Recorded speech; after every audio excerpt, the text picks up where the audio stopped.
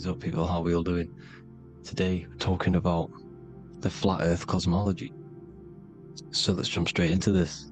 Please drop a follow and leave a like to help the algorithm. So, we live in a torus field. Everything's made out of torus fields. And every torus field has motion. It's what it is. It's the motion of energy.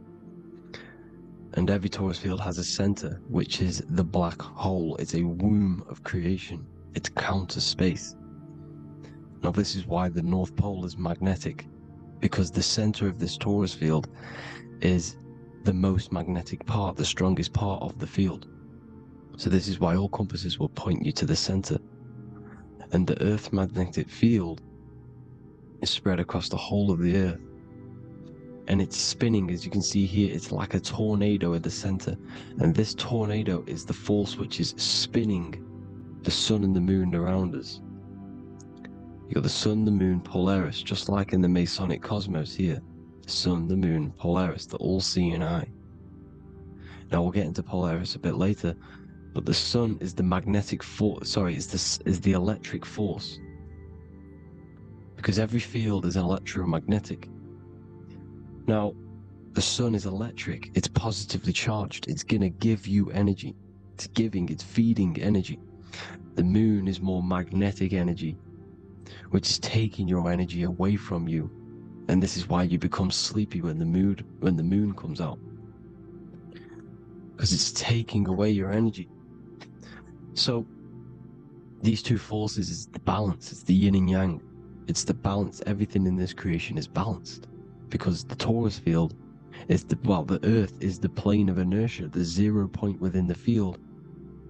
Because physical matter is a result of two opposing forces equalized on the plane of inertia.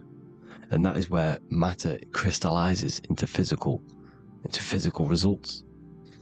And this physical plane is the plane of inertia, planet Earth. And at the center of this plane is the black hole, the womb of creation. And outside of this black hole gives birth to light. So the torus field is constantly rotating, going into counter space, the black hole, and then out of counter space gives birth to the white hole, white light. You see? So it's going around, black hole, birth again, black hole, birth again. And it just keeps going around. It's an infinite cycle of energy. And this is where the infinity sign comes from. This is the motion, this is the force which is creating everything to spin inside of this circle. Okay? And it's making the stars spin. It's making the sun and moon spin around us, around this center point. Now here you see Horus and Set. Horus and Set putting their feet inside of this dome. This is the royal arch, the arch of the dome above us, which is like you see in the Masonic cosmos, the royal arch of Freemasonry. This is the dome above us, the firmament that the Bible talks about. You see, they're putting their feet in because Set symbolizes the moon and Horus is the sun. Horizon, Horus. Horus is rising, the sun. So they're both putting their feet around this center magnetic pole, which is the pole, North Pole. And above the North Pole, you have Polaris, the pole of electromagnetic energy. You see? And this is how we get the sun and the seasons. Because the sun, for us, when it becomes summer, it's on the Tropic of Cancer. Then it spirals outwards, going out and out and out, then goes to the Tropic of Capricorn. That's winter for us. Then it comes back in and creates summer again. So it's constantly spiraling around this center magnetic North Pole. You see? So this roof above our heads is the firmament, and this is what they've taken off of us. They haven't physically taken it, but mentally they have taken this away from you. It's a female energy, and this is what the Egyptians called Nut, the sky god Nut. And this is the womb. We are inside God's creation, God's womb, and the woman's womb when she has a baby is a microcosm of this, because everything inside of this creation is macro. It's a reflection of the bigger things, as above, so below. So the dome above our heads is the dome we are in when we are a baby. And you can see the sacred geometry of it is the exact same. It's the dome. And when we are inside of the womb, the woman, the sacred maker, which is the M, the Masonic M, this is the G male symbol. The Masonic M is maker, mason, matter, male. She delivers the male, you see. She delivers the male because it's the maker, the female, the magnetic. The woman is magnetic in nature, the male is electric in nature. So when we are in this womb, the female, we are being fed by the center umbilical cord, by the center of the mother's stomach. We're connected to the center of the woman's stomach, just like we are when we are in the earth. The center is where the aurora borealis is being emitted from, the electromagnetic aurora borealis, the northern lights. This is our spiritual umbilical cord, connecting us to counter space, connecting us to the realms beyond this world. Because at the center of every torus field is counter space. And at the center of the earth is our spiritual umbilical cord, and this is the earth's belly button, as you see. As above, so below. We had a physical umbilical cord, we have a spiritual umbilical cord, and this gets cut when we die, when we're cut away from the physical reality. You see, here's the ancient Egyptian tablet showing this female. You can see the hair, it's a female above us, because the female energy is nurturing, helping, looking after. And that's exactly what the dome is. It's protecting us. It's the Ark of the Covenant, the Ark covering us, you see? And this is what they've taken away from us. By you believing in space, it completely destroys the idea of this being a sacred creation. They've taken the roof off your head, whether if you believe in space, you believe that there's chaos, there's planets, there's asteroids that could kill us at any moment. But this isn't true. They've made you fear your own creation that you're inside of. They've made you fear what's above you. You see, and it's to hide the power of astrology, the power of the lights in the firmament, which are constantly flowing through the ether. These powers which are above us are sending rays down to the earth, which are influencing our psychology and how we behave. And this is what astrology is. It affects human consciousness. It interacts with our consciousness. And there's a different energy every day because the planets are in different houses, different alignments. And this is, we'll go into this a bit deeper later on. So the world tree, this magnetic north pole, the pole of electromagnetic energy, was symbolized as a tree. The great tree at the center of the earth. You see? And this tree is symbolized everywhere. You can see here how the center person, this Egyptian person, is holding up the sky. This is the North Pole, the hyperboloid, at the center of every torus field. And this tree was in the Mayan cosmology. This is an ancient depiction. This is the torus field. There's the plane of inertia. Here's the center tree. Here's the tree in the center, the magnetic North Pole, the woman holding the stars. Is the Hindu, with the two birds symbolizing the sun and the moon revolving around this center tree. The Mayan tree, his Horus and Set around the North Pole. They all knew this flat earth cosmology. They knew these secrets. It's so sacred you understand the creation that you're inside of. Because if you don't, you'll be led astray. You don't know where you are. You're lost. You see? And here's the Masonic art, with the rays of the stars coming down, with the tree in the center. So it was personified as a tree. And we are in Asgard, Midgard, the middle garden, where there's good and evil. So the 7 layers of heaven, which is talked about in the Quran. Each planet has a different layer of the firmament, and this is the 7 layers of heaven, and these are our 7 layers of the energy centers in our body. So we start in the stars, so we are stars in a physical body. And this is why we say Mr., sister, fraudster, sinister. Stir is star, and we are in the stars, and our star descends into the soul system, not solar system. And as we descend into the soul system, We enter Satan's kingdom, Satan's world. As it says in the Bible, Satan is the god of this world. Well, if you've been into my research for a while, you know Satan is Saturn. Saturn's world, because Saturn's the outermost ring. He's the Lord of the Rings. And you enter his kingdom, the kingdom of time, and this is why Saturn's the time god. As soon as you go past the rings of Saturn, you're now in the soul system, you're now in time, you're now bound by space and time. And you're bound to the earth plane, the heart. Earth is heart. It's a rearrangement, it's an anagram for heart. And the heart of the electromagnetic color spectrum is green, and that's why the earth is green. And above green is blue, and this is why the sky is blue. In order to go to heaven on the macro scale, you have to go through the blue sky, through the 7 layers of heaven. In order to reach heaven in your body, whilst you're here, you have to go through the blue chakra to your head, which is heaven. It's micro, macro. Everything is micro, macro inside of this creation. It's an ancient, I think this is a French image, piece of art from the ancient French, with obviously the 7 layers of heaven, which they all depict. And notice how it's like a dome. We'll go into this dome symbolization, the Royal Arch of Masonry, which is next. But these 7 layers of heaven give us the 7 metals, the 7 days of the week, the 7 diatonic tones, the 7 chakras, the 7 everything. It's God's favorite number.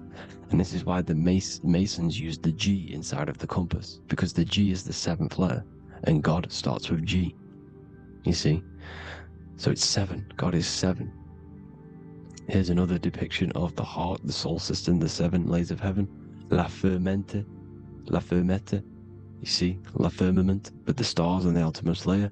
Here are the 7 planets: Jupiter, Mars, la Sophie, the sun, la Luna, the moon. So Saturn. So we are in the heart of this soul system. In order to ascend, we need to ascend up our chakra system, reach 144,000 hertz, God consciousness, the God man. You have to unfold God man, master of the mind, mastery of the mind. So what are the stars? The stars make everything unique. The stars are constantly rotating around the center, magnetic North Pole, the tornado at the center, which is stirring everything. It's stirring the ether. The center is the ether, and the 4 elements are born out of this ether. There's 5 elements: ether, spirit, water, air, and earth. The ether gives birth to the 4 other physical elements, which the whole of creation are made out of. About them 4 elements. 4 is the number of stability. You know, a chair, a table has 4 legs. It stables things. It's a foundation, and these 4 elements are the foundation of this creation. You see, and this magnetic North Pole is stirring this, and the 4 vibrational states of the ether are the 4 elements. Now let me get back to the stars. I just wanted to give you that. The stars are being stirred around this center point. Center. It's stirring everything, and they're always in different alignments. Every millisecond, they're moving in different placements of the stars.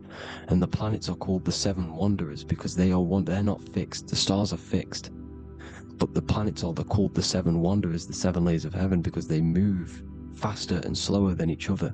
Each planet is slower and faster, has a different rate of speed it's moving. So these alignments are mixing in with the energies of the different 12 constellations. And this is why you have a unique characteristic. You have a unique look, a unique energy, a unique personality. This is because when you were born and you took your first breath, that energy which was in the ether, because the ether is all around you, and energy travels through the ether. The energy that the stars were casting down and the energy that the planets was mixing in with the 12 constellations was in the ether. So when you came out of the womb and your first breath, because breath is spirit, okay? So that first breath you took, that is the energy that is imprinted within your DNA, your soul. And you reflect that energy, you emit that energy. That's the energy that is with you forever. until you die, until this physical body dies off. And that's what the stars are. The stars are giving a unique energy, characteristic, personality to every living thing. Every dog, every cat, every animal has a unique personality because it was born at a different time and place in the sky. Okay, the stars are your destiny. Now, the stars are constantly changing as well. If you look at stars through a telescope, they're constantly changing and forming different forms. You can see here, it looks like water. It looks like light through water because it's the ether above us, a sea of ether. And this light is being emitted through it, and it's just constantly changing, giving different energies, each star. So this is why this is what the Zodiac is. It's the expression of energy. It's the expression of the stars. And each constellation has many different personality, different energies, different traits. Each planet has different traits, depending where your planets are, depending what energies you hold. No two person have the same energy. There's no one. It could be similar, but no one's the exact same. It's because of the stars. The stars are never in the exact same split place. The planets are always in different houses. So here's some Royal Arch symbolism. Here's the Royal Arch of Masonry, as it says here. The sun and the moon, the constellations. Here's Cancer, the 7 planets, the 7 stars. Here's the Royal Arch. This is the firmament. Here's the duality. Black and white, duality, good and evil, rest and motion. Dielectricity, magnetism. See? So this is what the Royal Arch is. It's symbolizing the cosmic dome above us. The womb we're in. We're inside God's womb. And here's George Washington, the Freemason, inside of the Royal Arch. You see? With the G, the Masonic G, God, 7. Here you see another depiction of George Washington with the stars in the dome above his head, his Polaris, the sky vault, Polaris. We'll get into that later. Go inside of all of your ancient churches, you will see the dome. Go to the Vatican, you'll see the dome. All of your ancient churches have this dome because it's the dome above your head. The ancients knew this. This was known. We did not live in space. It was known back then. They all knew. This is Crown Court, which is one of the most important courts in the UK. You can see it's clearly so much Masonic symbolism. You've got the 4 pillars of Masonry. The Royal Arch is like an arrow pointing upwards to Polaris. As the Disney World is under a dome. And his Polaris, the sky vault. You see? And also 666 in the symbol. Here's more 7 layers of heaven. Here's an ancient depiction of the firmament. Here's the astral plane outside of the firmament. The Royal Arch. You see? It's everywhere. Here's Polaris, the 8-pointed star. Polaris is in between the sun and the moon. It's at the center of the torus field. And Polaris corresponds with the pineal gland as well because it's the all-seeing eye. See? So, is Polaris, the 8-pointed star, which is at the very top. It's the very center. It's on top of the North Pole. And it's an 8-pointed star that's always symbolized as an 8-pointed star. Here you see the Vatican. The Vatican is a giant key with an 8-pointed star. See, it's a key. Here's the dome. Here's the Space Delta, the USA Space Delta logos. Here you see the Egyptian god looking from the center of the North Pole, looking upward to an 8-pointed star, Polaris. An arrow pointing up to Polaris. Here's another, the bear holding a key with an arrow up to Polaris, 7. Holds the key to Polaris.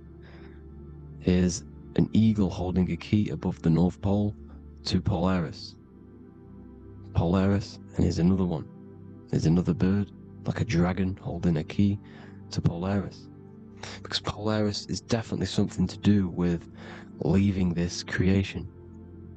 Okay, maybe, I can't say for sure, but maybe it's to do with Ascension, and this is why the Vatican hold the key to the 8-pointed star. And this is why the space, well, we all know space is a lie, but they're showing Polaris and it's sacred symbology. Maybe it's to do with something leaving this creation, going to another. It's some North Pole symbolism. As above, so below. You see the four seasons of the Big Dipper constellation going around Polaris. This is Polaris, this is the Big Dipper constellation, and this is the swastika. This image gives us the swastika, because all the symbols we use are created in nature. They're created somehow in nature. This is how we get them. As above, so below. This is the map of the North Pole with the 4 rivers, looking like the Big Dipper constellation. It's the Masonic, is the ancient cosmology with the 4, you see the 4 islands, Mayan cosmology, 4 islands. This is the alchemical symbol for Earth, 4 sections. The windows, because the center at the North Pole is a window to another dimension. The 4 lucky 4-leaf clover, which is supposed to be lucky. It's just, it's truth in plain sight. And here's Hitler looking at 2 flat Earth maps. So this swastika has been used for thousands of years, thousands and thousands of years. And it's symbolic for the most sacred land on this plane, the North Pole. Shambhala.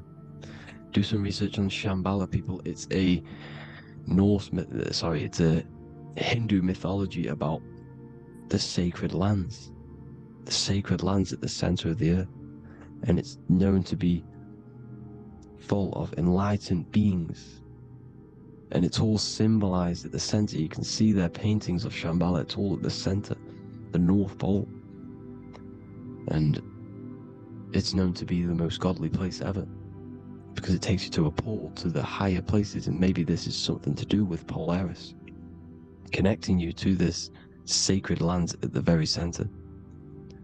But anyways, people, thank you all for tapping in. Hope you all learned something. Have an amazing day. Please follow, subscribe, like, all the links in the description for the courses, the PDF. Please have an amazing day. God bless.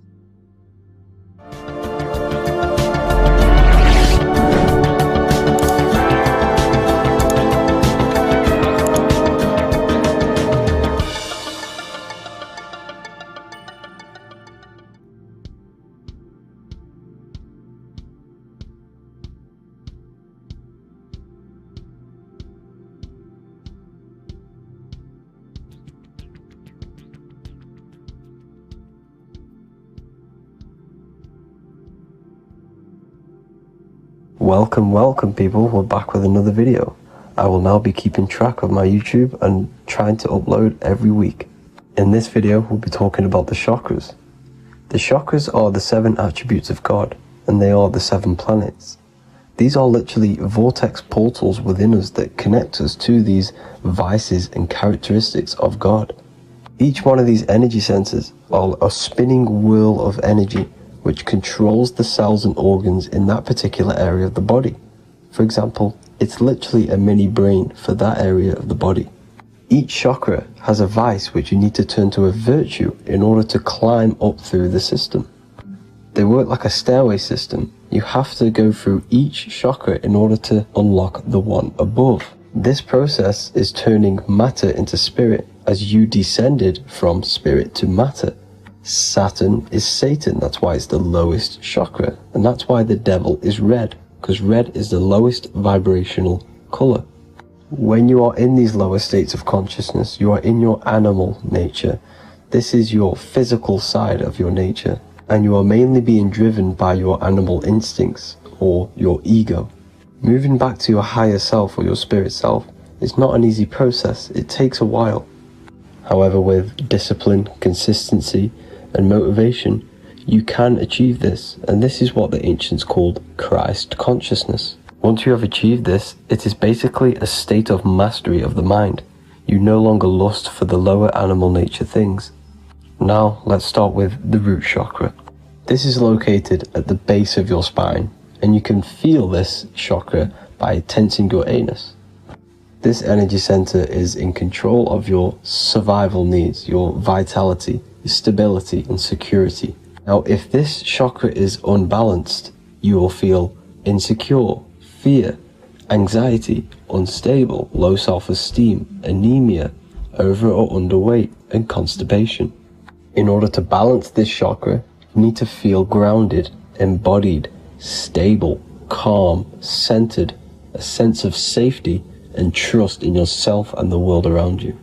The next chakra is the sacral chakra, which is located around the belly button area.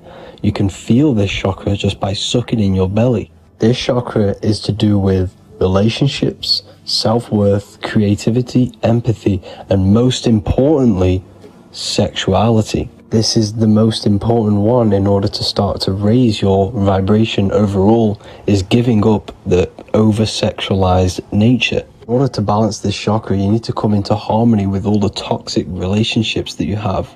Get rid of the fear, the anxiety, the isolation, and 100% get rid of the over-sexualized nature. Lust is one of the most lowest vibrations you could possibly feel. It is literally manifesting hell. In order to work on this chakra, you need to feel self-worth. You need to do creative things, empathy, healthy relationships, and 100% being confident. The next chakra is the solar plexus. This is to do with personal power, will, metabolism, eating, happiness, and your self-esteem and self-identification. You can feel this chakra just above your belly, below your ribs, and you can suck in this area.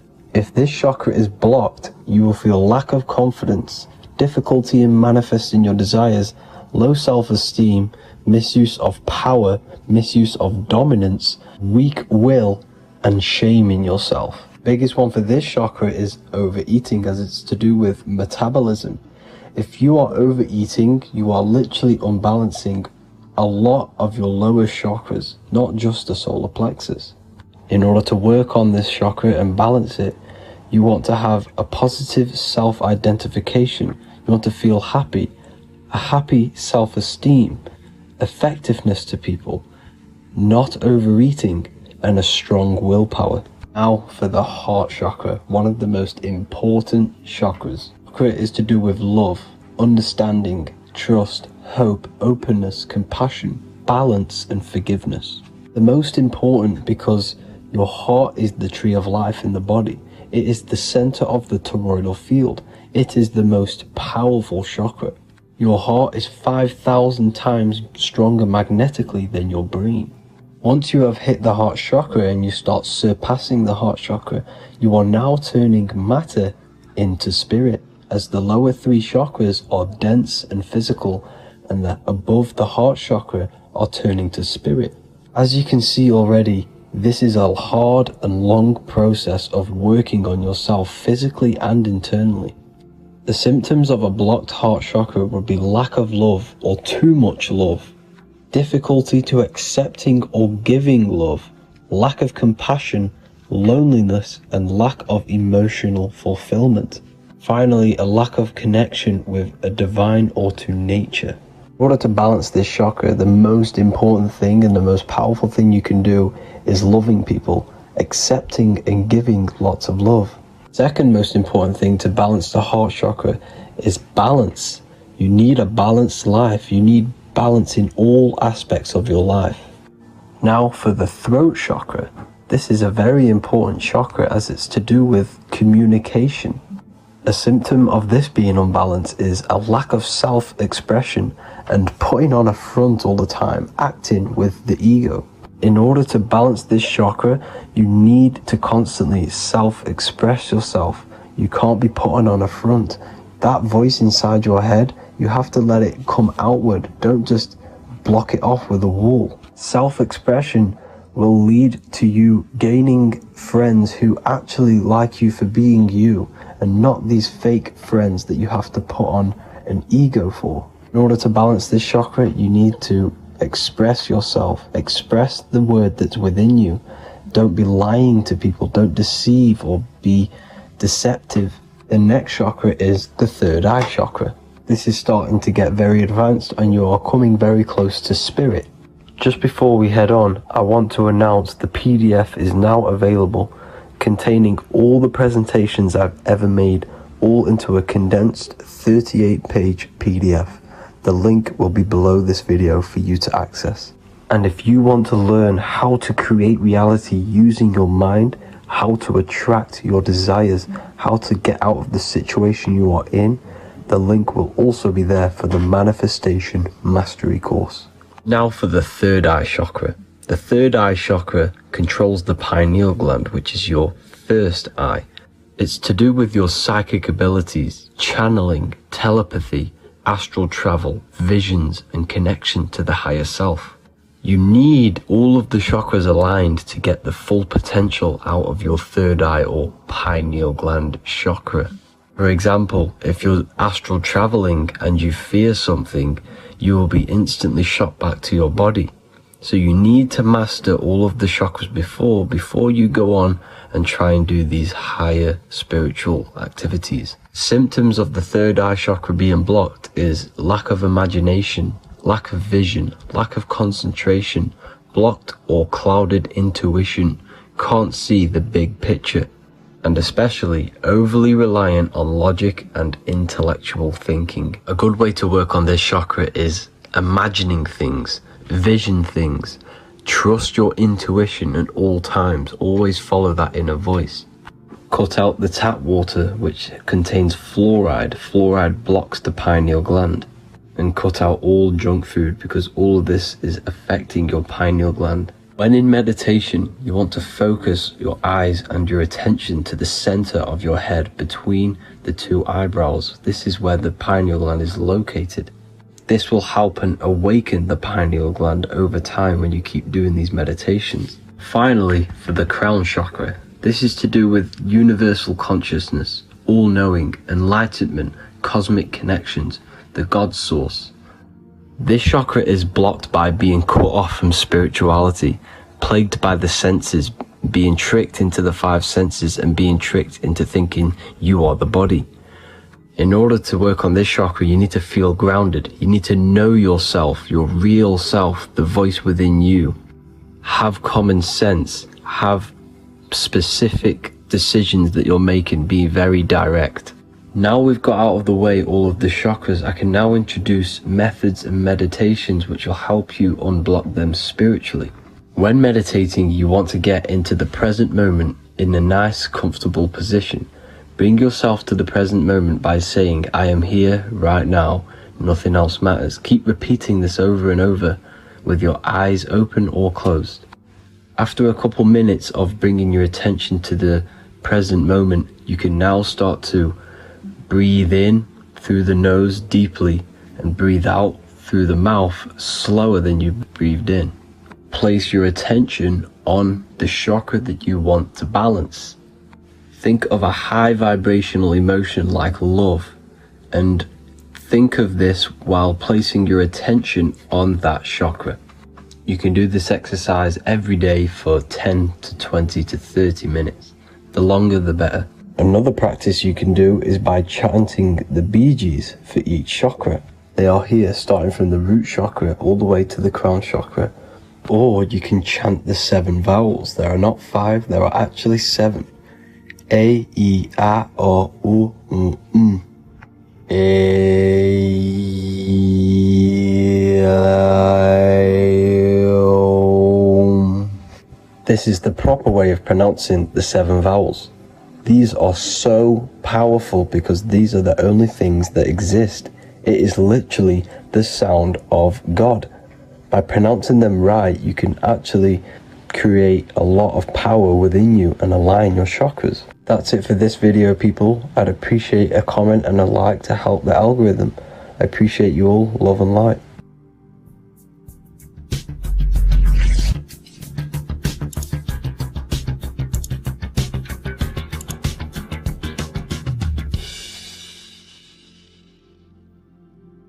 Welcome to Revival of Wisdom.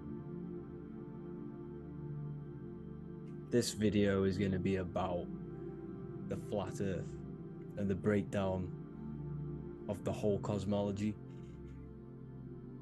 We're going to be digging very deep. I've got a lot of pictures and images to show you, and a lot of dots to connect. So let's start with the Freemasonry art. So this artwork we have here is the Freemasonic cosmology, as they know and believe.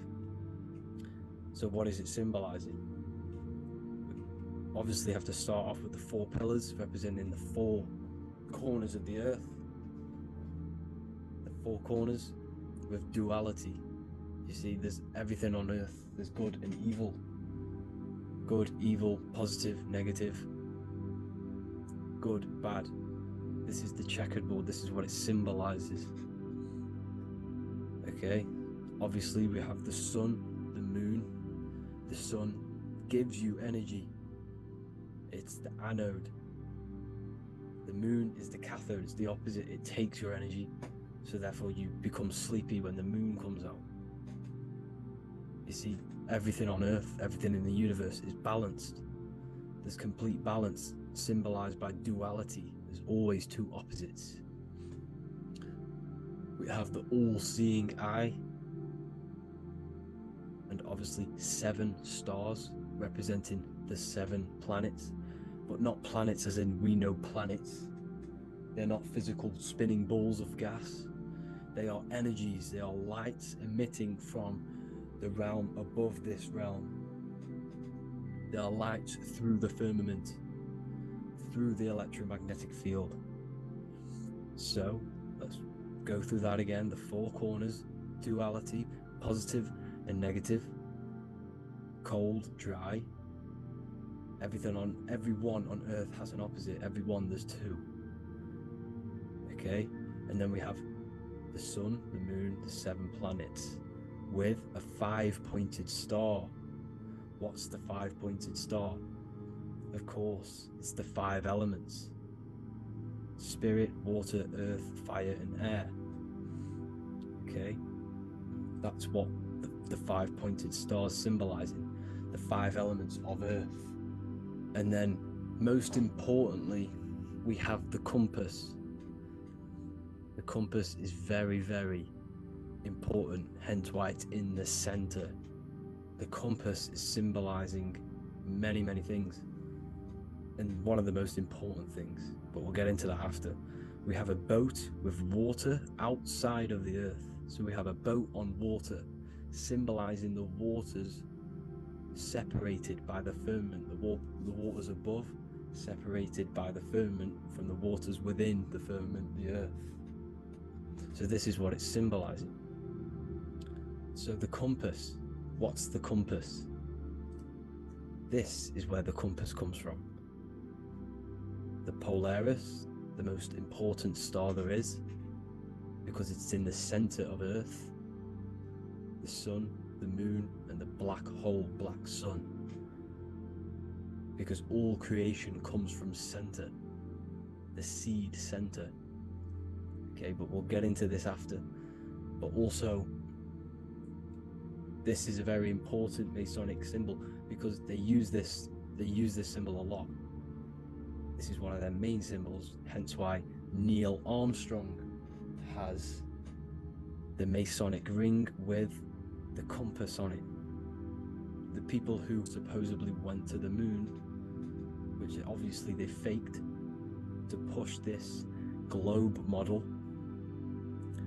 because the globe model is based upon fear. Because the globe model, if they can sell you the globe model, they can sell you anything then. You don't know where you actually are. The globe model is to push fear upon the masses, because the globe model means there's not enough resources. There's also risks of asteroids hitting the planet. There's also risks of space, extraterrestrial invasions, global warming, asteroids. You see, this is all the fear that they can gain of selling you the globe model. Okay, because they don't want you to know that this is an intelligent design. And also, they're hiding God, the creator, the source. This is why they are satanic. They are opposites. They are lefty, Lucifer, right, righteous, godly. Hence why they do the symbolism on their eyes, 666. This is another famous, what's it called? Sorry, famous astrologer, astronaut. This is another famous astronaut doing 666, showing that he's in the alliance of the occult. But even look at their 10th anniversary stamps. They have a Masonic compass on there. Also the Order Out of Chaos. Order Out of Chaos, double-headed eagle. Okay, the Order Out of Chaos ring, which they wear. So all of these astronauts are in the occult. They are lying to you. They are in with this order, this Masonic New World Order, whatever you want to call it. So let's break this compass down a lot more. Because as I showed you here, the center, okay, this is what the compass is symbolizing. Let's go into the North Pole map. This is from 1595. This is a rough estimate of where this map came from. It's from around the 1500s to the 1600s, maybe 1400s. There's not an actual set date on this map because obviously our history has been tampered with. But let's break down this map and the symbolism that they use towards this map, because this map is the map of the North Pole. Okay, so in the center, we have the black rock symbolizing the tower, the pole, North Pole. And what's on top of the North Pole? Obviously, it's Polaris. North Pole and Polaris. Okay, with the 4 islands around the center. Okay, 4 islands around the center. And this is what blew my mind, right? They say that Santa sounds similar. And if you look at this pole that's pointing to the North Pole, you see this line here. So this is obviously from the 1600s. What color is Santa? He's red and white. Just like this map pointing to the center is red and white, and Santa comes from the North Pole. So it's not a coincidence that they use red and white. They're mocking this map because obviously they took over after the 1500s, 1600s. They took over around the 1800s. So they're mocking this map with Santa coming from the North Pole with this red and white line to the North Pole.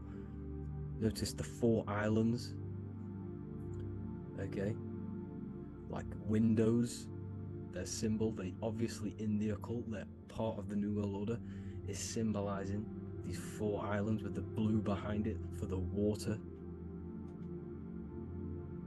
Okay, so this is another occult logo. They're symbolizing this center because the center is so important.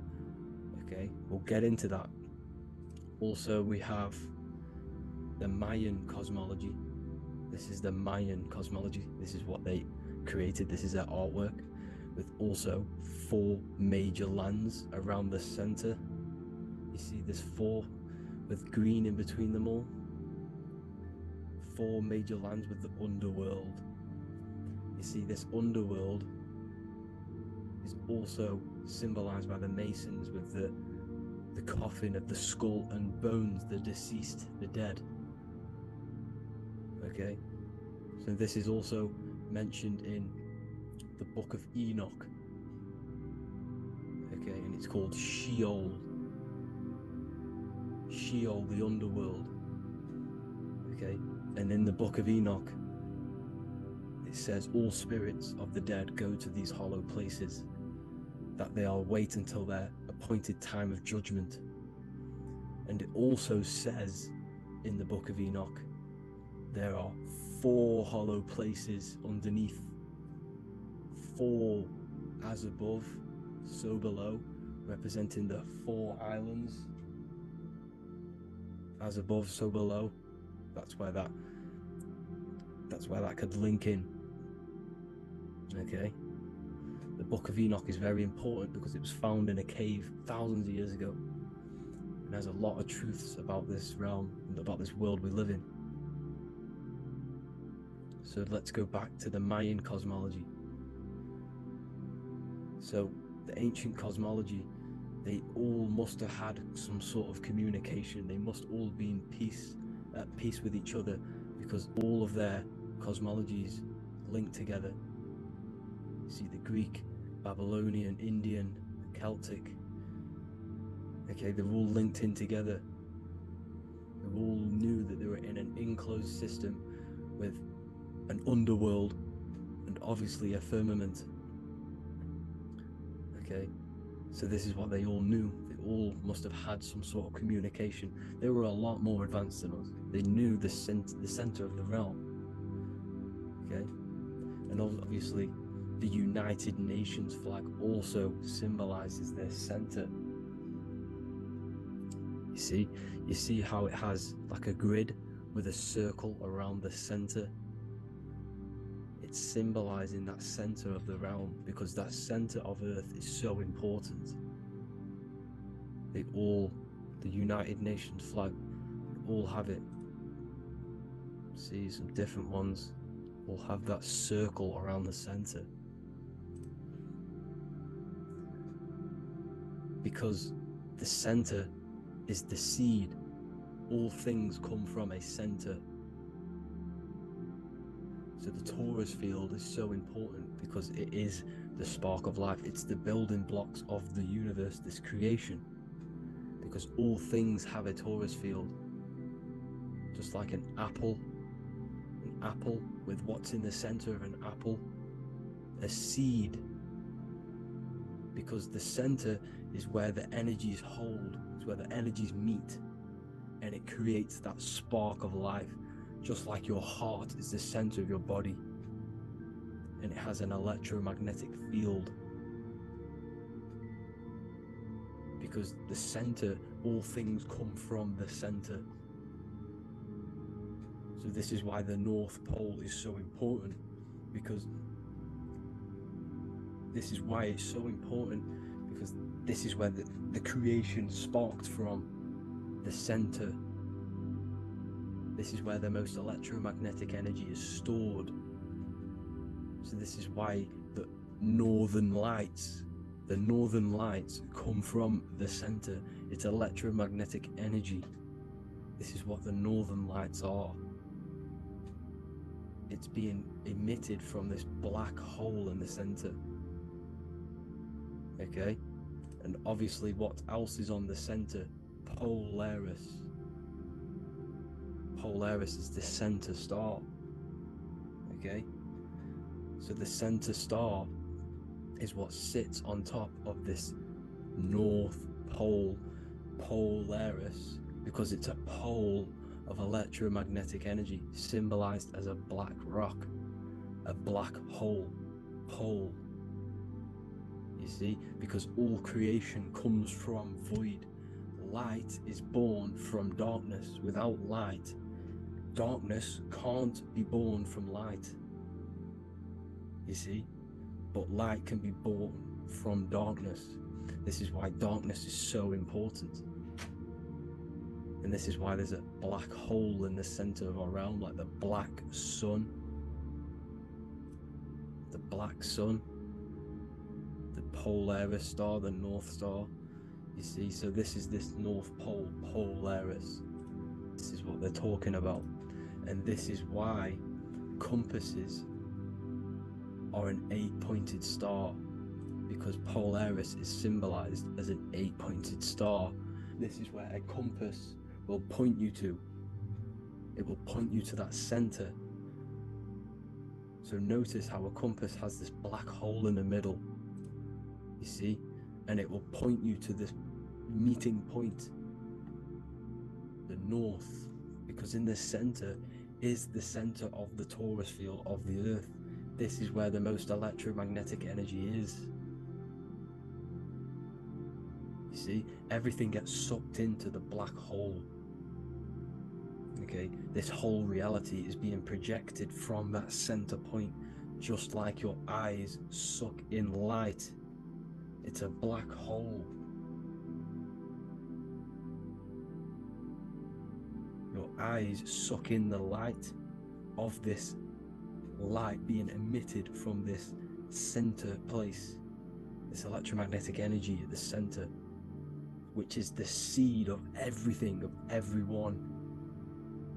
You see, just like an apple has the seed in the center in darkness, because in the center of the apple it's dark,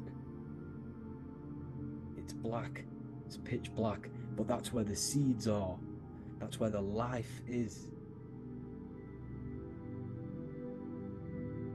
But Polaris is so important because it's that center star which lines up. It is the pole, it's the top of the pole of the torus field. So Polaris would be here at the very, very top. And this is where the compasses point you to. And this is why the star of Ishtar, the 8-pointed star of the Sumerians, also talked about this 8-pointed star, and it's called the Star of Ishtar. Okay, and who is Ishtar? Ishtar is the goddess. Okay, so she's not a male, she's a female, because every creation is brought through a female, a womb. Every single human on earth is brought through the womb, the sacred feminine energy, and the womb is pure darkness. There's no light in a womb, just like the center of our realm. There's no, it's a black hole. Okay, and guess what? She's the god of fertility and sexuality. She is responsible for all life. Okay, so the star of Ishtar is the star of Polaris, which is symbolizing the responsibility for all life, the center of our realm, the black sun, the black hole. Okay, so this is what that god of Ishtar of the Sumerians is talking about, the goddess, the womb, the seed of creation. So this would be the portal, more than likely the portal in and out of our realm, because it's the top of the torus field, and what's above this realm is the heavens. So this is where you get sucked in from the heavens. Your soul gets sucked in and brought onto this plane of existence called Earth. These are some space NASA symbols. Look how much Polaris symbolism there is, and notice how it's at the center. You see this circle? This is like a half circle, and at the center is an 8-pointed star of Ishtar. It's the same thing, it's Polaris, it's at the center. And notice on some of these, look, this one is a bear holding the key and an arrow pointing to the Polaris star, so that they hold the key to Polaris. Another one with like a demon holding a key to the what? Polaris on top of him. Also an eagle, which is a Masonic symbol, the eagle holding a key on top of the center, you see. And notice how there's an arrow going up to the Polaris and an arrow down, as above so below, to Earth. So you can go out to Earth, out of Earth and into Earth through Polaris, and the eagle holds the key. You see? The eagle holds the key, just like this. This demon dragon holds the key to Polaris. And look at this one, Earth, with an arrow up to Polaris, an 8-pointed star. So Polaris is more than likely that portal which the Anunnaki used, the Sumerian gods used, because the Anunnaki symbol is also an 8-pointed star. Okay, And like I said, that center is the seed of creation. The center is the black hole. Okay, just like your pineal gland is at the center of your brain. The pineal gland is at the center of your brain. And that's what connects you to that spirit realm, to the source. That's it for this video, guys. Thank you all for tuning in. I hope you all learned something today. Please leave a like, a comment, and please subscribe to the channel for more content. God bless you all. Welcome to Revival of Wisdom. Welcome people, we're back with another video.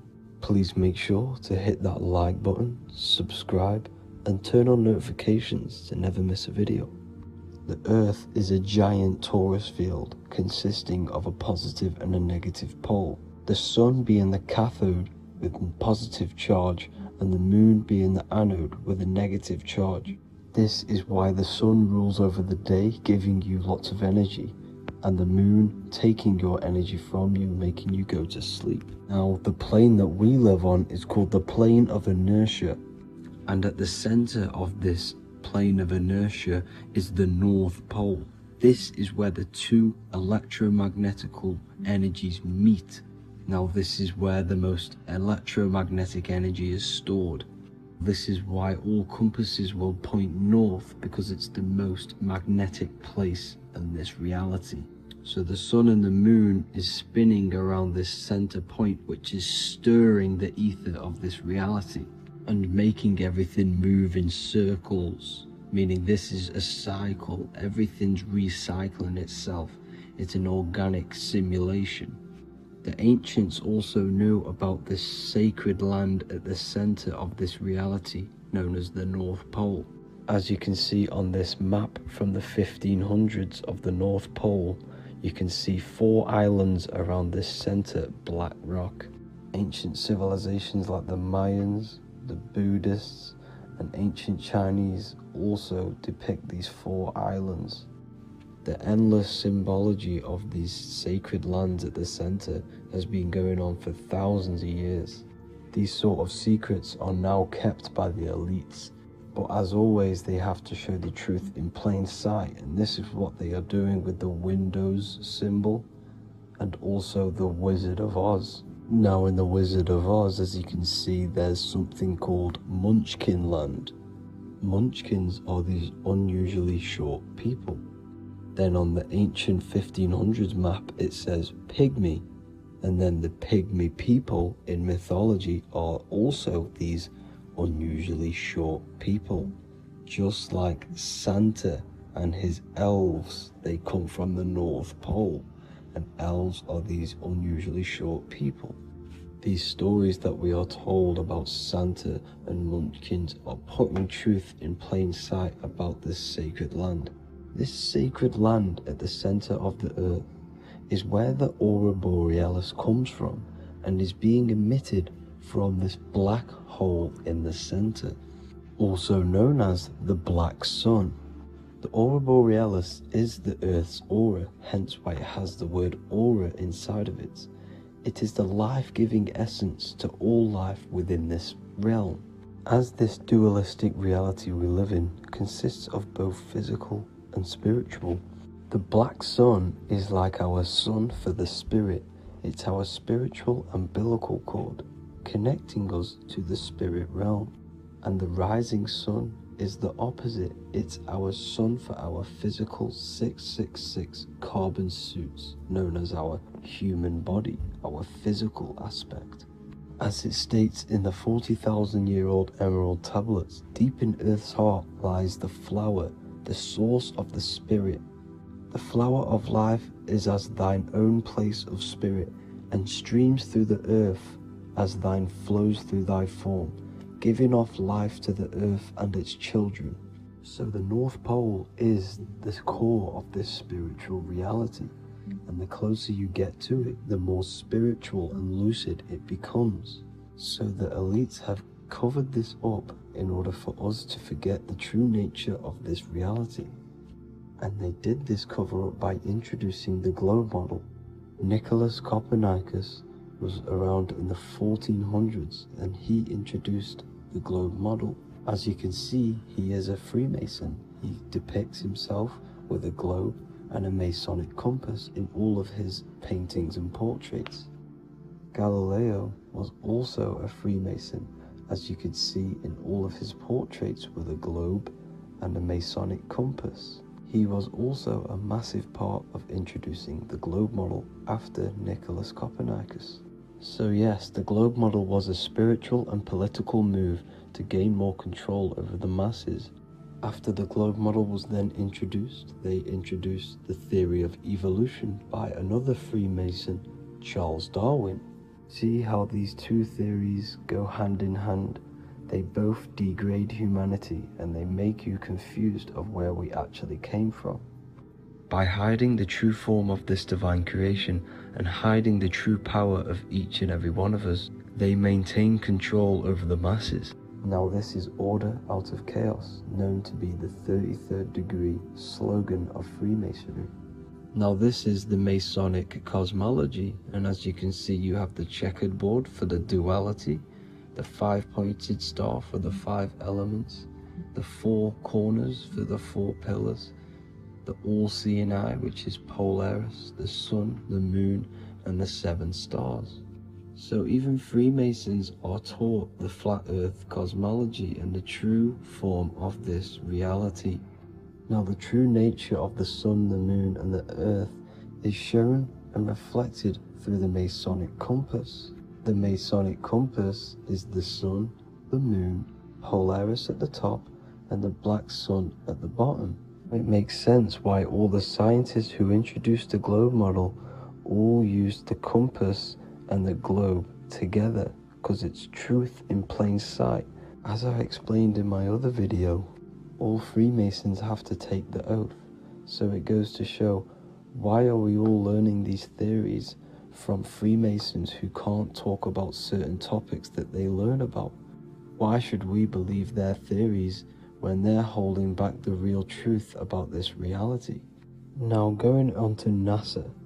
NASA means to deceive in Hebrew, and they are also funded by the government. They are not a private company. The old owner of NASA, Werner von Braun, on his grave has the Bible verse Psalms 91. The heavens declare the glory of God, and the firmament showeth his handiwork. Now why would the owner of NASA put this on his grave? Seems a bit suspicious to me, alongside with the NASA astronauts are all Freemasons. And not to mention the countless mistakes they've made on their live videos in space stations, the moon landing, and the CGI footage of the Earth, which is obviously photoshopped. Just by tricking the masses that they live on a spinning ball, the elites gain the perception of the masses. Not only does it hide the divine creation we're inside of, it hides the divine spark within you. It hides the creator, the source.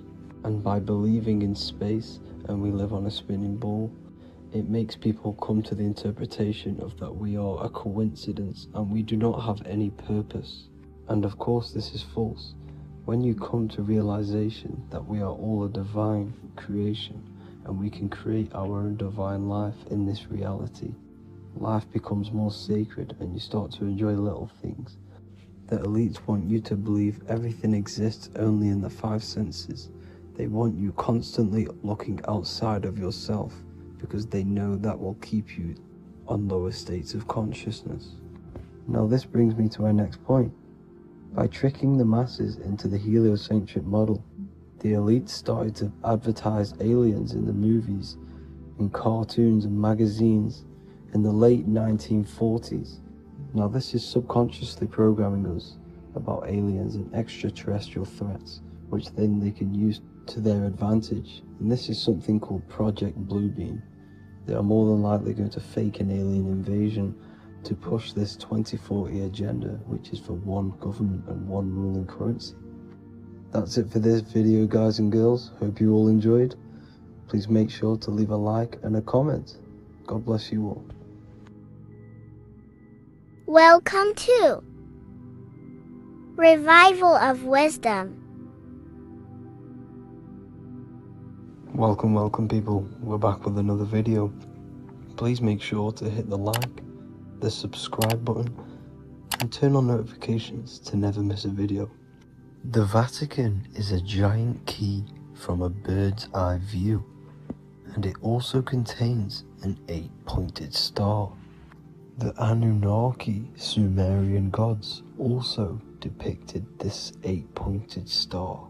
The sky god Anu from the Anunnaki also uses the 8-pointed star for his symbol. And even Freemasons depict an 8-pointed luminary with a ladder and a key. This is symbolizing the key to ascension up to the 8-pointed star, which is Polaris. Polaris is always depicted as an 8-pointed star. Polaris is the standstill star at the very center of our realm, which is perfectly aligned with the North Pole.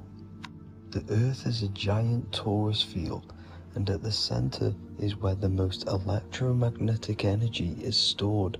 This is why all compasses point to the north. Hence why a compass is an 8-pointed star, because it points you to Polaris, which is the North Pole, the center of this realm. The 8 points of the 8-pointed star symbolize the 8 points in space and time. So yes, Polaris is the portal which you ascend through if you outgrow this consciousness by aligning your chakras. Our earthly realm is a macrocosmic reflection of us, and we as humans are the micro reflection, with the earth containing its 7 chakras as well as us. The North Pole is the 7th chakra, which is the crown chakra. So the key to ascension is held by the Vatican, hence why it's a giant key, because they mislead the masses through their religions, which teaches the masses to look outside of themselves.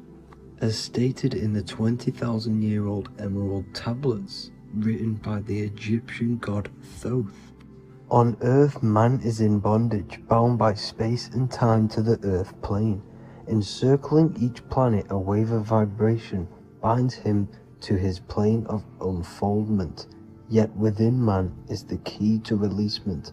Within man may freedom be found. So the 7 planets are associated with each 7 chakras. The lowest chakra being the root chakra, which is associated with Saturn.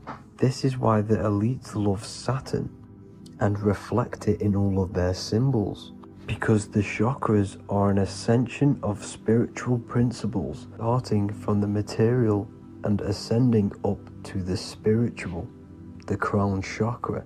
However, evil love bondage, and they are trapping souls in the physical realm by stopping and provoking the ascension process.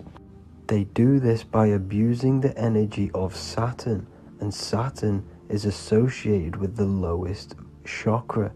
The lower 3 chakras are associated with survival mode, which keeps the consciousness in a constant state of fear and only aware of its surroundings. Once you start to ascend up your chakras, you become more consciously aware of spiritual deeds. And this is the process of returning back to your true spiritual form. Going back to Polaris and its connection to Ascension, Kanye West symbolizes this on his music video 24. As you see him rise up into the sky, you see an 8-pointed shape around him, which symbolizes the 8-pointed star, as you see the beam of light. And even NASA symbolize this in their Space Delta logos, a bear holding a key, with an arrow up to Polaris, the 8-pointed star. Here's another NASA logo of an arrow from the Earth to Polaris. The series Lock and Key on Netflix is all about portals and doorways, and they have the Kundalini energy as one of their keys. Kundalini energy is the energy which rises up the spine, the 33 vertebrae, and activates the third eye. The third eye is the spiritual gland which connects humans to other spiritual realms. We are not the body. Our spirit, our soul inhabits the body. We exist physically, spiritually, and mentally. Therefore, we are multidimensional. The intellectual and spiritual inhabit the body. Therefore, this is just an avatar within this timeline. However, within each and every one of us, we all have the key to releasement, as says in the Emerald Tablets. This releasement is ascension, up until higher states of consciousness. As stated in the Emerald Tablets, man is in process of changing to forms that are not of this world. Grows he in time to the formless, a plane on a cycle above. And another one saying, man is a flame bound to a mountain, but we in our cycle shall ever be free. Know ye, O man, that when ye have progressed into the cycle that lengthen above, life itself will pass to the darkness, and only the essence of the soul shall remain. That's it for this video. I hope you all enjoyed. Please feel free to leave a like, subscribe, and comment any subjects you want me to talk about. God bless you all.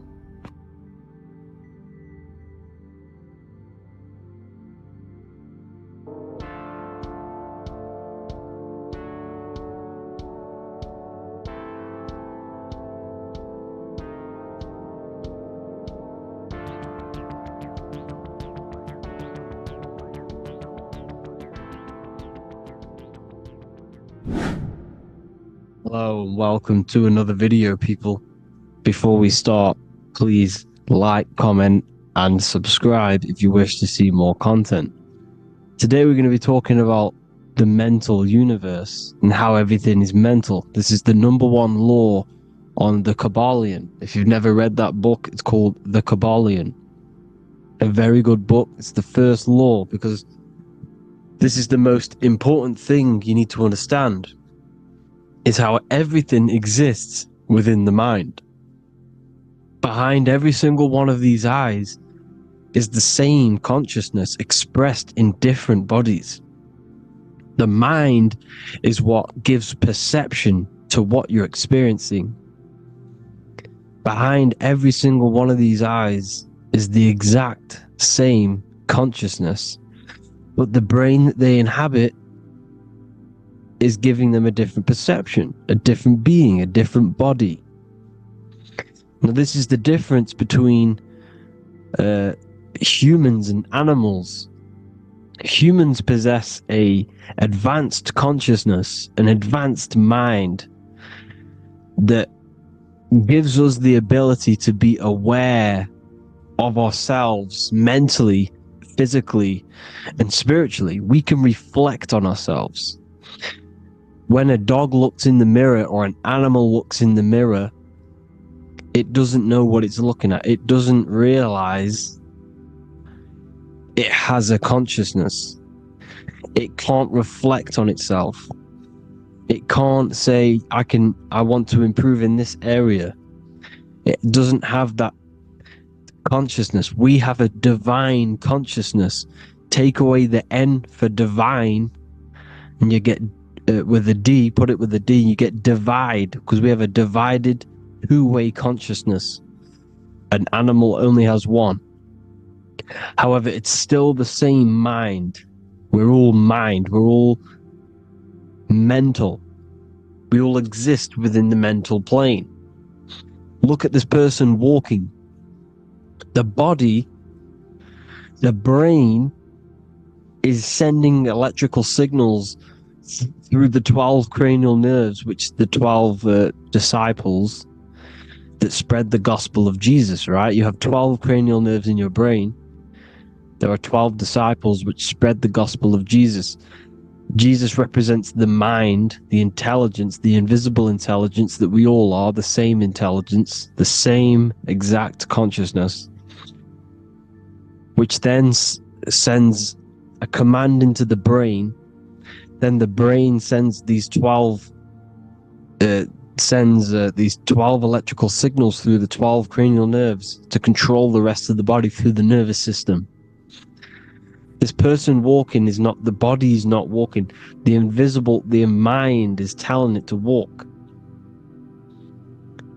And the brain is it's a supercomputer which is decoding these demands given to it by the mind. Because the pineal gland will have something to do with the ether, because the ether is physical and non-physical. The mind is sending the commands through the ether to the pineal gland, which is then getting broken down into electrical codes within the brain and sent throughout the nervous system to control the body. And this is why in the simulation, because the body's the simulation, it's a false reality, it's the fake reality, it's not the real you. You are formless. There is no form, but the third dimension is a dimension within your mind. Matter, mind, light is all a product of your mind. It's all in the mind. Now, this is why The Sims has this green little diamond on top of the head. Because this is you. This is your invisible intelligence controlling the character. Okay, it's controlling the character, and this character is in the world. Your consciousness isn't in the world.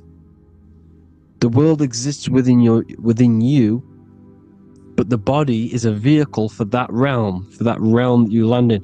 When you have a dream, your mind transcends this body into another body, duplicates your body into another unite. Unite is one. We're all one. It's all one universe, expressed in many different ways, infinitely. And the vehicle that you land in is the body to operate in that realm. This is the all-seeing eye, as you see here. The eye, this is all the intelligence. This is the ball of consciousness, God, expressed in different bodies. We're all this same one in different bodies, as you can see here. And this intelligence is expressing infinitely throughout the universe. An infinite universe. There's no beginning, no end. There was no beginning of the universe. There is no end. It's infinite. Always has and always will. But the mind is what gives you the ability to explore the universe, to make perception of it.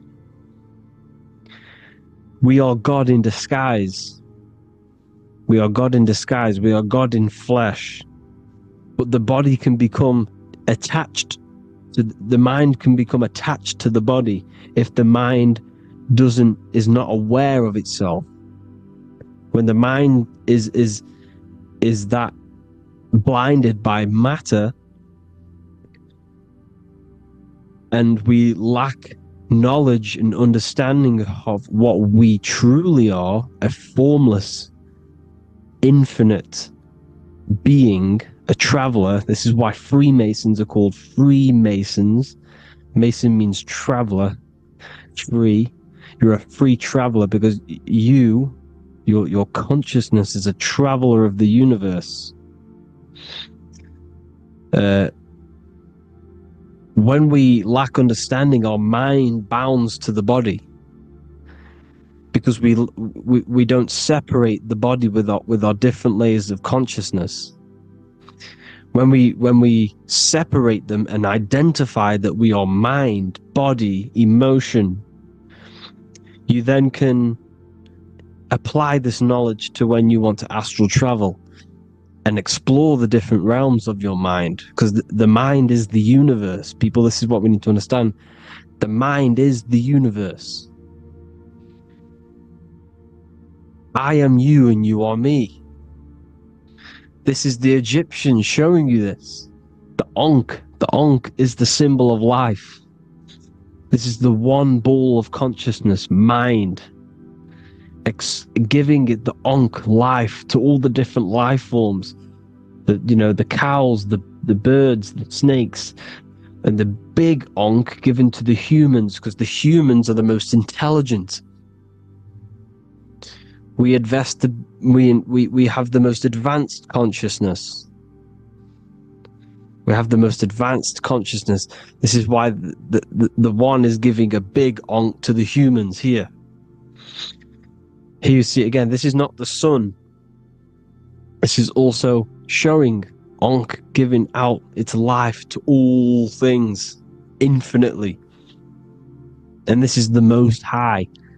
We are the Most High in disguise. When we strip off the body, we strip off the desires for the physical world, we strip off all of these fake identities that the mind gets attached to. That is God.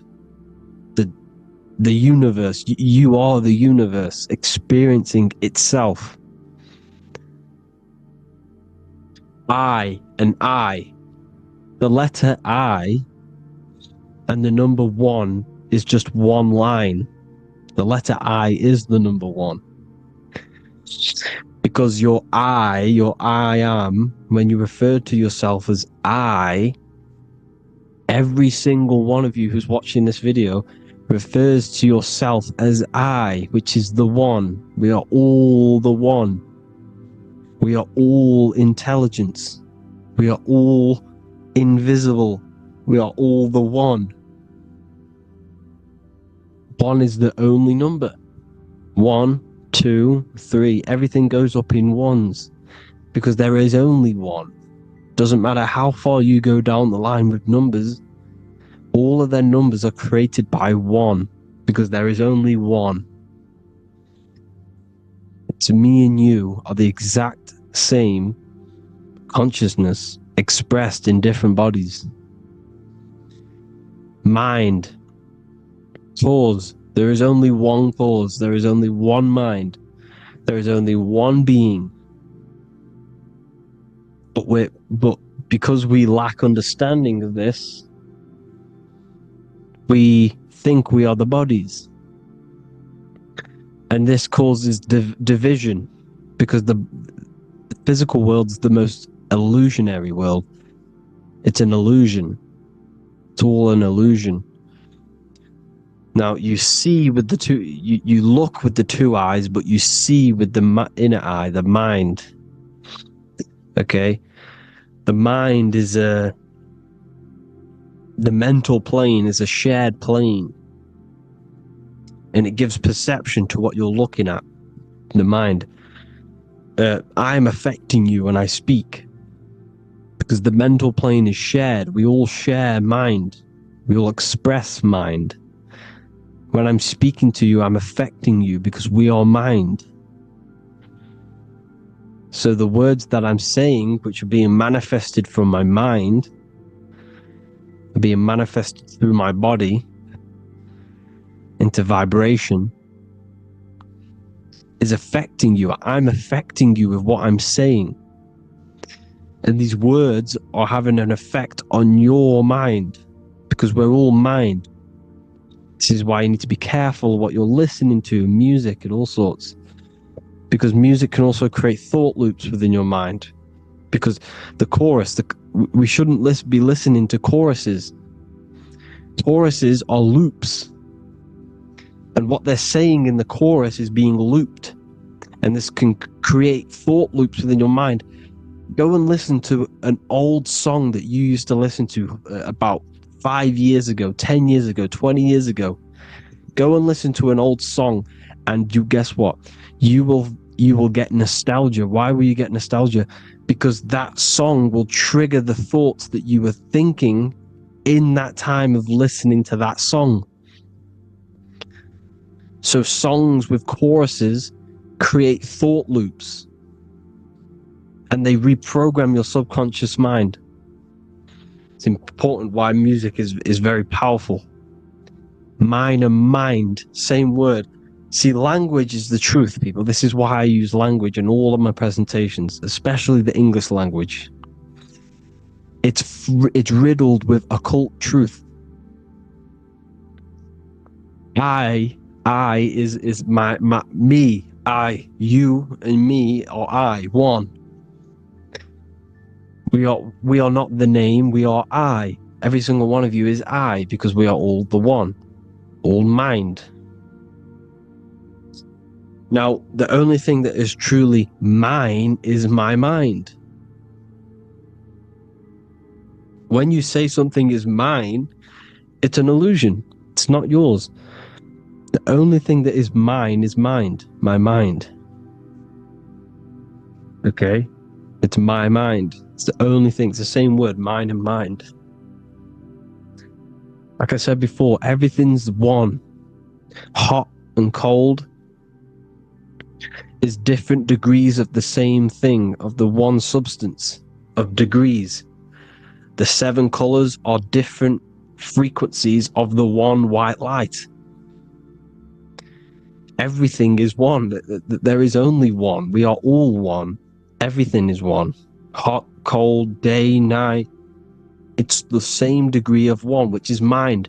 The mind's perception is what's giving it, labeling it hot or cold.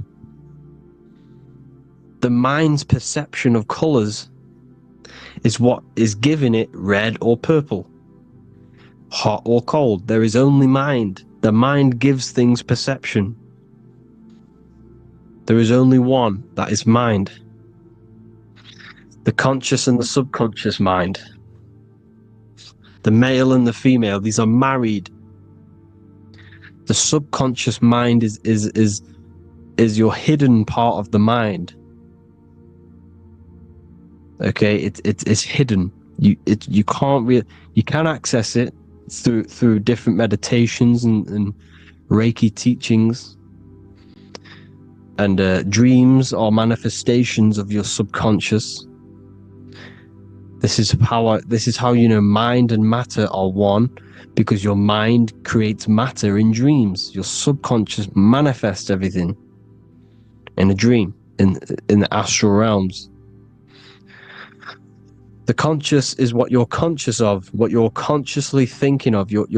So me, I am conscious that I am speaking into this mic and creating this video. My subconscious mind is the hidden part of the mind, which is speaking to my heart, telling it to beat. It's telling my food to digest. It's regulating all my blood. It's doing everything in my body without me being conscious of it. Without me being conscious. The subconscious is the feminine, the conscious is the male. The Bible, of course, Proverbs 12:4, helpful not helpful, an excellent wife is the crown of her husband, but she who brings shame is like rottenness in his bones.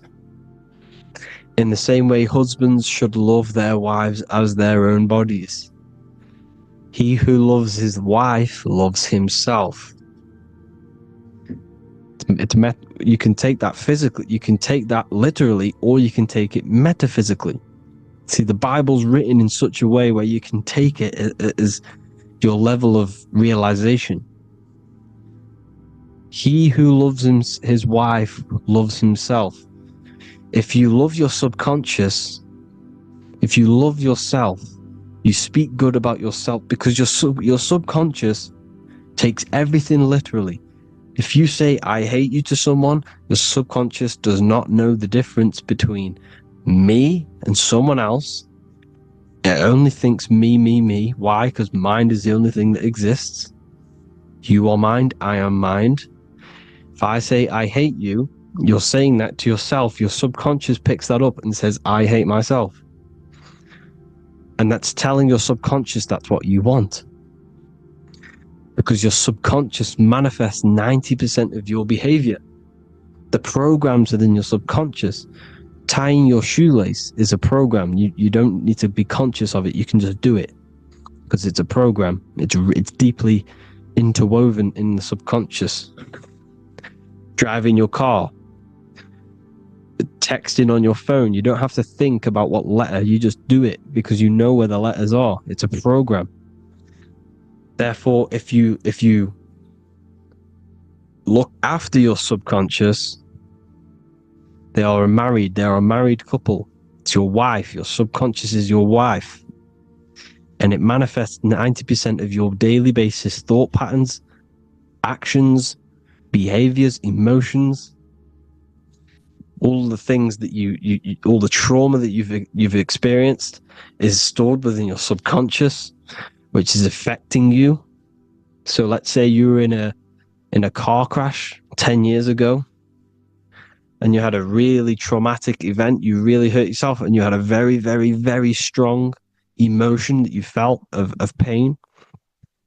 That will still affect you today. And why? Because it will manifest into your behavior. How? Well, you'll be cautious of what cars to go in and who. You'll be cautious because of that event that stored within your subconscious, because of that feeling you felt was so painful and so strong. It's still manifesting into your behavior today. For example, you won't go in certain cars, you won't go with certain drivers. The subconscious stores everything, all your memories, the programs and everything. So if you trick the subconscious, that's how you manifest your life. If you trick the subconscious, you already have something. And therefore it will manifest into your life and into your behavior, thoughts and actions. This is why the golden rule is to treat others like you want to be treated. Because I am you and you are me. We are all subconscious. We all have subconscious. Whatever I do to you, I do to me. Because my subconscious picks that up and thinks I'm speaking to me. Mind is very powerful. Whatever I do to you, I do to me. Treat others like you want to be treated. The golden rule. That is the only rule we need in this realm, in the universe. If everyone understood this rule and how the subconscious works and how karma works, we'd live in heaven on earth, the Garden of Eden, the golden age. As a man thinketh in his heart, so is he. Proverbs 23:7. Where your heart is, there will be your treasure. Your heart's the emotions. This is the storehouse of emotions. It is where you feel emotions. You have to let your emotions move through you, not become you. You can't let your emotions become you. Or except be like the sky and let them pass through you. Be like the clouds and the stars passing over. Let them pass through you. Do not let them become you. And this is how emotions can take over your mind. We are driven by, when a man is driven by emotions, he has no self to control. You must control the mind, because the mind can be corrupted. Because your thoughts are electrical in the brain. Your thoughts come from the mental plane. So how the mind works is that you place your attentions on something in the mind, and infinite information just flows in. Think about it. When you think of a certain topic, as soon as you think of that topic, information comes flying into your mind. Different ideas, ping, ping, ping. It's all connected. It's why we call it a mindset, because your mind sets itself to frequencies. And when we think of something, we tap into that frequency, and just the universe, the mind, the mental plane just flows in information based on that frequency and that thought. The universe is just information. All of the information out there, nothing is new. It's all there. You just have to tap into it. You can tap into these different thoughts, and it's all there. Everything already exists within the mental plane. You don't think anything, you receive thoughts. We all share the mental plane. We affect each other. I'm affecting you. Listening to me is affecting your mental plane, your mind. The physical plane is the lowest plane. It's the world of effect. Everything you see in the physical plane is the effect of mind. Like I said, the person walking is the effect of their mind telling the body to walk. The physical plane is the lowest dimension of your mind. Mother Earth, we are in a mother. We're in the womb still. The Earth is feminine. It looks after you. It provides you with food for free. It grows on trees with water. It's Mother Earth. It's the womb. The dome above your head is your mother's belly. Okay? Is your mother's belly. You're in the womb still. You're forever in the womb because your mind's constantly expanding. Because when the baby's mind figures out that there is a reality outside of its mother, starts to hear the people on outside of its mother, what does it do? It figures a way out of the mother, and it becomes born again in the water, in a hospital, into the other world. It's the same with our minds. When our minds figure out there is other worlds beyond this physical, we explore them. The astral plane, for example. You figure a way out of the body. Because when you're the firmament, look at the word firmament, meant at the end. Firm is firm, something strong, something like a rock is firm. If your mind is firm like a rock, you will be stuck under the firmament. So, for example, people who are very programmed and can't think outside the box, they have a firm mind and they'll be stuck under the firmament because your mind is the only thing that's keeping you under the firmament. It's the only thing. When you're doomed, doom is dome. This is the dome, which is your head. Your head is the dome. Above your head, above the earth is the dome, the ethereal barrier. But that's just an external manifestation of your head. You don't leave the earth, you leave your body to leave the earth, because your body is the earth. It's a dimension within your mind. So when you're doomed, you're domed. Your reality is your level of realization. You realize something, or when you have an idea, the mind, in the EYE or I, same thing, mind, it's all mind. Reality is your level of realization. You realize there's other worlds, that's your reality. Your perception's your reality. Mind in Latin is mens. Jesus was known as the fisher of men, which is the fisher of minds. He was fishing minds worthy of knowing the higher truth, the deeper occult knowledge. Jesus figured out that we are all God.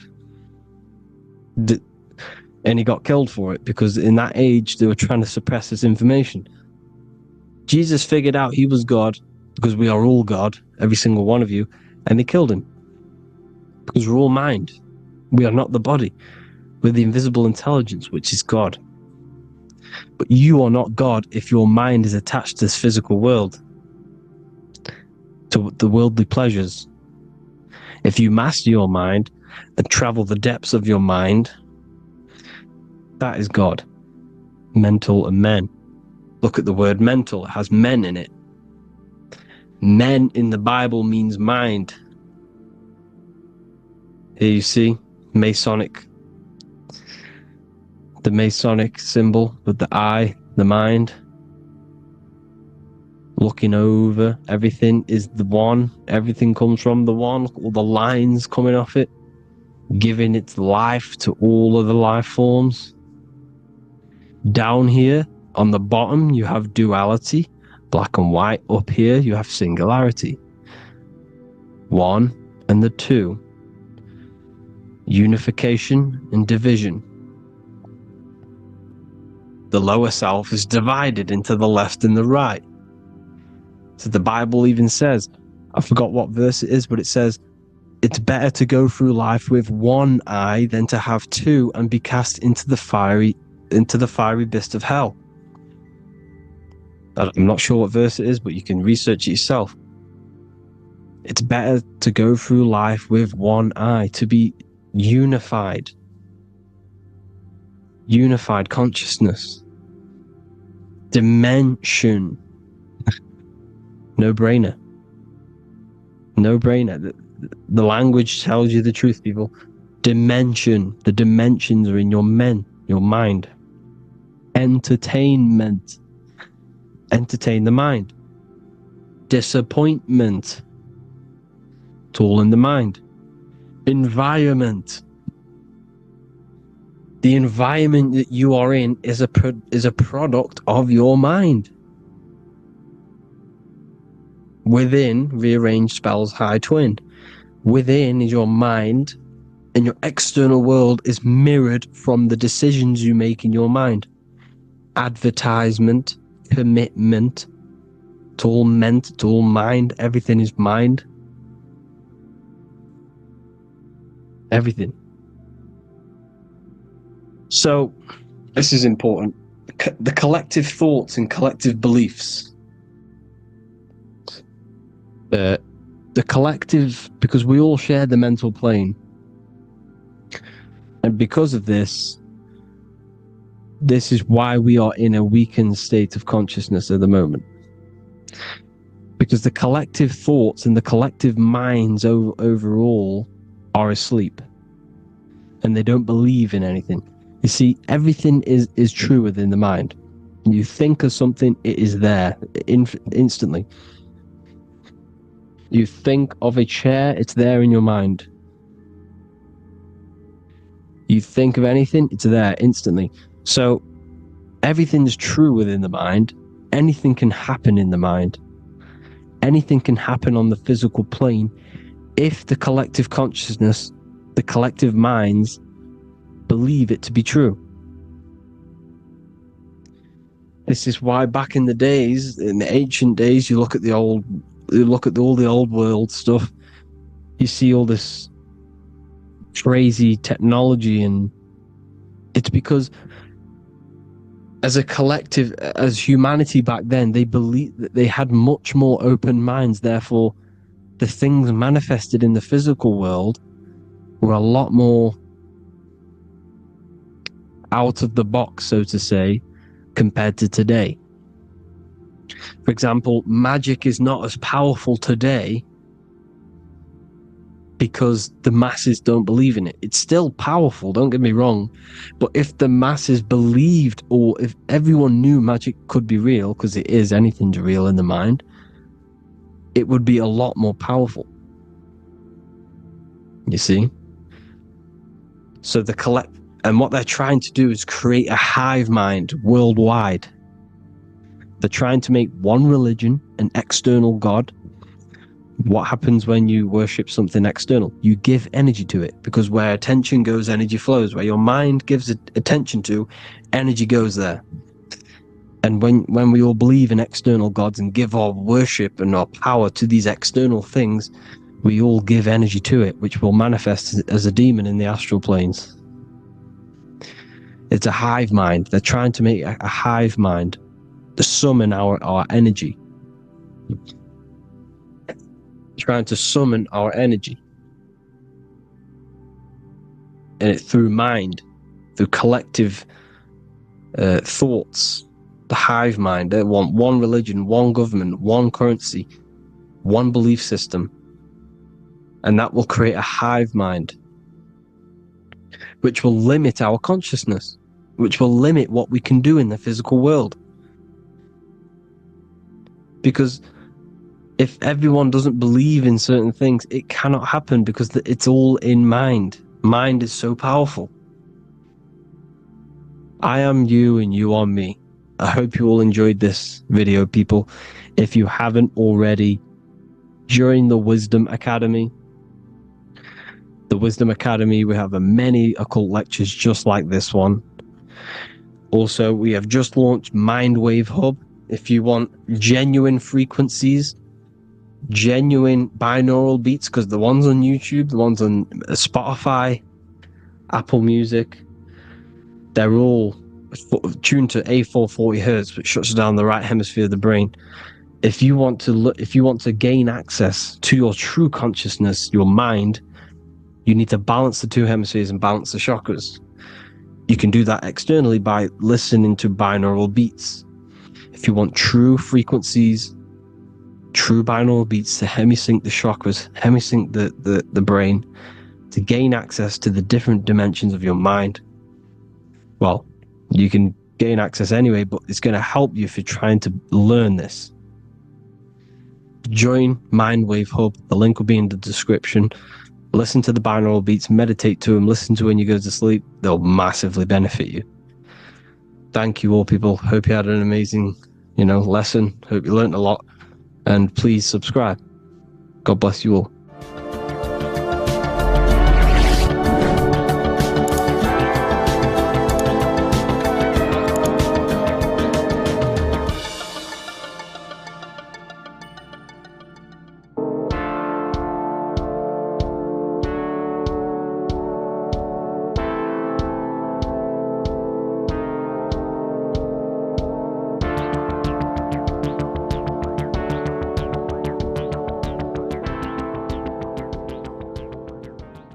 Welcome back everyone to another video.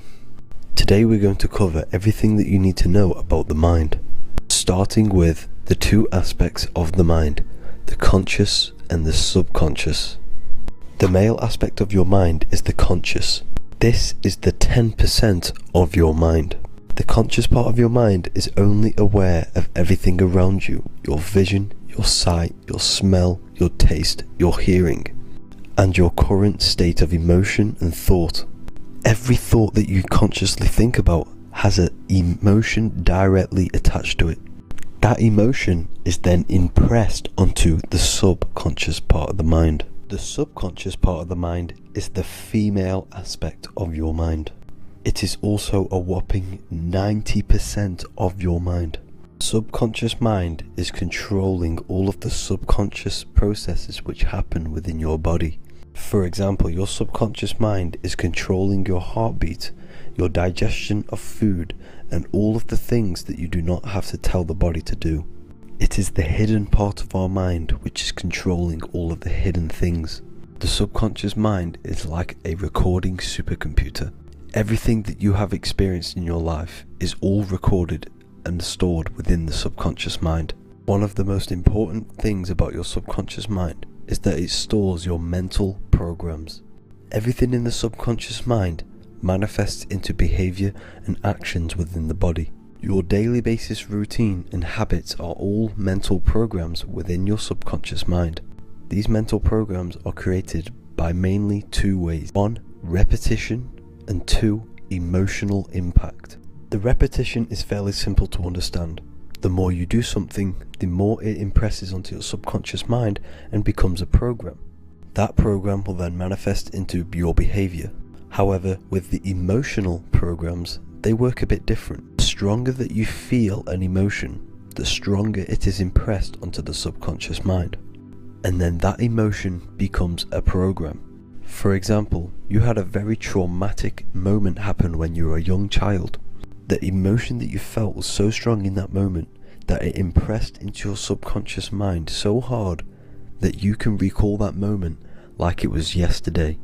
That traumatic event that happened to you when you were young will still manifest into your daily basis behavior even to this day.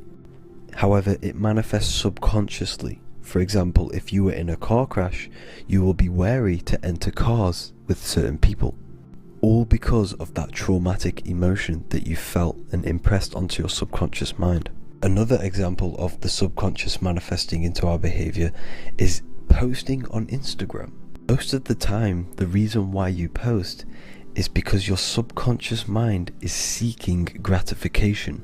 So before you actually do something, question yourself and find out the root cause of why you are doing this. Another thing that you need to understand about the subconscious mind is that it takes everything you say in here literally. So for example, if you go and say, "You are an idiot" to someone, your subconscious mind will only pick up the word idiot. It only knows yourself. It doesn't know anyone else. You are casting a spell on yourself just by saying that to someone else. This is why the golden rule is to treat others like you'd like to be treated. Now, you can rewrite these programs which are already in your subconscious mind. However, it does take consistency. You have to change these programs which have been running for years. And by changing these programs, you change your behavior, because these programs manifest into your behavior. The best way to do this, personally, is to listen to affirmations first thing when you wake up in the morning, and do this for 10 minutes every single morning. Then at night time, you want to think and feel that you are becoming the reality that you desire. The more that you feel this reality, the more it will become a program and impress your subconscious mind.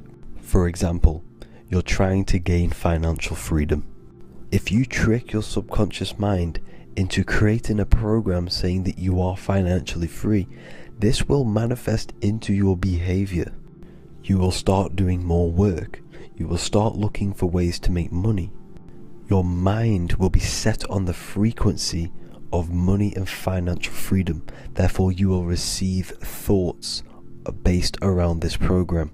If you take enough action, your life will dramatically change because of this program that you created in the mind. This is why we call it a mindset, because your mind is a frequency tuner which sets its frequency onto different thoughts, because thoughts are frequency. If you fill your mind with a specific frequency, you will gain thoughts and ideas based around that frequency. To create a stable mind, you need to master your emotions. You need to change your mindset. Everything that you experience is neutral. Based upon the mindset that you see it, you either give it a positive or negative charge. By understanding this deeply, you will then control your emotions. I hope you gained some wisdom and enjoyed this video. Please, if you can, leave a comment and a like, and subscribe to the channel if you like this content. Love and light to you all.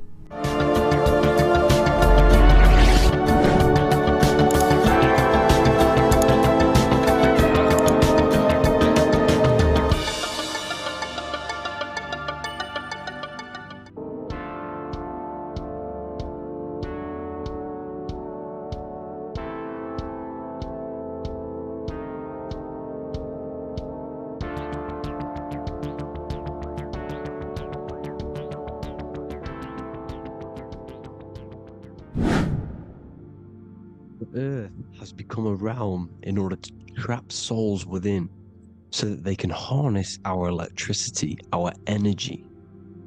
Even the Bible is talking about how this realm is controlled by the wicked one in John 5:19. We know that we are the children of God, and that the whole world is under the control of the evil one. Ephesians 6:12, for our struggle is not against flesh and blood, but against the rulers, against the authorities, against the powers of this dark world, and against the spiritual forces of evil in the heavenly realms. So the Bible is telling us that this is not the only world. There are other worlds, there are other realms that we can go to, considered as heaven. Heaven being a higher realm where there is no evil, no darkness. This is a midpoint realm where there is good and evil. Now, We're going to explain how the soul trap is how it's working, and how your soul is being harnessed for its energy, and how you are tricked to come back to this realm after death. What you need to understand is first is that you are the invisible intelligence behind the physical body. You are the mind and soul. The soul is the true you, the good you. It is pure love, pure bliss, eternal, never dies. The mind can be corrupted though. The mind is the intelligence of the soul. It is invisible. It has no true form. The intelligence inhabits the brain. The brain is the computer to control the electrical machine called the nervous system, which is choice, program, and action. You are the invisible intelligence behind the body, and this will prove it even more. You do not even see into the external world. You are seeing an image produced by the brain, because the light is being sucked through the retinas of the eyes. The image is produced in the visual cortex at the back of the brain. What does this mean? This means that we are the consciousness in the center of the brain, in the pineal gland, that is experiencing the program being ran by the central nervous system in the brain. This is the sigil of Lucifer. Lucifer in Latin is Lucy. Lucy is light in Latin. Lucifer is known as the light bearer. This is how the eyes work, people. It's not a demon or a devil. The sigil for Lucifer is how the eyes work, and how the left eye is controlled by the right brain. The right eye is controlled by the left brain. There is a crossover. It's the same with the body. The left side of the body is controlled by the right brain. The right side of the body is controlled by the left brain. There's a crossover with our hemispheres in the brain. Now, this empty chamber in the center of the brain is where this universal cosmic intelligence is held, known as the most holy place in the Bible, the throne of God. Okay, this is above the 33 vertebrae on the spine. As you can see here, you are the being in the center of this point. All of the nerves are being sent back to this one particular point, which is the seat of our invisible intelligence. You can see it's an empty chamber. Our consciousness, our intelligence is not a physical thing. This intelligence is the true voice inside of your head. This is why your head is heaven, your heart is earth, your heel is hell. Your head is heaven because this is the seat, the throne of God. God is in heaven because the consciousness, this divine intelligence that's controlling the body, is sat in the center of the brain. The brain is taking commands of this invisible intelligence. When you close your eyes, you can feel your awareness, your consciousness, your intelligence is all in the brain. Your awareness is not in the feet, the heart, the legs, the arms. It's all in the center of the brain. Now, if you meditate deeply, you will find that you are beyond the mind. You are the being observing the thoughts. You are the soul observing the thoughts. Now, with this being said, you are the consciousness experiencing the program being ran by the central nervous system in the brain, because you're not seeing into the external world. It's an image, it's a simulated image produced by the brain and the central nervous system. You do not experience the external world. You do not feel the external world. You feel electrical impulses on your nervous system. Your nervous system is decoding what you are feeling. So the only thing that you truly feel is the electrical impulses on your nervous system. This is why the nervous system is the tree of knowledge of good and evil, because it gives your invisible intelligence, your mind, the knowledge of good and evil.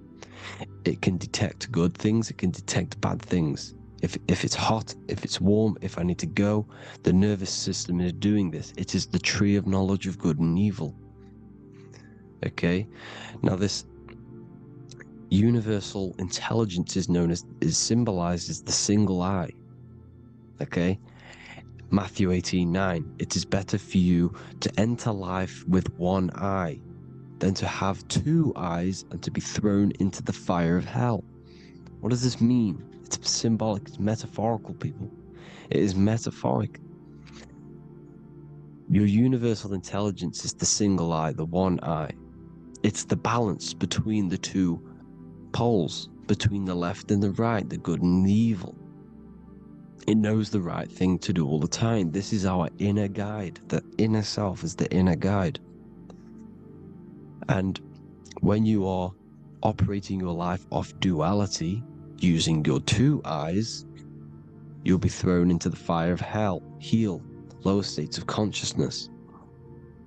Because you're split. You need to live in oneness, even, balance. Matthew 6:22, the light of the body is the eye. The light of the whole body is the eye. You are a light being. Human. Hue means an attribute of a color. Man is the word manifested. We are light manifested into physical form. Depending on your vibration is depending on what color that you are vibrating on, which is a hue, a human. If therefore thine eye be single, thy whole body should be full of light. Again, it's talking about the single eye, oneness, completeness. When you balance the hemispheres of the brain, we'll go over that later. But anyways, the body is the earth. This is what we need to understand, people. The body is running the simulation, the program that our consciousness is experiencing. So when we leave the body during death and astral projection, we leave the earth. This is how it works.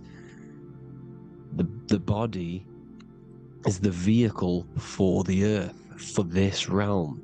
Everything exists within our mind. You have the soul, mind, and body. The soul is the observer, the watcher, the true being. This is why she has many different heads, because the soul inhabits different bodies. This is the serpent, which means knowledge, which is the mind, wisdom. And this is the body. Soul, mind, and body. Brahma, Vishnu, Shiva. The mind is the bridge between the soul and the body. So what do I mean? When you astral project, you are using your mind to project your awareness, your observing consciousness outside of the physical body. The mind is the projector, projecting consciousness. By using your mind, you can project your consciousness outside of the body, which is known as the astral realms, which is known as walking on water. Jesus was never walking on physical water, people. It's metaphorical. Leaving the physical body. The water is the ether, which is the veil between the physical and the astral realm. It's a fluid substance. It's on either side. It's physical and astral. The ether is the fifth element that they hide from us. Why? Because they're trapping you in the physical. They are hiding all of these realms. Etheric, astral, and mental. People think their mind is their brain. It's two separate dimensions. These are completely different dimensions. The mind is way more intelligent. The mind is formless. There is no form to the mind. You can think anything you want. You can manifest anything you want within your mind. It is not a physical object. The physical realm is being controlled by the mind. Everything's being controlled by the mind. Everything exists within the mind. This is why the Egyptian says the universe is mental. So when we project our consciousness outside of the physical, we go to the astral. The ether is the water that Jesus is walking on. This is the veil between the physical and the astral world. The word together has ether within it because it joins the two worlds together, together, the astral and the physical. The word either is ether because the ether is on either side, physical and astral, physical and spiritual, physical and non-physical. In the astral realm, the mind can manifest anything we want. We incarnate to restrict our minds. This is why Saturn, if you go and watch my video on Saturn, how Saturn is this simulation, okay? Our minds can manifest anything we want in the astral plane in the click of a finger. However, when we incarnate in matter, we now have to labor for our manifestations. This is why Saturn's known as the great teacher in astrology, because he teaches you a lesson. When your mind incarnates into matter, it's teaching your mind a lesson, the knowledge of good and evil. This is why the Bible says you shall be gods and know the knowledge of good and evil. When you incarnate here, you have to know the knowledge, you need to know the knowledge of good and evil to become a god. Okay?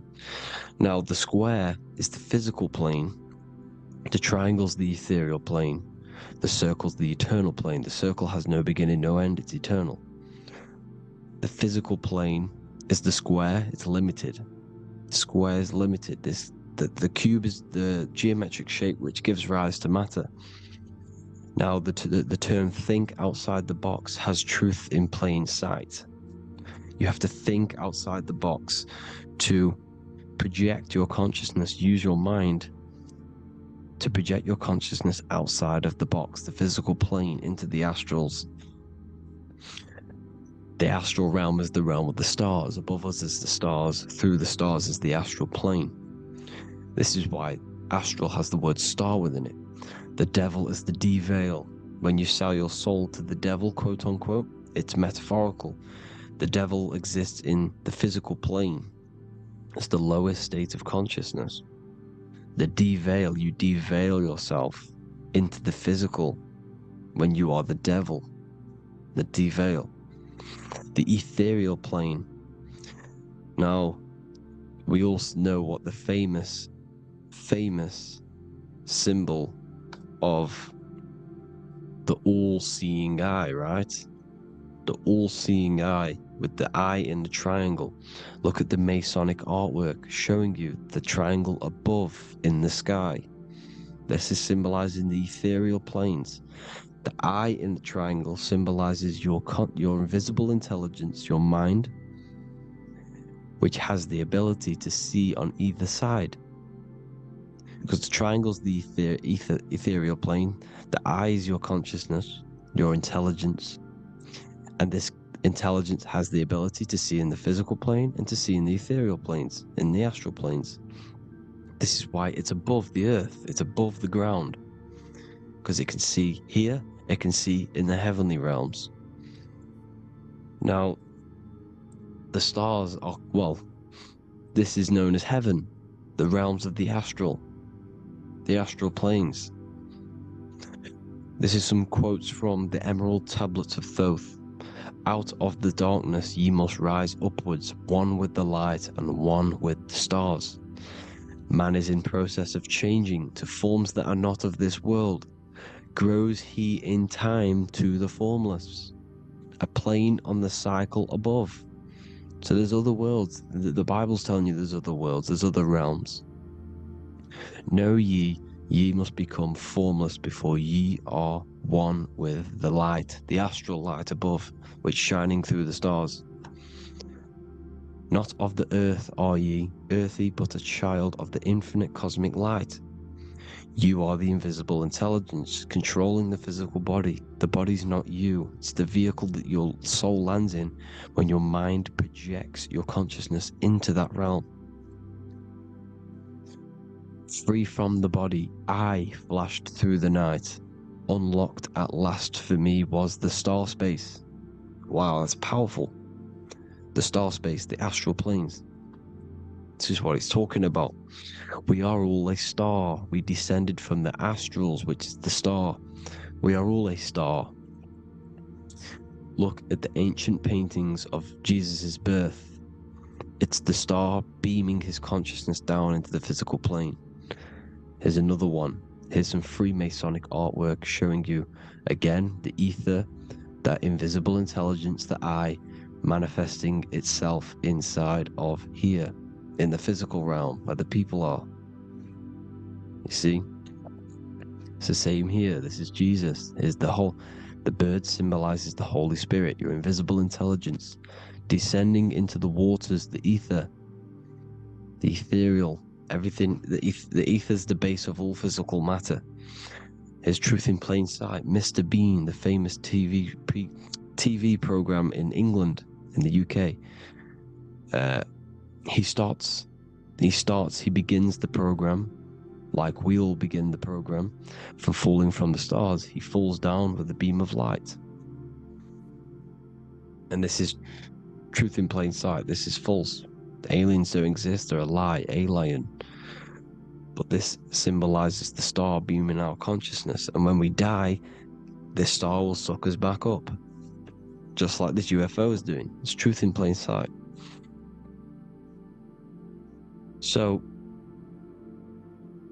this is some more Freemasonic artwork, going from duality to singularity, sun, moon, masculine, feminine, right hemisphere, feminine, left hemisphere, masculine, the consciousness in the center, the balance point. Here's another more Freemasonic artwork, the two pillars, left and right hemispheres, and the invisible intelligence between the left and right hemispheres, the light of the body. This is why light's coming off it, because it's light, it's pure light, the blazing star. The stairs go from the checkered board, the duality, up to oneness, in between the sun and the moon, the masculine and the feminine. This is symbolizing going into oneness. What did the Emerald Tablet say? You've got to become one with the stars, one with the one with the self. Balancing the two hemispheres so that you can gain, because when the two hemispheres are balanced, you can gain a more deeper connection with your invisible intelligence.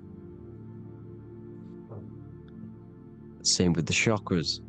When the chakras, the 7 seals in the Bible, these are 7 seals because when you conquer the 7 chakras, when you balance the 7 chakras, you then gain a more deeper connection with your internal self, because your mind is not filled, it's not being ran, it's not being dominated by these 7 deadly sins, the 7 seals, the 7 chakras. These are 7 energy centers which are concealing our true form. Balance makes us have a stronger connection with our true cosmic intelligence. Heaven is even. This is why Jesus is pointing at the heart.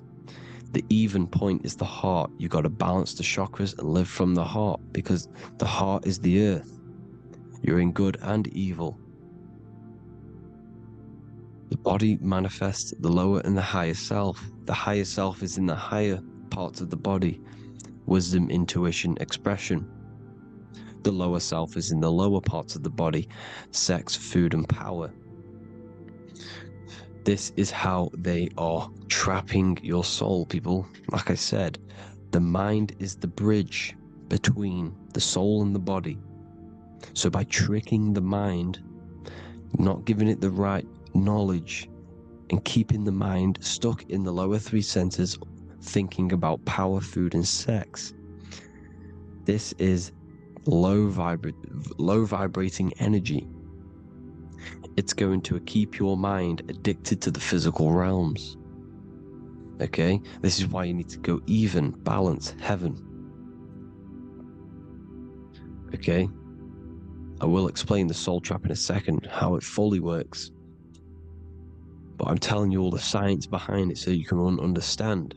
When you are doomed, you are domed. This is the dome, the firmament, the mind. Ment is mind, firm is firm. A firmament is doomed under the firmament. You must have a loose mind, an open mind, to expand your consciousness beyond the stars, beyond the ethereal barrier. You have to vibrate higher than this world. Your consciousness must be expanded more than the physical plane. You need to learn how to astral project. You need to learn how to leave the body, how to operate outside of the body, so that you, when you do leave the body, you will have recognition, you'll have knowledge, you'll have practice. But this is as above, so below. The woman's belly is the earth.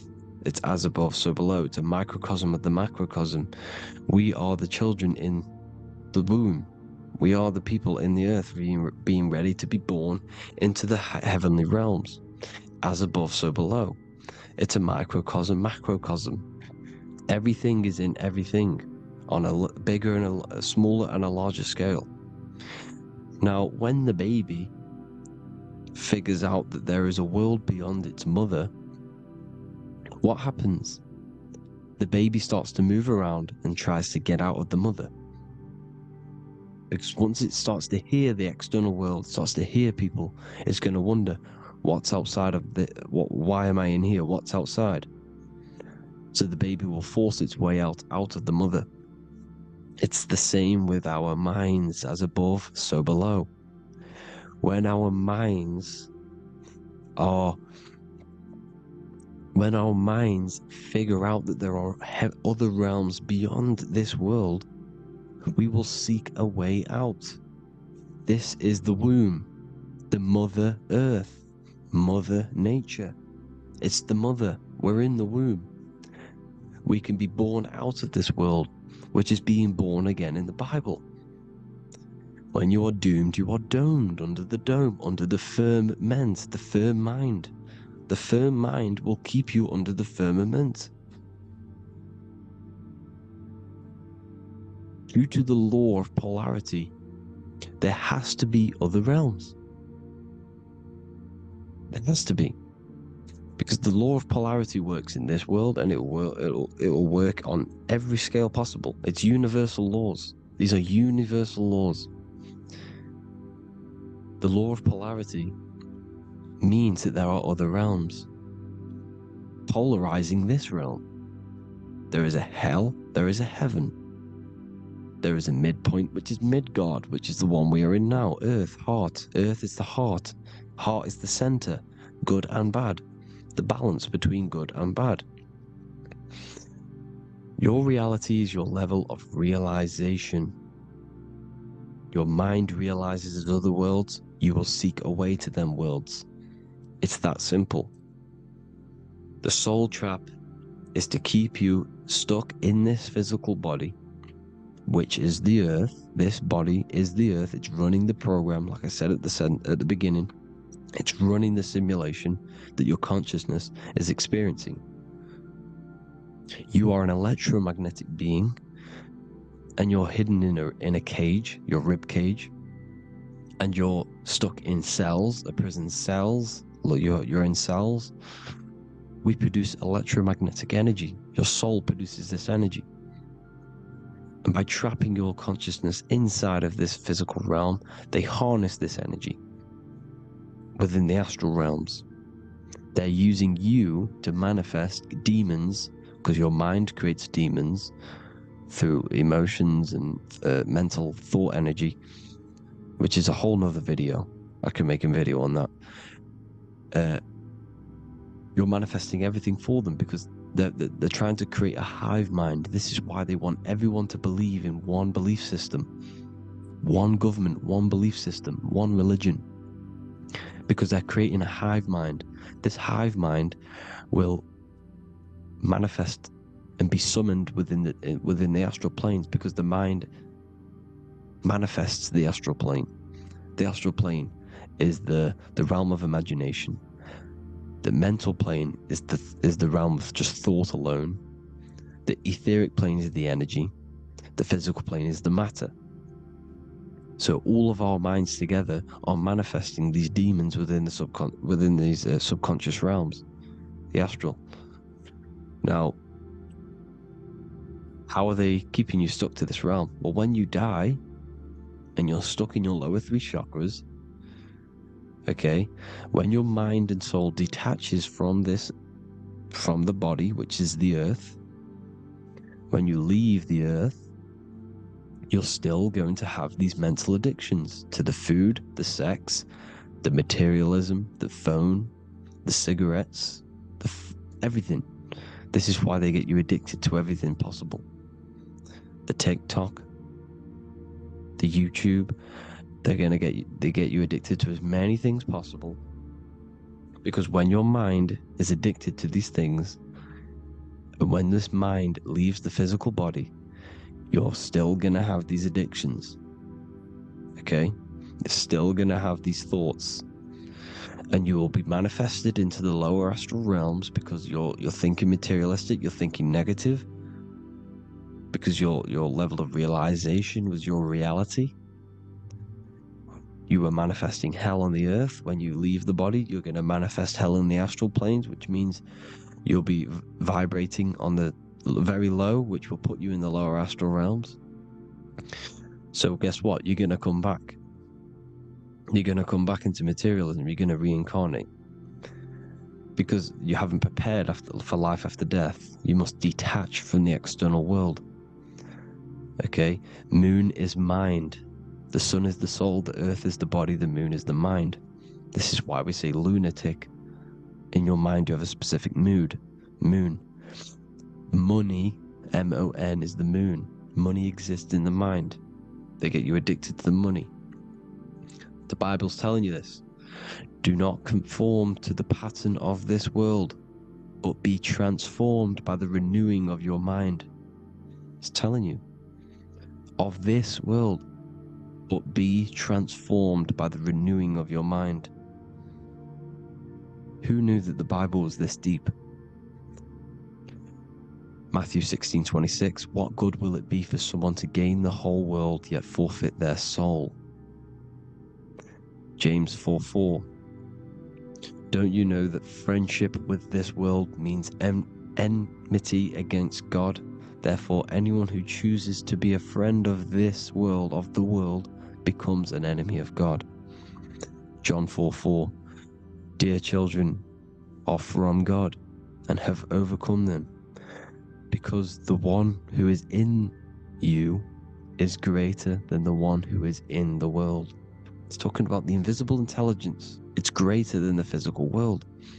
John 2:15, do not love this world, nor the things it offers you.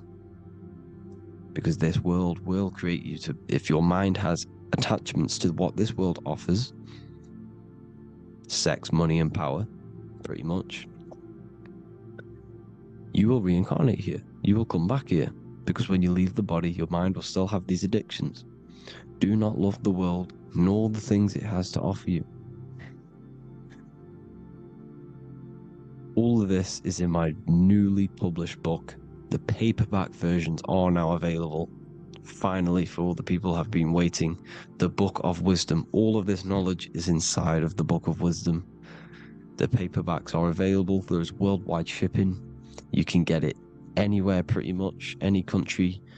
My new website, it's amazing. There's going to be some amazing products coming on the new website. But I thank you all for the support. Before I leave, I need to explain what is going on with the soul trap. Like I said at the beginning, the mind's the bridge between the soul and the body. The body's the realm. By tricking your mind with false knowledge, they are keeping your soul stuck to this realm. They get you addicted to all the physical things, and that is it.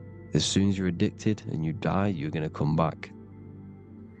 So by tricking your mind, which is the bridge between the realms, they keep your mind stuck within this body. They keep you in physicality. They deveil you, the devil, the deveil. Thank you all for the support, people. If you do want to join the Academy, all the links will be posted below this video for the book, the Academy. Thank you all for the support, and have an amazing day.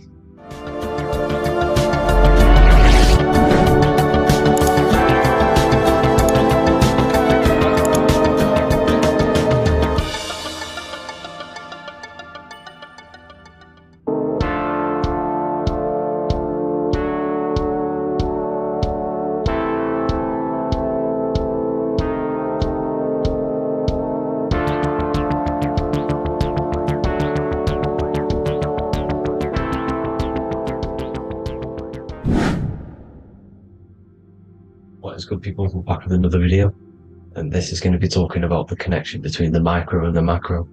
You know, you are the universe, everything is inside of you. So the first thing you need to understand is that the law of mentalism, we are a thought in the creator's mind, everything's being thought into existence. We have a spark of this mind, this same mind of the creator, and everything is a state of mind. Particles or atoms, whatever you want to call them, are a mental thing. They're a product of the mind. Everything's thought into existence. Thoughts influence everything. Thoughts are energetic effects which send out waves into the quantum field around you. And your consciousness is actually the universe experiencing itself, expressing itself, and viewing itself. So we are the creator, but viewing itself in separate bodies. And this is why they call the material world the world of illusions, because everything's separate here, but we all forget that we are all one. We've all been brainwashed to think we're all separate, but we're all one. We're all the same mind, the same consciousness, everything. So everything's created out of toroidal fields. God created the toroidal field. That's the only thing that exists, because the atoms are toroidal fields, and it's the basis behind all creation. As you can see it in the owl's eyes, it creates the infinity symbol. And this was the apple. The apple is a toroidal field, and the toroidal field is made out of dielectricity, which is ether. Ether is black light, and this is counter space. This is another realm. This is what creates God to be omnipresent, to be everywhere at one place at all times. He is everywhere because ether is everywhere. And ether is infinite potential. It connects everything together, and that's what energy moves through. It moves through the ether, and that's black light. Everything is light, as it says in John 4:2. God is light. Everything's a vibrational state of light. So the torus field is made out of dielectricity, ether, black light, magnetism, which is white light, which is the center of the toroidal field. And magnetism radiates, it has no vibration. And then when white light splits, it turns into electricity, which is physical material, and that has a vibration. This is the Holy Trinity. The sun, the moon, and Saturn. Saturn, the god of materialism. If you've watched my videos on Saturn, you know that Saturn is crystallizing everything into physical matter. And that's why his old name was El. The ancients called him El. And this is why we get El electricity. This is where El electricity comes from. Because El electricity is only a product of the physical world, which is redshift, blueshift, Adam and Eve. And this is what creates the redshift, blueshift is a product of magnetism. When magnetism, white light splits, and this gives us vibration. And this what creates the toroidal field, which is the basis of all physical creation. The sine wave is created out of the magnetic wave and the electric wave. The electric wave is the blue wave, and the magnetic wave is the straight wave, which is radiation. This is vibration, frequency. So the magnetic wave is straight, and then you have longitude and amplitude, which is depth, which is dimension. You see how the electric wave has depth and a dimension. This is why you get the cross. This is the cross of Earth. This is the symbol of Earth, of bondage, of physical matter, because it consists of magnetic wave and depth, which is electric wave. And this is where you get the sun cross or the Earth cross, whatever you want to call it. It's the cross of physical matter, and the ancients knew this. This is why they used that symbol. Redshift, blueshift, which is the toroidal field, is the basis of all creation, physical creation. And this is why you have the police siren is red and blue. The Matrix movie, red pill, blue pill. You have red blood and blue blood in your body. The Democrat and Republic, the two parties, red and blue. Like your taps, on your taps, you have a red and blue tap. One's generative and one's destruction. Fire, destruction, water, generative. So this is the basis of all things. And electric wave has dimension, like I've already said, depth, material, and it's measured in hertz. It's measured in hertz because it hurts you, it decays, because the electric wave has a vibration, and vibration always has to go back to a standstill point. This wave cannot go forever, but the magnetic wave will go forever. It's radiation. Magnetic is radiation. It radiates forever, it pulses. But the electric wave will at some point come back to a standstill point, and that's why it hurts, it decays. That's why our physical bodies decays, because we contain of electricity. this body is an electric body, and it will return back to stillness like a guitar string. If you vibrate a guitar string, you pull it, it will vibrate, make a sound, and then go back to a standstill point. It's the exact same with every single toroidal field within the body.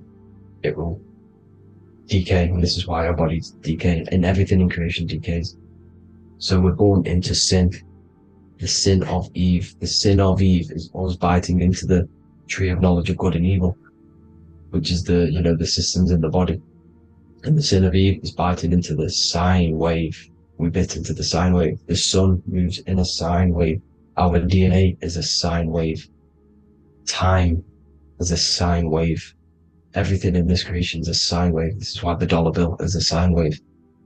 Magnetism and electricity and electric waves in one. And this is the sun doing its sine wave, which creates, when you go bowling, it kind of creates that pin that you hit over. That's the pin of the sun. The zodiac sign is a sine wave because the zodiac sign is an expression of the toroidal field, because magnetism unfolds into 12ness. And that's why you have 12 zodiac signs, 12 systems in your body, 12 cranial nerves in your head, in your brain. So if you can imagine this, see where my pointer is, always starts with Aries. Aries is the head. It's the first thing that's created in the womb. And this is Aries, the ram. And this is why it's called a cerebrum in your brain, which is the first thing that creates when you're in the womb. And what's the element of Aries is fire. Fire is the first element, F-I-R, first, because it's the first thing on the wheel, the first expression of energy. As you can see here, my pointer, this is the center of the toroidal field. It would go Aries, Virgo, Capricorn, Pisces, Scorpio, Cancer. Then we go back to Libra. Libra would be center. But you see how the toroidal field is the expression of the 12 energies. That's what the constellations are, the energy expressions of the toroidal field. So it would go outwards, starting from Aries here, all the way back to Pisces, which is beyond the bottom half. But Libra would be the center. That's why Libra is the equinox. It's the equinox. Libra is when it goes from summer over to autumn. It's the equal. It starts to transition into the winter side. Equinox, equal, which is Libra, and that's why Libra has the two scales, symbolized with the two scales. That's because of, the sun moving over. It's being judged. It's equal now, but then it's going to tip over into the winter. That's why Libra is here, the center of the sine wave. And like I said before, magnetic energy unfolds into 12ness. Magnesium is number 12 on the periodic table. It's the sacred number. And this is why the scientists are trying to, NASA is trying to bring in another constellation to destroy the holy science of astrology. So Aries rules the head, which is Mars. Taurus rules the neck, the lower head. Gemini, the two twins, which is your lungs, your two twins, your arms, two twins. Cancer, the breasts, or the chest area. Leo, the heart, which is the sun, which is fire, the center of the toroidal field. Virgo, the belly, which is the intestines. Libra, the kidneys, the two scales, the kidneys, balancing out everything. Scorpio, the sex organs. Sagittarius, hips and thighs. Capricorn, I've missed that out, which is the kneecaps. Capricorn, kneecap. Aries, which is the ram, which is the cerebrum in your brain. And then Aquarius, the calves and the ankles. And the Pisces, the two fish, the 2 feet. So everything corresponds, as you can see here. This is an ancient way of depicting it, of the folded human. And this is everything. Each constellation rules that part of the body, gives energy to that part of the body, makes you do certain things. So magnetic energy unfolds into 12ness, electricity unfolds into 7s. That's why when you get electric, the light spectrum that we see, it consists of 7 colors. Why we have 7 planets. The 7 planets give us our 7 metals and the 7 solfeggio scale frequencies. So the rotor, this is the rotor. And rotor is an anagram for Torah, the Torah, which is I think it's the Hebrew Bible. Don't quote me on that, but it's one of the holy books, which is the Torah, the torus. Everything goes back to the torus field because it's the basis of all creation. So the chief cornerstone, it says in the Bible that the builders rejected the chief cornerstone. The chief cornerstone You are the builder. You decided to incarnate into the physical world, into the electric world, El, the world of El, Saturn. When you are created in the womb, it takes you 9 months for you to be created. So for example, if your parents, if you went into the womb here, it'd take you 9 months. So let's say you're born in Scorpio. So you'd go back 9 months, 1, 2, 3, 4, 5, 6, 7, 8, 9. You consist of all of these 9 energies because it takes 9 months or however long you took to be born. Some people are born earlier. You'd have to find out how many months you were in the womb for. But you consist of these 9 energies, and each constellation has a cell salt associated with it. And these cell salts are vital for your health, and your cells and the optimal health of your body. So the chief cornerstone that you rejected is these 3 cell salts, these 3 constellations. So you're mineral deficient in these 3 constellations. For example, fluoride, magnesium, phosphate, and potassium sulfate. So that's the chief cornerstone. And a cornerstone, people always get it rejected with the cornerstone. The cornerstone is not, it doesn't say the cornerstone in the Bible, it says the chief cornerstone. The cornerstone is a cornerstone of a building, but a chief cornerstone is the top of the pyramid. This is where we get the pyramid of the wheel.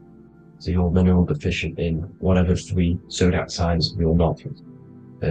You were not in the womb for. This is the chief cornerstone you rejected. So the human body is the micro. It is the universe in a physical form. It consists of everything in the universe. Just like your consciousness is the universe watching itself, experiencing itself. Your body is the whole universe. 12 systems in the body, 12 zodiac signs, 7 chakras are the 7 planets. The Holy Trinity of you is your Temple of Solomon, the soul and the mind, the sun and the moon. You know, everything is in you. You consist of everything, all the energies, everything. Heaven and hell. Heaven and hell is a mind state. It's a state of the mind. Head, H-E-A, which is heaven, and the heel, the bottom of your foot, is hell. And the bottom of your foot is the soul. So they're basically saying, well, it's wordplay. They're saying that your soul is in hell because, you know, with the elites being in control.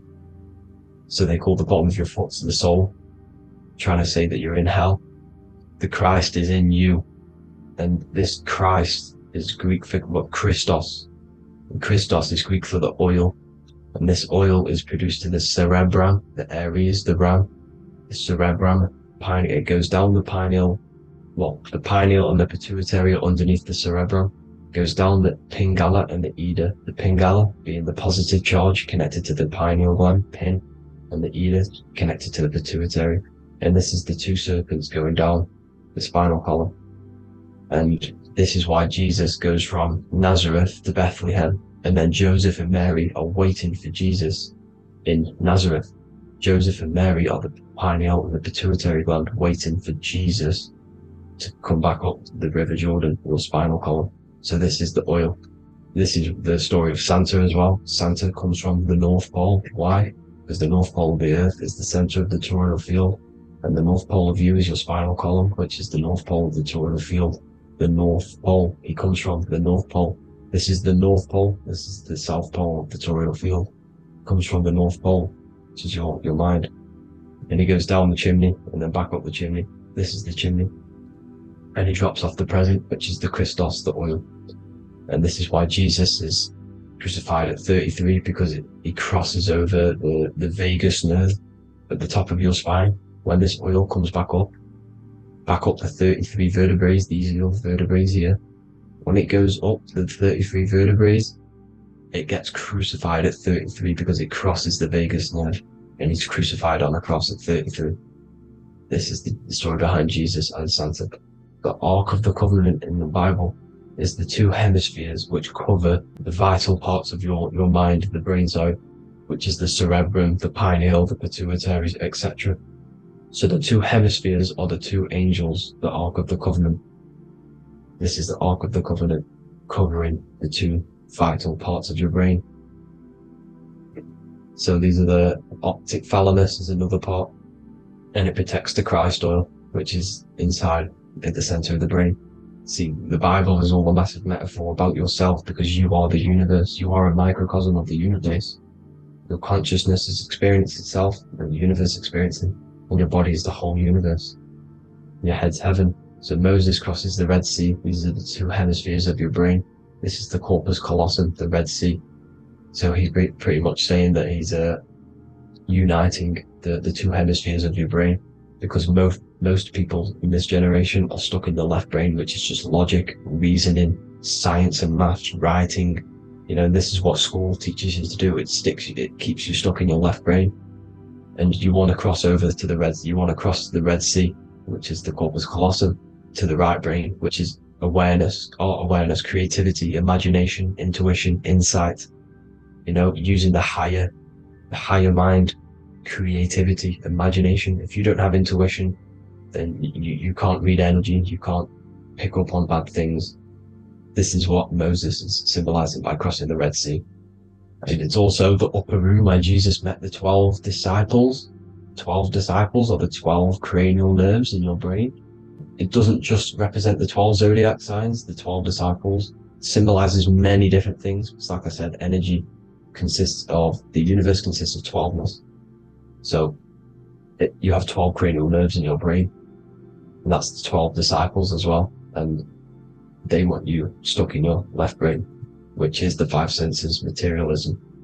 So they say in the Bible that Satan blinds the mind. Satan is Saturn. If you've watched my videos, Satan is Saturn. And you consist of the whole Trinity, which is the sun, moon, and earth. The soul, the moon, the soul being your sun, the solar, the moon being your mind, the earth, your physical body. And Satan blinds the mind. Why? Because we enter a soul system. This is a soul system, not a solar system. And Saturn is the Lord of the Rings, which is the outer ring. When your soul enters the soul system, your soul starts to materialize, it hits Saturn. Why? Because Saturn starts to materialize you. You take on the 7 virtues, which are the 7 planets, which are your 7 chakras.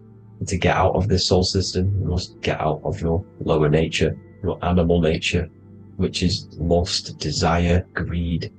You know, the number of the beast, 666, which is Saturn, Satan. So you enter the soul system, you take on the 7 energies, which you turn into physical matter. And this is your descension from heaven to, well, to say hell. And then you must raise back up from matter to spirit. They say Satan blinds the mind. Why? Because your mind gets materialized, your soul and mind get materialized. And when you get materialized, it's an intense experience. You lose the divinity within you. You forget the divinity.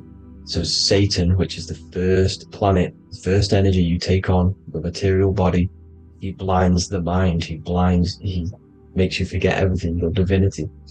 Then you must remember, ascend up Jacob's ladder, the 33 vertebrae, to heaven.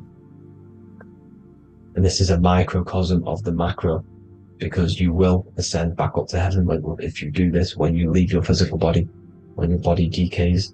So when it talks about in the Bible, completely destroy them, the Hittites, the Amorites, the Canaanites, all the ites, this is what God says to the Israelites. It says completely destroy them. It's basically symbolizing saying destroy your lower nature. The Canaanites, cannibals. We're under a Canaanite system now, which is cannibalism. And this is flesh eating, lust, greed, all the demonic stuff, all the lower vibrational stuff. You know, the lower nature, eating, sex and survival, the lower 3 chakras. You must get out of these lower 3 chakras and return back to spirit, which is heaven, which is spirit, love, being holy, being truthful, being passionate. Going back to Satan blinding the mind, all of the planets are made out of these 3 symbols. Satan blinds the mind, and that's why Satan's symbol, this is the symbol for Saturn, Satan, this symbol for Saturn is the cross, which is physical matter, the earth, over the moon. The moon is your mind. So the Saturn symbol saying matter over mind. He blinds the mind. Satan blinds the mind once you enter the soul system. And you must remember, in the Bible it talks about the Genesis, which is Eve, the sin of Eve, which is biting of the tree of knowledge, with the serpent which wraps around the tree. It says the serpent placed himself on the tree. Or the serpent is the spinal column. It's the serpent telling you eat from the tree of knowledge of good and evil, which is your nervous system. And eating from the tree of knowledge of good and evil is doing bad things. For example, over-sexualized, overeating, eating the wrong food. That's eating from your nervous system. It's decaying you, and it's preventing you from achieving the God self, the God consciousness. This is the symbolism of, the tree on the serpent, telling you to eat from the left brain, with the left brain being the sinister. Sinister is Latin for left. That's sin. Sin is left. And left is lefty Lucy, Lucifer, right, righteousness, right, God, godly. The tree of knowledge of good and evil, which is your nervous system, because it determines good or bad. That's the only thing you experience in this world is your nervous system. And then the tree of life is the cardiovascular system, and the Garden of Eden is your body. So that's it for this video, people. I hope you've got a greater understanding of how you are the universe and everything is inside of you.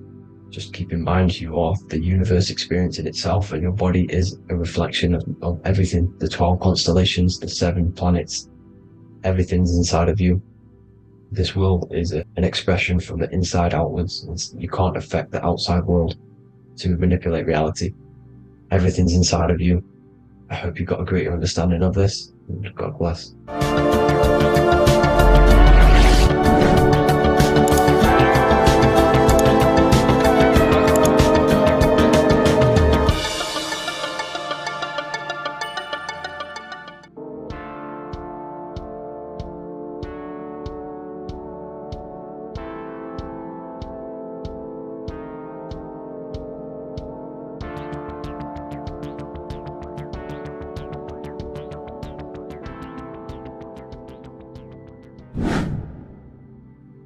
How are we all doing, people? It's Revival of Wisdom from the Wisdom Academy. Today we're going to be breaking down God, consciousness, and the higher and the lower self, and how to overcome the lower self. Now, the first thing you need to understand is that you are the invisible intelligence within the brain, within the body. This invisible intelligence is known as the mind. But you are not the mind, you are the observer of the mind, which is the soul, the invisible entity. The mind is your intellect, your intelligence.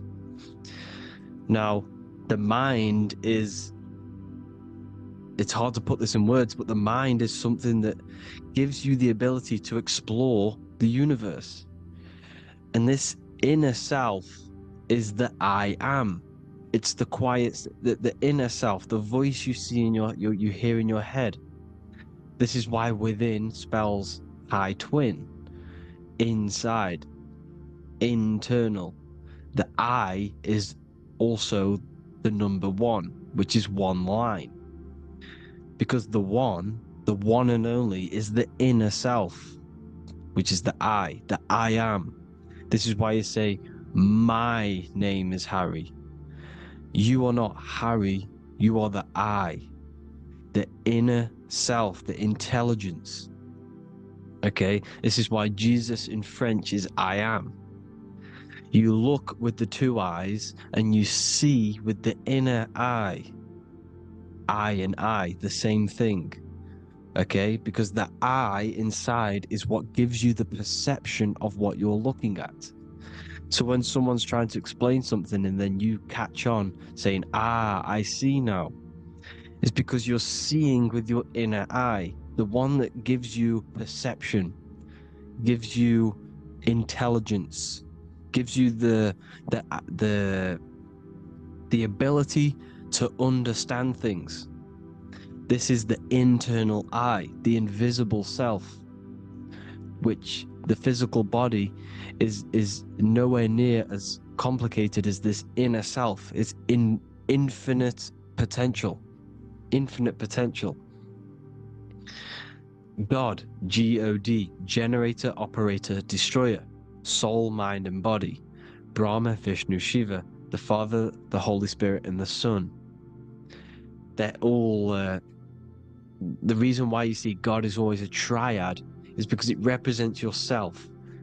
Your invisible intelligence is God. Me and you are the same invisible intelligence.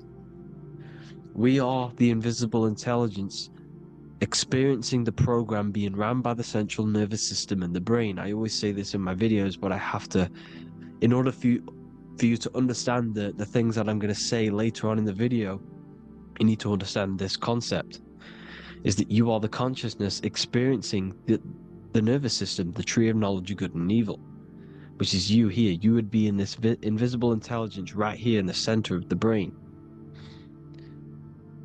Now, this is why the ancient Christians show God is in the brain. This is the brain stem. This is the brain. This is also the brain stem and the brain. The brain stem and the brain.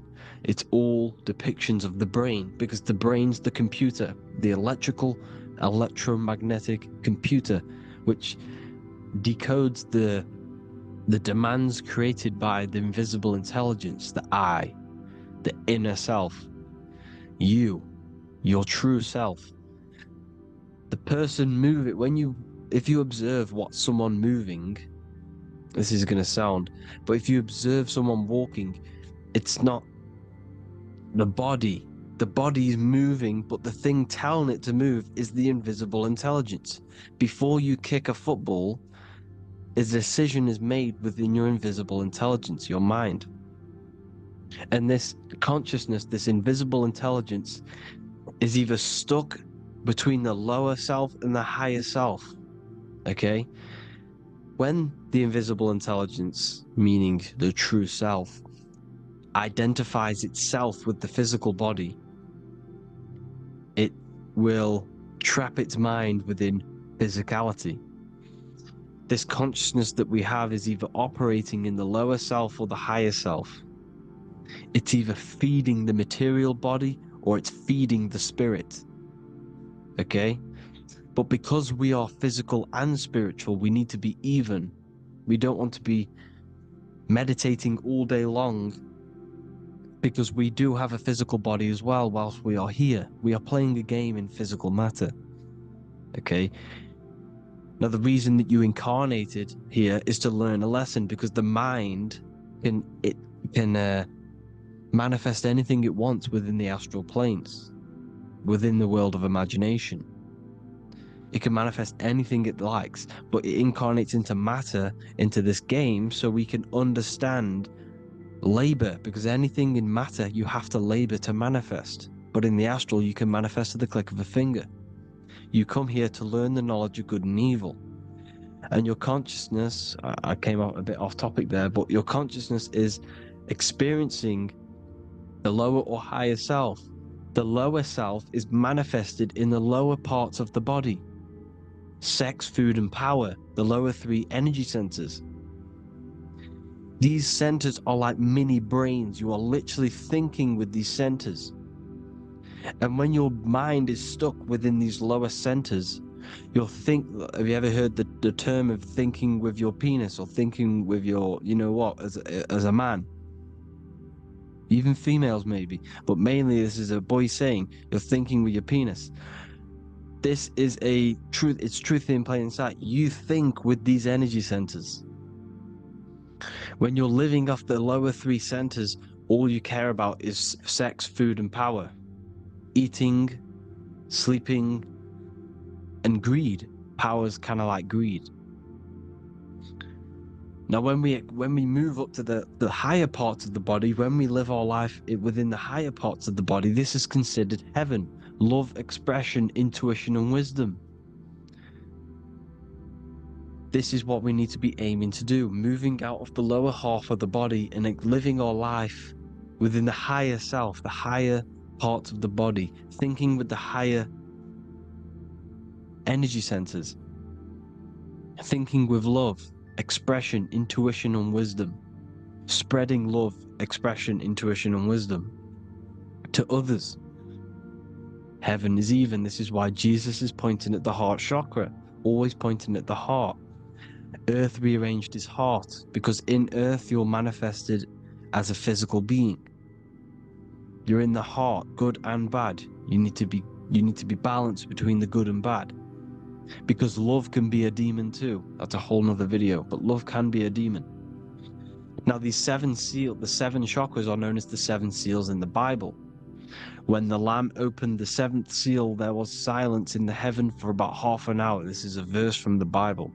The Lamb is Aries, which is the higher brain, the cerebrum, Ram, Aries. Because when the Ram opens the seven seals, you enter the kingdom of heaven. Because these chakras seal your invisible intelligence. They seal your true self. You are behind these seven seals, your true invisible self, your true consciousness. Because behind these seven seals, you do not think about anything materialistic. Your intelligence is not material. It's not physical. It's not from the physical world. It does not desire the physical world. The body is the beast. The body's the animal, the lower self, which can corrupt our intelligence. It can corrupt the intelligence. Okay? Now, we need to balance these chakras so that we gain a deeper connection between this intelligence and the brain. Because when there's a strong connection between the brain and the intelligence, your body and the intelligence, you have a strong connection. Therefore, you can manifest what the intelligence is saying at all times. Meaning, when, for example, your higher self, this is intelligence, the higher intelligence is always speaking to you. It's always guiding you. It's always telling you the right thing to do. You can feel it when you're doing something wrong. You can feel that you're doing something wrong, because this higher self, this intelligence knows what it needs to do here. And when there's no connection between the body and this our intelligence, our true self, when we strip away, when you close your eyes for long periods of time, you will figure out you are this invisible, infinite, creative being. There's no words that I can't describe what it is, but it's the voice inside of your head that you can feel when you close your eyes. You are this being inside of the heaven, because this is heaven, this intelligence. And when there's a strong connection between the body, you can manifest everything it's saying. When everything is balanced, when you're no longer thinking with the lower centers, when they're all balanced, you're not thinking in particular with every center, you balance them all, you can manifest everything it says. Your body will act out what the intelligence is always saying. This is God in the brain, the intelligence, trying to touch Adam, representing the lower self. This is why they're not touching. Notice how Adam is resting, but the intelligence is always reaching out, stretching, symbolizing metaphorically saying it's guiding. I'm always reaching out. The intelligence, your intelligence is always guiding you. It's always reaching out to you. But Adam is ignorant of it. The lower self is ignorant of it. And that's why he's so relaxed and God is so stretching out. Because at our highest self, that when you think of when you want to better your life, that highest true version of yourself is God. When you're manifesting this, your highest self, this is God. Your truest form, your most perfect form, that is God. Your highest version of yourself, that is God. Emotions are not what you've been taught. Emotions are not something that should be reactive, okay? You should not let the emotion be you, except that you should experience them instead of letting them become you. You need to understand there's a separation in our consciousness. You have the soul, which is the person who is observing your thoughts. When you think a thought, who's the one observing that thought. The soul, you, the I am, the I, the inner self, the one and only. And inside of every single body, inside of me, inside of you watching this video, there is this same intelligence that is inside of me, inside of you. And it's the exact same intelligence, experiencing a different body. And this is what we mean by the universe is mental. We all are all sharing the same ball of consciousness in a different body. The animals, the fish, the cells, all expressing this one consciousness. Me and you are the same. This is why the golden rule is treat others like others should be treated, because I am you and you are me in a different body. Now, going back, you need to identify that there's different levels of consciousness: soul, mind, emotion, and body. Okay? Your emotions are on a separate layer than the body, the mind, and the soul. So when you identify there's a difference between all of these, you do not let them become you.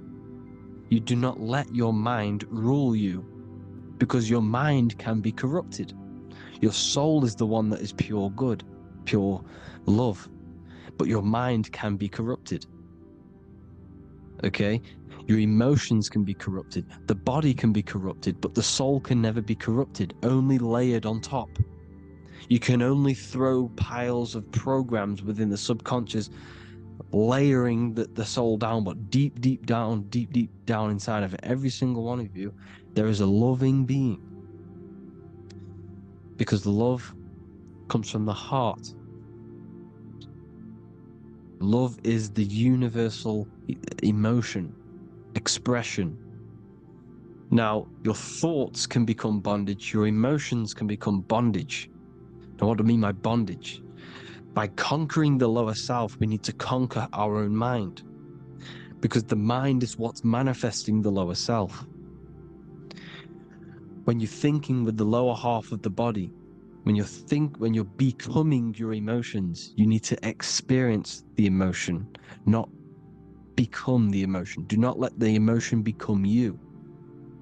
Do not let your thoughts become you, because your thoughts are tools that you can manifest. Your thoughts are the idea. Your emotion is the energy that you can use to manifest that thought. Your emotion is energy in motion, emotion. You use emotion to manifest, to feel as if you already have the thought. Therefore, you become that vibration. Therefore, your emotions are actually a creational force that is given to you to manifest things, because you're a human, a manifester. You're here to manifest things. You're a creator. You are a god.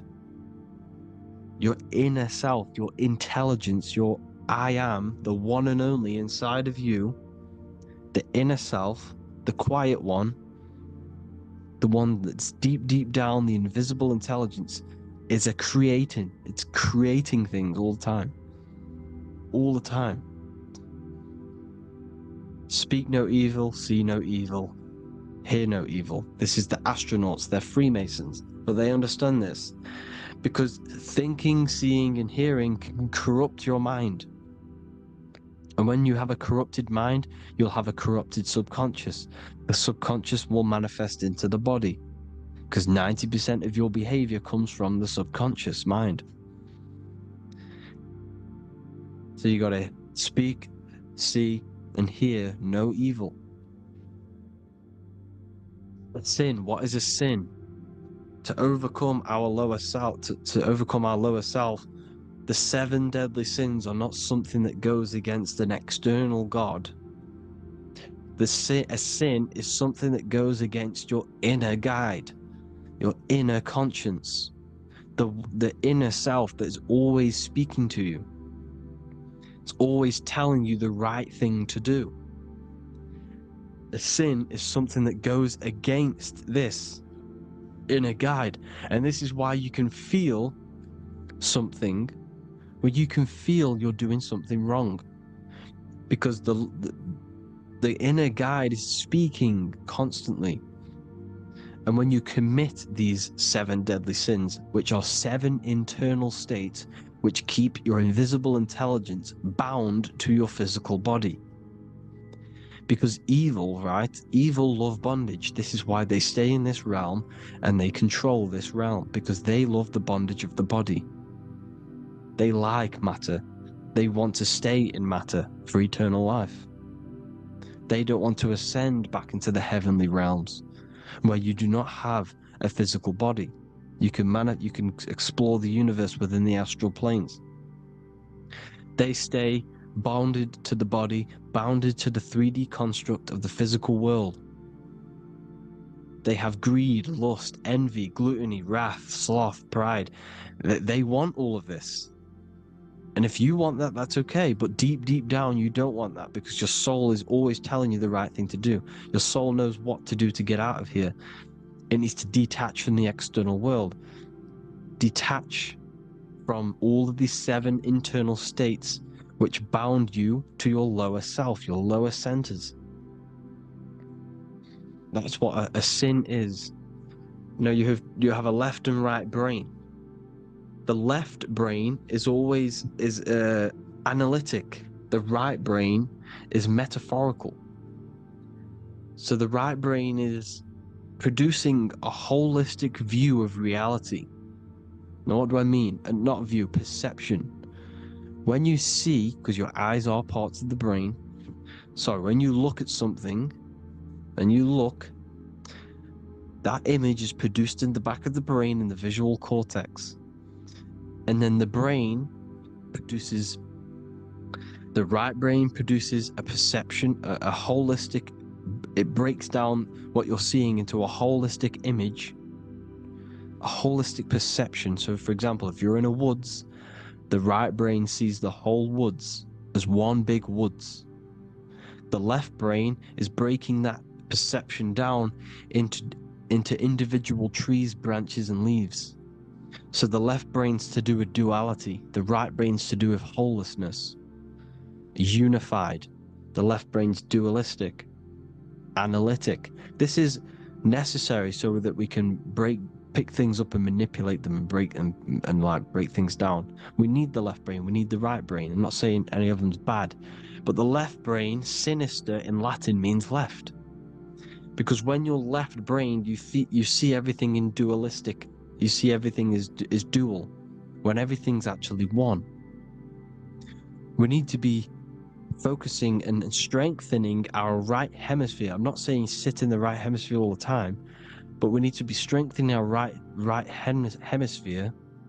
And this is why left is sin and right is right. Because when you focus on the right hemisphere, you see the holistic perception of creation. The right hemisphere sees humanity as one unified consciousness. The left hemisphere sees everyone as individual persons and egos. Because the left hemisphere is dualistic.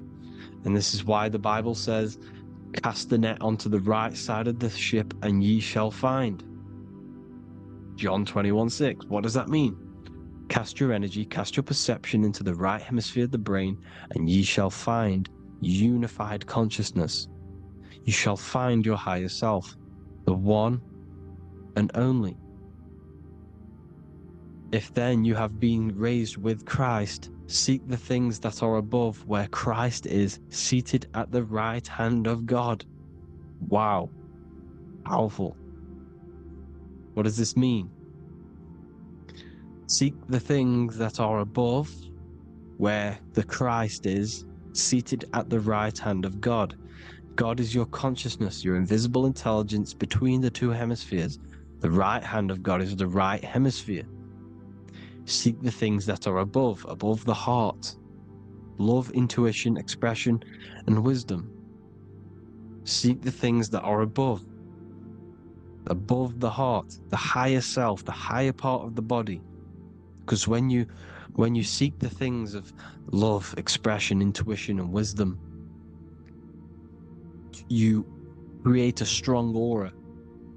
You attract the same frequency, and this frequency is heaven, God.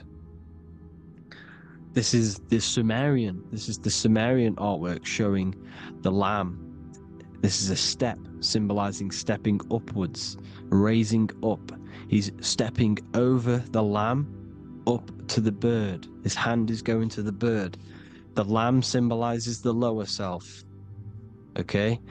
The bird with the wings is in the sky. It represents the higher self. This is why angels always have wings, because it represents the higher self in the sky. The lamb is a ground animal, symbolizing the lower self. He's stepping over the lamb to the bird, his higher self, his invisible intelligence. Horus and Set, Jesus and Satan. Look, Horus has an evil brother, Set, just like Jesus and Satan. Horus is a bird, higher self. Set is a ground animal, lower self, which is the devil and the angel on your shoulder. You see? The right and the left hemisphere. The two wings. So, the devil and angels always speaking to you. The higher and the lower self. It's the battle between the higher and the lower self. Between the invisible intelligence and the physical body, because the body's the one that wants the sugar, it wants the pleasure, it wants the sex, it wants the porn, it wants all of the materialistic things, it wants the 7 deadly things. Okay, it wants this. There's a battle between the higher and the lower self, your intelligence and the body. This is why you need to become balanced, so that there's a deep connection between the body and the invisible intelligence, the I am. You need to master your mind with discipline, and you gain a connection between the brain, the body and the intelligence. Resurrection, transmuting sexual energy. Okay, this is important. Res is Resh, which is Hebrew. The early Hebrew Resh symbol is the head. This is the head. Resh, erection. Erection is a sexual stimulation. Resurrection is rise erection. You got to raise your sexual energy up the base from the spine to the head. This is the Christ, the Christos. Because there's a psychophysical germ, psychophysical oil produced in the brain every month. Go and watch my other video on raising the chrism. Okay? And every month there's this fluid produced in the brain, which takes 2 trips, because one's produced by the pituitary, one's produced by the pineal, magnetic female, magnetic and electric charge.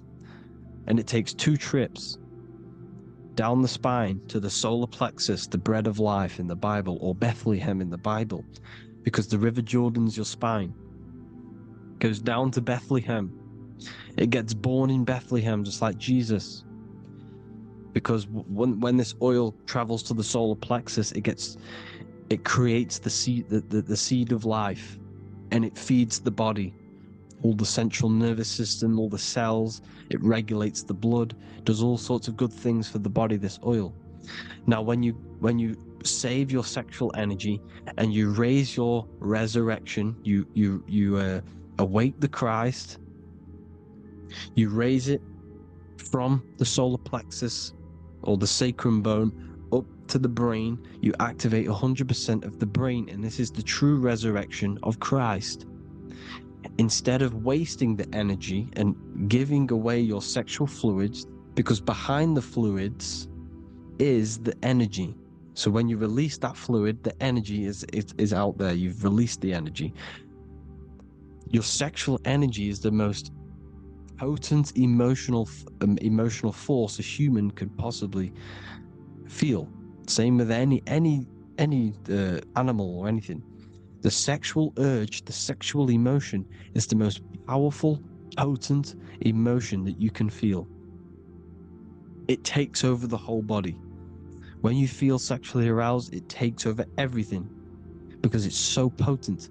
And when you fight the serpent, when you fight the sexual energy, which is shown here in the Egyptians, the cat cutting off the head of the serpent, or Hercules fighting the serpent, or in the Greek mythology fighting the seven-headed dragon, the seven chakras. The serpent is your sexual energy because it symbolizes your kundalini.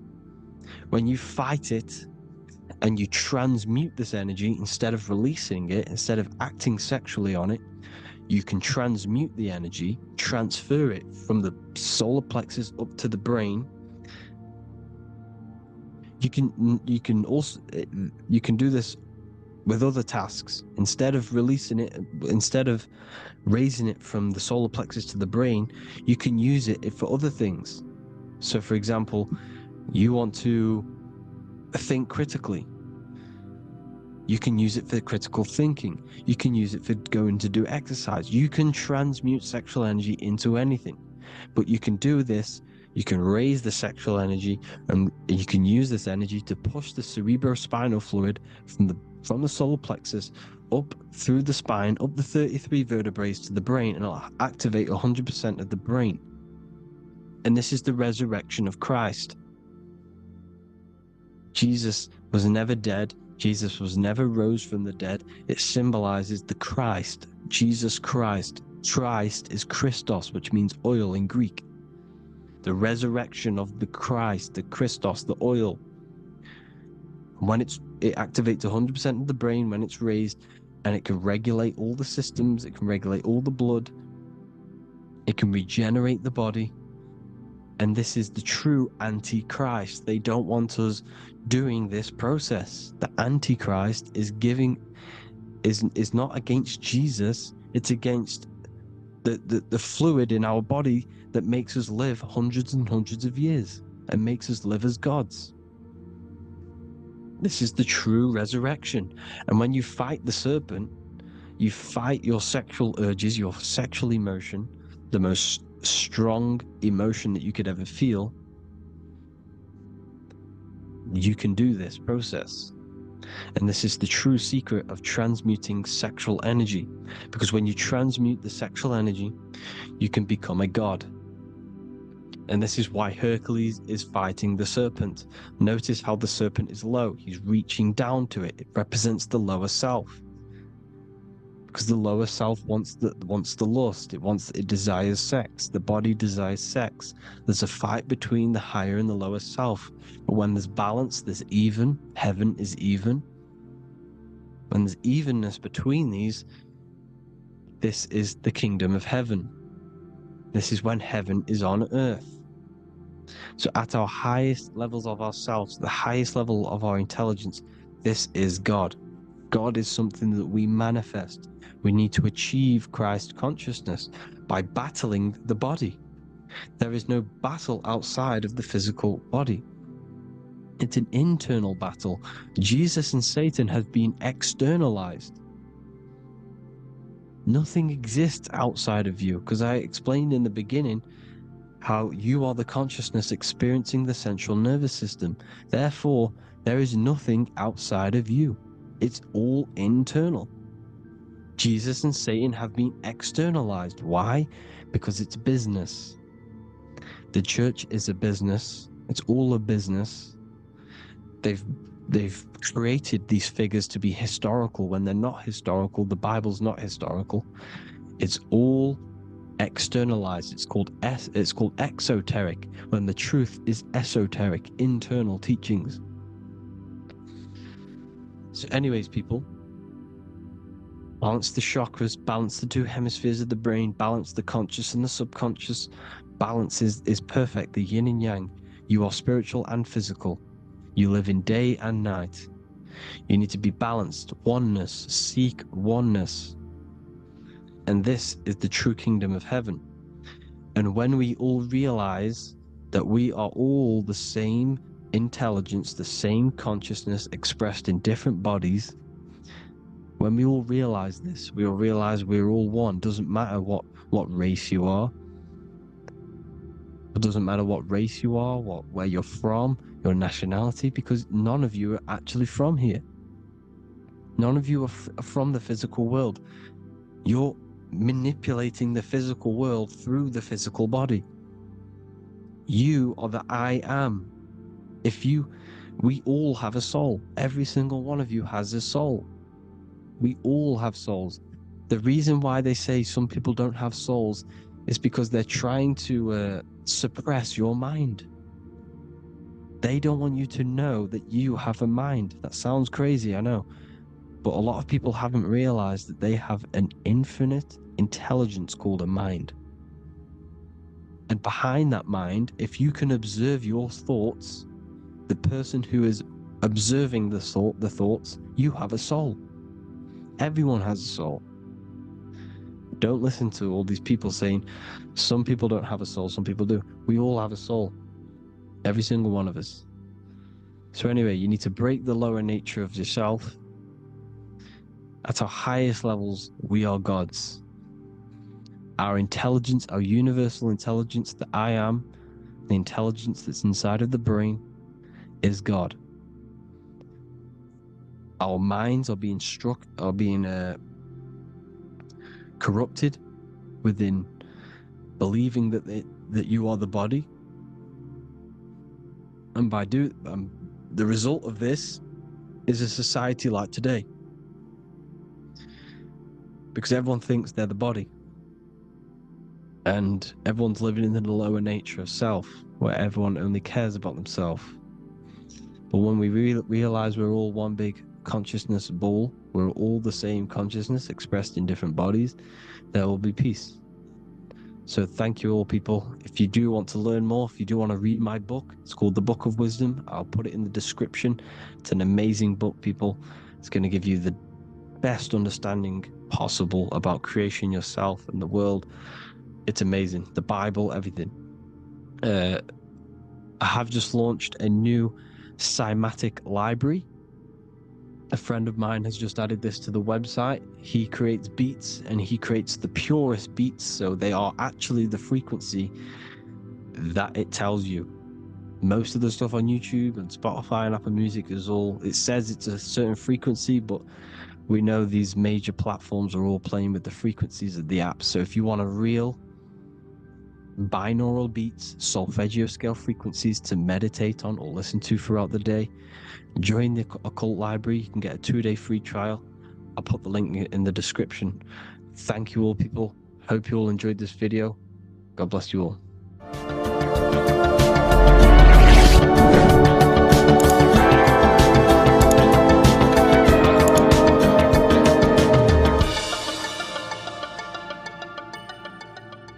Welcome to Revival of Wisdom. Welcome people, we're back with another video, and this video is about Freemasonry and their connection to the Illuminati. Please, as always, to make sure to hit that like and the subscribe button and turn on the notifications to never miss a video. On May the 1st, 1776, the founder of the Illuminati, Adam Weishaupt, founded this secret organization, and this date can be found in Roman numerals underneath the all-seeing eye pyramid on the $1 bill. This $1 bill also says Anno Coptus Novus Ordo Secularum. This is Latin for announcing the birth of the New World Order. This New World Order will be headed by Lucifer, the all-seeing eye, and followed by the 13 layers of bricks for the 13 elite bloodlines. So your Orsini's, Rockefellers, Rothschilds, Soroses, and the other 9 elite families. So when Adam Weishaupt created the Illuminati, he made it consisting of high-level degree Masons, French and Latin philosophers, and many more powerful people to all become one society. So this is why you see Masons using this same symbol of the all-seeing eye inside the pyramid. But not all Freemasons are part of this Illuminati secret society, As the 33rd degree Freemason Manly P. Hall said in his book The Secret Teachings of All Ages, Freemasonry is a fraternity within a fraternity, an outer organization concealing an inner brotherhood of the elect. So what he's saying here is that Freemasons have to go up the degrees of Freemasonry, and once they hit the top, they either get elected or not into these secret societies like the Illuminati, Skull and Bones, and Knights Templar. So when you see celebrities doing this one-eye symbolism, either covering one eye, doing the triangle, or doing 666 over one eye, this is showing and reflecting the symbolism of Freemasonry. They have taken the oath to never speak on anything they learn about Freemasonry. Duncan's Ritual of Freemasonry book states the oath they have to take. Quote, I ... of my own free will and accord, that I will ever conceal and never reveal any of the secrets, arts, points of Master Mason's degree to any person whomsoever. All this most solemnly, sincerely promise and swear. Now, this is what happens when they break the oath, stated in this book, quote, myself severed in two, my bowels taken from thence, and burnt to ashes.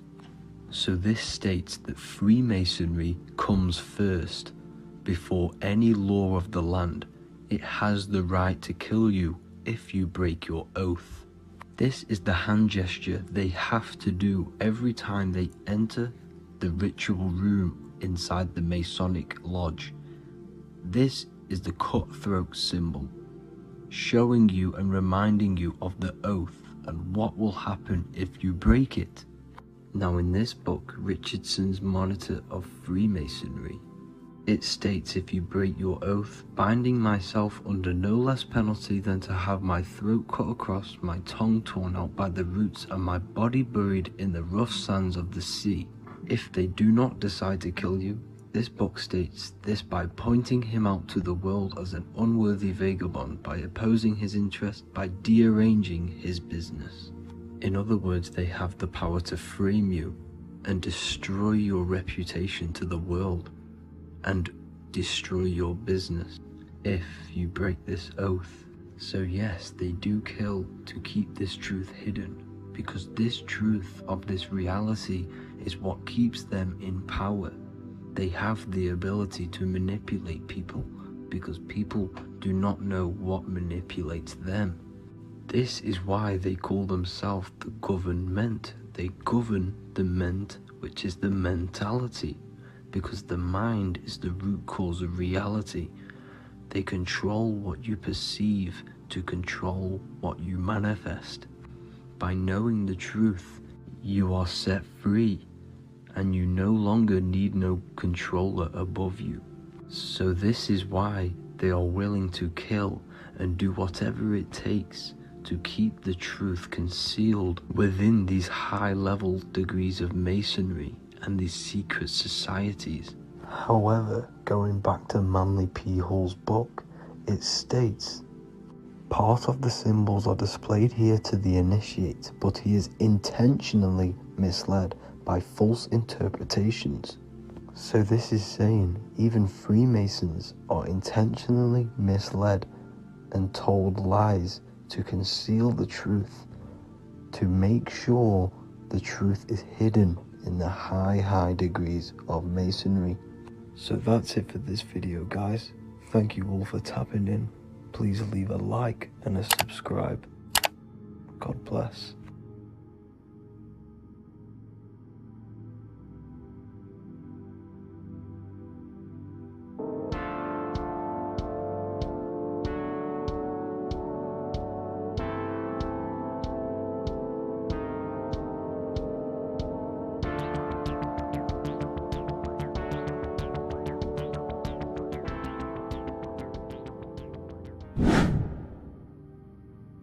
What is good, people? It's Revival of Wisdom. Today we're going to be talking about Saturn.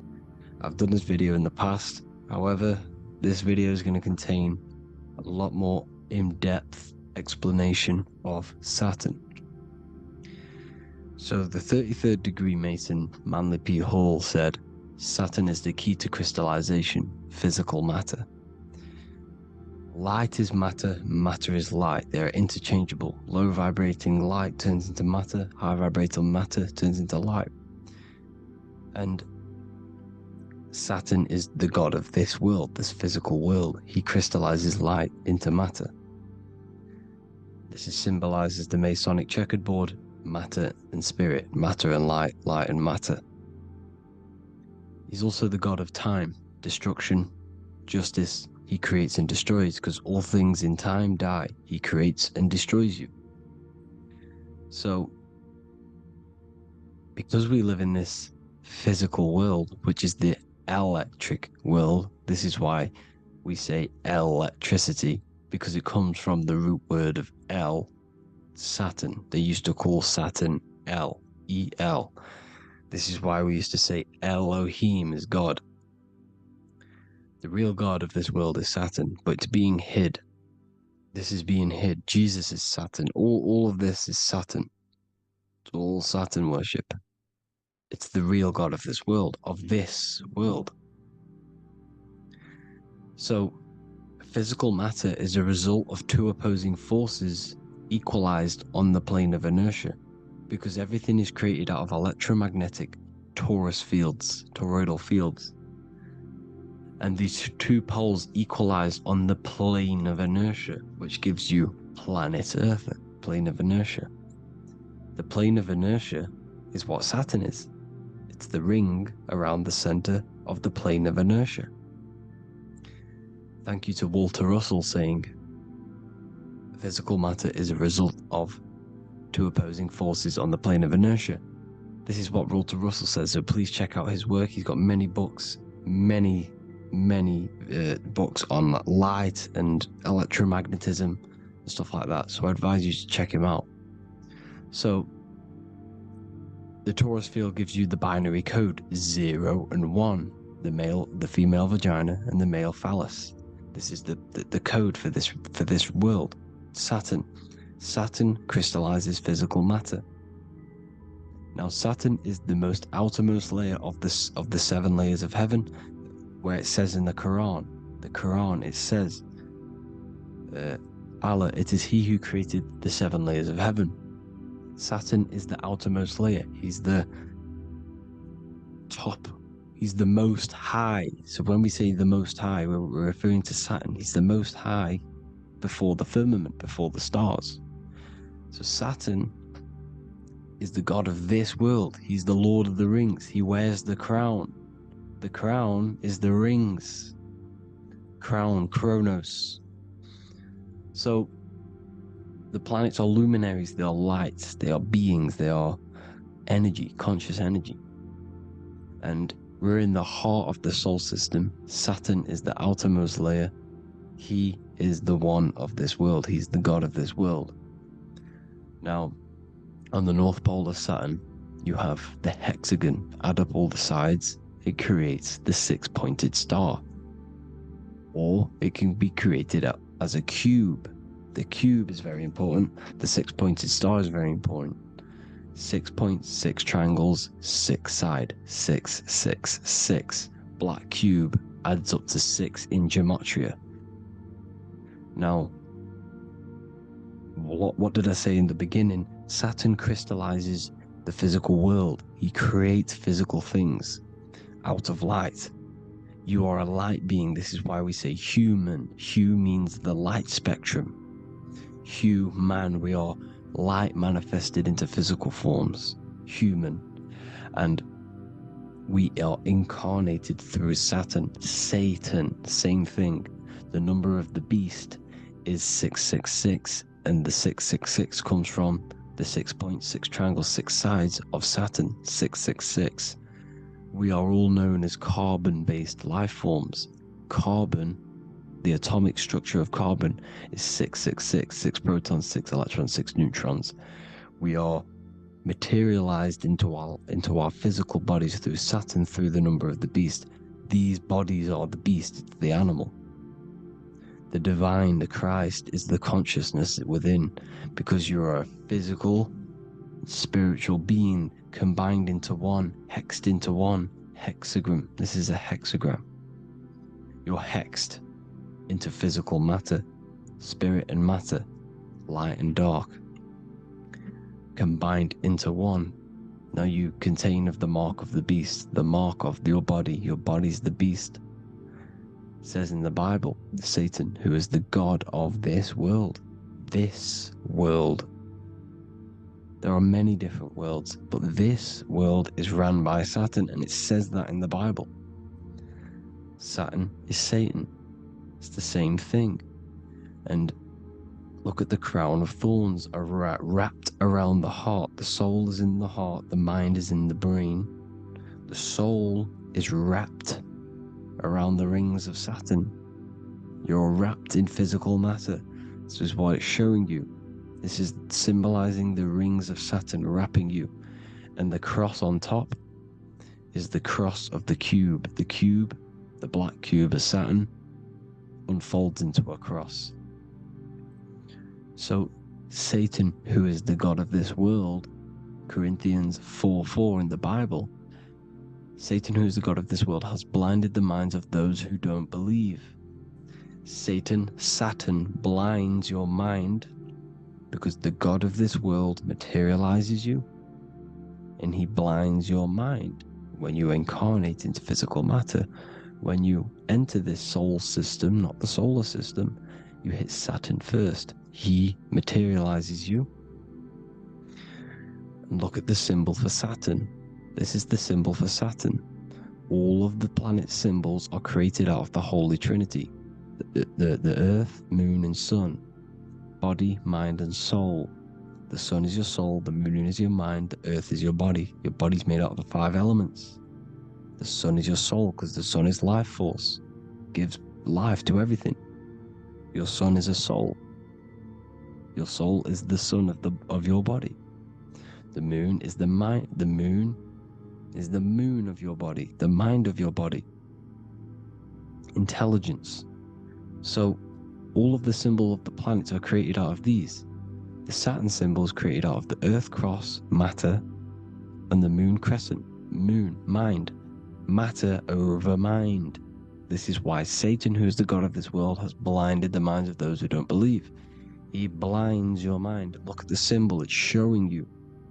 The Saturn symbol is matter over mind when it should be mind over matter. So we descend into a soul system, into our 666 Saturn carbon suit bodies, and we are matter over mind. Then we have to move up the spine to go back up to spirit, to mind over matter, where you manipulate your own reality. Now look at this, it creates the number 5. 5 is the number of change. You're moving from this side of the number sequence over to the right side. You're moving from the spiritual into the physical world. You're incarnating into the 5 elements, the 5 senses. So the cube, the black cube of Saturn, is another major symbol. Very important symbol. Here you see the cube, and the color black is associated with Saturn because Saturn's associated with death. He creates and destroys. Light and dark. Death is associated with black, spirit, because you can't see spirit, which is blackness. So the black cube is black because Saturn rules the nighttime, which is dark, blackness, and he rules the winter, which is death, blackness. So Saturn is the black cube. Cubes have 6 sides. Up, down, right, left, back, and forward. Cubes are 6-sided. Everything is 6-sided inside of this creation because you're incarnating, you're materializing, crystallizing into the cube, the world of the cube. Everything's a cube. Everything's got 6 sides. Here's Leonardo da Vinci showing you that you're in the cube. Leonardo da Vinci did this famous painting. You're in the cube, you're hexed into physical matter, where you're incarnated into the 3rd dimension, the 3-dimensional world, which is a cube, 3D. And black cube adds up to 6 sides of the black cube. The Kabbalah means cube god in Arabic. And look at what they do. They worship the cube, the black cube, and they stand in rings like the rings of Saturn. Australia, Denmark, Manhattan, Santana all have these black cubes. You go to New York, you will see the black cube there as well. These black cubes are everywhere because it is the real God of this world.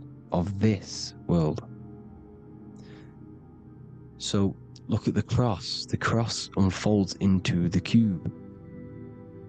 Xbox, Nintendo GameCube, Sega Saturn, anything to do with a simulated gaming reality, they put Saturn in it because we're in the simulation of Saturn. This is a simulation. And this is why they reflect this through the Xbox, GameCube, Sega Saturn, anything to do with gaming, simulations, is all Saturn. Because we're in the cube of Saturn, the black cube. We're in the GameCube, the Xbox, the Sega Saturn. As above, so below. So they reflect it through the simulations that they create inside of this simulation. Cubes have 8 points for the 8 points of time and space. 8 is the number of time. Everything's cycling, infinity. So, look at the cube. The cube is symbolized as in Judaism. The Judees have the black cube. They wrap themselves in a black band and they cover their eyes into blackness. The black cube for the black cube of Saturn. They use the star as Saturn, and they worship their god on Saturn Day because it's all Saturn worship. And look how the Saturn god is wrapped around with these thorns or leaves, just like Jesus is wrapped around his heart. And Jesus on the cross is us on the cross. We are in the cross. We are in the cube. The cross is the cube. And the cross is even in the Saturn symbol. This is another symbol for Saturn. There's 2 symbols. You got this one, the one I've just broke down. And there's this one. This is the cross of Saturn, the cube god, the simulation, the game cube. Now, Chronos is another word for Saturn. Chronos means time. When you clock into work, you go to the Chronos machine. Well, I did anyway. And I tap my card on the Chronos, because Chronos is time. Anything to do with time is Saturn. He creates and destroys. Look at the artwork of Saturn with the sand, the time. Look at this, how he's cutting off the baby's wings. He's crystallizing the spirit into matter. He's cutting off your wings. Satan, in the Bible, he falls from heaven into earth and he loses his wings. He becomes a serpent. See that's it's all symbolic for us. We are the fallen angels, fallen angles of light.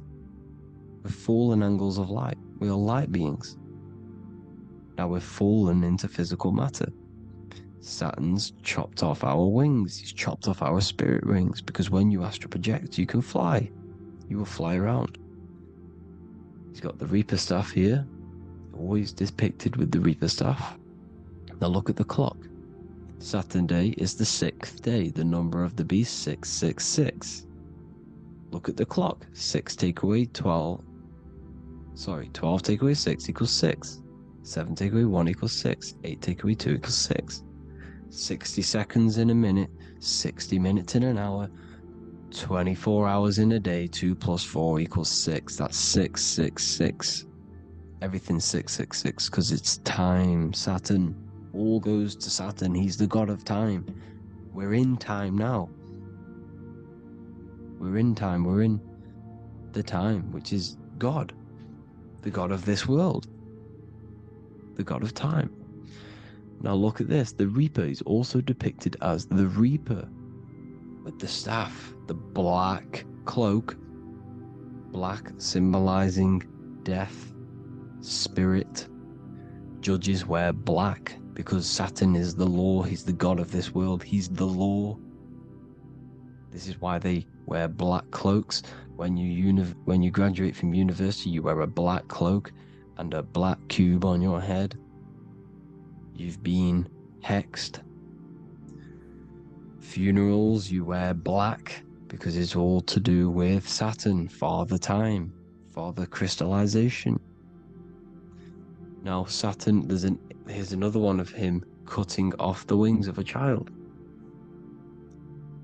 Because he cuts off the wings. He creates and destroys your body. We're in the electrical world. Everything that is electrical vibrates. All vibrations have to come back to a standstill point, which is death. This is why your body dies. Your atoms stop vibrating. Corona. Look at the crown. The crown is the corona. Corona means crown. And look at this is an alcohol brand for beer. You can see the staff of Saturn in the symbol with the moon crescent. Corona, which is the crown, Saturn, the crown on Saturn, the rings. And then you've got the staff. It's all Saturn worship.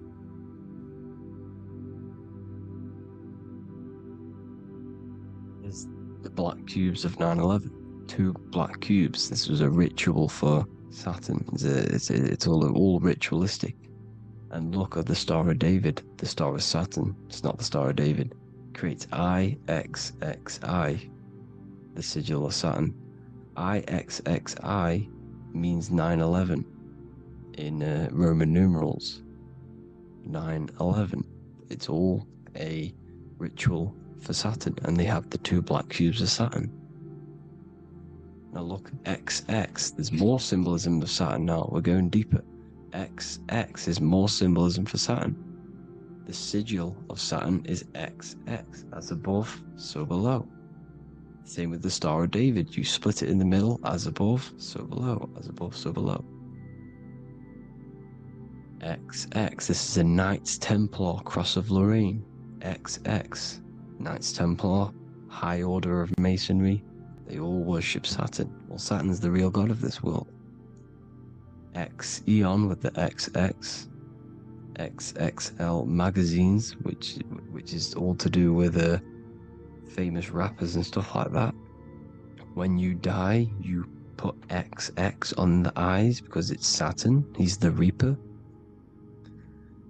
Is Jesus with the XX crown with the thorns around his heart, around his soul, with the cube on the top, the cross cube.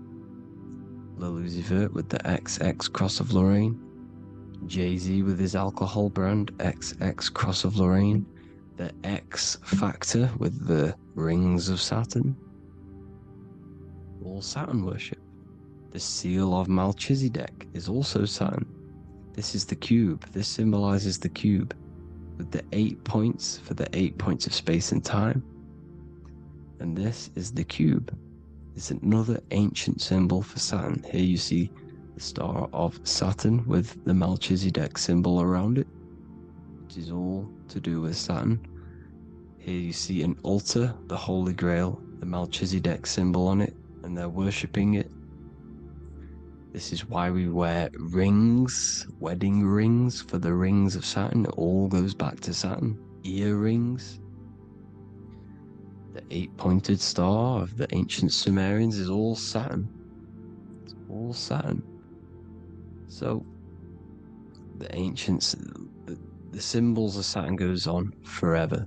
It's in all of the major corporations. You can see it everywhere, the rings of Saturn. Toyota is an obvious one. Internet, Nike, Target, Sega, Saturn. It's all Saturn worship. All Saturn worship, because he is the real god of this world.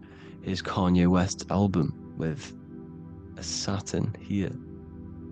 Here's Michael Jackson's album saying X, escape. There's the X again. The X, escape. You have to escape this reality. Maybe that's what he's pointing at. Here you see it on the dollar bill. The star of Saturn. Here you see it again on the dollar bill. So that is it for today's people. I hope you all gained some insight on Saturn. Please like, comment, and share if you can. Subscribe if you like the channel. Please have an amazing day. God bless.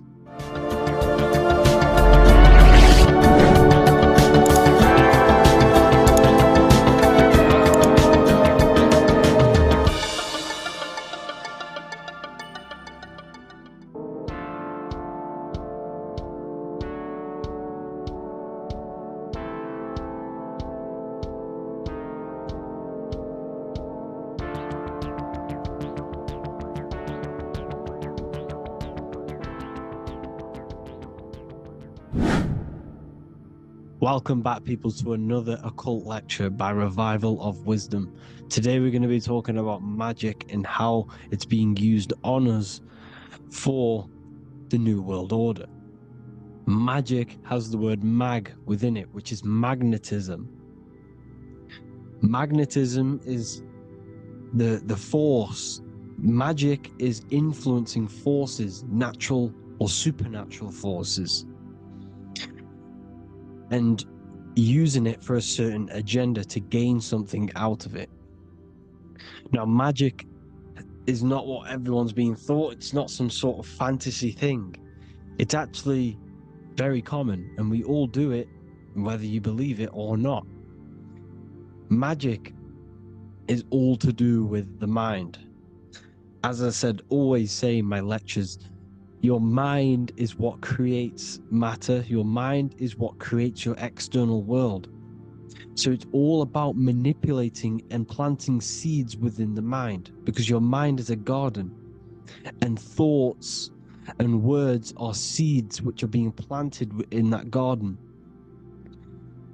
Your life, your physical life, the people you have in your life, your friends, your car you own, the job you have, is all a reflection of the thoughts that you've been thinking in the past.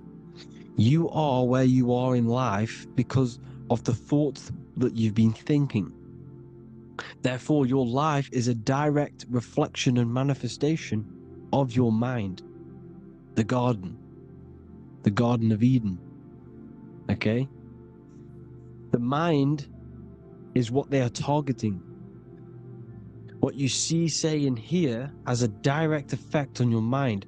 Me talking to you is influencing you. The words I'm saying is planting seeds within your mind. Now it's up to you to consciously act on these thoughts or these words, or to maintain these words. As above, so below. As within, so without.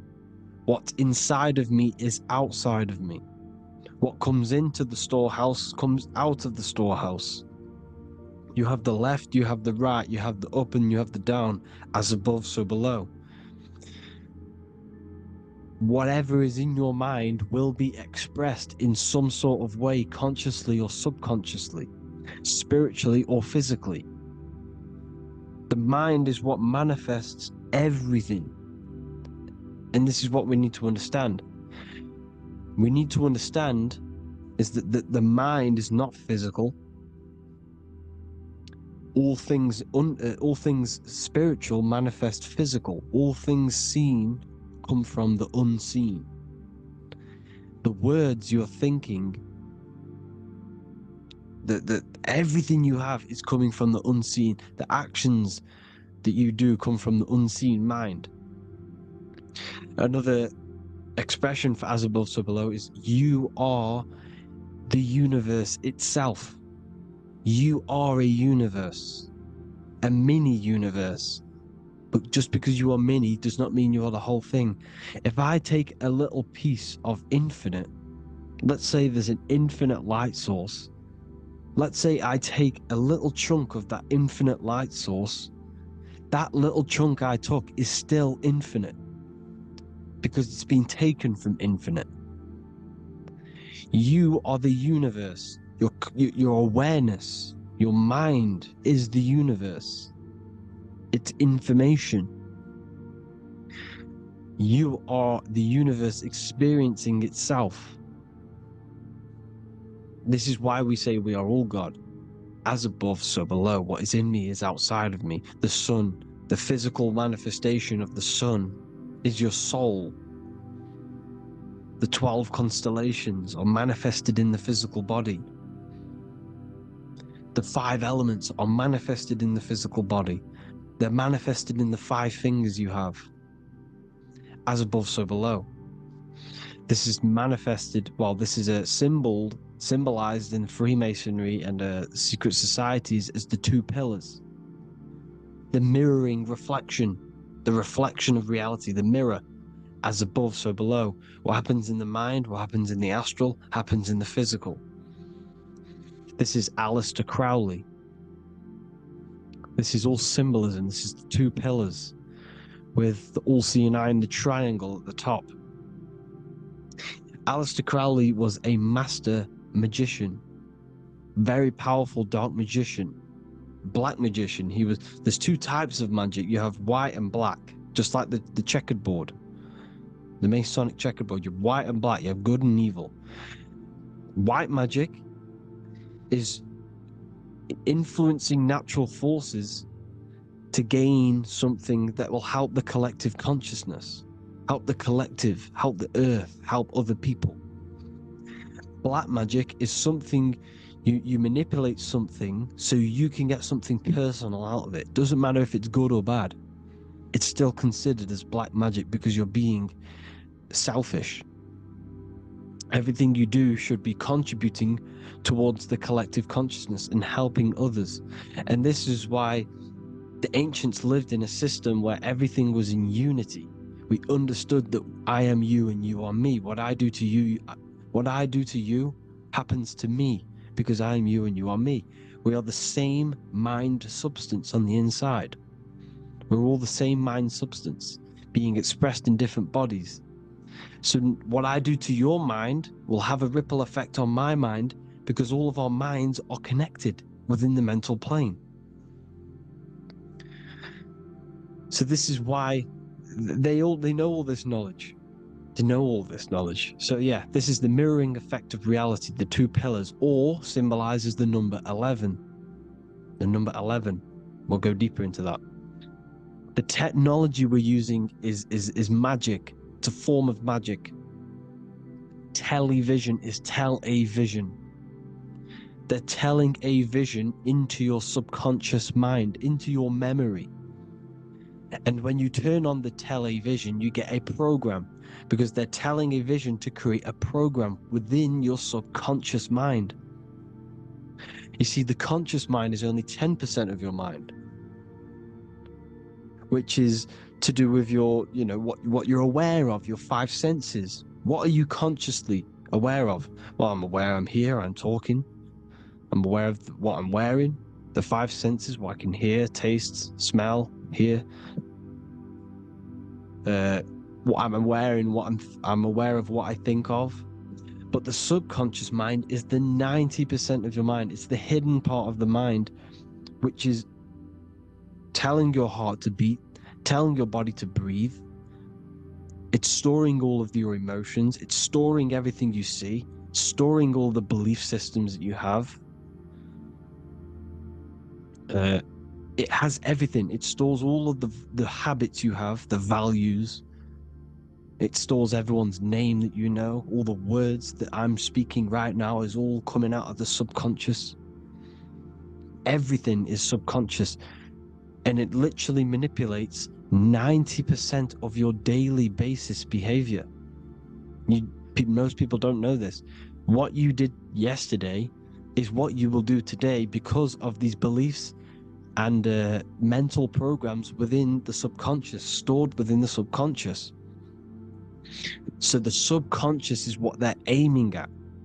They're trying to create programs within the subconscious because the subconscious manifests 90% of your thought patterns, 90% of your actions and words. They know all this stuff. So the subconscious mind is the most powerful part of the mind. Another way the subconscious manifests and influences your life is, let's say you were in a car crash years and years ago, 10 years ago. Let's say you're in this car crash, right? And you really hurt yourself. The emotion you felt in that time when you were injured in that car crash had a great impression on your subconscious mind. You see, the stronger you feel something emotionally, the stronger impact it has on the subconscious. You can remember and recall that moment, and very vividly, because of the impact it had on the subconscious. For example, you become that terrified of cars that it manifests into your life today, that you are wary to go in certain cars. You don't want to go in cars at all, maybe, because of that moment that stored within the subconscious. And it will manifest into anxiety. It will manifest into not going into cars. It will manifest into depression, maybe. These things, these emotional, very emotional, traumatic events have a great impression on our subconscious, and they control your life. This is why you need to meditate and let go deep within yourself and let go of these internal, deep emotions that you may have repressed and keep pressing down and ignoring. But you need to address it and let go of these subconscious impressions you have, which are controlling your life, like anxiety, depression. All of these things are stemming from things that are stored within your subconscious years and years ago, more than likely.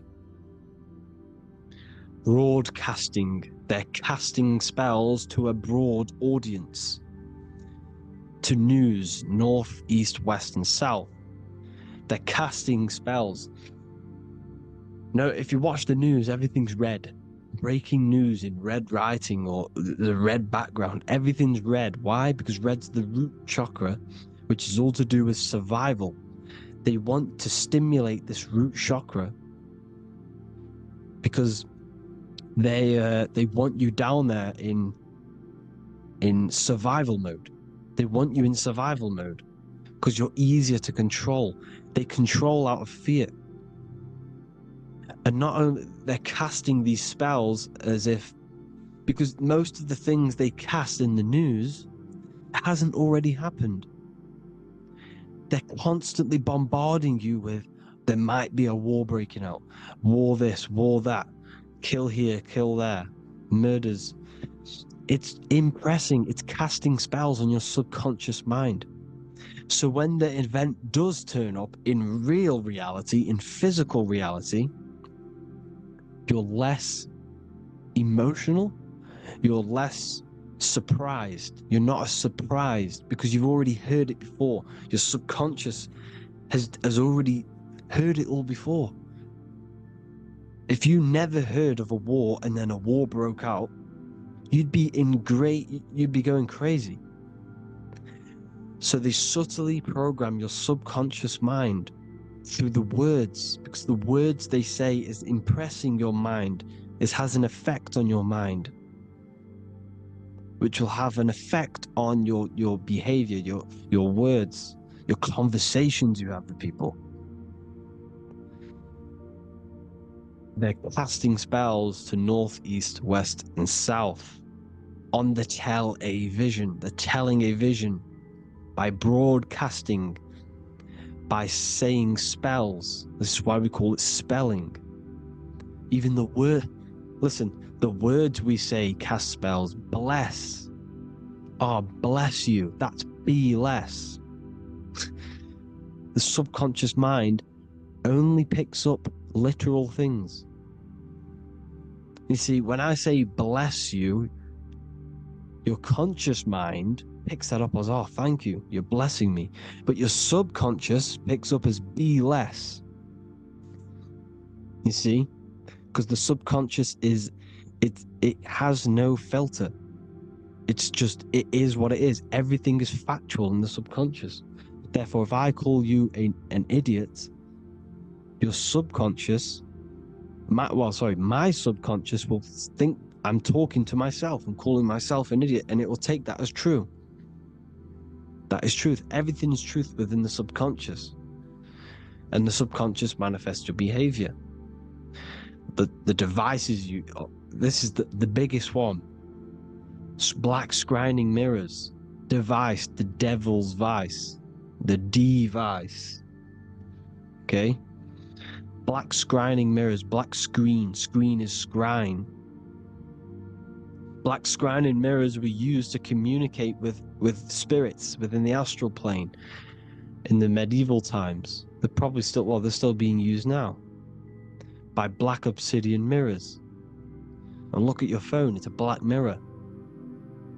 And there's some sort of, I'm not saying this is facts, but personally I believe these are portals for spirits and ethereal entities to come into your life, to come into your surroundings. So this is the next big thing. The TVs, your iPhone, your iPod, all black mirrors. And mirrors are very, very powerful. Even just a normal mirror. Mirrors have an effect. Whatever you say into a mirror, what you say is energy. And when you say something into a mirror, you're saying it into yourself. It's an infinite cycle of words, of energy, because it's being reflected infinite times. When you say something into a mirror, it has a massive effect. You're saying it directly into your eyes, into your mind. So what you say in a mirror should be said with precaution. Never say anything negative into a mirror, because mirrors are very, very powerful ways for you to reprogram your subconscious mind for the good. You can say very positive things into mirrors and it will reprogram your subconscious mind. Okay? Manifesting is all magic. It's all magic. Everything is magic. But consciously doing it is what they're doing. They hid this knowledge. Your phone is magic. It manipulates your mind. The iPhone. Okay? See, magic isn't all of this with wands.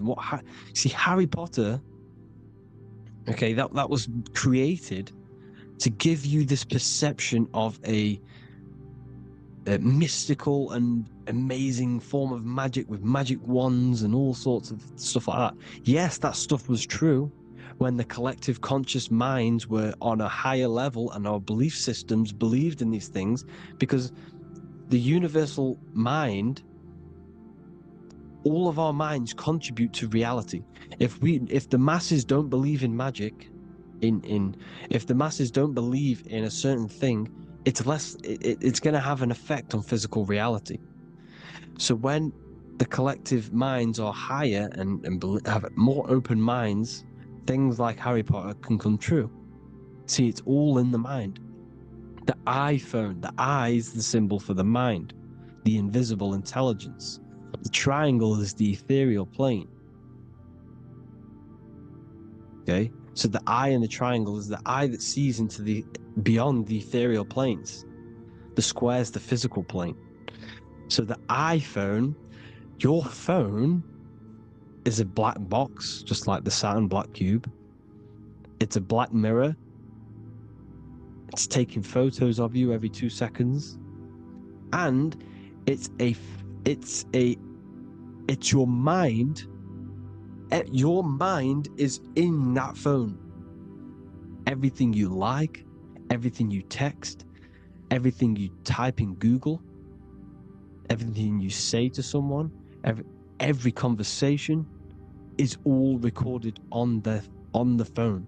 Therefore, it is a direct reflection of your mind. Your mind is imprinted into your phone, because your mind, everything you think in your mind, you're manifesting into typing, saying, taking pictures into the phone, and it's collecting it and storing it. And what they're doing, and this is for all forms of magic, it's manipulating the mind. It's all manipulating the mind. Reels, Instagram, TikTok, this is all dopamine. It's all controlling the mind. Every like you get, every follow you get, every share that you get is dopamine within your brain. They're literally targeting your brain and mind.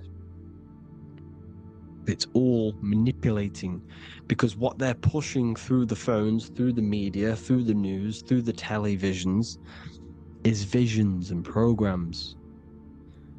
You are the one manifesting the New World Order. They're not manifesting the New World Order.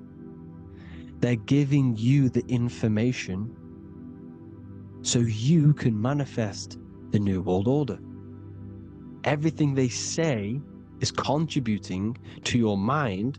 For example, digital money and all the information they put out for you to see is contributing to your enslavement. Your mind is manifesting the New World Order. They know this.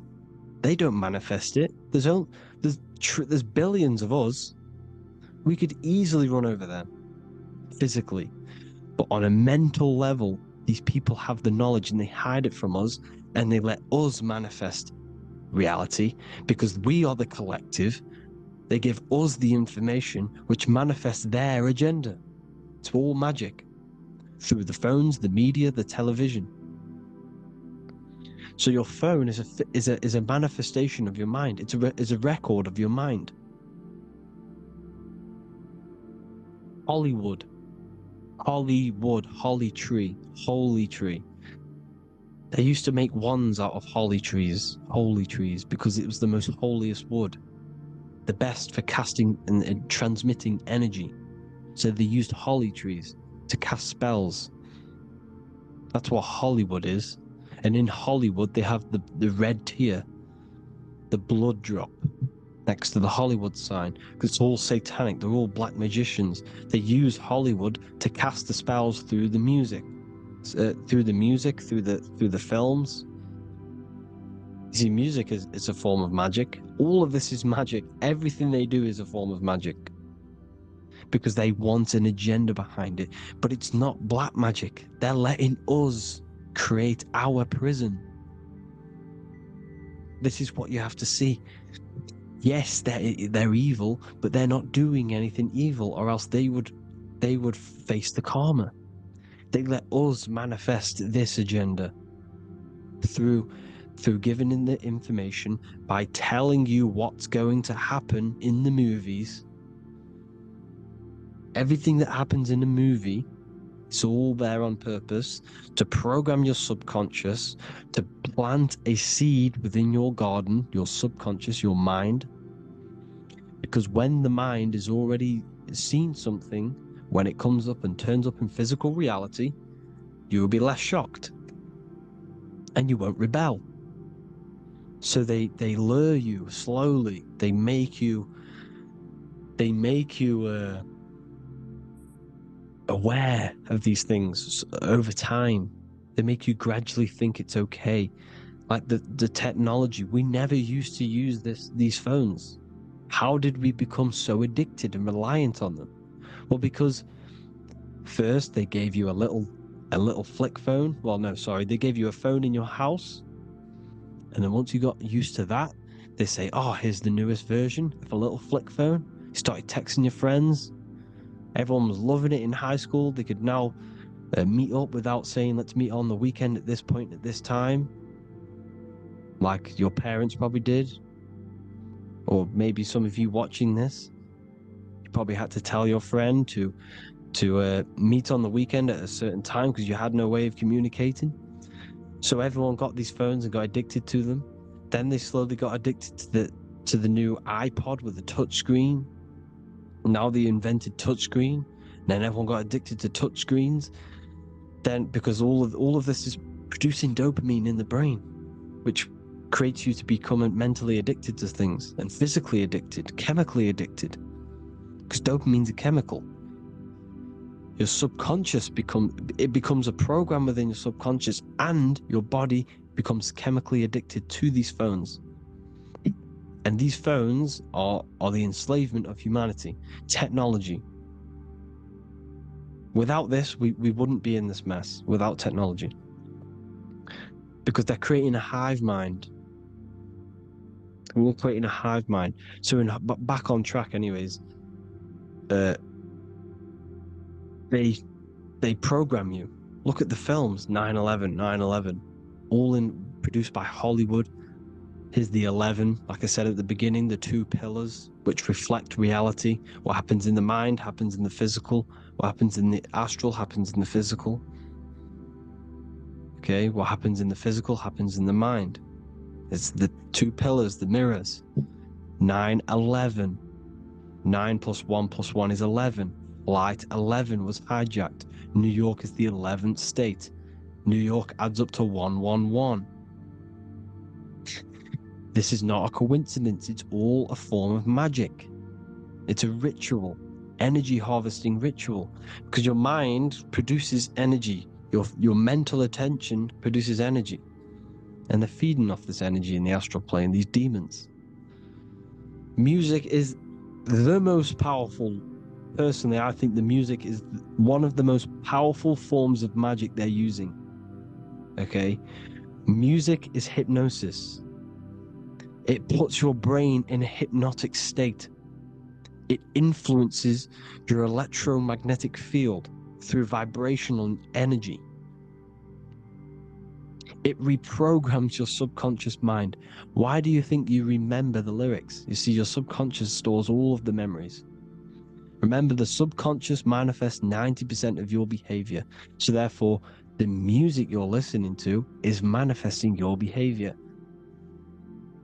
You wondered why some people wonder why they have drug addictions and they can't get out of violence and they can't get out of all this negative mind space. It's because the music they're listening to is creating a negative mind space. The words you listen to have plant seeds within your mind. So the reason you remember the lyrics is because that song created a program within your subconscious. Yes, that is what happens. You can use magic to reprogram your mind, but you can use music to reprogram your mind because it's all forms of magic.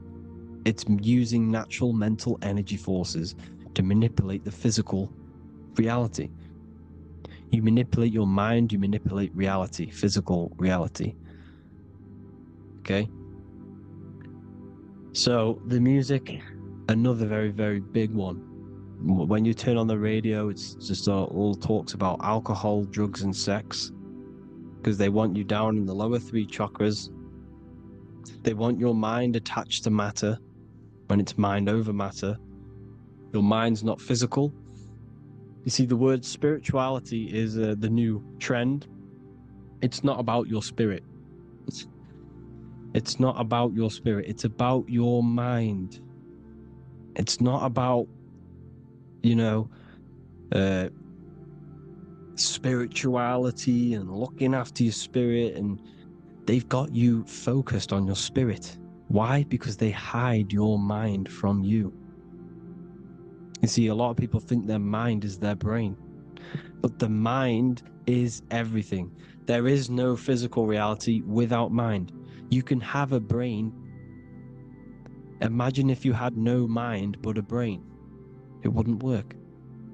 The mind is everything. The mind controls your avatar. It begins in the mind before it happens in the brain. Then the brain manifests through the body. The brain's just an electrical computer. So that, they've got people scared, or do I have a soul or not, and all this stuff. Listen, if you have a mind, you have a soul, because you are not the mind.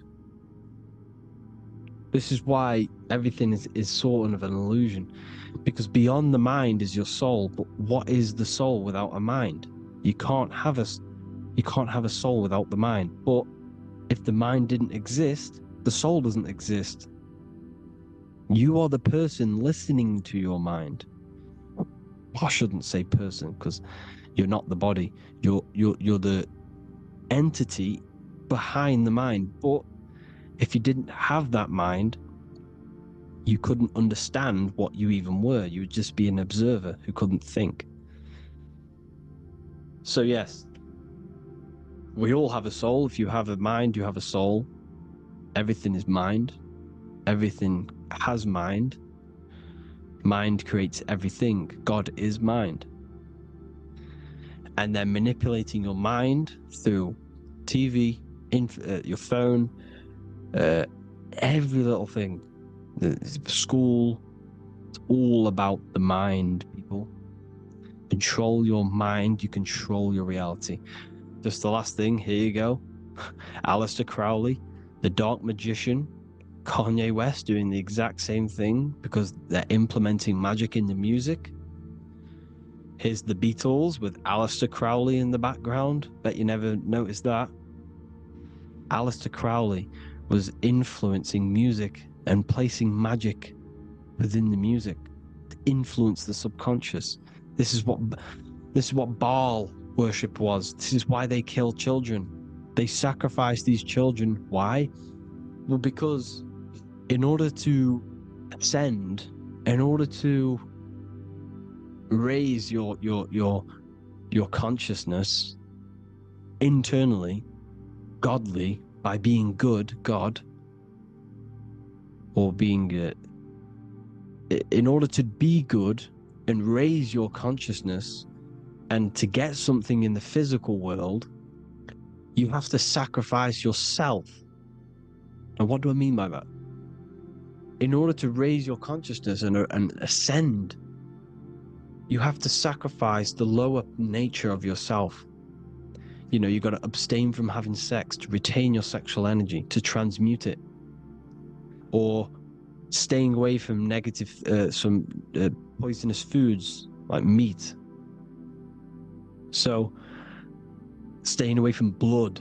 We shouldn't be consuming other animals' blood. We should be keeping our blood pure. We are humans. We shouldn't consume chicken blood, chicken germs. We are the most divine creatures on this creation. We are the most intellectual creatures in this creation. Therefore, we should keep our temples pure. We are not animals. If you want to associate yourself with an animal, go out in the wild, go and find a wild boar, and go and try rip its guts out with your bare teeth, because you can't do it. You're not a carnivore. Okay? So in order to ascend, you have to kill and sacrifice your lower part of yourself to ascend up to your spirit self, your mind self, the highest version. And the elites don't want to do this. So they sacrifice other things like babies to kill them, to exchange their life over to the astral plane, so these demigods in the astral plane can give them something in return in physical. They don't want to sacrifice their lower self, so they sacrifice other things for exchange, for physical pleasure. But the godly person sacrifices their lower self for their higher self to do good and ascend. So this is what all the Baal worship is, people, and this is why they're doing it. Hope you all had an amazing lecture. If you haven't already, go and get the Book of Wisdom for more information. You know, I don't go into dark stuff in this book, because all I do is enlighten people in this book. You can get it in Spanish, English, German, Italian, and French. Worldwide shipping. You can get the PDF or paperback. Or there is also a new one called the Human Health Guide 2.0. It gives you a list of all the foods, grains, oils, nuts, you know, everything that's alkaline and positive for the body and not man-made and hybrid. It tells you all the products to stay away from, how to fast, how to improve vision, how to improve everything, literally. So the Human Health Guide has been released. If you want that, I'll pull all the links in the bottom of the description. Hope you all enjoyed the lecture, people. God bless you all.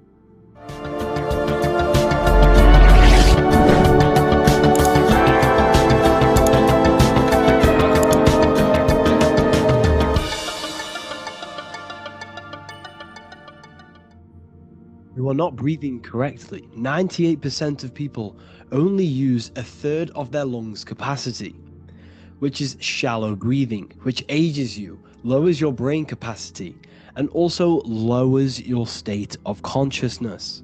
So it's essential that you breathe consciously on a day-to-day basis, because this is what truly elevates your consciousness.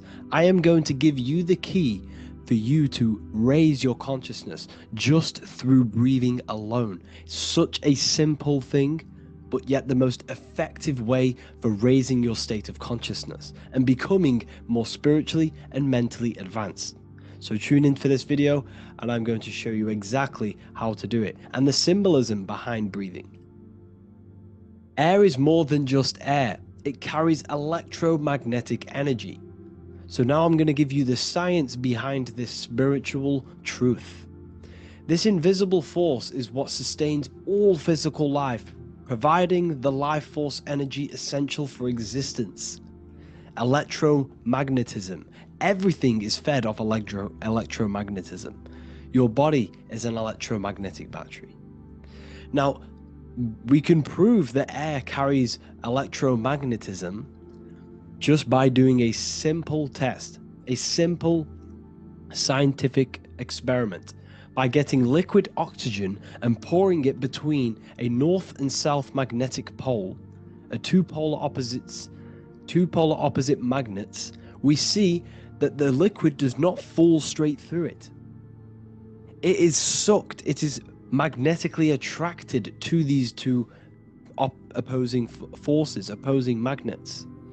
This is proof that air, liquid oxygen carries electromagnetism. When you are breathing electromagnetism, the essential life force behind all living beings. This is known as energy or prana, chi, ether or spirit. This is all the same thing.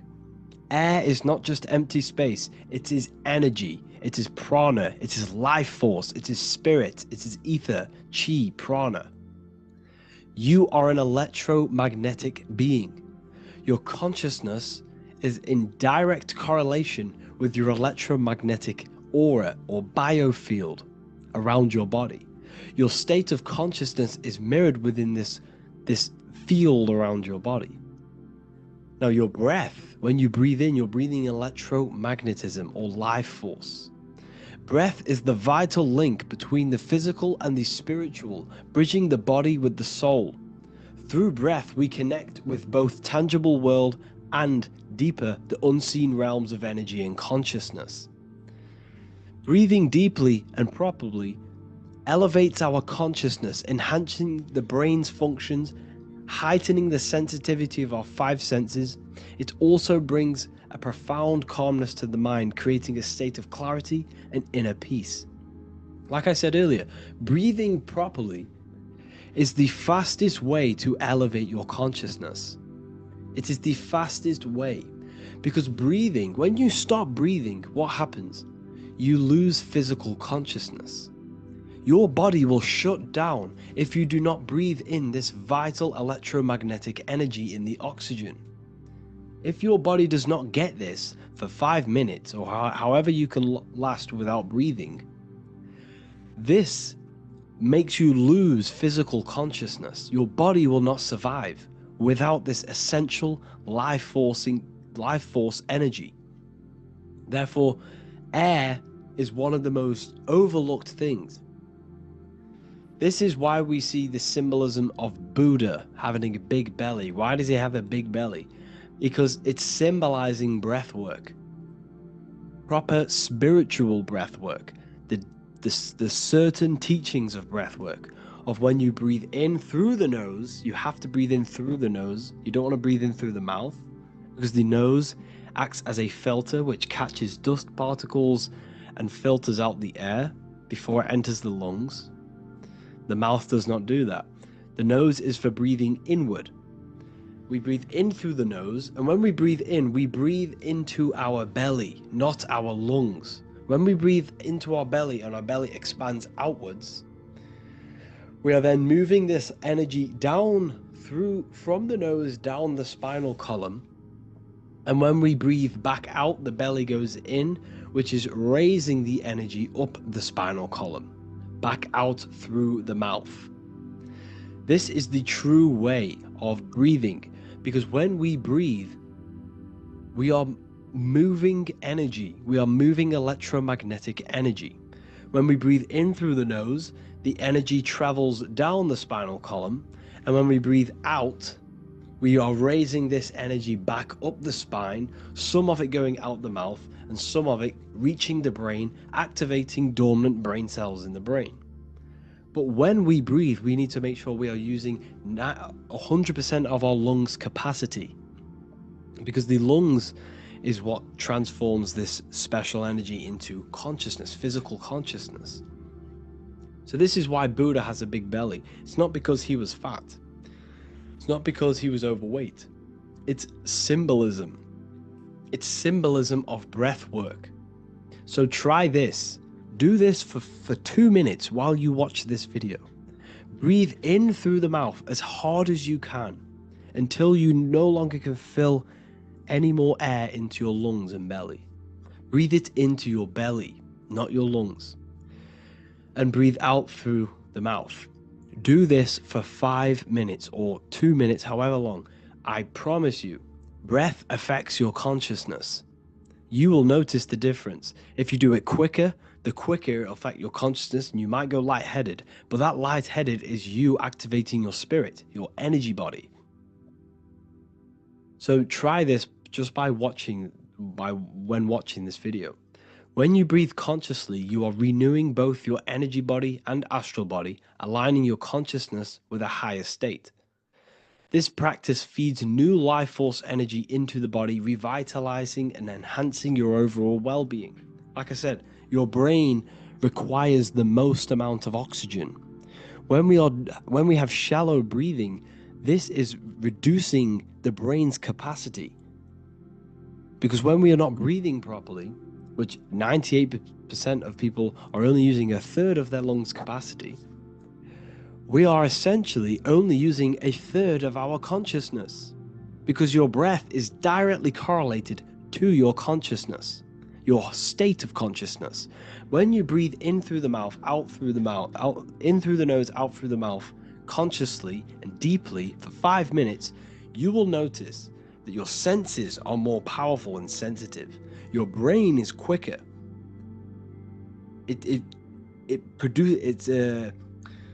What's the word?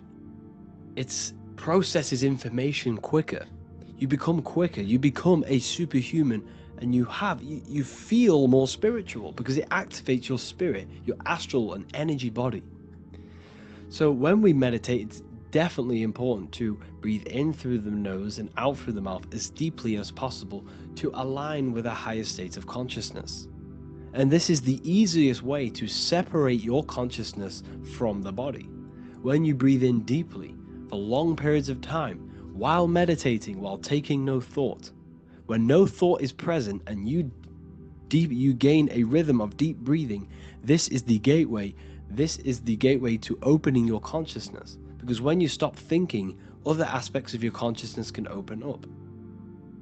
All of our lives we've been thinking, which is blocked off the higher states of consciousness. So breathing is very, very important. It affects our overall well-being. And this is Yahweh, the in and the out of breathing. When we breathe in, this is Yah. You can hear it. It sounds like Yah.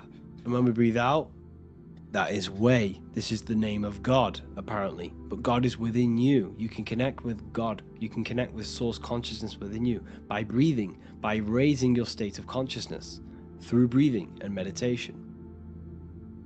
This is why the Bible tells you the Spirit of God has made me, and the breath of the Almighty gives me life. You are consciousness. You are God. You're an extension of God's consciousness. Job 27:3. As long as my breath is in me and the Spirit of God is in my nostrils.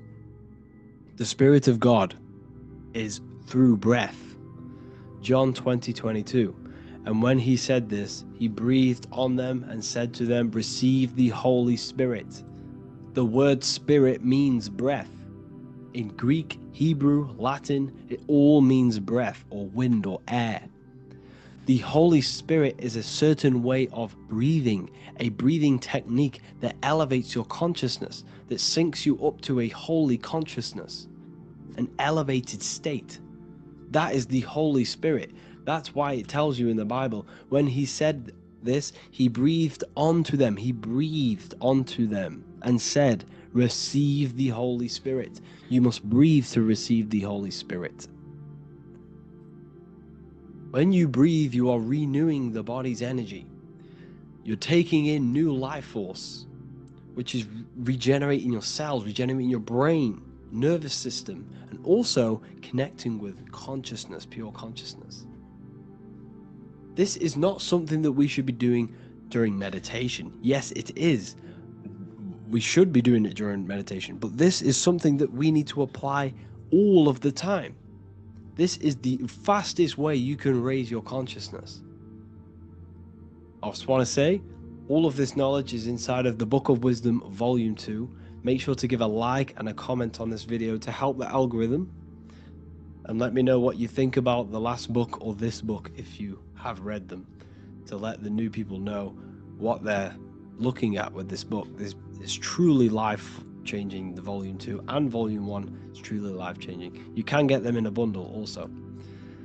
Learn hidden knowledge inside of the Ethereal University. This is where truth seekers belong.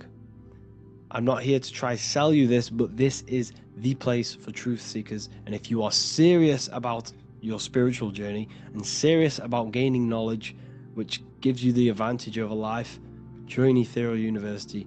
This will definitely help you. Thank you for watching this video. Please leave a like and comment. Make sure to give me any suggestions on videos you want me to make in the future. Thank you all. You don't just have a physical body. You have a physical, mental, spiritual, and emotional body. Each one of these aspects are a body of its own. Body does not just refer to a physical substance. You have a mental body for thinking, an emotional body for your emotions, a spiritual body for your energy in your astral form, and a physical body to encapsulate all of these. Each four of these aspects are essential for the human experience and essential to balance. Now, today we're going to be syncing the four aspects of your consciousness with the four seasons and the four elements, and how this ties into the Bible. So we have four physical elements. We have 5 elements in total, spirit being the most important, but spirit is pure invisible. We have 4 physical elements. We have air, fire, earth, water. Earth and water are feminine.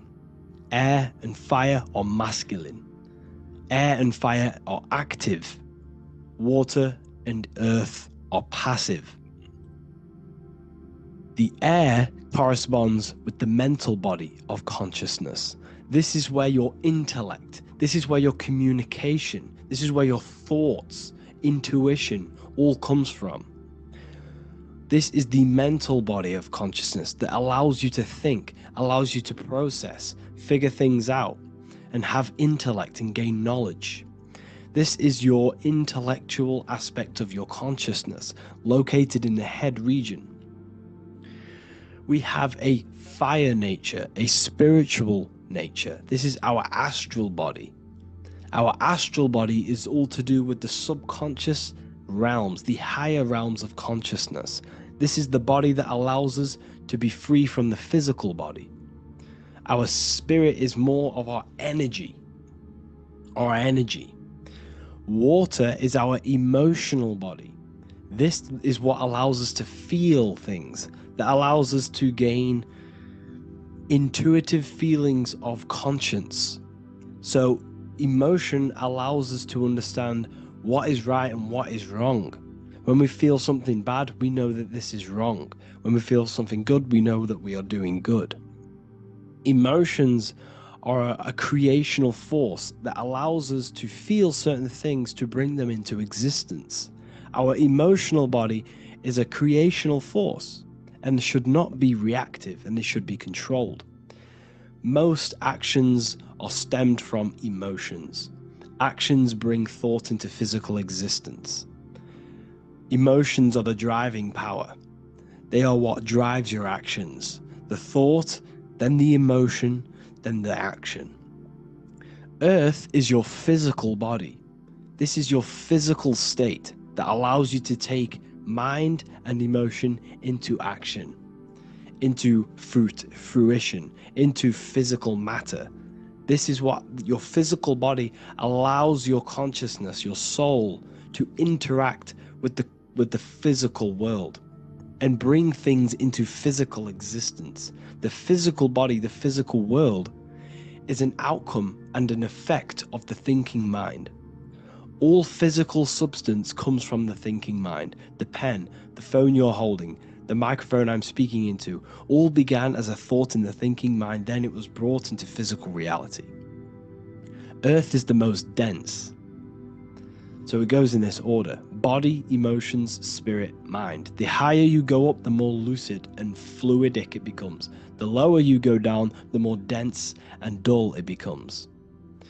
Air is the mind, fire is the spirit, water is the emotion, earth is the physical body. So this is why you are a microcosm. You have these four things within you. You contain of these four elements, which correspond to the four bodies of your consciousness, the four bodies of the soul. You are the soul. You are the spirit. So this is why in Theologians 4:17 it says, "Caught up together with them in the clouds to meet the Lord in the air." You don't meet God or the Lord in the physical air, in the clouds. This is clearly a parable. A human being cannot go up to the clouds and meet a mystical man in the clouds. This is obviously a parable, a metaphor. The air is your mind. You must raise your consciousness beyond the body, beyond the emotions, beyond the spirit, and enter in the mind during meditation, turning the mind inward to connect with the Lord. The Lord is the highest aspect of your consciousness, the one that exists beyond the physical body, beyond your emotions, beyond the thought. So you meet the Lord in the air, in the mind. The mind represents the air. This is why in America there's a saying called an airhead. You're an airhead. This means that you are stupid, or you don't think, or you have nothing in your mind. You have nothing in your head. When someone's very stupid, you call them an airhead, because air represents the mind. The air is elevated. The air is invisible. The mind is totally invisible to the human eyes. It is a metaphysical substance. In fact, it's not a substance at all. It's so fluidic. It's everywhere. The mind can be everywhere at all times. It can be anything. Nothing is impossible within the mind. Now, this is synced with the 4 seasons. The 4 seasons represent the 4 aspects of human consciousness, the 4 bodies of your consciousness, the 4 bodies of your soul. The sun is your soul, okay? And the sun travels around 4 seasons. Summer, when the sun is the most hottest point. Autumn, when the sun starts to move away from the hottest point. Things start to die. Then it goes to winter. This is when everything dies. This is when things enter in within itself. This is when darkness occurs. Then spring. This is the reignition of the sun. This is when the sun starts to bring back the warmth back to the summer. You have 4 seasons which correspond to the 4 bodies of consciousness. Fire is the spirit. This is when you are passionate. This is when you are taking action. This is when you are fiery. The sun is blazing. You're taking action. You're very passionate. You're very spirit. You're in the spirit. Autumn is water, emotion. This is when you start to become very reflecting. This is when you start to feel emotional. Because in autumn, there's lots of water. This represents the emotional body of consciousness. Winter is the mind. This is air. Winter, what happens in winter? Everything enters within itself. The leaves die, the trees die, everything dies and goes within. This is the mind. The mind is the darkness, remember. You close your eyes to enter within the mind. The winter represents meditation. In the winter, what do people do? They stay inside of their house. They research more. They read more books. They become more intellectual. They think more in the winter because we are so we're stuck inside. So we're more reflective. We're thinking more. We're more communicative. We're more intellectual. In the spring, this represents the earth, the body. This is when we start to come out of the mind and we awaken to the body, and things start to grow again. The plants start to grow. The earth is growing again and reborn again. This is the body. This is when you become more active in the spring. And then the summer, back to the summer, we then take action on these thoughts and these thoughts that we gained over the winter. Essentially, this is just a massive cycle. And this is a daily cycle also. The nighttime is the winter. The morning is the spring. The midday is the summer. And the evening time is the autumn. This is a microcosm. We have 4 bodies of consciousness. You are the sun, you are the soul, and the soul has 4 bodies: summer, autumn, winter, spring. Emotion, air, body, spirit. Sorry, emotion, mind, body, spirit. So you are the soul. You are the pure essence of consciousness. The sun is your soul in the heart. And the seasons are inside of you because you are a microcosm. Okay? You are a microcosm. The word sun is son. The Latin word for sun is sol, which is soul or solo, because the sun is solo. It's on its own. You are the soul, and the soul has the 4 different bodies of consciousness. So, before we move on any further, if I've blown your mind, please, if you can, leave a like, a comment, a share, and a subscribe. Let me know what videos you want me to make in the future. Please drop a like, it definitely will help me. You are a microcosm of the macrocosm. Man is a miniature universe that goes through its own cycles. The seasons of the summer, winter, spring, and autumn do not occur merely outside of him, but within him as well. The summer is within you. You feel different in the summer. You feel different in the winter. You feel, depending on the body of consciousness, it's your soul's interacting with. So the sun in the sky is your soul inside, and the sun goes through these cycles, which is affecting your bodies of consciousness, because the cycles represent your bodies of consciousness. Now, this ties in with the Bible. This is why we have 4 Gospels. This is why Matthew, Mark, Luke, and John are always seen with the 4 different zodiac sign animals or symbols. So you always see each one of the Gospels. If you just type in on Google Matthew, Mark, Luke, and John, type in ancient paintings or pictures of them, and you will find these 4 zodiac signs are always standing with each one. Taurus, the bull; Leo, the lion; Scorpio, the eagle. An old symbol for Scorpio was the eagle, and a man for Aquarius. Here you see very, very ancient paintings and artwork. Here we see Matthew, the man, Aquarius. Here we see John, the Scorpio. The same here. We also see it on the tarot cards, on the world card. We see the 4 fixed zodiac signs. Here we see it as well. These are called the 4 fixed zodiac signs. Now, when we look at the zodiac, we're no longer looking at the sky, because what you must understand is as above, so below. What is above you is inside of you. What is above is what is below. What is outside of you is within you. The zodiac is inside of you. The zodiac revolves around the sun. The sun is your soul. These are different energies of your soul. Like I said earlier, the 4 seasons are the 4 bodies of your consciousness. And in each body of consciousness, you have these different energetic energies that you can work with. Okay, so this is the true astrology. This is the true astrology. the internal esoteric astrology. You can't find much information on this at all. Very hard to find. So what we're looking at are the four bodies of consciousness. Obviously, when you look in the middle of each, when we look in the middle of each season, spring, the middle of spring is Taurus. The middle of winter is Aquarius. The middle of autumn is Scorpio. The middle of summer is Leo. These four signs are known as the four fixed signs. Okay? Scorpio is fixed. It's the middle of autumn. Scorpio is a water sign, emotion. Aquarius is the air sign, the mind. Taurus is an earth sign, the body. Leo is a fire sign, the spirit.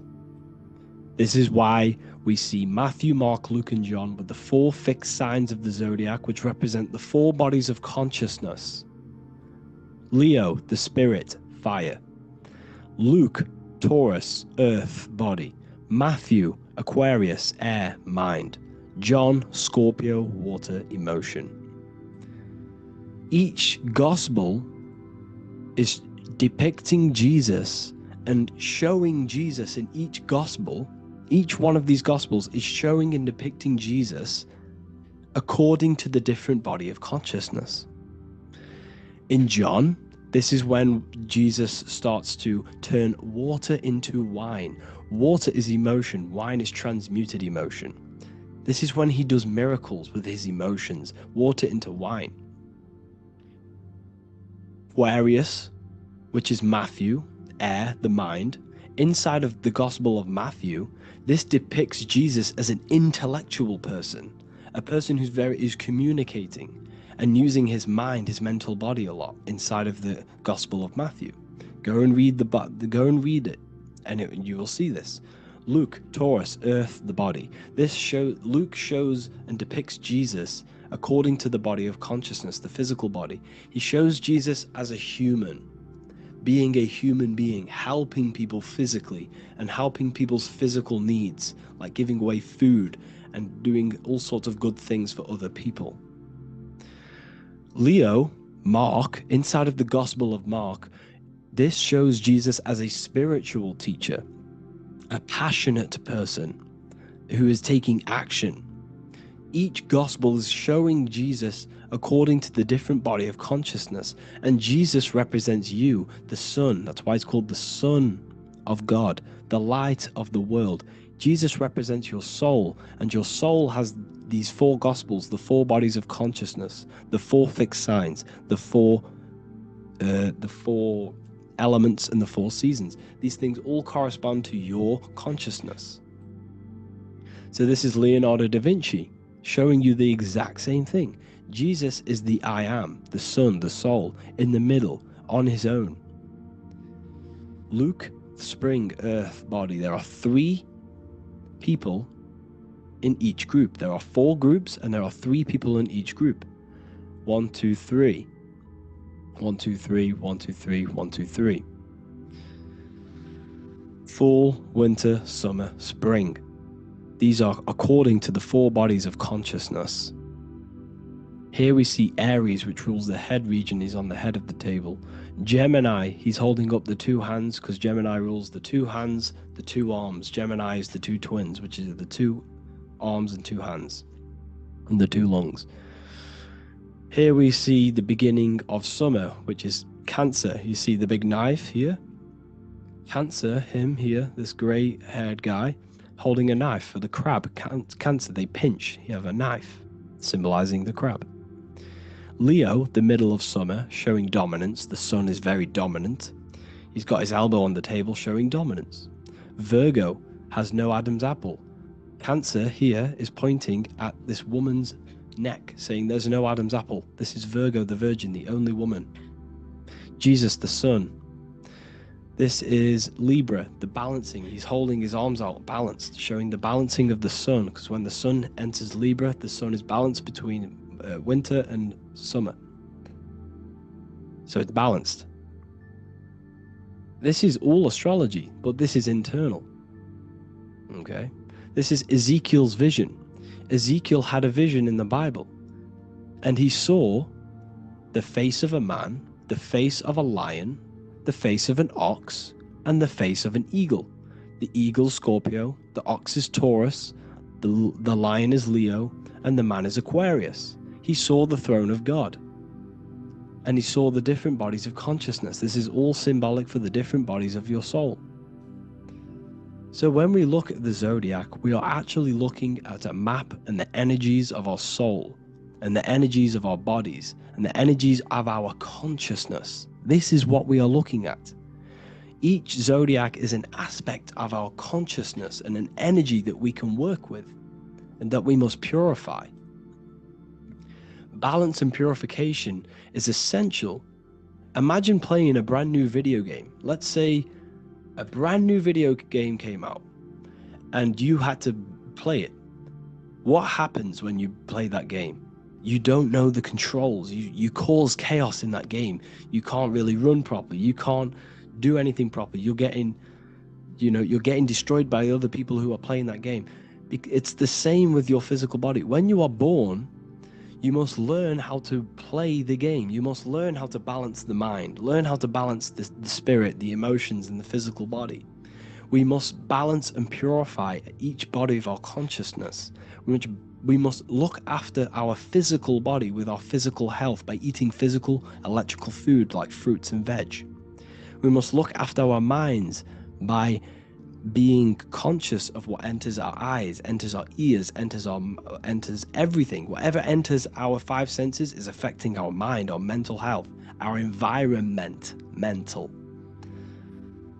We need to look after our thoughts, control our thoughts by purifying our thoughts, only positive thoughts.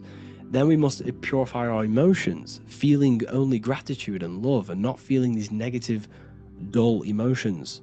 Then we must look after our spiritual body through meditation and looking after our spirit. But remember, when we look after our mind, it all begins in the mind. Each body of consciousness is interlocked with the other. If you have an unhealthy body, you have an unhealthy mind, spirit, and emotions. If you have an unhealthy mind, you have an unhealthy body, spirit, and emotions. If you have an unhealthy emotions, you have an unhealthy spirit, mind, and physical body. They're all interlocked. You must balance each one of them. Look after your physical body, look after your thoughts, look after your emotions, look after your spirit. But remember, the mind is the most powerful one. It's mind over matter. Once we look after the mind, once we start to control our minds and control every thought we think, this will then turn into discipline in our physical body. Because once we learn how to discipline the mind, we learn how to discipline what we eat, we learn how to discipline what we feel, we learn how to discipline our spirit. This is all interlocked, but work on the mind first. Work on the mind first. All of this knowledge is inside of the brand new Book of Wisdom, Volume 2. This is a revolution in human consciousness. If you've read it, please leave a review down below. If you've read Volume 1, leave a review down below. This is the next revolution. I don't see this information anywhere. This is the next revolution of human consciousness. And of course, if you are serious about this and you truly want to gain enlightenment and join an amazing community where you can connect with me on live calls, lectures, the Manifestation Mastery course, you can gain access to my library with over 45 PDFs plus my books. And if you do join the university, you can order a Volume 2 free of charge. All you have to do is to pay for shipping. If you truly take your knowledge serious and you want to take advantage of life, join the university. This is where truth seekers belong. Just want to say thank you all. Please leave a comment. Please leave a like. It's going to help me a lot spread this knowledge to the world. And yeah, share this with a friend and subscribe. Thank you all.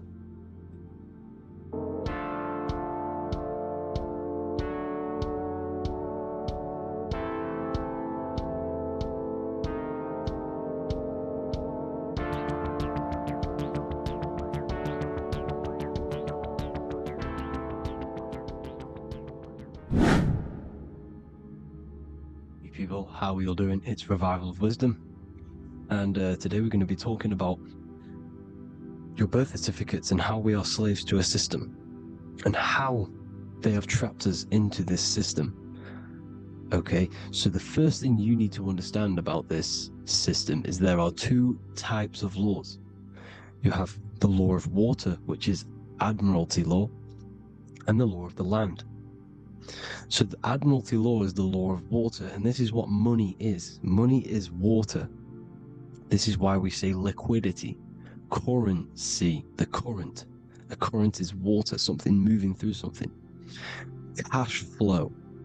And this is why banks are called banks, because a river bank is on either side of the water and it directs the currency. You see? So money is water. And as you can see here, Ripple, the cryptocurrency, Ripple, water Ripple, and they're building a bridge over water, overseas, international banking with cryptocurrency. So money is water, and this has specific laws about water, but water is the same everywhere, you see. What the difference is with the law of the land is that you can have different laws in different lands. I can't do certain things in the UK that people can do in America, for example. You see, that's the law of the land, but the law of water is the same because water is everywhere. Now, this is very important to understand when it comes to, you know, these birth certificates. So, Pope Gregory, this is where we're going to start off. Pope Gregory in 1582 took the Orthodox Eastern sunrise calendar and changed it to his own Gregorian timeline, not a calendar, a timeline. This timeline was copyrighted by Pope Gregory under the name of the Vatican. So the Vatican owns the timeline that we are using today, 2023. They own it. They own the title of this Gregorian calendar. Okay? Therefore, anyone who is born under this copyrighted timeline, not calendar, they are subjected to Rome because Rome owns the timeline. They have a patent, a copyright for that timeline. What is on our birth certificates? That timeline. We are born underneath, we are subjected to the Vatican. This is why all birth certificates go to the Vatican. They own every single birth certificate. Okay? So when we use this timeline, we are subjecting ourselves to this timeline. Okay? Which the Vatican has a claim over.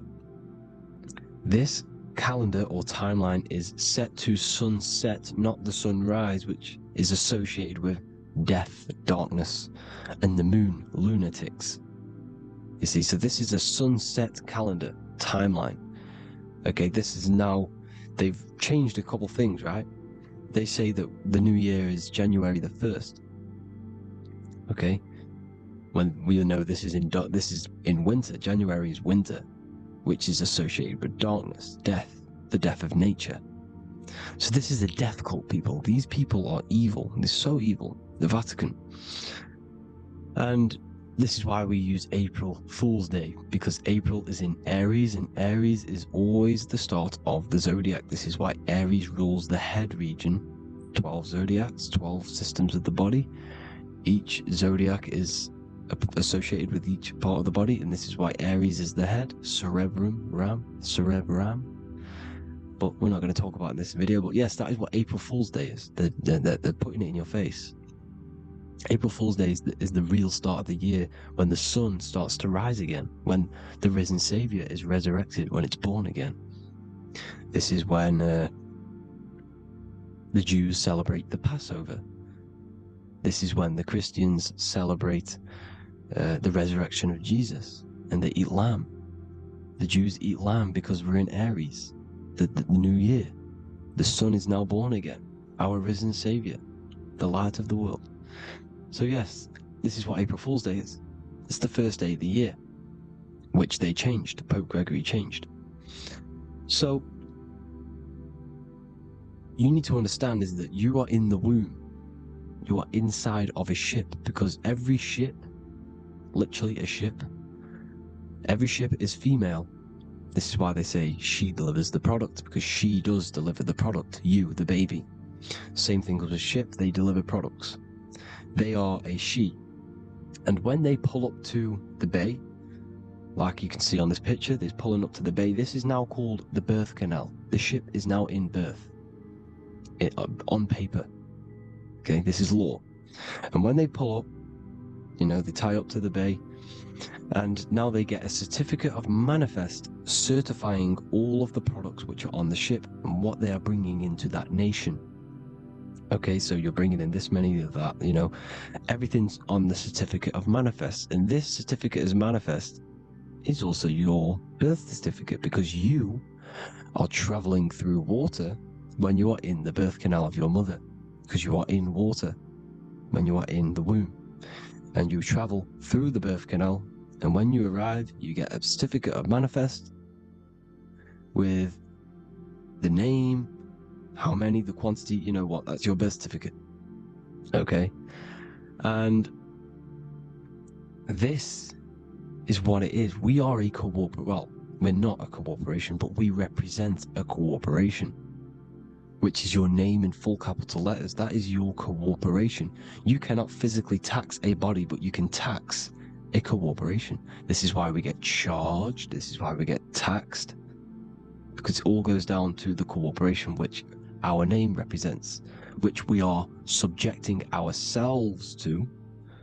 We are subject, my name, I am subjecting myself to this name, and that name has a corporation which I represent, which I subject myself to. You see, this is how we are attached to this straw man, this character that they have built on paper. So it's a character which is on paper. This is what we represent. So when the woman gives birth, she delivers the baby, and then she has another substance. Now I'm going to break down how they attach this name to us, how they do it. Okay, our mother is carrying us the product in the womb, the water, and it goes, for example, it goes from the United Kingdom into a state-owned, corporate, federal-owned hospital, which is government-owned. She does not declare the package when she enters the building. Aha, so keep that in mind.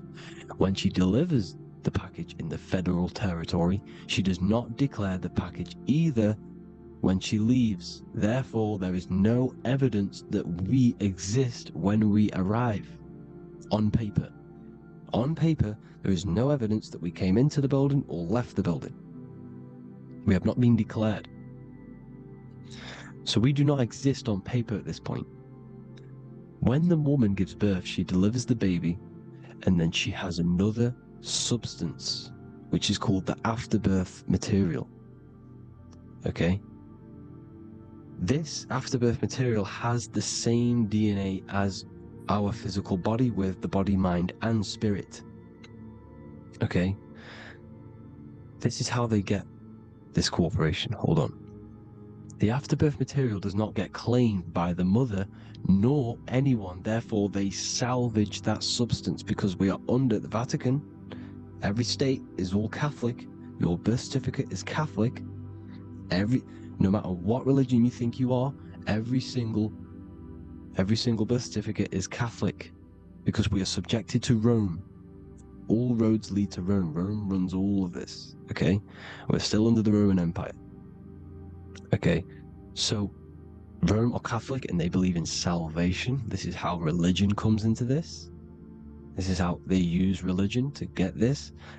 So they salvage the afterbirth material and they claim it, and they salvage it and give it and charge it to Rome. And they give it a name. Here's the legal term, born alive. Here's what it says. Each product of such birth is considered live, born, and fully recognized as a human person. So each product of such birth, so that could be anything, the afterbirth, the person who actually comes out, the baby. So your afterbirth, which we do not take with us, we take the baby with us. They keep that in the hospital. They collect the afterbirth, and they salvage it, and they give it the name, which it is us. We are a representative to that afterbirth material, which they put the name on. They claimed, which is subject to Rome. So we are walking around our whole lives as a representative to that claimed salvaged afterbirth material, which the federal state have. Okay? We are under the Catholic Church, Vatican, therefore the afterbirth material is a child of God. See? On paper, therefore they believe in salvation and salvage the afterbirth material. This material has no mother or father. The state pick it up, it becomes a war to the courts and gets charged to the state. So we are a representative to that character they salvaged because it is the exact same DNA as you. Subject is the name or the title, and the matter is the physical aspect left behind in the hospital, which represents us. You see? So now we're moving on to Unum Sanctum. Unum Sanctum was in 1302, a very, very important year. Very important year. Unum Sanctum says this is basically how they claim everyone in the world. So the Vatican had all this power, all this gold, all these people under them. They need to get a claim for them so then they can rule over them and make them slaves. So what they did, they created Unum Sanctum. Pope Boniface VIII did this. And it says, the spiritual man judges of all things, and he himself is judged by no man. The spiritual man, keep that in mind, unless he invent like Manichaeus, two beginnings, which is false and judged by heretical, since according to the testimony of Moses, it is not in the beginnings, but in the beginning that God created heaven and earth. Furthermore, we declare, we proclaim, we define that it is absolutely necessary for salvation that every human creature to be subjected to the Roman pontiff. So they are claiming us in Unum Sanctum, and it's in the vaults in the Vatican. They will put a spell on it because they are sorcerers, they are magicians. They put a spell on it, they lock it up, and whatever goes on that piece of paper goes. And this Unum Sanctum is claiming all of us. So what does it say in the beginning? The spiritual man judges of all things, and he himself is judged by no man. The spiritual man, the man with the body, mind, and soul, the first baby that comes out the birth canal. That's you, your body, you, body, mind, and soul. You have the Christ, which is I am, which is grace. Grace means here now, in the present. You have the Christ, which means I am. Therefore, you have a soul. If you can say I am, you have the Christ. You have a soul. But a creature can be anything with no soul. You see, so no man can judge the man with the soul. However, as it says in the second part, we proclaim, we define that it's absolutely necessary for salvation that every human creature to be subject to the Roman pontiff. So they are subjecting the afterbirth, not the man with the body, mind, and soul, but the afterbirth to the Roman pontiff, to the Roman Catholic Church. We are the ones who are claiming to be the afterbirth material, which is our birth certificate, which is our representative. We represent that because it is our DNA. This is how we are stuck. We are stuck because we represent this DNA, which is on paper, recorded. You see? So we, being untaught, uneducated in these subjects, we are subjecting ourselves to this system, to this slavery, because we just want to live. We just want to live happily. No just peaceful. Think about it. Where's all this coming from? Where's all this war, all this killing, deaths coming from? We just want to live. It's coming from the Catholic Church, these evil death cult, which has subjected us, which has used us as slaves, and we are still slaves, and it's just going to get worse and worse and worse. So this is how we have subjected ourselves to be the slaves to this system. It's a lot to take in, and there's a lot more deeper stuff which goes into this. I'm just going over the surface. I'm going quite deep, but there is little details that I still need to learn myself. But this is the general how that we've been stuck to this slave system. So we are batteries, okay? This is why we get charged. When you go in a court, you get charged, okay? Because you're a biological battery.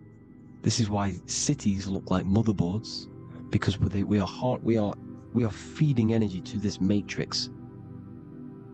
Okay, when we look outside of ourselves, when we give power to so-called Jesus Christ, worshipping idols outside of ourselves, where attention goes, energy flows. We are feeding the matrix with energy. By looking within, placing your attention within yourself, you are taking back your power. Because the I am is Christ. The you, the soul, is Christ. It's God. The awareness is God.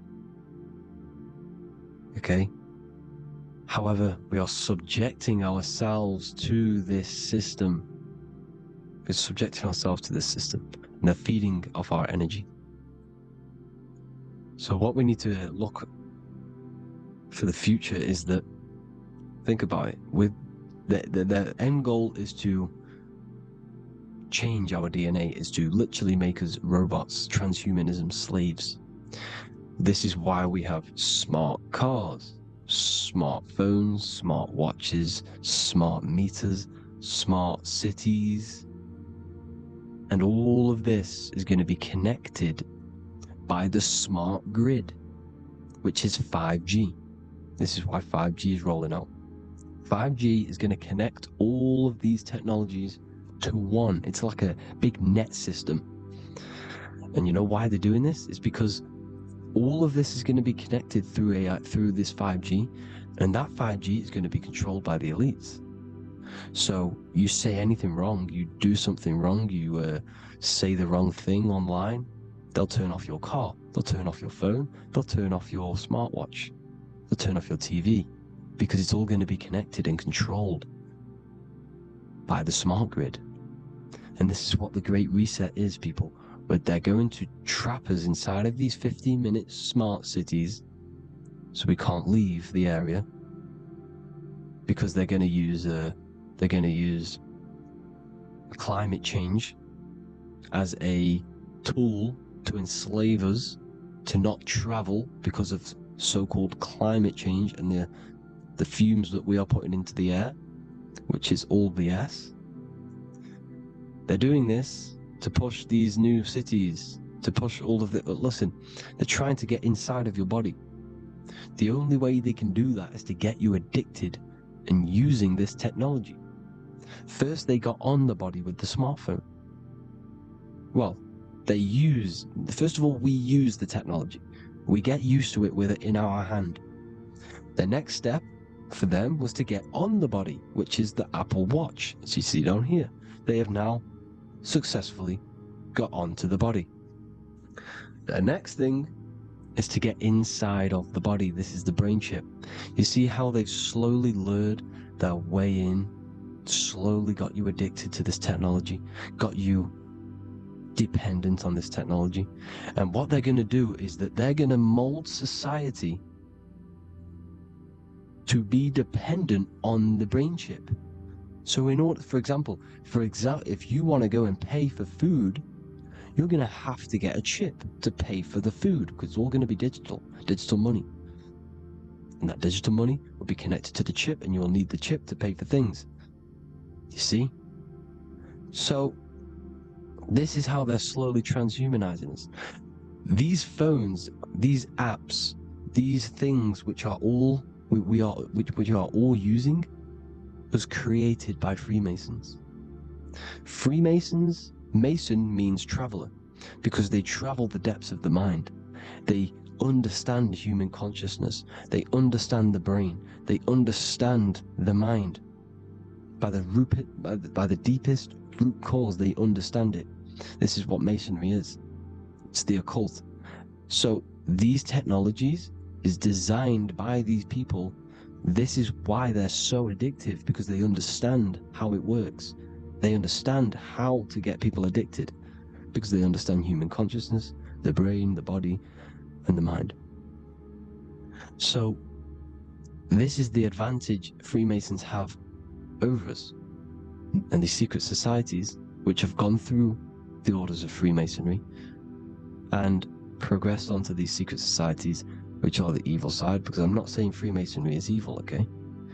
But the societies which they go beyond Freemasonry, because you can go beyond the 33rd degree into these secret societies, and they use this knowledge for the bad, to enslave people. And this is what's going to happen. Transhumanism. So I hope you all learned some insight for today. Please do a bit more research on, birth certificate and stuff like that, the straw man. And have an amazing day, people. Please like, comment, and subscribe. Peace.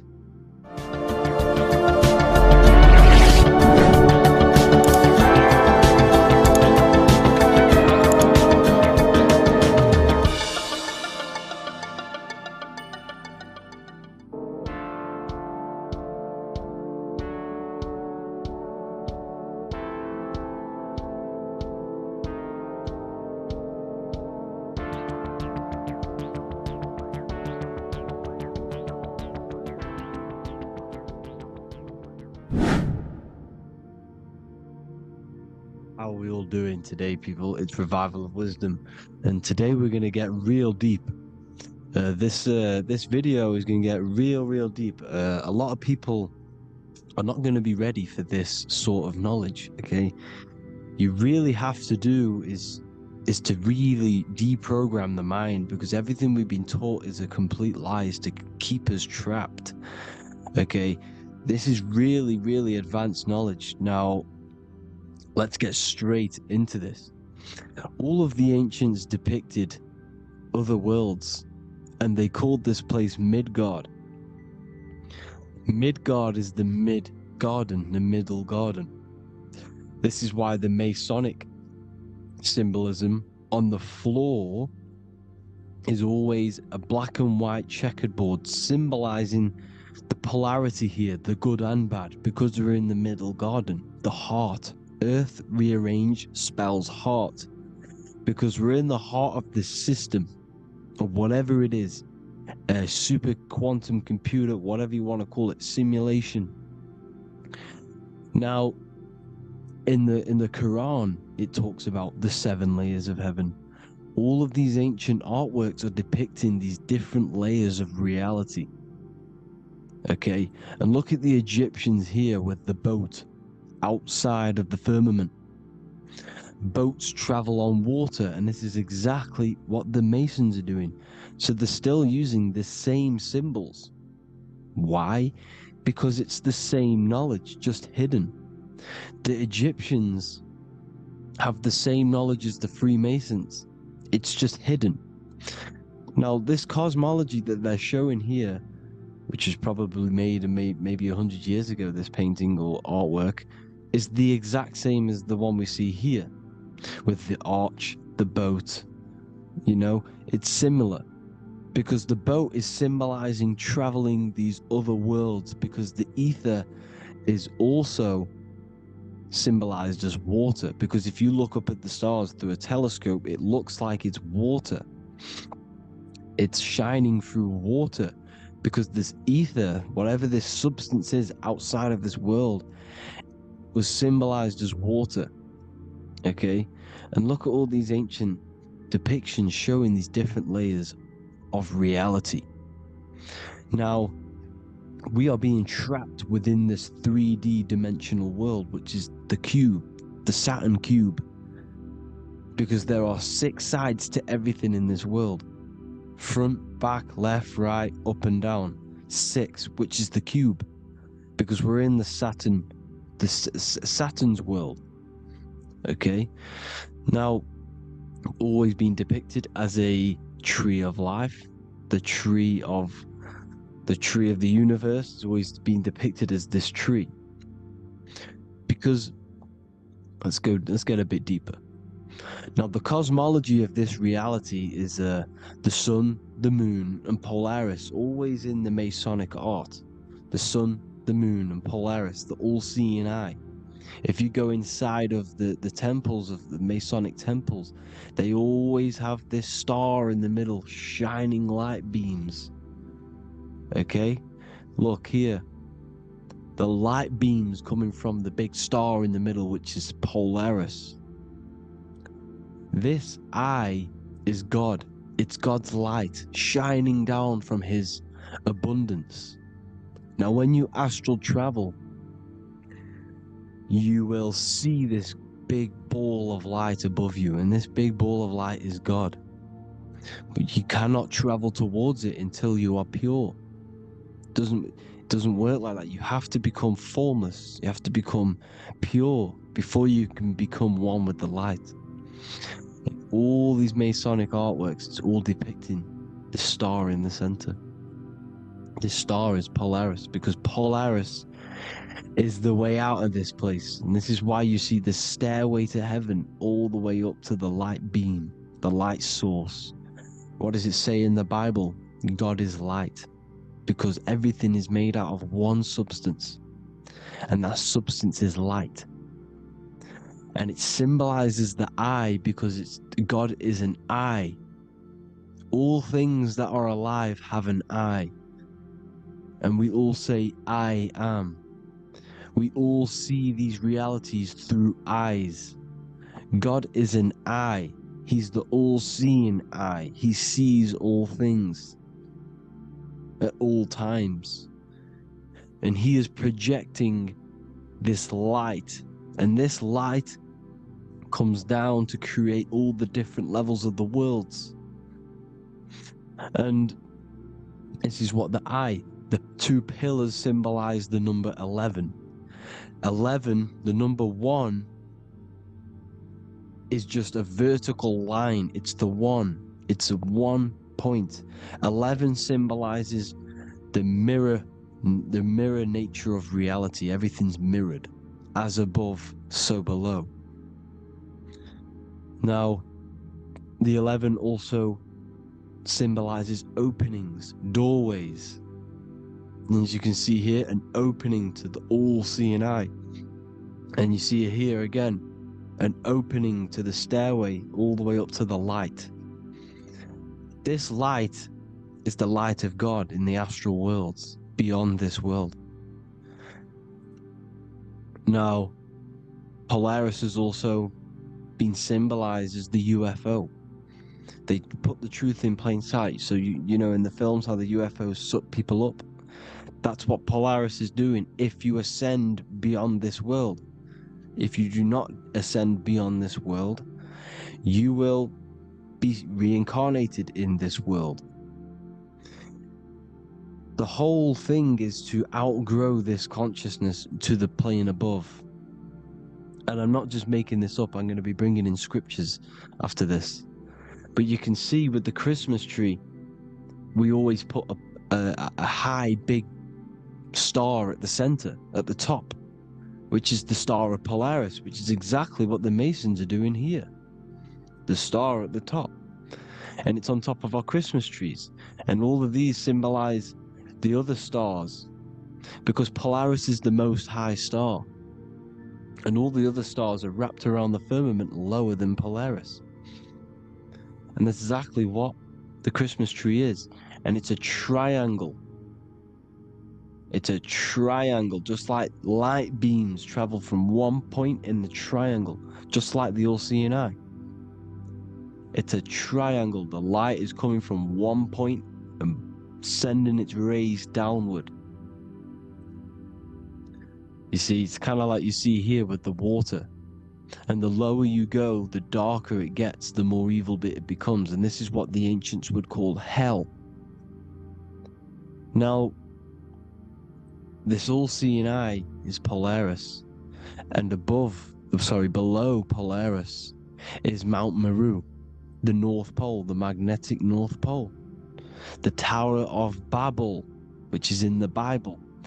The etymology of the word Babel, Ba meaning spirit, which gives the ability to move the soul through the worlds, which is that's the ancient Egyptian description of the word Ba, meaning of the word Ba. You have the Ka, the Ba, the Ak, but the Ba is the one that gives the ability for the soul to move through the worlds. Your soul can't speak into a world without incarnating into it. Now, the Tower of Babel symbolizes Mount Meru because it's the word Ba is the spirit which gives the ability for the soul to move through the worlds. The Tower of Babel is the magnetic North Pole, Mount Meru, which gives the ability to move through these different worlds. And you can see the ancient Tibetans always showing this depiction of these different worlds coming from the center. Because we have to ascend our consciousness. It's not about how good you are to reach heaven. It's about how you expand your consciousness, you expand your mind.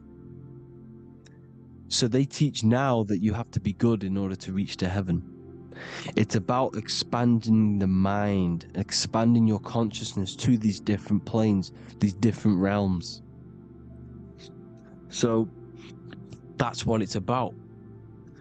And Jesus was known as the fisher of man.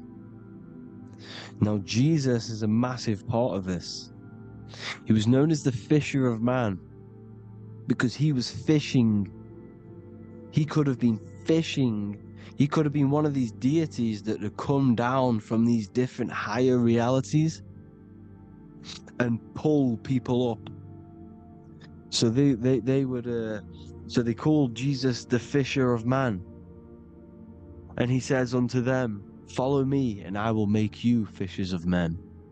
So these deities that we see in the past, like Buddha, Krishna, Hermes, Thoth, Jesus, could all be these entities who were coming down to pick up the minds that were worthy enough to see the higher planes of reality.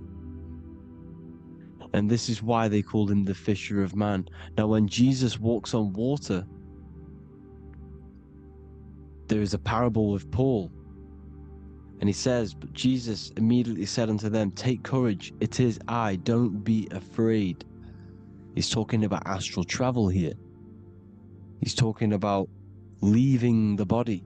Because when you leave the body in astral travel to see these alternative realities, you can't be afraid because fear is a bondage, which is what the Emerald Tablets talks about. Lord, if it's you, Peter replied, tell me to come to you on the water. The water. Come, he said. And Peter got down from the boat, walked on the water, and came towards Jesus. But when he saw the wind, he was afraid and began to sink. When you become afraid in astral travel, you sink back into your body. Lord, save me. So this is talking about Jesus pulling people up into different realities. And you can see the fish is the symbol of Jesus. This is another symbol of Jesus, a fish. Because fish symbolize deep occult knowledge. Because fish travel the depths of the ocean. And they symbolize us because we are fish underneath the ethers. And Jesus was pulling people up. You see, so the Bible is a people today believe the Bible is a book telling you how to reach to heaven, how to become godly and reach heaven. But you've got to become the Jesus Christ to see these alternative realities. Now look at the Emerald Tablets is a massive part, and it speaks so much about these different realities. Look what it says here. This is in Emerald Tablet 3.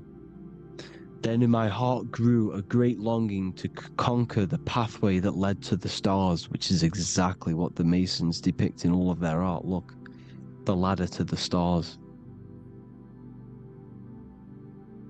And then he goes on to say, years after years I sought after wisdom, seeking new knowledge, following the way, until at last my soul in great travail broke from its bondage and bounded away, broke from the bondage of the body. Free was I from the bondage of earth men, free from the body I flashed through the night. The stars. The stars are a massive part in the astral world. Each star is a different reality. And the true astrology is the star that you came from. You came through a star to reach this, to reach here. There is a reason why you are here. There's a reason why you have the personality traits, because your soul came from a specific star. This is why we call them stargates, because they are gates in and out of this reality, and Polaris is the way out to the higher worlds. Now look, far into space, my soul traveled freely into the infinite circles of light. Beyond knowledge were some planets and great gigantic beyond dreams of men. Then he goes to say, lift up your flame from out of the darkness, fly from the night and ye shall be free. Lift up your flame. Your flame is your soul, because it has to be lifted up out of the darkness. This is the darkness, this world, this body is the darkness, because it's a bondage. You need to break free. You need to learn how to astral travel, people. You have to learn this. If you want to get out of this world, you have to learn how to astral travel and see the other realities.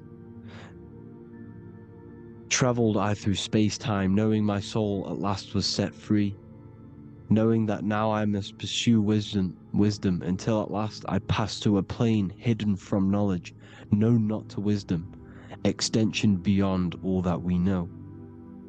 So he's talking about he went to a place where we cannot even comprehend here, a place that is not even known to earth men. He's telling you he's ascended out of this world to the planes that are beyond. And it says here in the Emerald Tablets, man is in process of changing to forms that are not of this world. Grows he in time to the formless, a plane on the cycle above. Know ye must be one, ye must become formless before ye are one with the light. The light, the same light that I was talking about, the Masonic light, with the triangle, God, the one source. Ye must become formless before ye are with the light. Formless, you have to leave the body. You have to leave the body. You have to gain the ability to leave this body and travel to these other worlds. Now, it says here, not as man am I, for free have I become of dimensions and planes. In each I take on a new body. In each I change my form. Know I now that the formless is all there is of form.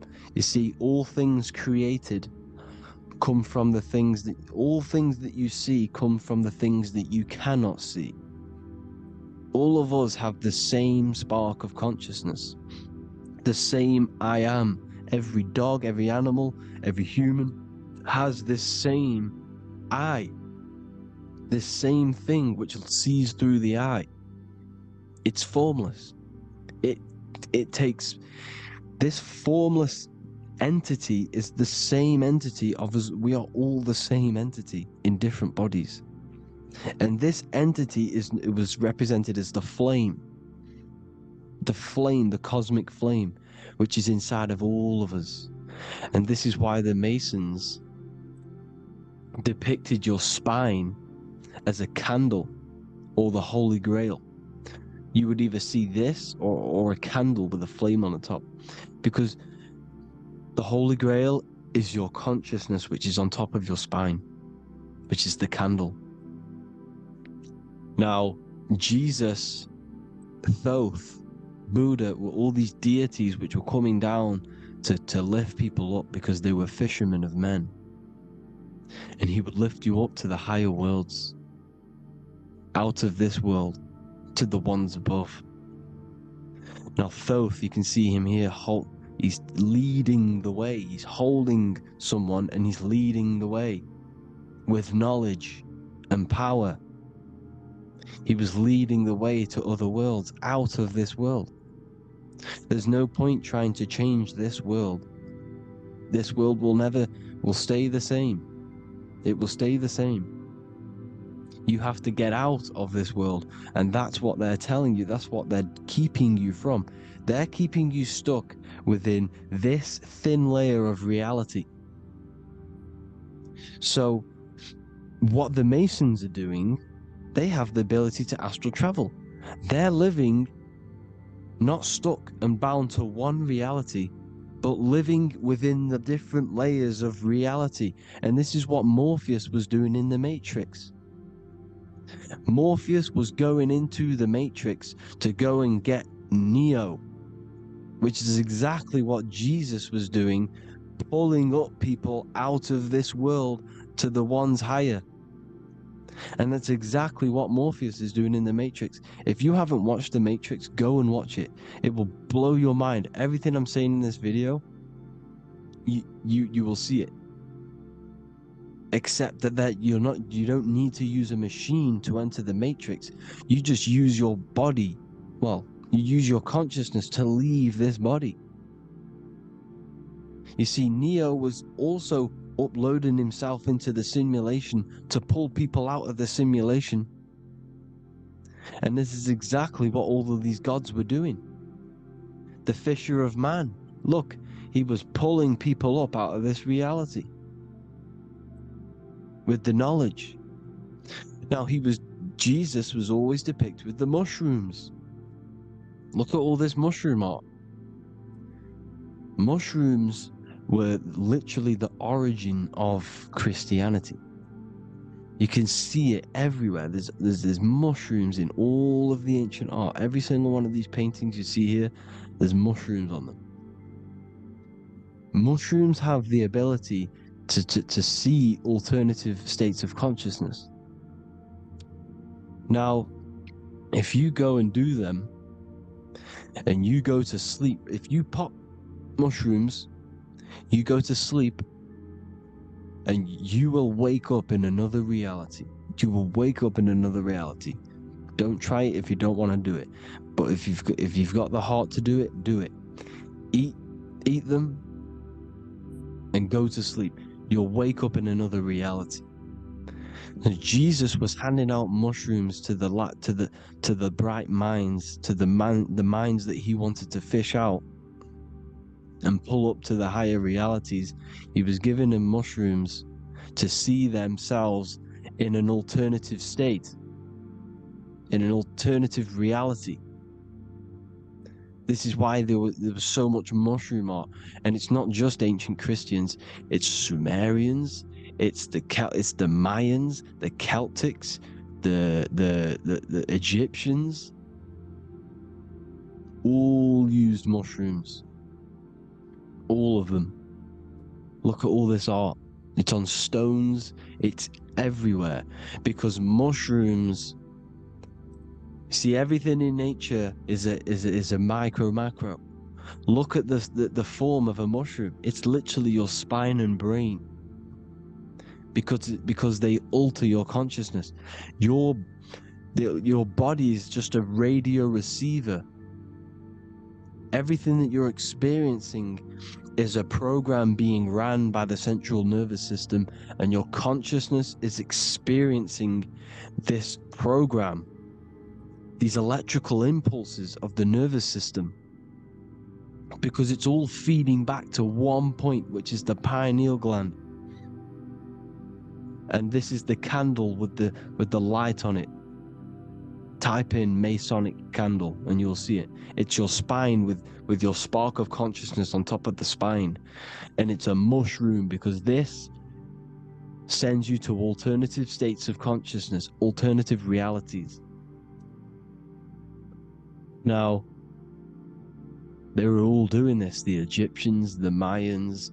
Now, there's more symbolism which goes into this. Look at the Christmas trees we use. The Christmas tree with the presents underneath them. Magic mushrooms grow under trees. And these are the presents under the trees that we symbolize today with Christmas.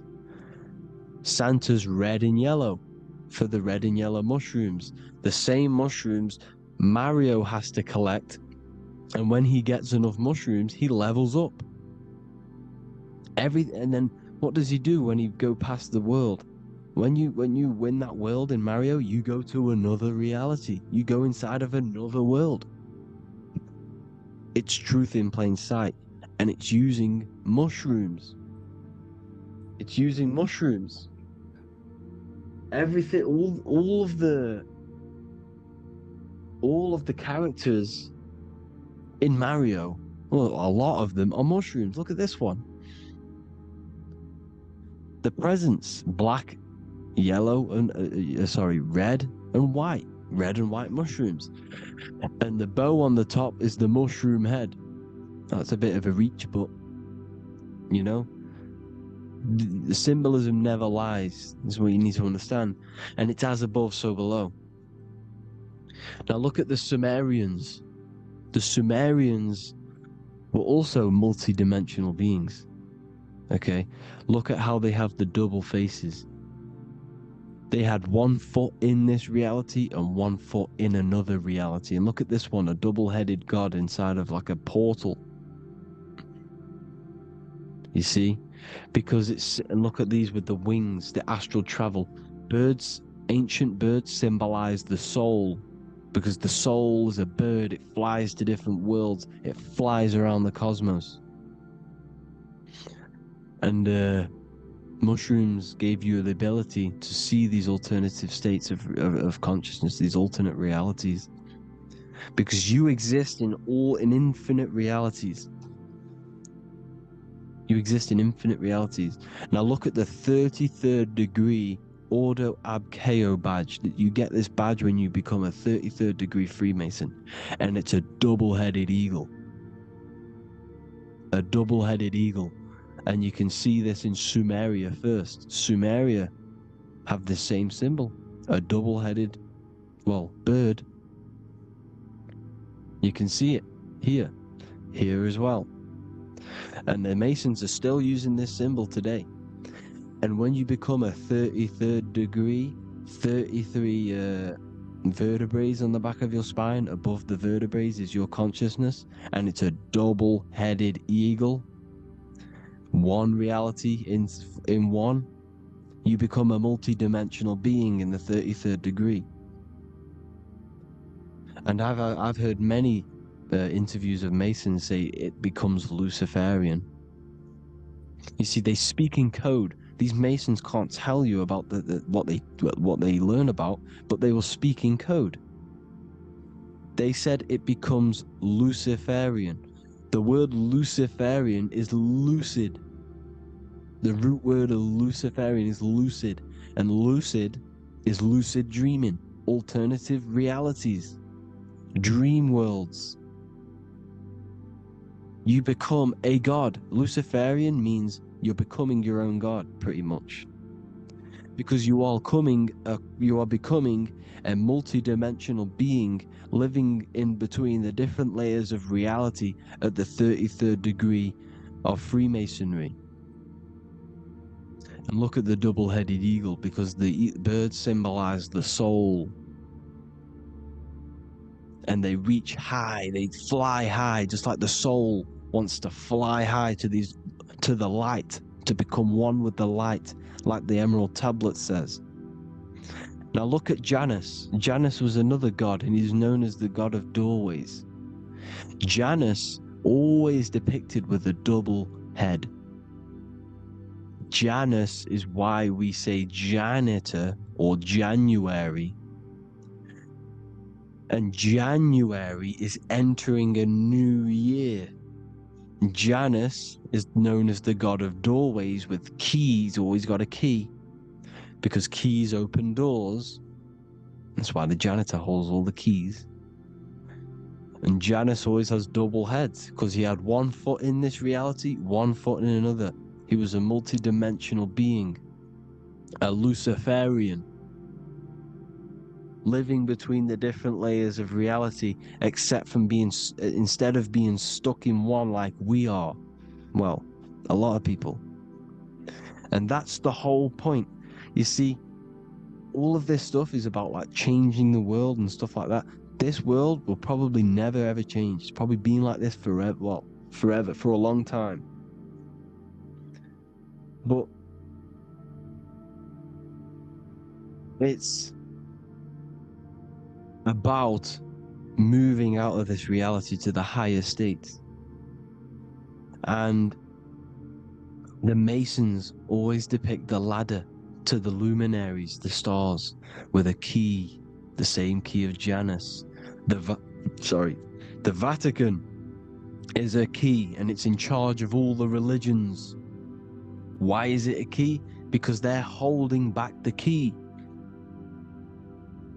They're keeping you stuck within this reality, keeping you stuck as identifying yourself with the body, identifying yourself with this world. You are not in the world is within you. This is a program being ran by your central nervous system, and your consciousness is experiencing this reality. Now, this is going to be a mind-blowing video for some people. You have to have an open mind. You have to let go of all the programs. I'm repeating what the ancients are talking about and the ancient symbolism. Look at Janus with the double-headed god. He was just another god coming down, giving keys to people who had the worthy mind to be pulled up out of this reality, to be pulled up to heaven, just like Jesus was teaching how to reach heaven. But really, it's an encoded scripture. But anyways, hope you all gained some insight on this video. Have an amazing day. Please like, share, comment. All the links are in the bio for the PDF, for the Manifestation Mastery course, and all the other amazing stuff. And if you want to support the channel, I'd greatly appreciate if you became a Patreon member. Hope you'll have an amazing day, people. God bless.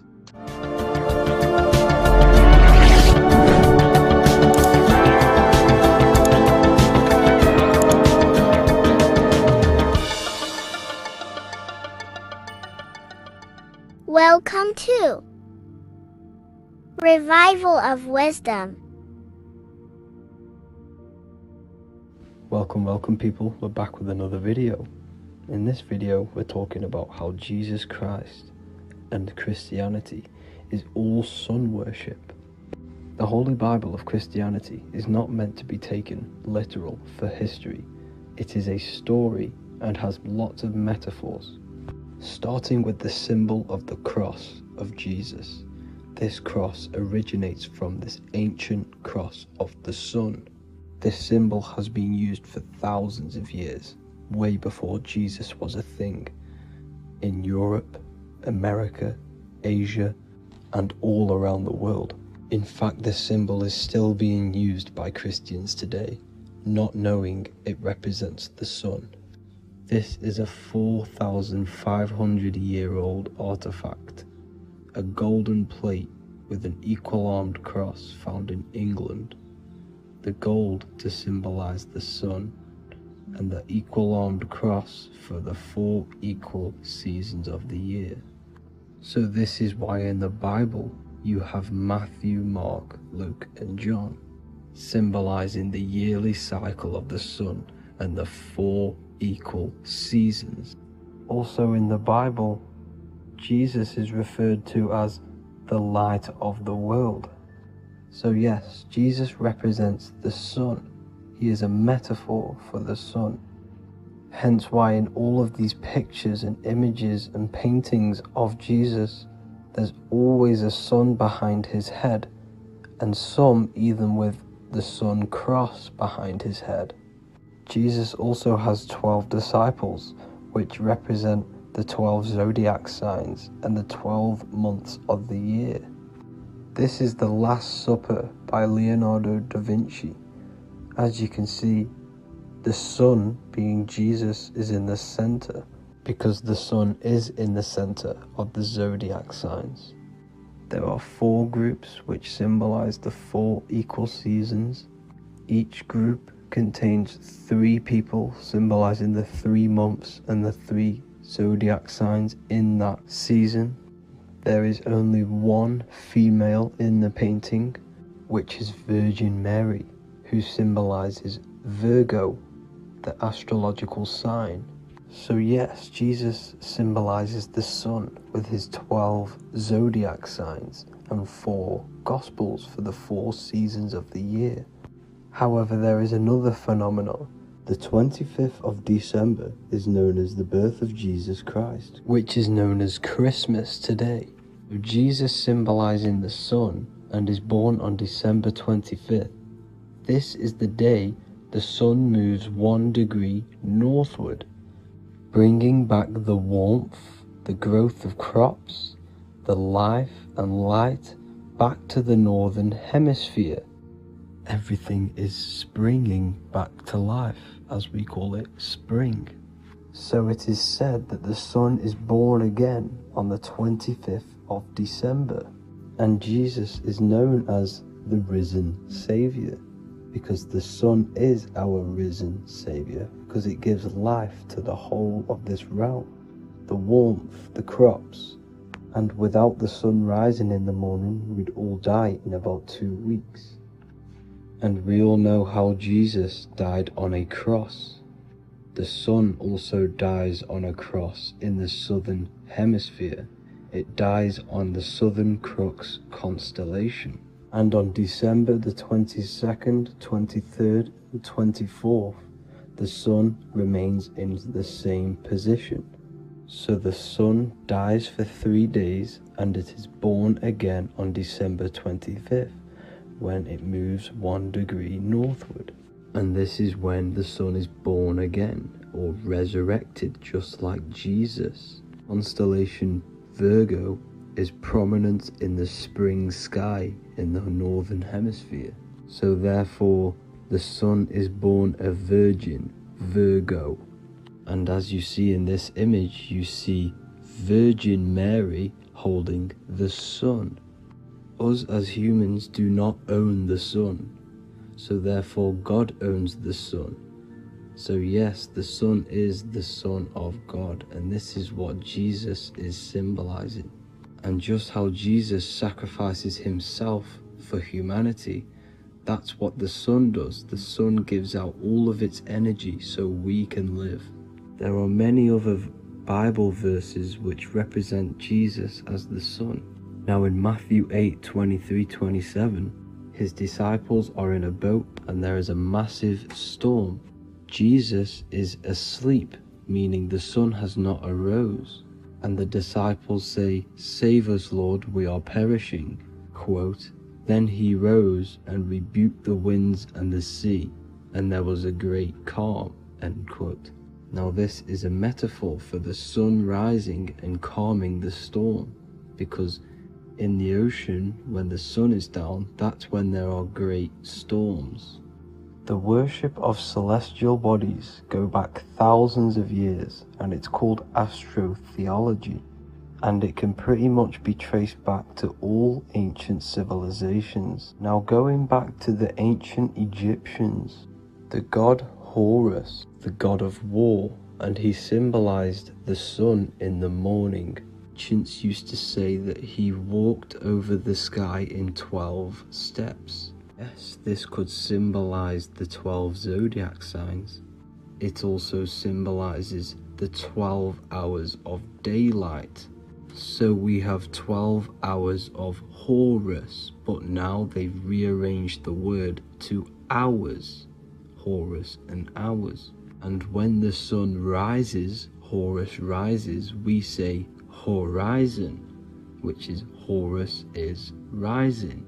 That's the etymology of horizon. Another Egyptian god called Amun-Ra was known as the god of all creation. He was the first god of them all. Amun was also a sun god. Therefore, after every Christian's prayer, they say Amen, sending their prayer through the sun to God. So this all goes back to the worshipping of the sun. Sun worship was around way before the Romans. However, in the Roman times, their sun god was called Mithra. Mithraism was the main religion before Christianity came into play. Mithra was the son of God. He died on a cross, and he was dead for 3 days and resurrected, just like Jesus. So the Catholic Church was not made in heaven. It was made by the Roman Empire. They mixed all the sun religions of Judaism, Mithraism, and other Arabic religions and combined it into one, so Caesar, the Roman emperor, could gain his own religion. So yes, Christianity was a political move to gain more control over the masses, because it was a worldwide government at this point in time. So here is a Sumerian helmet with the rising sun symbol. And then the Romans also used this rising sun symbol on their armor. So sun worship has been going on for thousands of years, and it still goes on today. However, with all the programming and the low IQs, today we do not get the full interpretation of the Bible and these stories from the past. And Christians and other religions are all brainwashed to not question their religion and not realize their true origins and where they come from. I do advise you all to do your own research and come to your own conclusions. However, I'm just pointing out the facts and connecting dots for you all to see. That's it for this video, guys and girls. Thank you all for tapping in. God bless.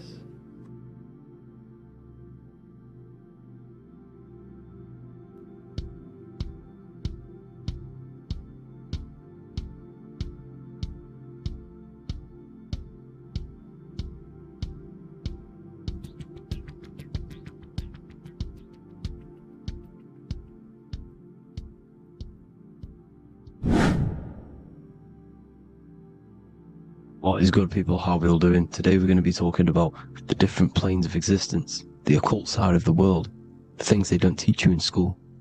And of course, you can only find that on this channel, so welcome. So you need to understand is that your consciousness moves through these different planes of existence, these different states of consciousness, which make up all of you. Okay? They are all interlocked planes. They are all interpenetrated into each other. They are all one. They melt into the plane above and below. You see, each plane is a product of each plane. As above, so below. Now, the higher you go, the more fluid, the more dreamy, the less dense it becomes. The lower you go, the more denser it becomes, the more solid it becomes. The lowest plane is the physical plane, which you are obviously aware of. You are inside of the physical plane now. But while you are in this inside of this physical plane, you are indeed inside of all these other bodies which you have not awakened yet. You have to awaken these different bodies. You have these bodies. Okay? It's like a ripple effect. And the center is the most dense, the most solid. This is Earth, heart, the heart of the ripple.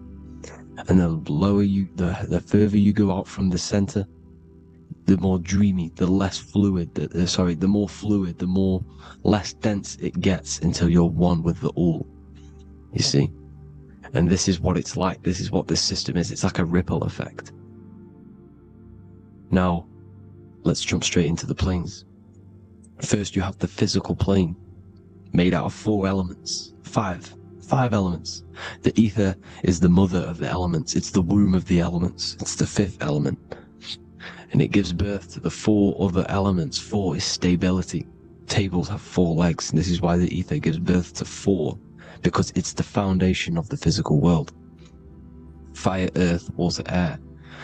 They are not pure. Each one of the elements melts into the other one. For example, earth and water both share cold. Water and air both share wet. You see, they compose of each other. They melt, they mold into each other based off the vibrational state of the ether. That's what it is. The 4 elements are the vibrational states of the ether. Okay? So you have the 4 physical elements making this, you know, physical world. It's the lowest world. It's the world of effect. This world, whatever you see, whatever you experience, it's the effect. You can't change anything by manipulating this world. You got to manipulate the higher worlds to affect this world, you see? As above, so below. This is the lowest plane. It has 3-dimensional. It's the 3rd dimension. Space, height, and thickness. That's all it is. Front, backwards, upwards. You see, it's 3-dimensional. We cannot perceive the hidden side, which is the interior of this existence. We cannot perceive the interior from our exterior view. We are looking into this world. Okay, this is the exterior view. We can't see what's inside of that. That's the 4th dimension, which is the next one. It's the most gross and dense plane. 4 states of matter, the most slowest vibrational molecules exist in this plane. Above this plane, you have the ether. Okay, the word ether and either are the same thing, because either connects 2 scenarios in languages. I either support Manchester United or Liverpool. Either is connecting them 2 scenarios. The ether is doing the exact same, as you can see here on the planes of existence. It connects the astral world, which is very important, to the physical world. It's connecting these 2 worlds. So it's the ether. It's the ether. The ether is pure potential. Energy flows through the ether. It is pure energy, pure potential. Okay? The physical body is an exact copy of the etheric counterpart body. So every physical object has an etheric energy double. It's like a blueprint of that object. Every single object has an energy double, and that's the etheric double. Okay? The etheric body determines the shape of our physical body through its lines of force. All through life, it rebuilds and restores the physical body. Physical problems show up first in the etheric body, because as above, so below. You manipulate the higher planes, it will manipulate this plane. And this is why sorcery works. You know, contact with astral plane entities. We'll get into that a bit later. So, the reason why we can't see this plane, this energy world, which is all around us, which we are inside of right now as we speak, is that the molecules that compose it are further apart than those of the physical plane, making it invisible to the 2 eyes. That we can't perceive it. Our eyes cannot physically suck in that sort of information, and our brain cannot decode it. This is why, you know, they brainwash us with all these programs to keep us asleep, to keep these other bodies we have asleep, so we don't find out about these other bodies, and is to make you believe that everything's just a material. Only the material world exists. They don't want you to know is that everything that you see is a result of something you cannot see. As above, so below. There are realities within this reality. This is what I'm breaking down now, these different planes, on how this reality works. So your etheric double is your energy body. You can see here the physical, etheric, astral. Astral is your spirit. The ether is a part of the physical plane. It's like just above the physical plane, but it's still part. But then the astral plane is completely separate. It's another plane, but they're all interlocked. Don't think they're apart. They're all interlocked. They're all one. They all melt into each other. The chakras that we have are inside of our etheric body. They are our sense of organs which tune us to the 4th dimension. These 7 chakras connect us to the astral world, the 4th dimension. Okay? They are points for the flow of energy from the universe / 7 planets, because the 7 chakras are your 7 planets, and the 7 planets are connected to the astral world. They are feeding these 7 centers in our body. They connect us to the universe, to our etheric counterpart, and then to us, supplying the physical body. Because the energy comes from above. As above, so below. These 7 centers, these 7 etheric chakras, are being supplied with energy from the universe, the 7 planets, the solar system. Then it supplies the physical body. You see? So the ether is very important, and this is, you know, that the ancients understood the science of the ether, and they could, you know, harness free electricity from it, because it's all around us. The ether is all around us, and this is what they were doing. They were harnessing free energy using the ether. The astral plane, the 4th dimension, very important plane, very, very important. We've all been there. Every single one of you has been there. Okay, the 4th dimension is unseen of what we see. It's the interior of the exterior that we see. We see the 3rd dimension, but we cannot see beyond what's making this 3rd dimension. This is the 4th dimension. Okay, it's the dream world. This is where you go when you dream. Okay, this is where you go when you dream. It's the place of disembodied spirits or ghosts, entities, whatever you want to call them. When you hear ringing in your ears, that is not tinnitus. That is an entity around you. Okay? That is an entity around you. The 4th dimension is where thought forms exist. Mental images. Thought forms as in what you see in your mind when you think of an image. Because the mind is the highest plane of existence. Mind is the highest plane of existence. And it manipulates all of the planes below. So it goes the mental plane, then the astral plane. So the thought is in the mind, the mental plane. Just the thought alone, no image. But then the form depiction, the thought form exists. It manifests in the astral plane as a sort of image, an entity, a living conscious being. So this is why thoughts are things. You see? Thought forms exist within the 4th dimension. So when you imagine something, when you are, for example, right now, look into your hand and imagine there's an apple in your hand. If you can see that, you are seeing into this 4th dimension. You can only see into this 4th dimension using the mind's eye, not the 2 eyes, the mind's eye. When you shut off the 2 eyes into darkness, the 3rd eye opens. The mind's eye is open, and you can see, you know, this is astral travel. You got to work on astral travel. And you will see this astral plane, this 4th dimension. And there are 3 different sections to this astral plane: higher, middle, or lower. So yes, there is a kind of a heaven and hell, and a mid-god. Heaven being the higher vibrational entities manifesting higher vibrational thought forms existing there, the lower vibrational thought forms existing in the astral plane. But these thought forms are beings. You can create these beings. They're called elementals. Okay? If you entertain specific thoughts for long enough, this will plant a seed and it will grow. If you keep, so for example, you have a bad feeling or whatever, what's a good example? Unforgiving someone. You keep that energy inside of you for long enough, it will manifest in the 4th dimension. You entertain that thought long enough, it will manifest. And it will create an etheric body, and it will be an entity which will harm you. It will feed off you, this low vibrational energy. Your mind is so powerful. It creates thought forms, and these thought forms can take consciousness, can take bodies, etheric bodies. Now, that's why it's very important that you master your mind, master your thought patterns. So this 4th dimension is the astral world. So when you have a nightmare, this is the lower astral plane. You're in the lower astral plane. Whilst this physical body rests at night, your consciousness, you awaken this other body, your consciousness goes inside of this other body, whilst the physical body lays asleep. You see? So it's all inside of you. This is what you need to understand. You just haven't awakened these bodies yet. You can awaken them. You just got to awaken them. Okay?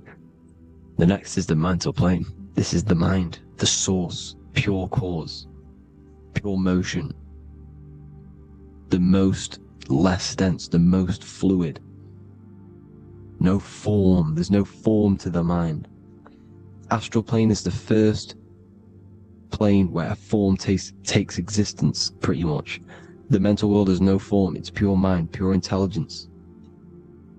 Thoughts alone exist here without any images or manifestation. The most fluid, the most dreamy, the most causal plane. All of the rest take the effects of this plane. That's why it's mind over matter. Your thoughts they create vibrations. Each vibration is vibrating on a specific frequency, which creates mental images, creates effects down here on this physical plane. This is why it's so important to master your mind. Master what you think. Master your mind.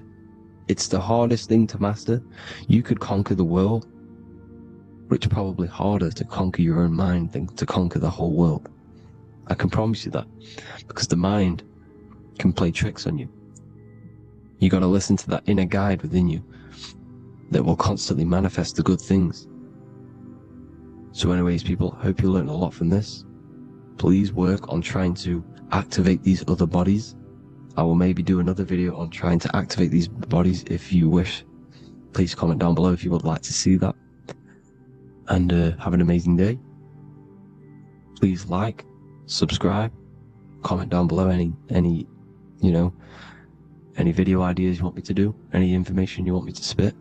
Thank you all. Have an amazing day.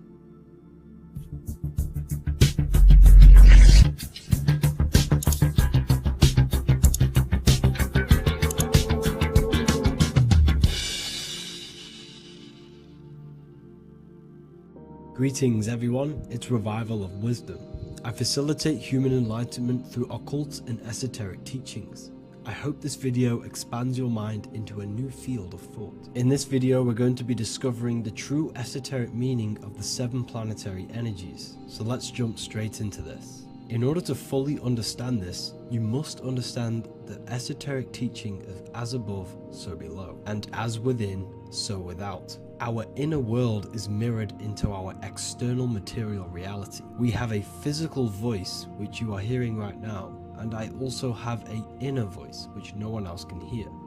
The inner world is invisible, and the external world is visible. In other words, the inner world is the spiritual world, and the outer world is the material world. The inner world of ourselves reflects and projects our outer world, which means everything in our external reality is somewhat reflection of our internal self. You are made in the image and likeness of God. You yourself are the universe experiencing itself in a 3-dimensional physical form. The Newtonian science has programmed you to believe that you are a physical being inside of a physical universe. They did this to limit your mind to only believing there is a physical universe and that you are separate from the universe or God. But you yourself are the divine essence of the universe, experiencing itself in a physical plane, which means everything you see is inside of you, including the stars, the planets, and the elements. As above, so below. As within, so without. An example of this is the 4 physical elements: fire, earth, water, and air. In the external world, these are physical elements. In our internal world, they represent the 4 bodies of consciousness. We have 4 different bodies. We have a material body, we have a spiritual body, an emotional body, and a mental body. The mind is not made out of the same substance as the body. The emotions is not made out of the same substance of the mind and the body. These bodies exist in 4 different dimensions, 4 layers of consciousness. With that being said, the 4 physical elements are inside of us. The earth is our material physical body. Fire represents our spiritual astral light body. Water represents our transformative and emotional body. Air represents the mental body, the communicative and thinking body. This is the teaching as above, so below. If that resonates with you and you can comprehend it, please leave a like and a subscribe to this channel to see more content. And feel free to leave a comment on any video suggestions. Okay, so now we've gone over the 4 physical elements and how they correspond with your inner world of consciousness. This is going to make it easier for you to understand what the planets actually are. The planets are a bit more in-depth and more detailed aspects of our consciousness. The 4 physical elements are generic, but the 7 planets go deeper. They are deeper aspects of ourselves. On a macrocosmic scale, the 7 planets rule the material realm.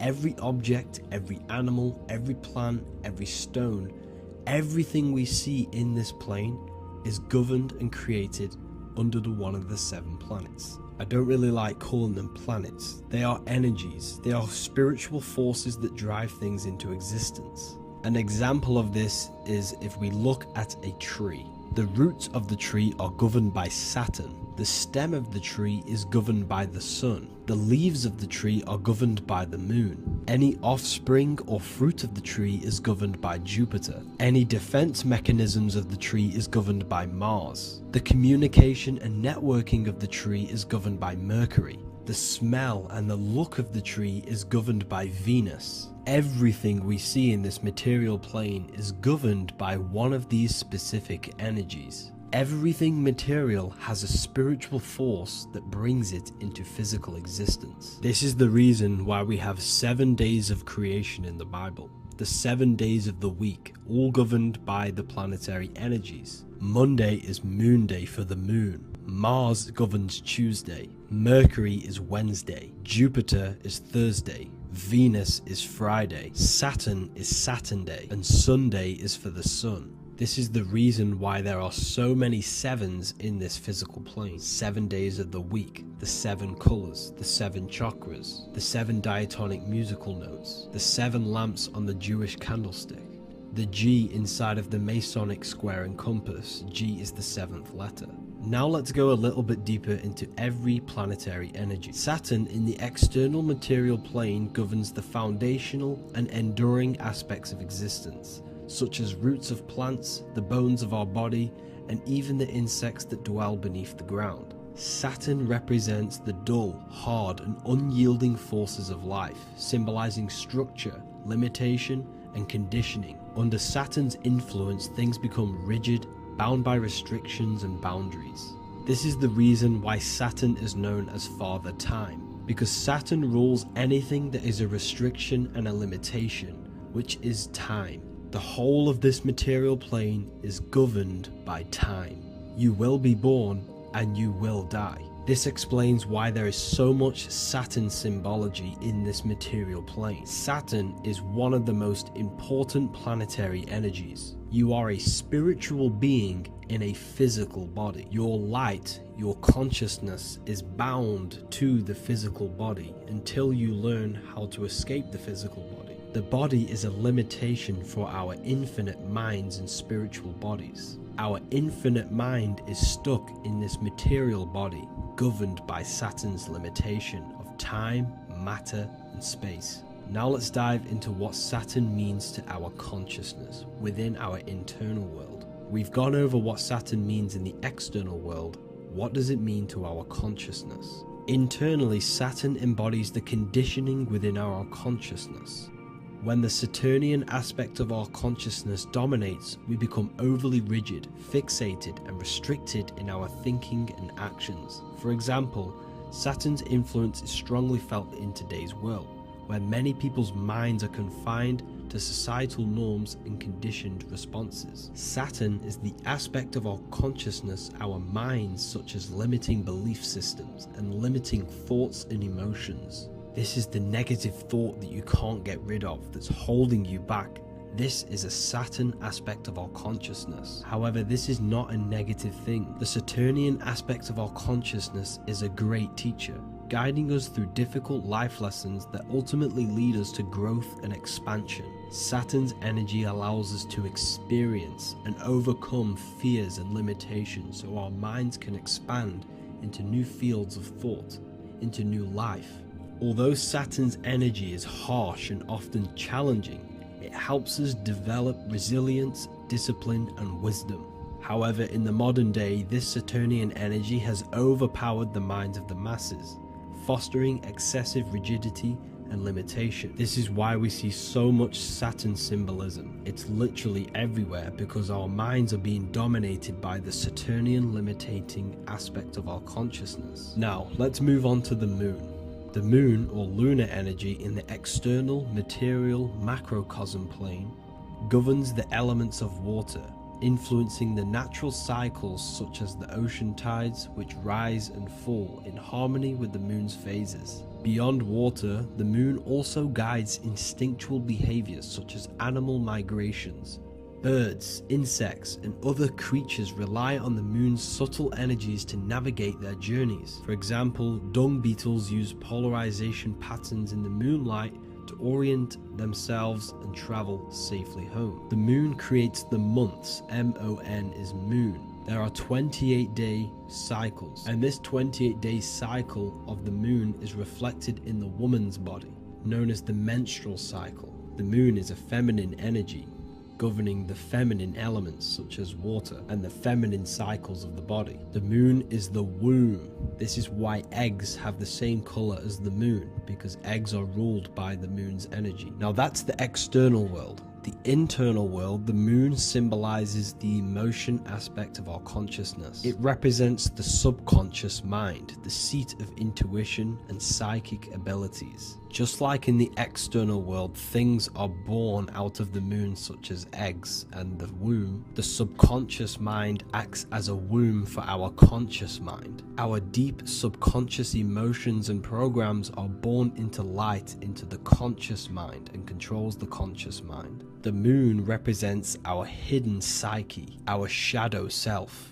Now let's go on to the sun. The sun represents the life force. In the material external world, the sun is ruling over pretty much all life. The sun gives life to all things. Without the sun, animals could not exist, the human body could not work, and plants would not grow. The sun is the life force. It's the soul of the world. Now, in our internal world of consciousness, the sun represents our passion, our drive, our conscious mind. The aspect of our internal world that wants to drive things and give life to physical manifestation. Now we go on to Mars energy. Mars is well known for being the god of war. Mars energy manifests into the material plane through anything that seeks to protect or defend itself. For example, the holly tree. The holly tree leaves are very sharp and they defend itself. Anything that is protective in the material world has Mars energy and is governed by this specific aspect of consciousness. For example, any predators or animals such as hedgehogs with spines on their backs for protection. Mars represents all things that is driven by conflict, aggression, and defense. Now, internally, inside of our inner world, Mars symbolizes the aspect of our consciousness that is focused on self-preservation and protection. Mars governs our ego, the instinctual urges of anger or maintaining reputation. Mars is not evil, it's necessary. Sometimes it's necessary for us to protect ourselves. Mars is the aspect of our consciousness that is anger, rage, the desire to fight or conquer. When this energy is activated within our consciousness, we become defensive, assertive, and even combative, ready to dominate others and destroy obstacles in our way. Now let's move on to Venus energy. Venus in the external material world manifests its energy through the aesthetics of creation. This planet governs the beauty and harmony found in nature, including the nurturing environment of a mother's womb where life begins. Venus embodies the essential love, not only in romantic relationships, but also in the bonds between family members and all living beings. Venus represents relationships. We have relationships between plants, animals. They all depend on each other to give life. Plants provide food and medicine, while living creatures contribute to their own growth and pollination. Internally, Venus represents the aspect of our consciousness that yearns for relationships and connections with others. This is an aspect of our consciousness that encourages to care for our physical appearance and embracing beauty. Aesthetics play a role in our interactions and self-expression. This is why there is a beauty brand called Venus. Now let's move to Jupiter energy. Jupiter in the material plane manifests its energy as forces of fortune, abundance, and wealth. This energy manifests itself as plants, as fruits that we can consume and eat in abundance. Anything that is nourishing and cultivated by the earth for humanity and animals. Jupiter embodies the giving energy that provides for and sustains life, fostering growth and ensuring that resources are available to all. Its influence is seen in the natural cycles of abundance, where fruits must grow and ripen before they are enjoyed, symbolizing the importance of effort and patience. Internally, in our spiritual world, Jupiter represents the aspect of our consciousness that yearns for abundance and seeks growth in various aspects of our lives, including wealth, knowledge, and personal development of the mind, spirit, and the soul. This is the aspect of our consciousness that wants to gain wealth, that wants to gain expansion and abundance in our lives. However, when Jupiter's energy dominates our consciousness excessively, it can lead to feelings of stinginess and greed. It represents material possession. The last planet is Mercury. Mercury in the external world governs the vital elements such as seeds, air, communication, education, and electricity. Known as the messenger of the gods, Mercury rules over intellect, communication, and the transmission of knowledge. Mercury's state of consciousness manifests itself in the material plane as the network between trees and plants, how they all communicate together. It represents the intelligence behind all physical things. It's the intelligence behind the seed that allows it to grow into a plant. Mercury's creative energy is manifested in the nervous system of the human body and all living animals. The intricate messenger that transmits signals from the body to the brain and then to the mind. This intelligence within us allows us to facilitate thought and movement. Internally, in our spiritual aspects of consciousness, Mercury is the state of consciousness that seeks knowledge, understanding, and intellectual growth and expansion. This part of us is curious, eager to learn, and driven to communicate ideas and information. It represents our mental body. The Roman god Mercury is often depicting flying because this symbolizes the air. Air represents our mental body. When the Mercury aspect of our consciousness dominates, we become highly intellectual, constantly seeking information, analyzing situation, and communicating our ideas. While this can enhance our understanding and ability to interact with the world, an excess of Mercury's influence can lead to overthinking, excessive analysis, and focus on intellect over emotions or intuition. Okay, so they are the 7 planetary energies in the external world and your internal world of consciousness. These energies are manifested in the Roman mythology as human beings. They are depicted as human beings, but this is nothing but symbolism. These gods never existed physically. They represent aspects of our consciousness and spiritual forces that govern the material plane. Every material object, every intelligence, every piece of life in this universe is governed and brought into existence by one of these spiritual forces. Now, I hope this video has expanded your mind into a new realm of thought. Make sure to leave a like, a comment, and subscribe to the channel for more occult and esoteric information. You can read more about this topic and many more occult and esoteric teachings inside of my books, the Book of Wisdom Volume 1 and the Book of Wisdom Volume 2. I honestly advise that not everyone reads these books. These are books which will completely transform your view on reality. You will feel a lot better reading these books because you will find a connection with yourself and the universe. Understanding truth and knowing thyself gives you a sense of well-being. Like I said, this is not just a book. This is a beginning of your journey of expansion and growth. Reading them can be life-changing. Inside my university, I host live calls where you can ask me questions, and you can watch all the pre-recorded live calls. You also gain the ability to manifest your own reality through the Manifestation Mastery course. There is also a library with all of the PDFs that I've read in the past of occultism, symbolism, and esotericism that you can gain access to. There is a whole lecture section where you can watch all of my occult lectures. This is a place of transformation. The price of the university will be going up very soon. If you join now, you will gain a free sexual alchemy course, which will teach you how to transmute sexual energy into creativity. I'll leave all the links in the description for the university and also my website where you can get my books. I hope you enjoyed this video. Take care. As above, so below. This is one of the most crucial teachings within esotericism, occultism, or what we like to call it today, spirituality. I don't like calling it spirituality because it's not spirituality.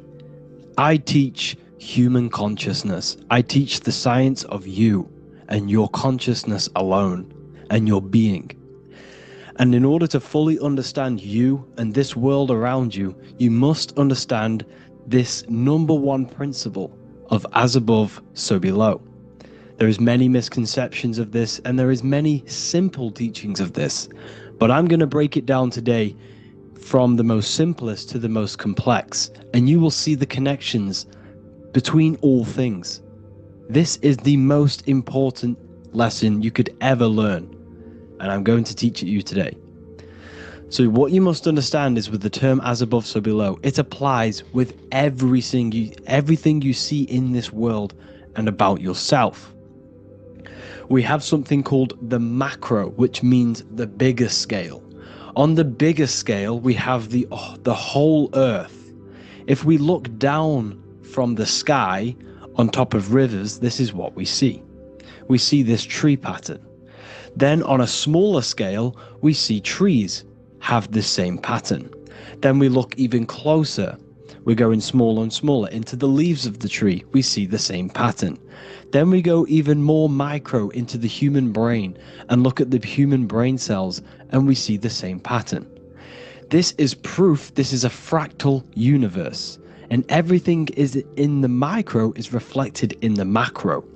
As above, so below. As within, so without.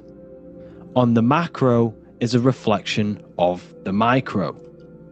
So now that you understand this, we can go a bit further. A yearly cycle of spring, summer, fall, winter is a macro. A micro is a daily cycle. So a day is a mini year. The summer is the midday. Autumn is the evening. Night is the winter, and spring is the morning. This is a macro, a reflection. We have a miniature cycle of the Zodiac every single day. And this cycle is also reflecting the cycle of life and death. We live, we are born, which is the spring. We live, which is the summer. We then age, which is the autumn. And then we die, which is the winter, and then we are reborn again. This is the cycle of life and death, and you do this every single day. You see, death is a macrocosm of sleep. This is why we say sleep is the cousin of death, because you die every single night. You do this process of life and death every single day. As above, so below. What's in the micro is in the macro. So when you go to sleep, you are essentially dying, and then in the morning when you wake up, you are then born again. This is a fractal cycle that we live in. Everything in this whole world is fractal. Everything applies to as above, so below. We have the sun, we have the moon, we have the day, we have the night. We have the life, we have the death. We have the conscious, we have sleep. As above, so below. We have the conscious mind, because now we're diving into as within, so without. As above, so below more refers to the external world. As within, so without is referring to your inner world and the outer world. What you must understand is about yourself. You exist in two realms. You're an individual. The dual nature of you. You exist in two realms at once. You have an inner world of your thought, emotion. This is the inner world that no one else can see but yourself. And you have an outer world with a physical body which everyone can see. So you exist in two worlds. You have the inner voice, you have the outer physical voice, which I'm speaking to you with now. But I also have an inner voice, which no one can hear, only but me. So you exist in the light and you exist in the darkness. The sun represents your external self, your physical, conscious mind. The moon represents your shadow self, the inner self, the psyche self, the spirit self. There is an as above, so below. The sun is within you. The moon is within you. Everything is within you. Now that you understand as above, so below, what is your body? Your body is a miniature earth. Let me repeat, your body is an earth. Your body is the earth. Okay? Because like I say many times in all of my videos, you are not in the world. The world is you. You are the universe. Your brain is a computer creating this reality. What you see with your eyes is produced in the back of the brain called the visual cortex. You don't look into the world, the brain produces the world. The body produces the world. When you touch something, you're not actually touching something. This is the electrical nervous system. When you touch something, what you feel is actually electrical signals on your nervous system reporting back to your brain. Therefore, when this body dies, you leave the earth because this body is the earth. Okay? As above, so below. You have the mental plane, the astral plane, the etheric plane, and the physical plane. This is essential for understanding reality and the teaching of as above, so below. Everything in this material plane began in the thinking mind. For example, the microphone I'm speaking into, the phone you're watching this video off, or the laptop or iPad. Where did this begin? It didn't begin in the factory. The first ever place this item begun was in the mind of an individual. The invisible realms of mind is where all physical things and physical items begun. Essentially, this physical plane is the effect of the thinking mind. This world is the world of effect. It's the world of outcomes. When you see something, it is already manifest. It is already being manifested. It is an effect. And in the effect of the cause, which is the thinking mind. Therefore, the mind creates thoughts, which is the mental plane. Then after thoughts creates imagination, which is the astral plane. These two are spiritual. They are non-physical. So spirit kind of means non-physical. Then you have the physical planes, the etheric and the physical plane. As above, so below. What happens in the mind is manifest on the physical plane. Like I said, the phone that you are holding, it was a thought, and then it brought down into a physical reality. As above, so below. You change the mind, you change your reality.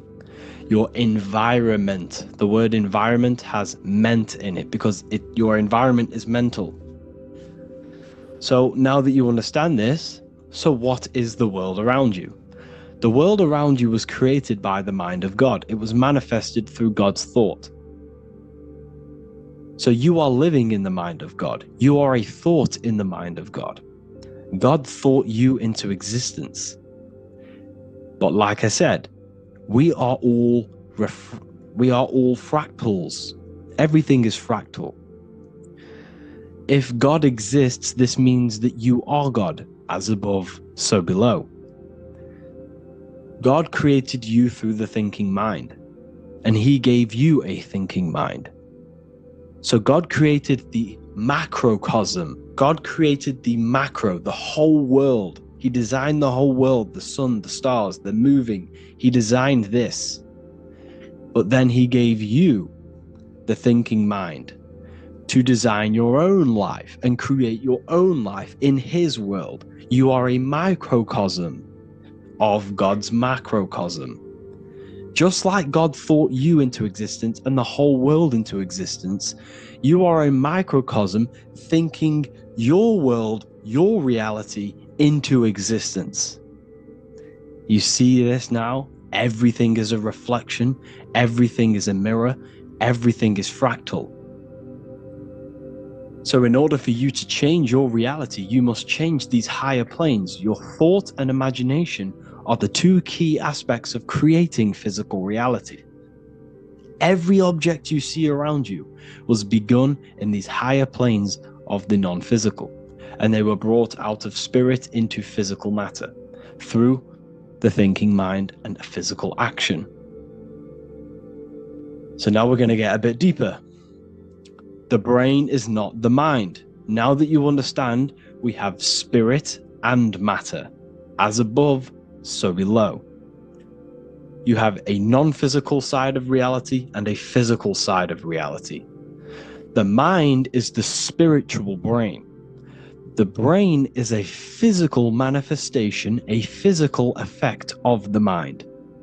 The mind uses the brain to operate in the physical world, and it's the same with the heart.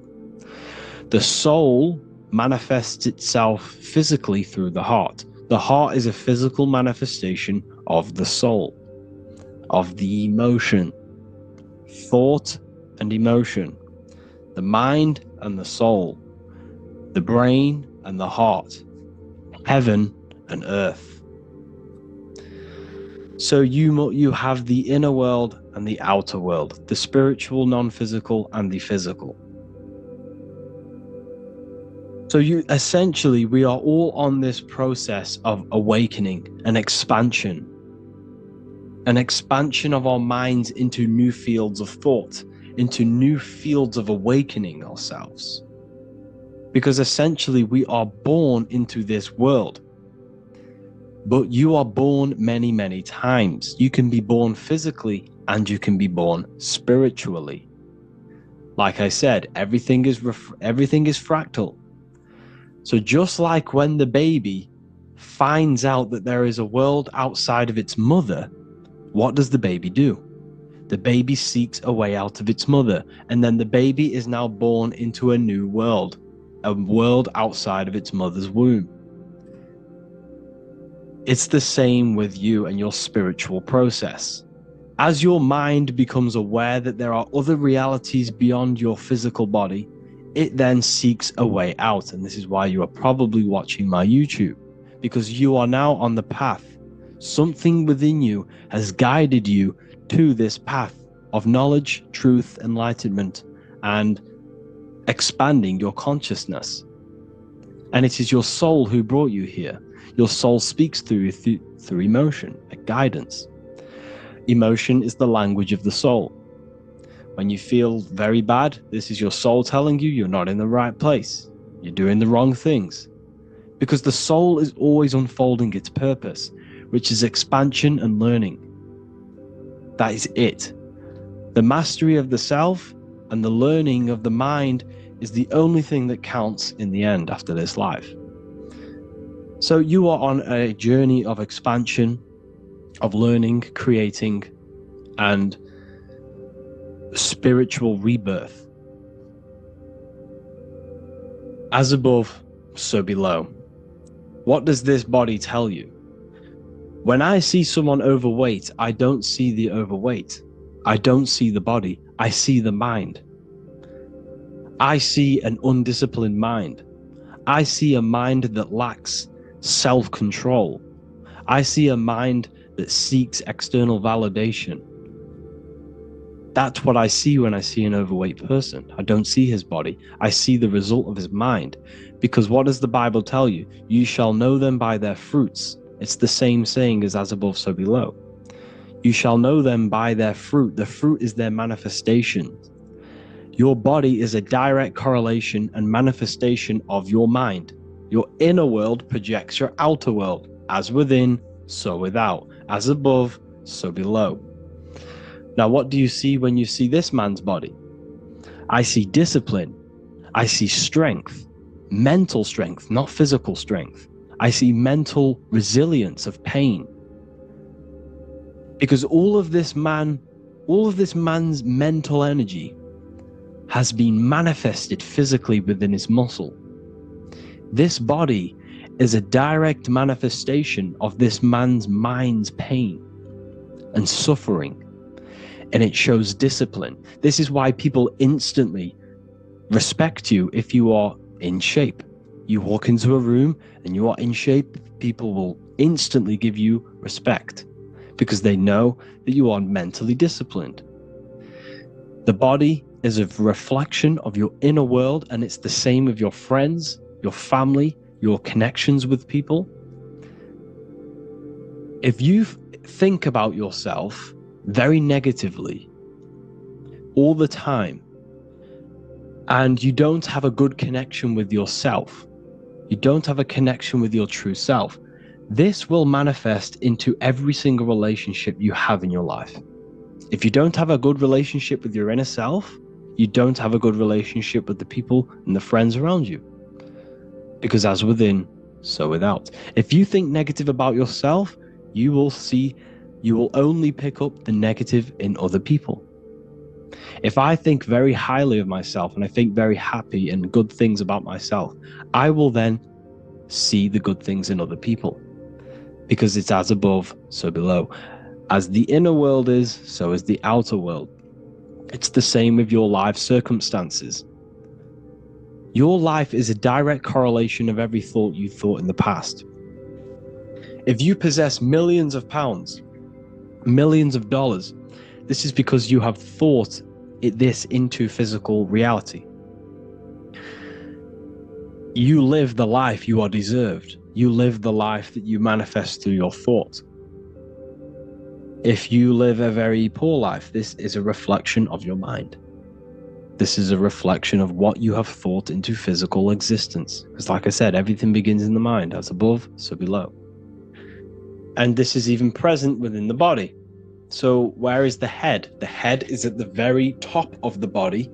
And where does all manifestation begin? In the mind. That's where the mind is, in the head. And then the thoughts we think travel down the body into the heart, which is the emotion. Every thought we think is in the emotion. Every thought we think creates an emotion. This emotion then drives the action. Where does the action come from? The feet, because the feet move our body. We move with our feet to take action. Our hands. You see, so the body is even a micro reflection.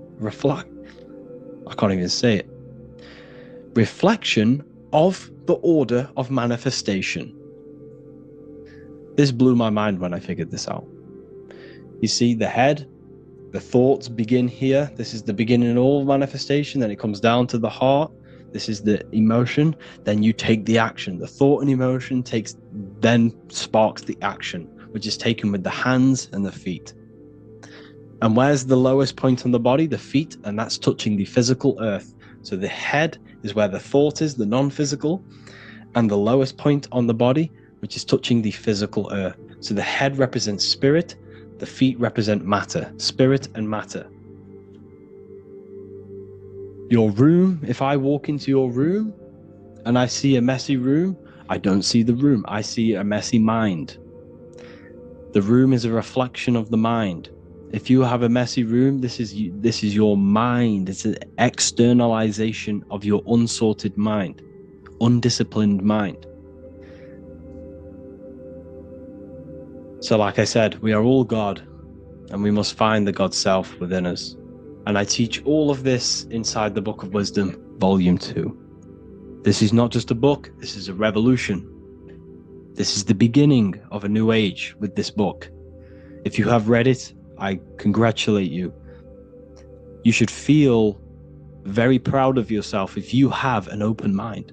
You should feel proud of yourself for watching these videos, because not many people have an open mind. Remember this, people. You are special if you're watching these videos. You have the mind. You have the ability to see through the illusion. And I take my hat off to you. You want to take this to the next step? Read the book. Or if you want to take it to the serious levels, join the university. The university, you gain access to every piece of my material that I've ever done, all of my books, all of my lectures that are hidden from YouTube, that are hidden from everywhere else, the lectures that give you real power. And if you feel alone on this journey, we have a conscious community where you can connect with like-minded individuals, because I've been there. I've been there when you feel lonely, because you feel like no one else is thinking the way you are feeling. You can't talk to people about these things because people just think you're crazy. That's why I put together this, so we can connect, so we can unite, so you can connect with people, so you don't feel crazy about thinking about this stuff, learning about this stuff. And if you truly want to level up your life, people, and take your studies serious, this is for you. We do live calls, we do lectures. There's a whole library filled with books you can read. It's the perfect place for the truth seeker. I thank you all for joining. Please leave a like, a comment, a subscribe. Let me know any future videos you want me to make in the comments. Thank you all. Have an amazing day.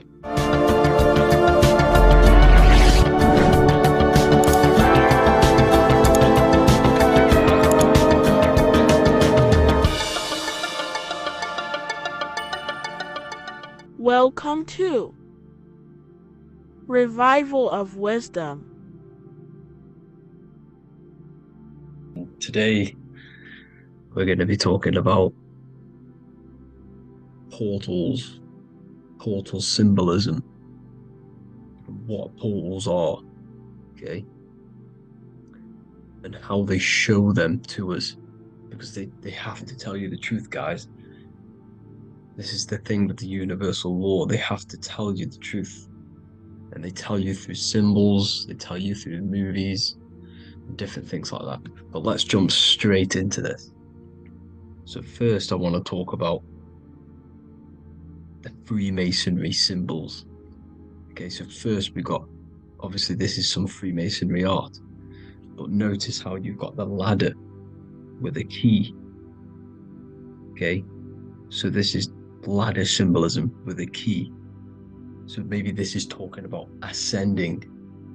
Okay, because look, because this is ascending into the heavens, because it's a ladder with humans going up it with a key. In order to ascend, you must have the key. Okay, so what else do we have with a key? Well, the Netflix show Lock and Key, which is all about portals and keys. Because what the keys do, they open doors, gateways. Okay, so what's interesting about this is that they've got this key here, which represents the Kundalini energy rising up the spine. Okay, but we'll come back to this. But it's that same portal key symbolism. We've also got the Vatican. The Vatican is in the shape of a key. Okay, so you can see the start of it here and the end. So this is key symbolisms. Keys open doors. And notice how it's got the 8-pointed star. Okay, what is the 8-pointed star? Okay, we'll come back to this. This all ties in, guys. I'll break it all down for you. But then you've also got the god Janus. Janus, okay, is known as the god of the doorways. He's an ancient god of Rome, and they worshipped him. However, he's not a god, he's more like a high-level ranked demon. Because he is the god of the doorways. And notice how he's got two faces. Because doorways always have two sides. You're going into somewhere There's always two sides of a door, and he's always depicted with two sides of a face and a key, because he holds the key to the doorways, to the portals, to other worlds and realms. Okay, as you can see, he's always got two faces and a key. Okay, so now we have the Sumerians, the Anunnaki, and they are always depicted with the two faces. Why do they have the two faces? Because they're symbolizing doorways, and the Anunnaki come to Earth through doorways and portals. So these are what these gods are symbolizing in their artwork. But they always have the 8-pointed star. Okay, what is the 8-pointed star? You see how they always have. Look, let me try to find another one. It's the 8-pointed star. This 8-pointed star is Polaris. Okay, Polaris, just like the Vatican has the 8-pointed star with a key. Polaris is the center star. Polaris is a fixed star, it doesn't move. Okay, so the Anunnaki's symbol is also the 8-pointed star. So this is symbolizing the portals and doorways that they come through in order to get to the Earth.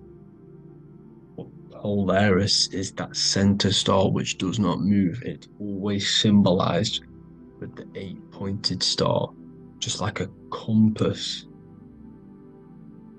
Why is a compass the 8-pointed star? Because at the center of our realm is where the most electromagnetic energy is stored. As you can see, we have an aura field, an electromagnetic aura field. So does the Earth. And in the center, so like our heart, for example, is where the most energy is stored. And like the center of the Earth, this is why all compasses point to the center, because this is where the most electromagnetic energy is stored. It's at the center of our realm. Okay. So like I was saying with the lock and key series, see this here? The Kundalini energy rising up the spine, just like your Kundalini energy rising up the spine. Let me try. I can't zoom in, but you know what I'm trying to say here. Let's go back to Polaris, because at the center is where pole. Can you see the pole of electromagnetic energy? Polaris, the North Pole. It's symbolized. The truth is in the words. It's like a pole of electromagnetic energy. And this is where the aurora borealis comes from. Notice how it's got the word aura in it, because it's the Earth's aura, electromagnetic field.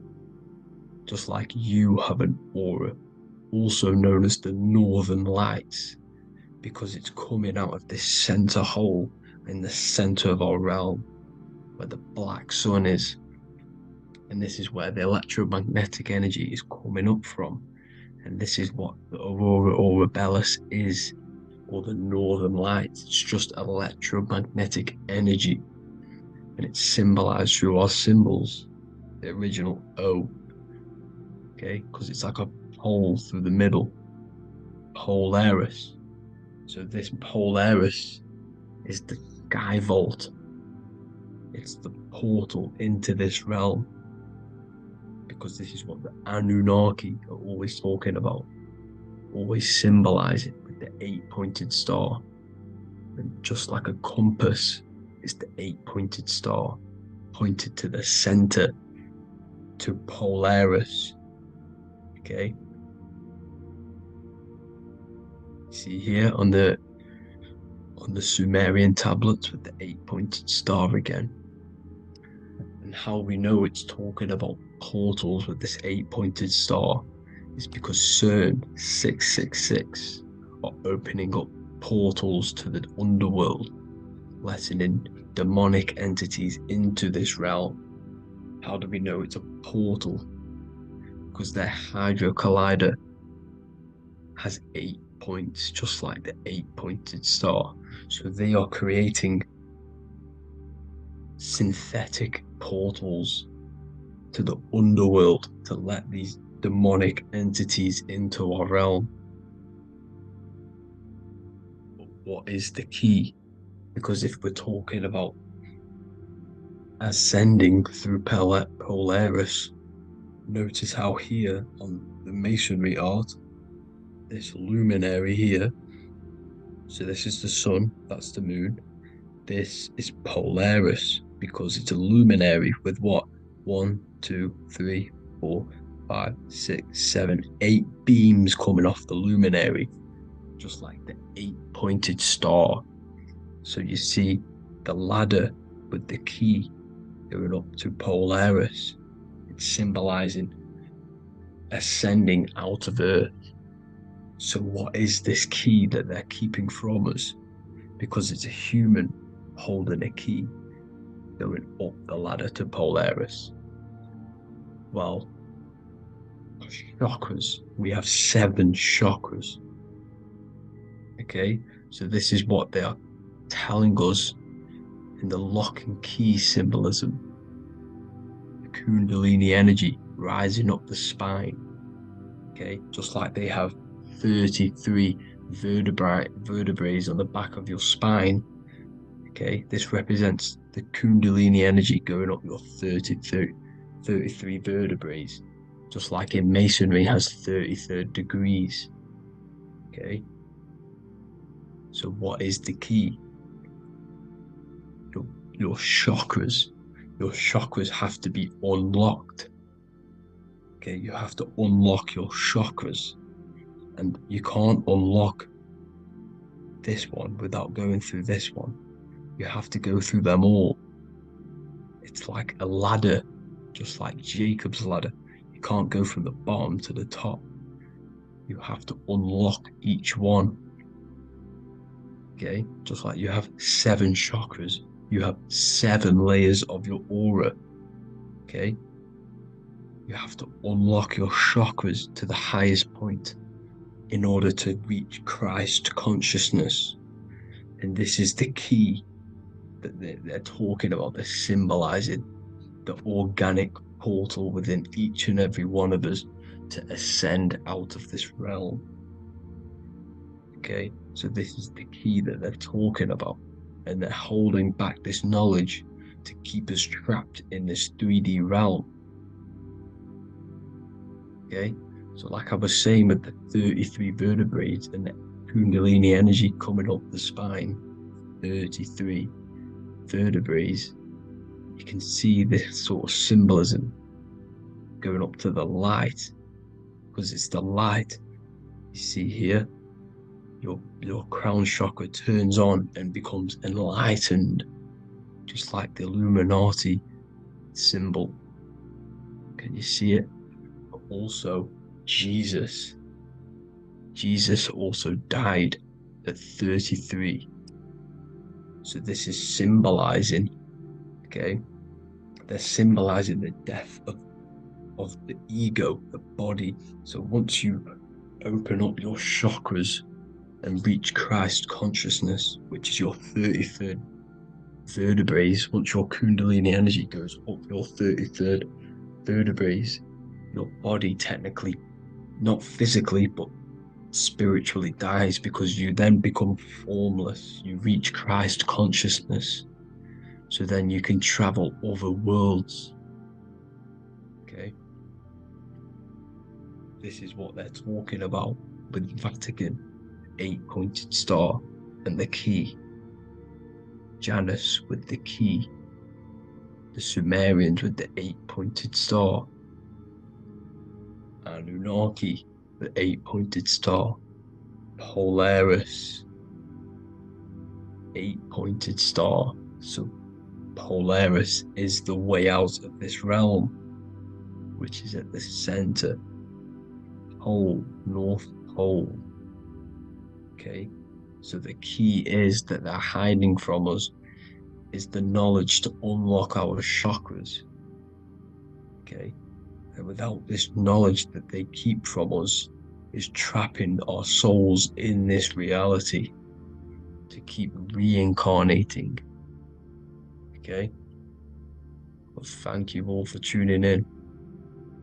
I'm going to leave you all there.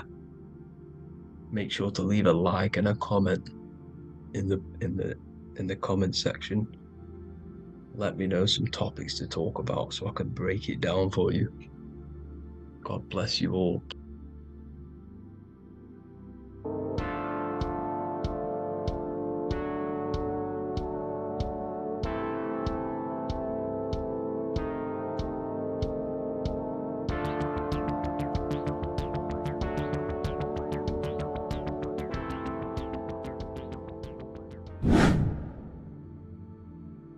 How are we doing, people? It's Revival of Wisdom. We're back today talking about sun worship. Okay? And please enjoy. Sit back and enjoy the video. First thing we need to understand is that the sun is the risen savior. It's the light of the world. Without the sun, we have nothing. Now, the sun is the Son of God. We didn't make the sun. No one owns the sun, but who created the sun? Obviously, the Creator created the sun. Therefore, it is the Son of God. And that is what Jesus is symbolizing in the Bible. The Bible is a metaphorical story. That's why it's called the greatest story ever told, because it is a story about the sun, the Zodiac. It's about you, the systems in the body. It's about everything that is sacred in this creation. Now you can see the suns behind Jesus' head in all of the ancient portraits. Even the ones that are more modern, you still see a sun on the back of his head. Because he is the sun. He's the light of the world, our risen savior. And this is what Christians are lost, because they don't realize it's a symbolic story and they think Jesus was a historical person. He's not a historical person. Okay? This is what we need to get out of our mind. This wasn't a historical person. It's the sun, our risen savior. The sun is the soul. It's the soul of this creation. Because what is a soul? A soul is pure life force, pure energy. Whatever a soul inhabits, it gives life to. Like our soul feeds our body. The sun feeds the earth, because the sun is a soul, and that's why the ancients called it Sol. Because it's the soul, and it's in you, and it's the light of the world. It's the light of everything. It gives life to all things. Here's Jesus and his 12 disciples. The 12 disciples symbolize the 12 zodiac signs. Aries, it rules the head region, because the 12 zodiac constellations rule specific regions of your body. Aries, the ram, you have a cerebrum in your head. This is Aries on the head of the table. His Gemini rules the arms and the lungs. The two twins, Gemini. He's holding up two hands for the two hands and arms. The twins. Cancer has a knife in his hand. It's not so clear, but he has a knife in his hand. Cancer is the crab. Crabs have claws. And he's pointing at Virgo's Adam's apple, saying there's no Adam's apple there. It's a woman. Who's the sixth sign? The sixth sign is Virgo, the Virgin, the only woman in the painting. Now notice how there are 3 people in 4 groups for the 4 seasons and for the 3 months and 3 zodiac signs in each season: spring, summer, fall, winter. Matthew, Mark, Luke, and John with the suns on the back of their heads, because it's the 4 states of the sun. The 4 states of the sun. Now, 6th sign, Virgo, the Virgin, the only woman in the painting with no Adam's apple. Then we have the sun, Jesus, red and blue, red shift, blue shift, electromagnetism. The ancients knew this. He's got one hand open, one hand down, because the sun gives and retrieves. The sun rises and it falls. It gives, then pulls away. That's what the sun does, and that's what he's doing. His arms are out, symbolizing the rays of the sun, casting down onto the earth, giving and then receiving. Libra, his two hands are equal, he's holding his arms out equally, because Libra is the two balanced scales. Libra is when the sun is balanced between the summer and the winter. It's being judged. The sun isn't balanced. That's what Libra is, the two scales. Capricorn is the goat. Goats have two horns, and you can see the two horns on his head here. See? So this is astrology. This what Leonardo da Vinci is depicting here. It's astrology. He knew the story of the Bible is all astrology. It's all based on astrology. The Son of God, the real sun. Now here are some Bible verses. I am the light of the world. Obviously, that's the sun. What other light is there that lights up the world? The moon can't do it. It's the sun, the one and only sun, our risen Savior. Because if the sun didn't rise, we'd all be dead. So it's our risen Savior. And it dies for our sins every night and then gets reborn every day. Now Jesus calms the storm. Mark 4:35-41. The disciples are all on a boat and there's a heavy storm. But Jesus is asleep. The disciple says, Jesus is asleep. We need to awake him. They wake up Jesus, and Jesus got up and rebuked the wind and said to the waves, quiet, be still. Then the wind died down and it was completely calm. Well, when Jesus was asleep, this is the sun not being risen. It's not risen yet. Because in the night times, that's when the storms happen on the sea, in the ocean. And when they awake Jesus, Jesus rises because he's the sun. He rises and everything calms. Because when the sun comes, the storms go. You see? So it's the sun. It's all about the sun. Here's another, Luke 22:10. A disciple asked Jesus, when will we know it's the end times? And Jesus says, as you enter the city, a man carrying a jar of water will meet you. Follow him to the house that he enters. Well, this is clearly talking about astrology, the topic that Christians think is satanic, when they don't realize the whole thing's based on astrology. Because the end times is the end of Pisces, which is the two fish, which is the age we've just gone out of. And you can see all these ancient churches here with two fishes, because they knew it was the age of Pisces. There's an ancient photo, ancient artwork with the two fish, Pisces. And the end times, as it talks about in the Bible, when Christians think the world's going to end or something. But no, it's just the end of Pisces. As you enter the city, a man carrying a jar will meet you. Follow him to the house. The house is the Zodiac sign that he enters. And the Zodiac sign is Aquarius, because that's what it is, a man carrying the water. We know this is astrology because a woman, that is a woman's job in the ancient times. In the ancient times, the woman used to get the water. You would never see a man collecting water back then. That was the woman's job, whilst the man builds the houses, for example. You see, so we know it's talking about astrology because astrology is the man holding the bucket of water. It's the end of Pisces. Now we are in Aquarius. And of course, Luke 24:36, the risen Savior, the Son. Now the Son is also born on the 25th of December, a virgin, just like Horus, Mithra, Buddha, Krishna, Hermes, and thousands of other gods, all born on the 25th of December. Well, it's because the sun moves 1 degree northward on the 25th of December.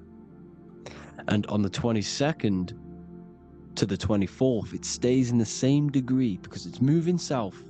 But then on the 22nd, it stays in the same degree on the Southern Crux constellation. And the ancients called this the sun dies on a cross, because the cross is the Crux constellation, the Southern Cross. And it stays on that same degree for 3 days on the cross. The sun dies on a cross, and then on the 25th moves 1 degree northward, bringing back the summer, the light, the warmth, the growth of crops. And this is the sun being reborn again, a virgin, because it's pure. And here's Mithra, another sun god before Jesus was around, before Christianity. It was Mithraism and Mithra. Ra is Ra, the sun god, Egypt. It's all about Ra, the sun. You see the crown of thorns on Jesus' head, symbolizing the rays of the sun. And here are the rays of the sun on the back of Mithra's head. Krishna, the sun. Buddha, the sun. Horus, horizon. All born virgins, all did miracles, all resurrected. Dead for 3 days. Well, here he is, dead for 3 days on the cross. And resurrected. Because it's the most ancient religion ever been on the face of the earth. The worship of the sun. And we should worship the sun, because without the sun we are nothing. The sun feeds us, feeds the earth, feeds everything. Without the sun we are nothing. It's been reversed, and now we're worshipping man. When we're worshipping a man called Jesus, was never real. It's all about the sun, the most high, the most powerful, potent, celestial body in the sky, the orb that feeds us every day. It dies for our sins and rises every day. It's the sun. Now on the Holy Communion Day, it's the worship of the sun. They give out mini suns.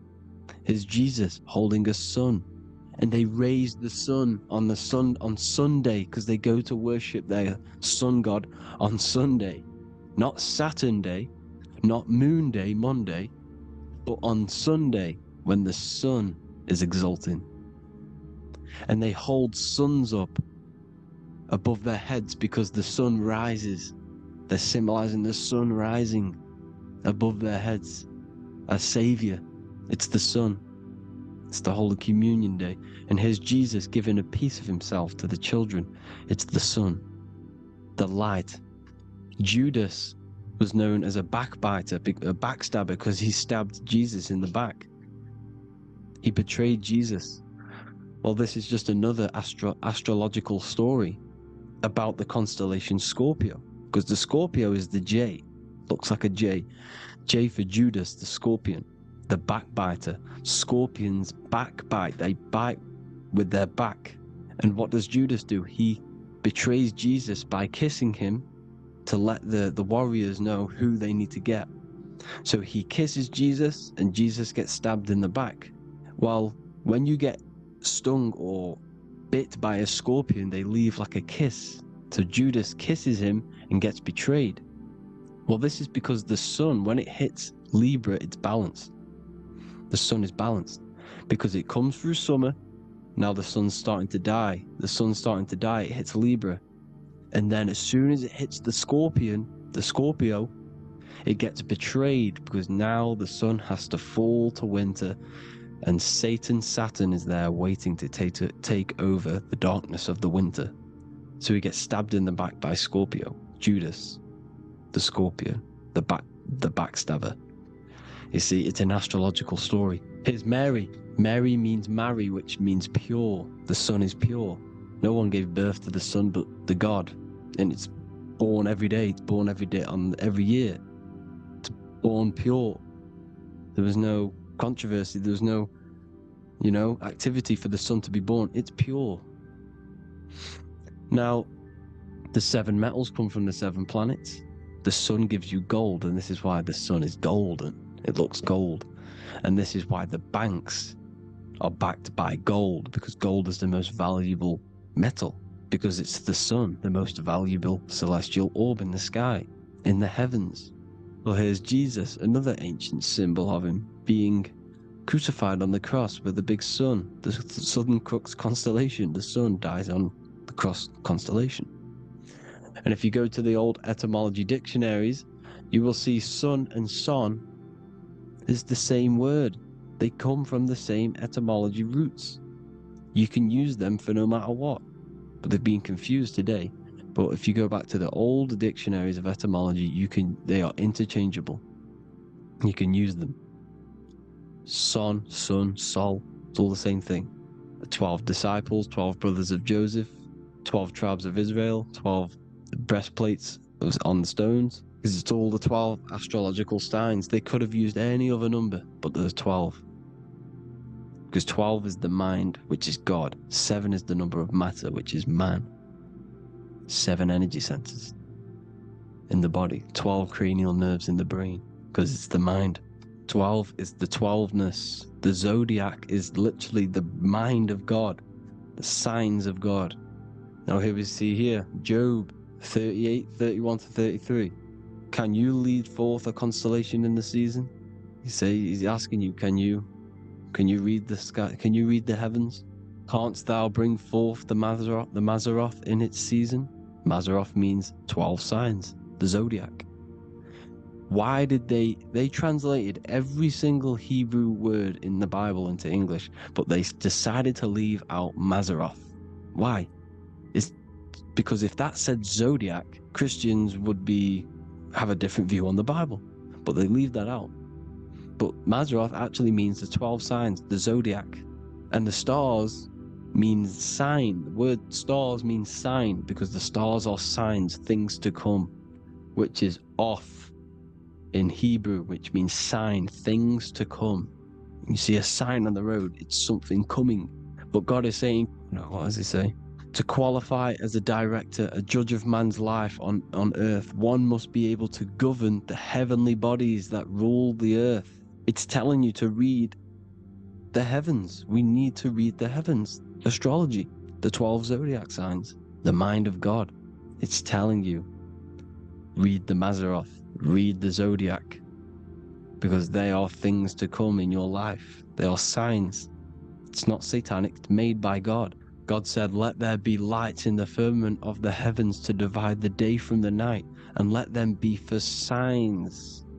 Signs are things to come. The 12 zodiac signs. It's all about astrology. Here's Mary holding the sun. His son, her son. It's the sun in the sky. The one and only, the most high.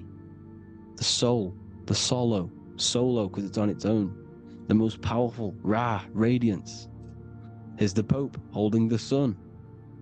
All 3 popes holding the sun because they're sun worshippers and they know the true meaning and origins behind Christianity.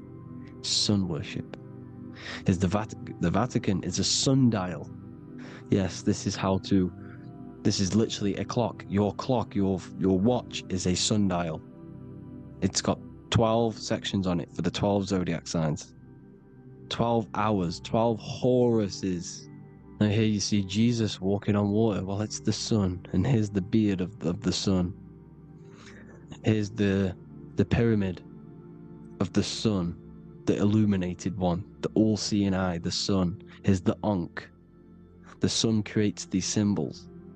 The ancients knew this. Now when you see these headdresses, these are actually the days of precession of the sun. Aries, Cancer, Libra. It's all about the sun. Here's some more sun worship going back to Egypt. Ra, Horus, Osiris, and Set. Jesus and Satan is Horus and Set. The sun and Saturn. Saturn rules the winter, Satan. Jesus, the sun, the light of the world, rules the summer, rules the day.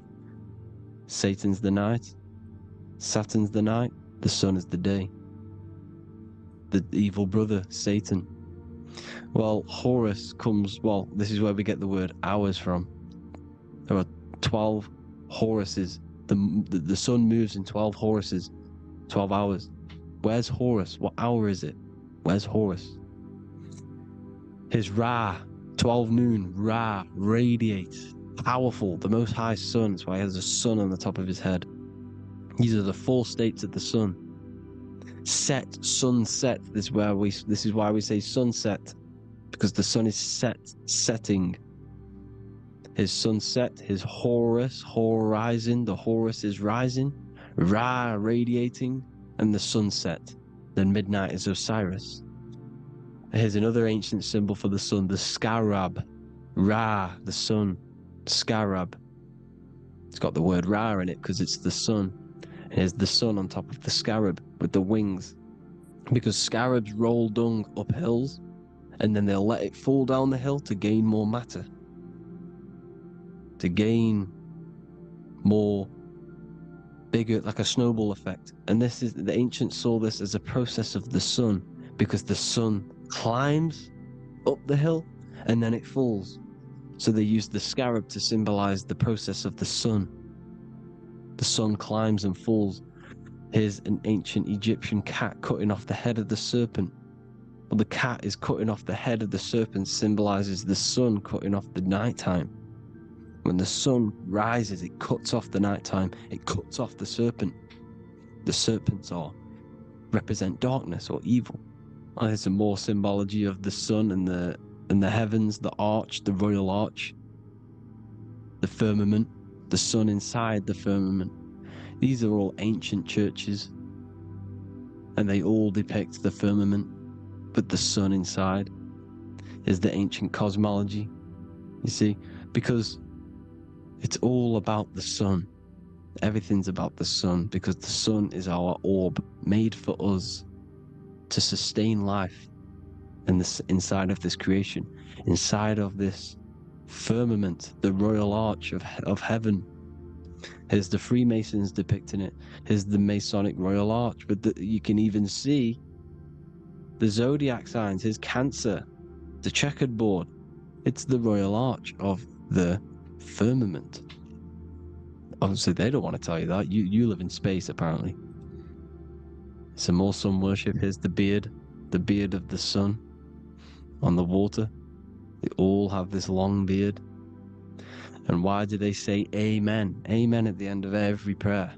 Amen is a sun god, a creator god. It's all about the sun.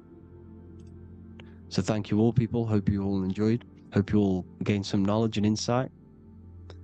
Please give me a follow, drop a comment, drop a like. Have a good day. Love you all.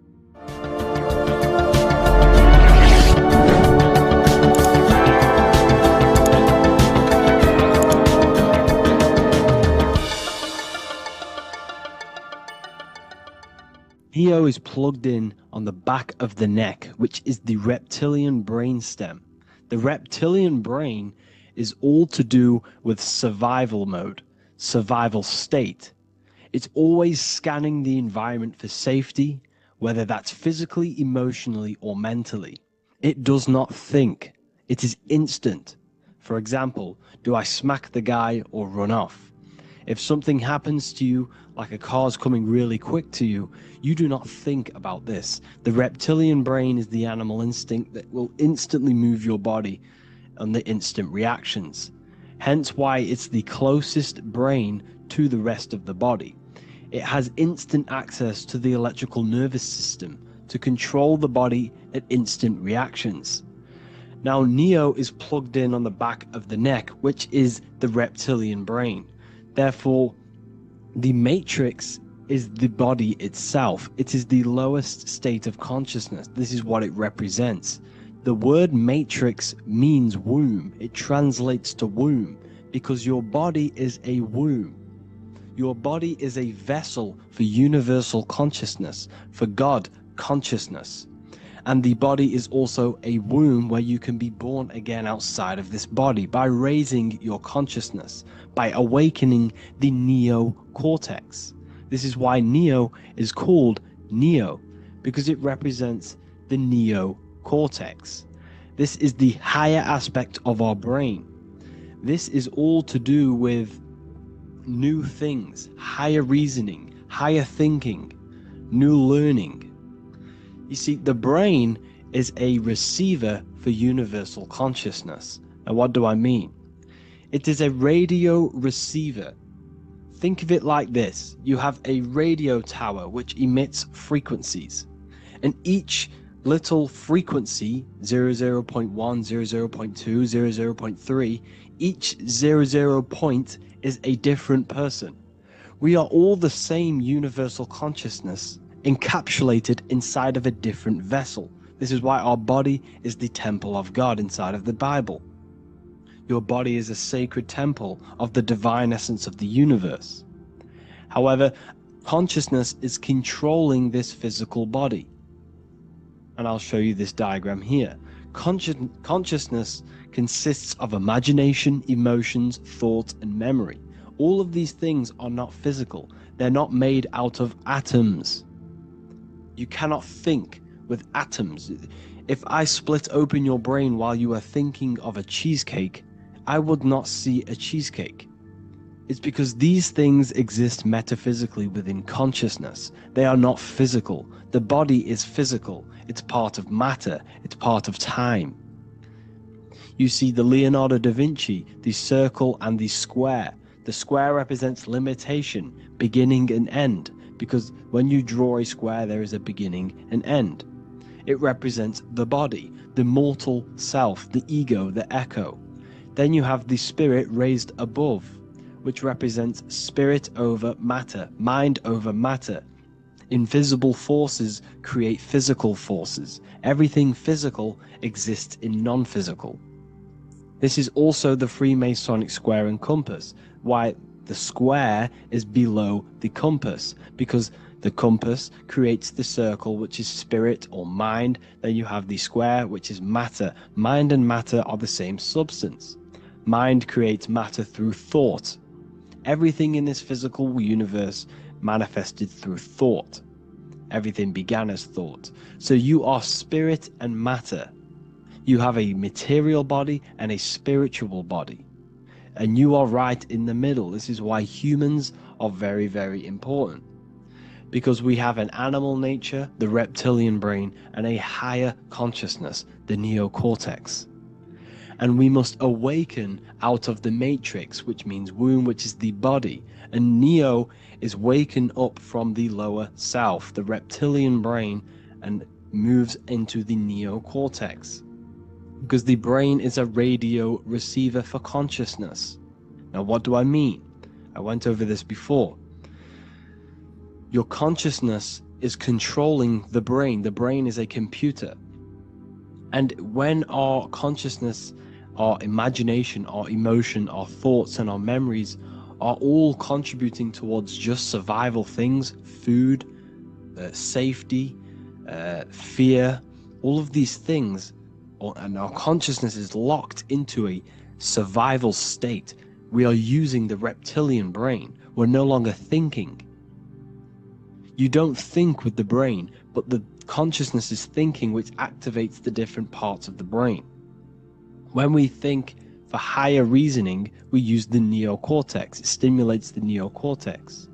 When we think about survival, we're using the reptilian brain. So therefore, when Neo wakes up, he wakes up to the higher aspects of consciousness, which is only utilized by the neocortex, by learning new things and expansion of the mind and expansions of consciousness. Okay? So the whole matrix is to keep you designed, well, the whole matrix is designed to keep you in a survival state, in the three-dimensional awareness. They want you constantly scanning for safety, scanning for food, scanning for emotional safety in relationships and other people.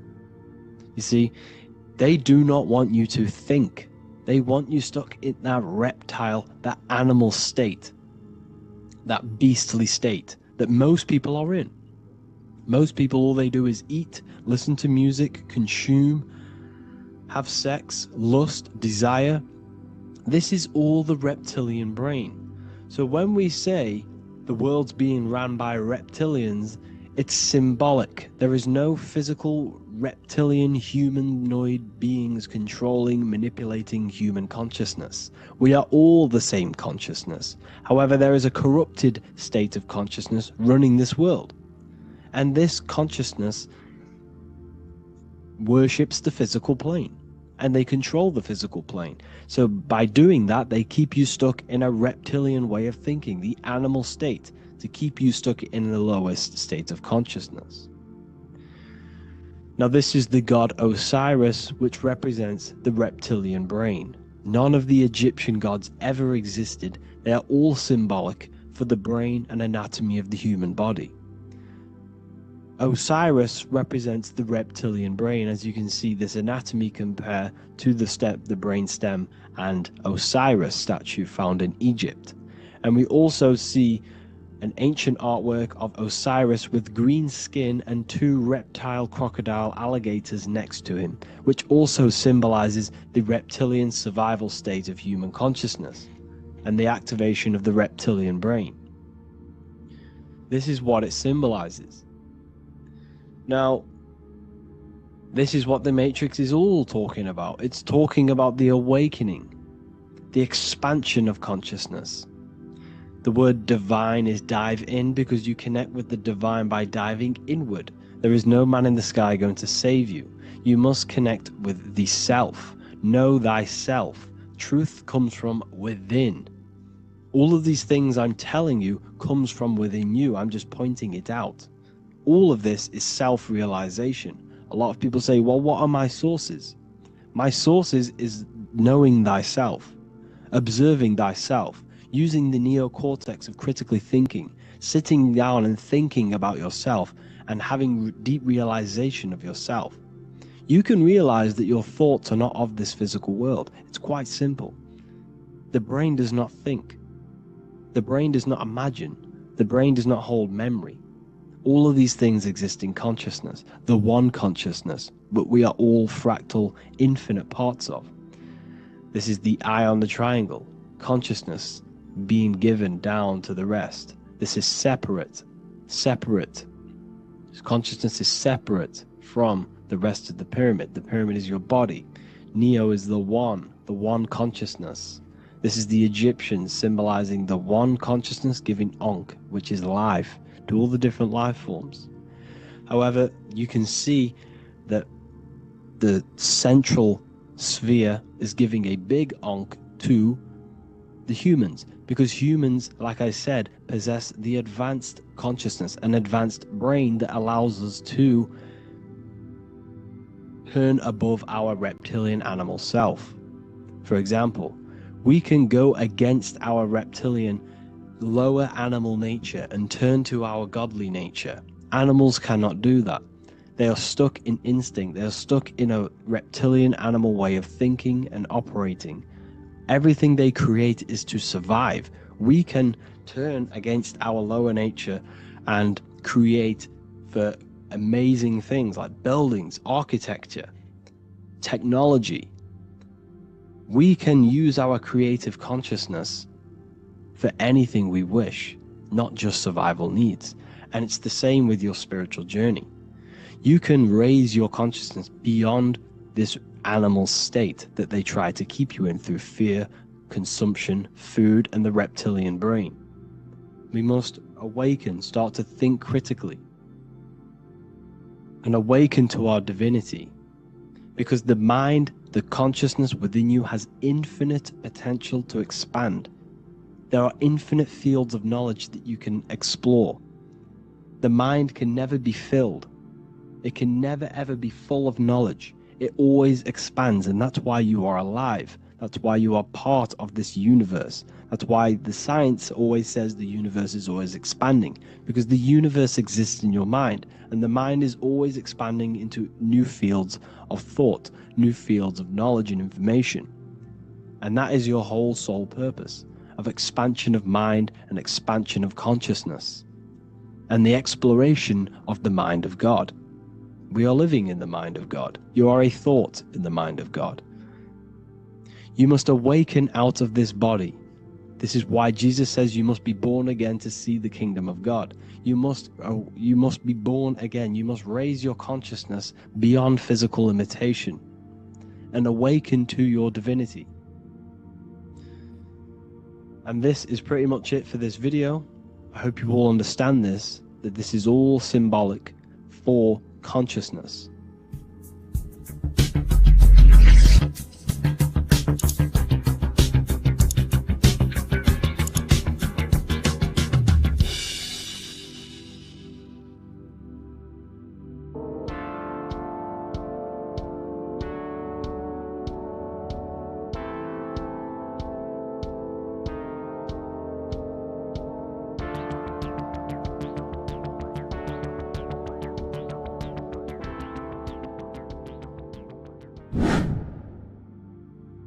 Left and right hemisphere, and what are they doing? How does it contribute towards your perception in this world. And this is what we're going to be talking about in today's video. We're going to be breaking down the two hemispheres of the brain and how they function in your life. So first, we have the left hemisphere. This is the logical hemisphere. This is the analytical, divided, scientific, or verbal hemisphere. The right hemisphere is creative, wholeness, artistic, symbolic, and metaphorical. The right hemisphere does with non-verbal things. It produces a holistic perception. It is more to do with creativity. Because what you must understand is that we are not in the external world. The world is produced by our brain. We see with our brain. Our eyes are a part of the brain. What we touch is the brain's interpretation of electrical signals on the nervous system. What we smell is the brain's interpretation of smell through the nose. What you taste is your brain's interpretation of chemical reactions on your taste buds. So what you are experiencing is the brain. The brain is a computer creating a simulation.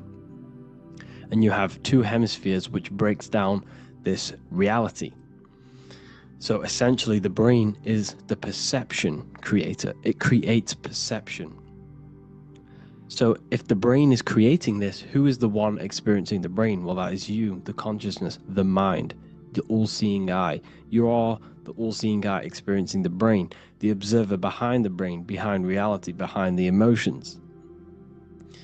So if you're walking through a woods, this left brain sees individual trees. The right brain sees the whole woods. It sees the biome. It sees the bigger picture. So when you are walking through this woods, the right brain picks up a holistic perception of reality. It creates the woods as one unified woods. The left brain's job is to break this down and analyze it so that we can see individual things. And this is also necessary for humans to have the ability to break things down and manipulate things in this world. So without this left hemisphere, we could not manipulate things and break things down. So this right hemisphere is important because it sees the whole woods. It sees humanity as one unified consciousness. However, the left hemisphere sees individual egos. So the left hemisphere is the place of the ego because it only understands it sees the world very divided. Okay, so for example, here's another example of the left and right hemisphere. If someone pulls out in front of you in traffic, your left brain is going to start going crazy and analyzing them, calling them names. The right hemisphere, however, sees the bigger picture. Maybe he didn't see you. Maybe it's just a mistake. Maybe he's in a rush. You see how the two brains are very different. They do the same thing, but they function in different ways. The right hemisphere is feminine. The left hemisphere is masculine. So, like I said, this person pulls out in front of you. You start to think with the left. If you start to perceive that in the left brain, you're going to start analyzing them. You're going to start going crazy and calling them names because you're analyzing it. You're not seeing the bigger picture behind it. You're not seeing it from his perspective. So there is a crossover. So the left hemisphere of the brain controls the right side of the body, the right ear, the right eye. Everything to do with the right side of the body is connected to the left hemisphere, and the right hemisphere controls everything on the left side of the body, including your eyes, your arms, your legs. So everything is crossed over, and even your visual field is crossed over. So this is your visual field, as you can see here, and even the left side of your visual field goes to the right brain. There is a crossover. No one really knows. There's not really a reason for this. However, this is how the human body is designed. As we all know, the human body is the most advanced piece of technology on the face of the earth. They cannot replicate the human body. And they tell you it has no creator. This is crazy. People are that brainwashed, they can't even understand that their body is the most advanced piece of technology. Your body is so advanced The computers that you use are mimicked of the body. Everything they create is mimicking nature, but they don't show you how intelligent nature is because they don't want you to understand you're in an intelligent design. So anyways, let's get back on track. There is a crossover in the brain, and this is why they teach you to write with your right hand. And I was speaking to someone who's in a nunnery, or whatever you want to call it. They were a nun, or they knew someone who was a nun, and they forced these people, these nuns, to write with their right hand. You had to write with your right hand. This is why, I'd say at least 70% of the world, or 80%, is right-handed and right-legged, because they taught us this to activate the left hemisphere more, because of this crossover that happens in the body. So when we are using this right side more, we are using that left hemisphere more. Why are they doing this? Well, they also called it writing. Writing is a spell, to cast a spell on you, to use that right side of the body so that you use this left hemisphere, because they want you to see the world as a divided perception. They don't want you using the right hemisphere, using that left side of the body to activate the right hemisphere to see the bigger picture and see how everything is all one and everything is created. This left hemisphere domination keeps you from seeing the connections between everything, because that left hemisphere analyzes, it breaks things down. So when we are left hemisphere dominated by using the right side of the body, we are essentially seeing everything as divided. And this is why so many people will not understand my work, because my work connects dots and connects fields of knowledge, and makes you see the bigger picture. So people who are left hemisphere dominated will see my work and think this guy's crazy, but it's all about activating that right hemisphere. So they called it writing, because every word you say is molding your mind in some sort of way. The things you see is molding your mind. Everything you take in through the five senses is molding your mind. And language is a massive spell, especially the English language. They called it writing so that you use that right side. It's a spell, because your subconscious mind picks up everything you say. And 90% of your daily basis behavior and thought patterns is produced by these subconscious programs within the subconscious mind.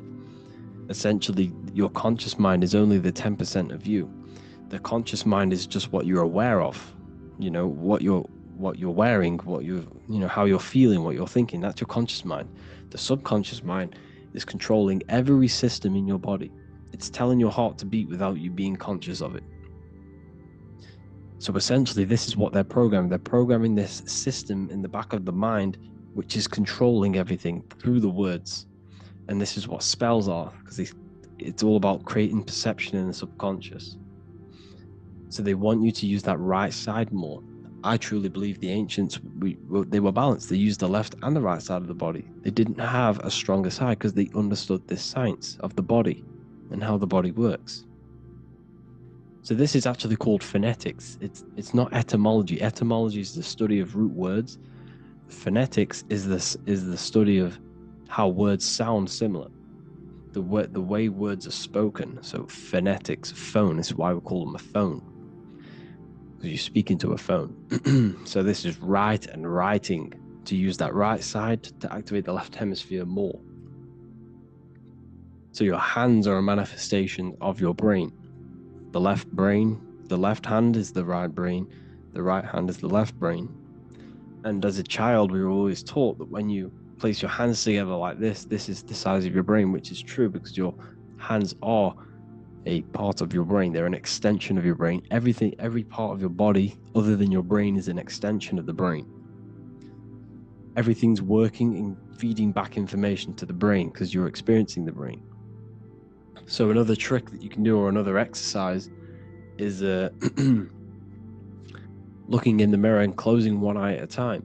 If you close your right eye, if you take your top off, for example, you'll analyze your body if you close your right eye, because you're using that left hemisphere. Sorry, other way around. If you look at yourself through your right eye, you'll use that left hemisphere, which will analyze yourself. You'll see individual body parts.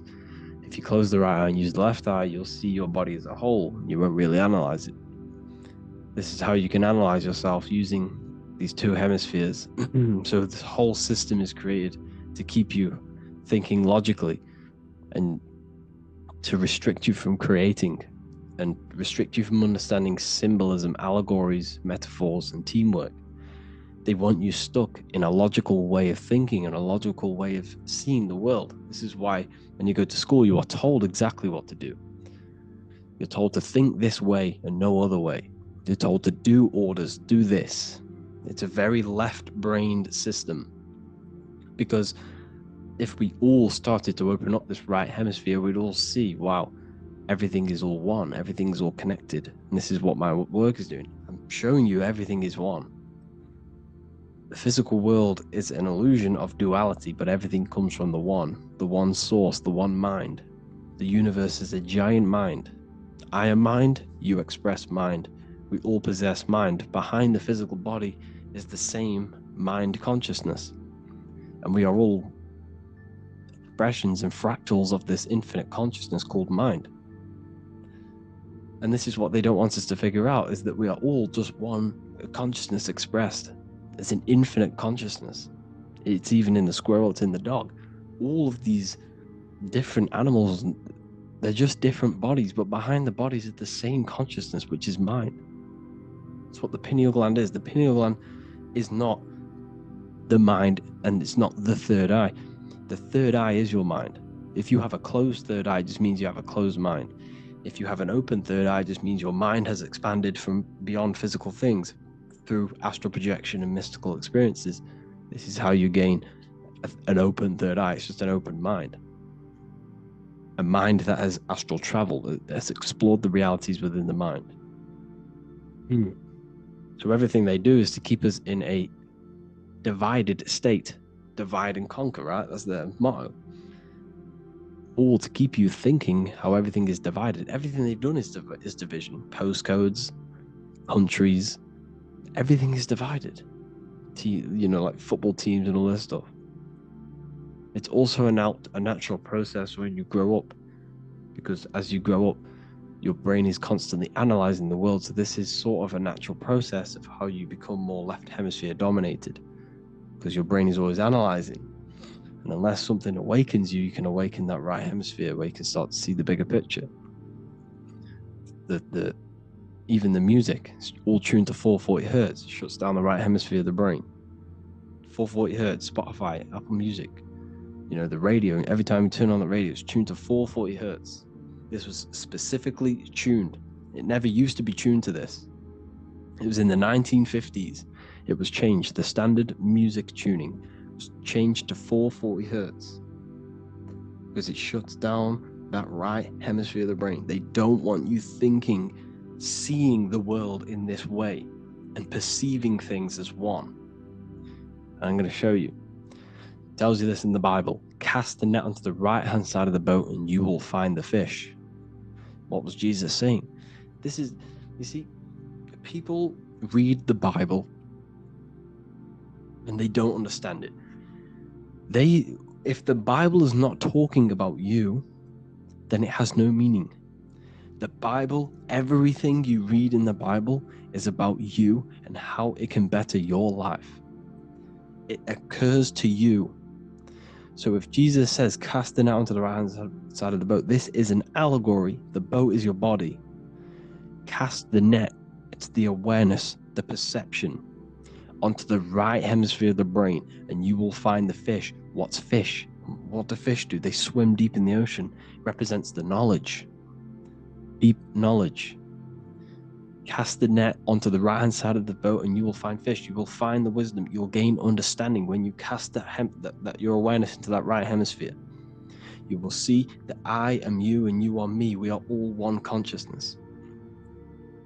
You will see everything. You'll see that the trees are the same patterns as the nerves in your body. You'll see everything is connected. Everything is a fractal of the one infinite consciousness. And how many fish did they catch? 153.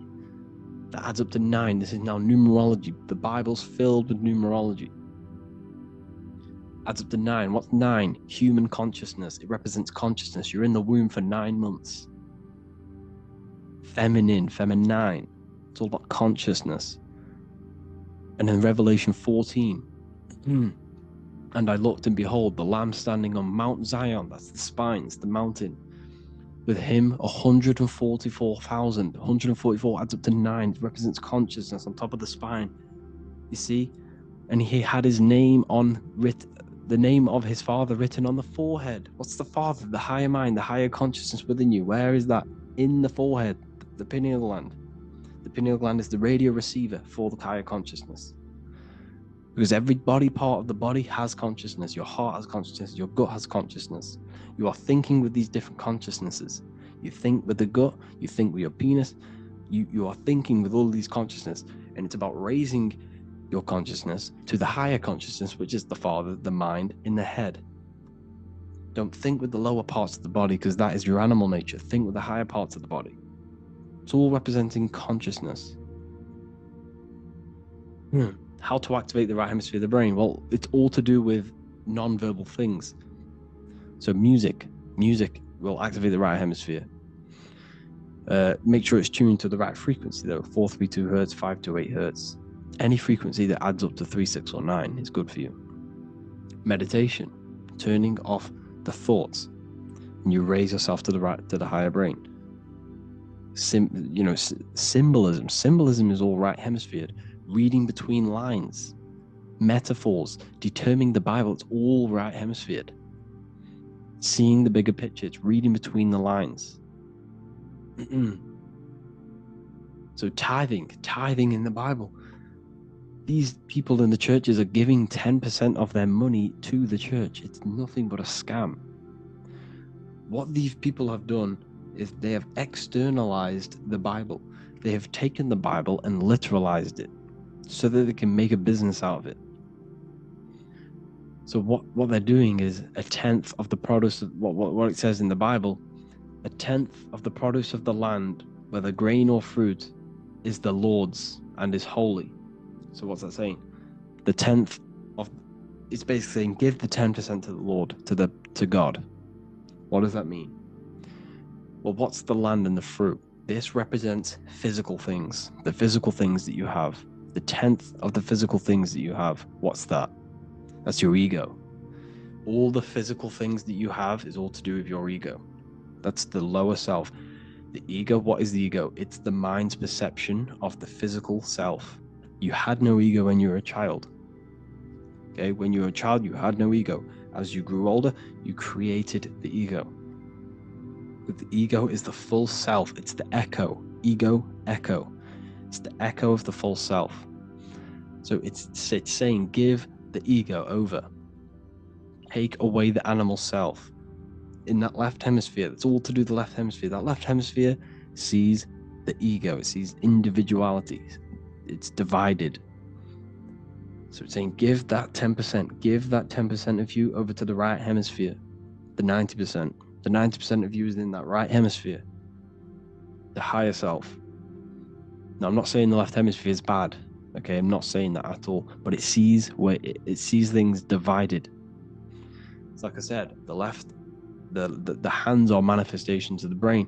So when these Christians are praying, they're putting their hands together. What are they doing? They're syncing the brain hemisphere is what you're doing, because everything's an extension of your brain. So if you put your hands together, you're putting the two hemispheres together.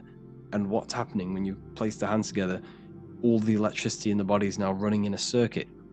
So once you connect these two hands, the electrical energy is now running in a circuit. And energy can move around the body quicker and more efficiently. So when you pray, when these people are praying, they don't realize that they're engaging in ancient forms of meditation, of balancing the two hemispheres. So now we're talking about balancing the hemispheres, not the right hemisphere. This is what Israel is. Look at the symbol for Israel, the up triangle and the downward triangle. What's that?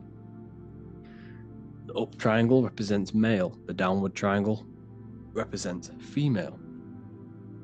Okay? This is talking about the brains. Israel is Ra. Isis, which is female, the Egyptian god. Ra, El. El means God. Electricity. That's the force of the physical world. It's the force that runs this world, electricity. It's the force of God. El, consciousness. It means God.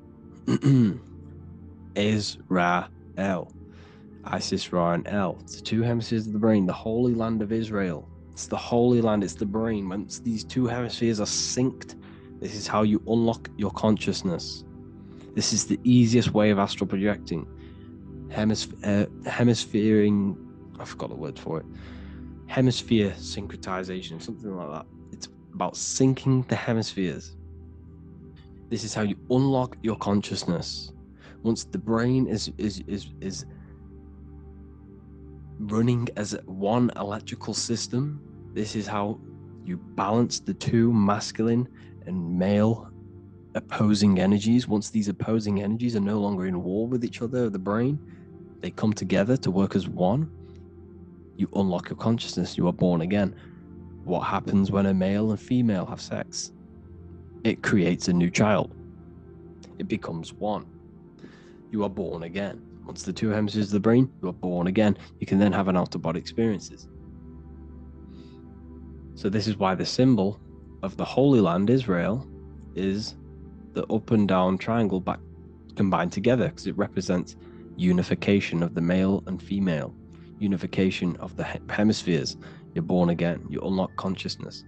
And you can get this for free. It's called the Gateway Tapes on my website. Basically, it's a audio track from the government, and they did this in the Gateway Experience. It's a CIA document, and what they do is there are different forms of meditations you go through. I think there's about 5 waves of meditations you do, half an hour each one, and it will teach you. It will sync your hemisphere, because what does it do? They understood that playing one frequency into one ear and another frequency into the other, they understood that the right ear is connected to the left hemisphere, the left ear is connected to the right hemisphere. So when you play 2 different frequencies into both ears, what happens? The brain picks this up, the 2 hemispheres of the brain picks this up, and it syncs it. It syncs these 2 hemispheres, these 2 frequencies together. So now the brain is working as one to sync this frequency. So this is how you can sync your hemispheres, through listening to these frequencies. Okay, you can get them for free and do the meditations yourself. This will definitely help you. This is an easy way to astral project. So it's all about syncing the hemisphere and seeing reality from a unified perception. We should all aim to get out of that left hemisphere. I'm not saying don't use it, but we should now start to read between the lines of the Bible, read between the lines of the symbolism they're showing. Study symbolism, study allegories and myths. What are they trying to tell us through these allegories? And this is how we start seeing things in a better way. Once we understand that we are all microcosms of an infinite consciousness, we can all come to one, because love is the unifying force of this infinite consciousness. We are all divided. We are all disconnected from our hearts. Once we all connect with our hearts and see that everything is one, we can all start to love and come together as one, because love is the unifying force of consciousness. So if you haven't already seen, I now have launched the Ethereal University. I will be doing lectures like this one, but even better, deeper, and even releasing knowledge that I can't talk about online, as they are censored. We're doing lectures every single week. I'll be doing live calls every single week. You also gain access to my library, which is filled with over 45 occult books, filled with knowledge. Okay, I'll show you now. Plus, you get my book, The Book of Wisdom, PDF form, and the Human Health Guide, PDF form. You also get all of this stuff, the health section, Q&As, ethereal meditations. We've got some celestial studies, cosmology, and numerology coming soon. You also get the brand new Manifestation Mastery course, plus the library. And there'll be new books, new lectures, new live calls every single week. Or you can get the Book of Wisdom. Use the code WISDOM in all capital letters to gain 40% off. This sale will be ending very, very soon. So if you're watching this, be very quick to get yourself a physical version or a PDF of my book. You can get it in all these languages. Hope you enjoyed this video, people. I'll see you inside the ethereal university, the real university. Have an amazing day.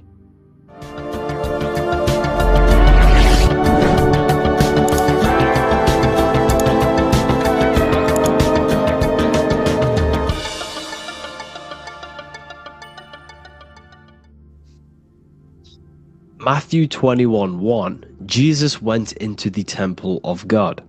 Corinthians 3:16, do you not know that you are the temple of God?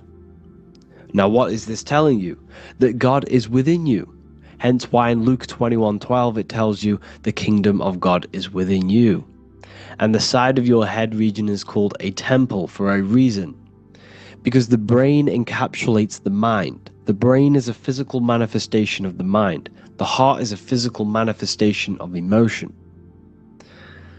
So we have these different layers of our consciousness. We have an intellectual, communicative aspect of our consciousness, which we would call the mind. We have an emotional aspect of our consciousness, which is the heart.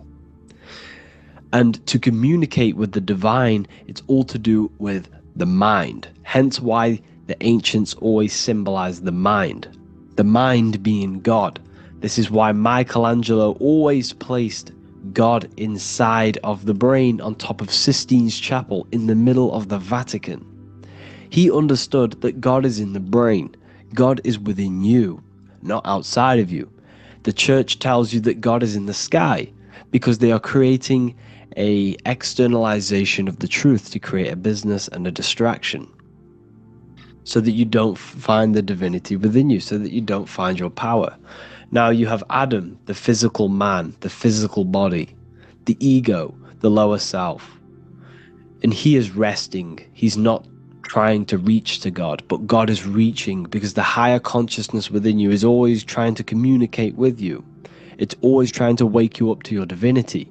But the lower mind, the lower self, Adam, the physical self, is always in ignorance of truth, always in ignorance, and stays in a materialistic way of thinking, which is the lower animal self. And this is what we call a sleep, or an NPC. This is the lower mind of man. But all you have to do is to move your finger to touch God. You have to look within yourself, within the brain, meditate, and you can find God. This is why in the Bible we see many references to the human body and anatomy to truly connect with God. Kings 6:8, the door to the middle chamber was in the right side of the house, which is the right hemisphere of the brain. The middle chamber is the pineal gland, where the seat of your consciousness is, or the seat of your higher consciousness is, the mind. And they went up the winding stairs, which is your spinal column, into the middle chamber, and out of the middle chamber into the third. So they went up the winding stairs. This represents raising your consciousness up the winding stairs. Your spinal column acts as a stairway of consciousness. Depending on what sort of consciousness you are operating in, depends on what part of the spinal column you are using. Because the spinal column ascends and descends consciousness. What do I mean? If you are in a reproductive way of thinking, and you're always thinking about sex, you're jerking off all the time, and you're always eating, all of your brain's power and your mind's power is being descended into the lower aspects of the spinal column, which represents hell, the physical state of man, Adam, the ignorant state. We're basically living off low-level pleasures like an animal. And the stairway to heaven is your spinal column. They went up the winding stairs into the middle chamber, which is your mind, your pineal gland, and out of the middle into the third stage of consciousness, physical, etheric, astral. When you meditate and you start to raise your consciousness during meditation, you enter the astral plane when you turn off thought. But this is the middle chamber inside of the brain. Here we see another painting inside of Sistine's chapel of God inside of the brain. This is the brainstem. This is the brain. This is the frontal lobe. This is the back lobe. This is the back lobe. This is the cerebellum. Here's the reptilian brainstem. Here's the claustrum. This is what we are seeing here. Anatomy. Here is another one in Sistine's chapel in the middle of the Vatican. This is depicting the brainstem. God's neck looks exactly like the brainstem. Here we see a real brain compared to God's neck, because the neck is just below the brainstem. And this is what they are symbolizing, because they knew that God is within you. God is a part of the human body. God is inside of the body, because the body is a vessel for consciousness, for universal consciousness. Inside of you, inside of me, is the same spark of consciousness. And this same consciousness is spread out into every living essence, because everything comes from the one source, the one God, the one consciousness. Matthew 6:22-23. The light of the body is the eye. If therefore thine eye be single, thy whole body shall be full of light. Practicing the single eye. What is this? This is meditation. This is entering within yourself. So the Bible's telling you to practice the single eye. But if thine eye be evil, thy whole body shall be full of darkness. What does this mean? If your consciousness is in an evil way of thinking, if your mind is filled with an evil, negative mind space, then your body shall be filled with darkness, with evil, with negativity. Because negative thoughts destruct the body. Positive thoughts heal and regenerate the body. So he tells you to be, the light of the body is the eye, your consciousness, the inner eye of consciousness, the eye that lets you see. And what do I mean? You look with your two physical eyes, but you see with the inner eye. What you see is perception. You look with the two eyes, and what you see is perception. You are seeing, you are understanding, and that's what consciousness, the mind, gives you. Consciousness, or the mind, is the force that allows you to be a human being, that allows you to understand things and interact with things and make decisions. It's an infinite intelligence. See, the mind is not the brain. This is a big confusion with people. Hence why the eye on top of the pyramid is separate from the bottom half of the pyramid, because the consciousness is separate from the body, the eye, the all-seeing eye. It represents the observer, the eye that sees into this body, into this world, into this. You are the perceiver. You are the invisible spirit within the body. Theologians 4:17. After that, we are still alive, and our left will be caught up together with them in the clouds to meet the Lord in the air. You don't meet the Lord in the physical air. Okay? This symbolism of the ancient Christian artwork is showing you this is symbolic. These things never happened. There's no man in the sky. Moses didn't go on a mountain to meet with God. The air represents the mind. This is why you say you're an airhead when someone's very stupid. Earth is your body. Water is your emotions. Fire is your spirit. Air is your mind. The invisible mind. So Anton Mengs, an ancient Christian art worker, is showing you anatomy of God in the clouds. But this is the anatomy of the human body. Raising yourself to the mind and turning the mind inwards on itself during meditation. And that's how you meet the Lord in the air. You meet the Lord in an elevated state of consciousness. The air represents an elevated state of consciousness because the air is up. You have to raise your consciousness to meet the Lord in the air. This is why Moses went on a mountain to meet with God. The mountain represents elevation of consciousness, raising the mind up the spinal column, taking all of the mind's attention away from the reproduction and the physical aspects of self and raising it to the brain and turning off the brain and going inward into the air. It's talking about raising consciousness. It's allegorical, it's a spiritual, metaphorical text. The side of your head's called a temple because inside that where that temple is, right in the middle of where you call the temple, is the inner chamber, the open room, the holies of holies in the Bible, or the land flowing with milk and honey, or Mount Zion. There's so many different names for the brain, or the upper room where Jesus meets his 12 disciples, the 12 cranial nerves in your brain. This is the temple of God. Your body is a temple of consciousness. It encapsulates consciousness. It encapsulates the mind and soul.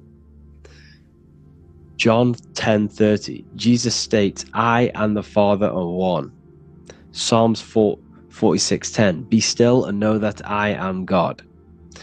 He's talking about the I am within you, not within Jesus. Everyone refers to ourselves as I. I am God. When you say I, you're referring to the highest aspect of yourself. The aspect that is above all thought, above all emotion, and above all things. When you say I, you're referring to your pure awareness, your pure consciousness, the highest aspect of yourself. And anything after I is egotistical. I is God. The letter I is the Roman numerals for one, because there is one God, one consciousness. The letter I is one line, just like the number one. Matthew 6:3-4, take no thought. Therefore take no thought. Take no thought. He says this 5 times because you must turn off the 5 senses and take no thought to connect with God. Be still. This is telling you to meditate and know that I am God. The I am within you. I and the Father are one. I and God are one. You, who you think you are, is a completely wrong. The body is matter. Your name isn't you. Your job isn't you. Your reputation, your trauma, your memories, your friends, family, worries, bills, interests, dislikes, goals, passions. Anything to do with the thinking mind is not you. Who you think you are is a part of your thinking aspect of consciousness. But once you remove thought, you are no longer your name. You are no longer your body. You're no longer your reputation. You are the I. You are pure awareness, pure consciousness. Pure consciousness. And this pure consciousness has latched on to this name, this job, the body, and your traumas. Your pure consciousness has attached itself to this character who you're playing in the physical world. And this is essentially who you think you are. But you are not. You are the I. You are the self. You are pure awareness. So, in order for you to detach from these things, you must learn how to detach from your name, your job, your reputation. And you do this through meditation, by turning off the thinking mind. Turning off the thinking mind allows other aspects of your consciousness to open up. What do I mean? Your whole life you've been thinking, and all of these thoughts has attached you to this physical body. You haven't allowed your consciousness to open up. And you can only do this by taking no thought. That's why Jesus tells you, take no thought. When you turn off the thinking mind, other aspects of your consciousness starts to open up. Other aspects of your being can open up. And this is how you astral project. This is how you do all these mystical things and things to do with consciousness. It's taking no thought. Imagination, emotions, thought, and memory are all to do with consciousness. These things are not physical. You can't touch thought. You can't touch emotions. You can't touch these things because they are not a physical thing. So you must turn off these things for other aspects of your consciousness to open up. Okay? So essentially, the Bible is a metaphorical, astrological, numerological, metaphysical, spiritual, encoded text that talks about human anatomy, spirituality, and the true nature of the human experience. Everything they teach you in school is to make you think that you are this body. Everything they teach you in church is the externalization of the true teachings of Jesus. Jesus was telling you to meditate. Jesus was telling you to practice the single eye. Jesus was telling you to look within yourself and find God. He wasn't telling you to pray to him. Mark 16:19, he was taken up to heaven and sat at the right hand of God, the right hemisphere of your brain. John 21:6, cast the net onto the right hand side of the boat and ye shall find fish. Fish is understanding. The boat is your body, your brain. Cast your awareness into the right side of your brain and you will find understanding, because the right side of your brain is all to do with the creative aspect and the intuition and the spiritual sides of your consciousness. This is why God is here. This is why Michelangelo depicted God in the right hemisphere of your brain, because this is all human anatomy. And I speak about all of this in the brand new Book of Wisdom, Volume 2, which is now available. The start of the revolution has begun. This book is truly going to change the way people see the world. It's got so many more topics than the last one. It's truly a revolution. It's written in so much detail. It's very practical. I cannot wait to share this one with you. I just want to say thank you for the opportunity for me to create this book, because without you, I couldn't have created this. And I just love sharing my work with you. And I thank every single one of you for the support, the watch, like the views and the likes, everything. Especially the people who have joined the university and stuff like that. And for people who have joined the university, you do get a free Book of Wisdom paperback if you just go to the general chat and follow the description, follow what the instructions that I gave you in the chat, and you'll be able to order a free Book of Wisdom if you are inside of the university. Plus you get all of my other books, 2 books, and over 45 occult books on occult and esoteric things. You get lectures, live calls, a community, a manifestation mastery course, and a whole library and reoccurring updates every month, every week. So yeah, I hope you all enjoyed this video. Thank you all. Please leave a comment to help the algorithm, and leave a comment on what videos I should make. And yeah, I'll get to uploading on the YouTube a lot more now the second book is now released. I have a lot more time on my hands. No longer using my energy to create the book. I'm now going to redirect this mental energy into the YouTube. So there will be a lot more content coming. So I need some content ideas. So feel free to comment some ideas, some YouTube videos that I can create. Thank you all, people. Have an amazing day.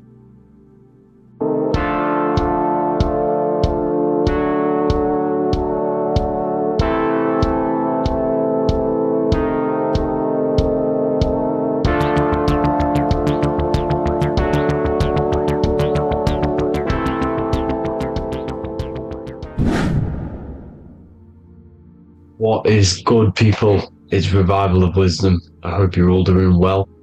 And this video is how to raise your holy oil or your kundalini. Let's get straight into this. So this is a monthly cycle. Every month, when the moon is in your zodiac sign, this oil is released. Now, the moon is in control of monthly cycles. For women, it's the menstrual cycle, and as well this holy oil cycle. The moon changes sign every 2 and 2.5 days and passes through the zodiac signs in 27 days. So the moon tells the day, the sun tells the time, the stars tell the month. This reality is a massive clock, if you like to say. It's a cycle. Okay? The moon controls the night, emotions, water, fluids, and the mind. Okay? So this oil is produced in the claustrum. It's produced in the claustrum, which is here, right? This is where you get Santa Claus from. Now, the claustrum is at the center of the brain, and it is next to the pineal gland and the pituitary gland. Once it starts in the claustrum, this is the holy present. This is the present that Santa gives to us, Santa Claus. And it goes to the pituitary gland and the pineal gland. And what's connected to the pituitary gland and the pineal gland is the Ida and the Pingala. The Pingala is the pineal gland's nerve, which is the honey, which is the positive charge, electric. And the pituitary is the Ida nerve, which is the magnetic charge. This is the milk, the land flowing with milk and honey. This is the brain, the heaven, heaven, okay? And it travels down the spine using these two nerves, these electromagnetic charge. And this is what the ancients symbolized with the two serpents wrapped around the spinal cord, the Ida and the Pingala. And this travels down to the sacrum or the solar plexus. Okay, so once it's here, okay, the spine is an elongation of the brain. So the spine is pretty much the brain. It's an extension of it. And it's kind of a microcosm of how we descended from heaven to physical reality, to physical matter, which is our consciousness has done. Our consciousness has descended from heaven into physical matter, and this is a microcosm of it. Okay, so once we're in the sacrum bone, this holy oil, like I've just explained, this holy oil starts in the Santa Claustrum, goes down the chimney to the sacrum. This is the sacrum, the solar plexus, and drops the present off at the sacrum. Now, once we're at the sacrum, we need to raise our vibration to take this oil back up the spine. Okay, and the River Jordan symbolizes this in the Bible. King Herod wants to kill Jesus in Nazareth, which is here, this is the River Jordan, is Nazareth. He goes to be born in Bethlehem and then goes back up to Nazareth to Joseph and Mary. Joseph and Mary, the pineal gland and the pituitary gland. The Bible is huge symbolism. It's all metaphors for this sacred process which goes on inside of your body. You are the Temple of Solomon. You are the Holy Land. The Holy Land is your brain. Once this oil is at the sacrum, you need to raise your vibration in order to take it back up. Once this oil has gone back up to the pineal gland, it activates the crystals which are wrapped around your pineal gland. Your pineal gland is this tiny little beam here. This is the claustrum. This is the pineal gland, and it's wrapped in crystals. And when this oil travels back up the spine by raising your vibration back to the upper room where Jesus met the 12 disciples, or the 12 cranial nerves in the brain, and it activates and it turns on this pineal gland, and once it's turned on, it illuminates all the cells and the nerves in your brain and turns them all on and activates the higher God man, the God consciousness, Christ consciousness. And it regenerates the whole body. This is the secret to regeneration. It regenerates all the cells in the body. And this is how the ancients lived for thousands and thousands of years. It's talked about in ancient texts. They lived for hundreds and thousands of years because they knew this secret. And this fluid, this brain fluid, the secretion, or the Christos in Greek, which means gold, because this is the alchemical process from turning lead to gold. Your body is the alchemical furnace. Now the ancients knew about this center of the brain because they symboled it. This is the Eye of Ra, and it's the brain, and this is what's wrapped around our consciousness. Our consciousness isn't wrapped around the brain. The brain is built around the consciousness. We are the consciousness. You don't have a soul, you are the soul. Okay? Now, the head, heaven, hell, heel at the bottom of your foot, that's hell. Head is heaven and hell. Simple. Now, the pineal gland produces DMT, which is dimethyltryptamine, which is known as the spirit molecule. So, let's move on. Now, when this oil travels up, back, the spine, the chimney, it crucifies at the top, which is called the vagus nerve. So when it reaches here, the optic thalamus, it crosses and crucifies once it's raised back up. And this is why Jesus dies at 33. He was crucified at 33. Because you have 33 vertebrae on the back of the spine.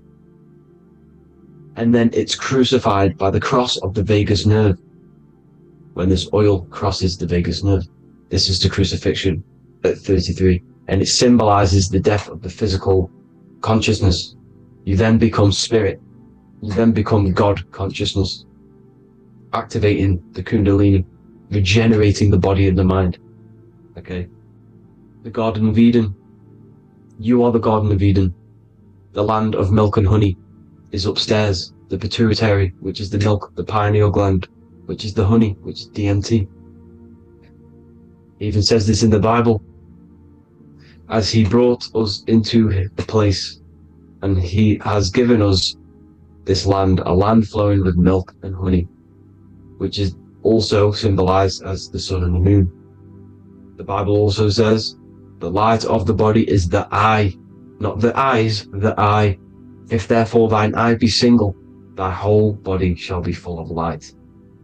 This is the activation of the pineal gland by raising this oil back up to the pineal gland, to the center of the brain. Neither shall they say, see that here, or see there, for behold, the kingdom of God is within you. So he's saying, don't look out there. Nothing is out there. It's all inside of you. Everything's inside of you. You're the universe. Now, how to raise this oil back up to the pineal gland? Every month, like I said. The moon controls the cycle. The moon controls monthly cycles. When the moon is going into your zodiac sign every month, this oil goes down the spine, and you must raise your frequency to get it back up. You must retain your seed. This is the most important. Your fluid, your secret, your holy fluid, your life force. You can't let that go. That life force is the reason you're alive. This holy oil is the reason you're alive, because it feeds all of the systems in your body. It feeds all the systems in your body. You have to retain your seed. Alkaline diet, positive thinking, and meditation. Okay? When you retain your seed, you will live longer. The moment you release it, you're killing yourself. You're killing a piece of yourself every time you release your seed. Every single time. You're killing a part of yourself. Okay? Now, this could be why this could be the illumination, the single eye on the Illuminati's symbol, the Freemasonic symbol, the illuminated eye, the triangle, which could symbolize the body, mind, and spirit, but the eye illuminated. Now, in the Bible, it talks about the two trees, the tree of knowledge and the tree of life. The tree of knowledge is the tree of good and evil, which is the most important system in your body, which is the nervous system. The nervous system, the most important. The tree of good and evil, and the tree of life, which is the cardiovascular system.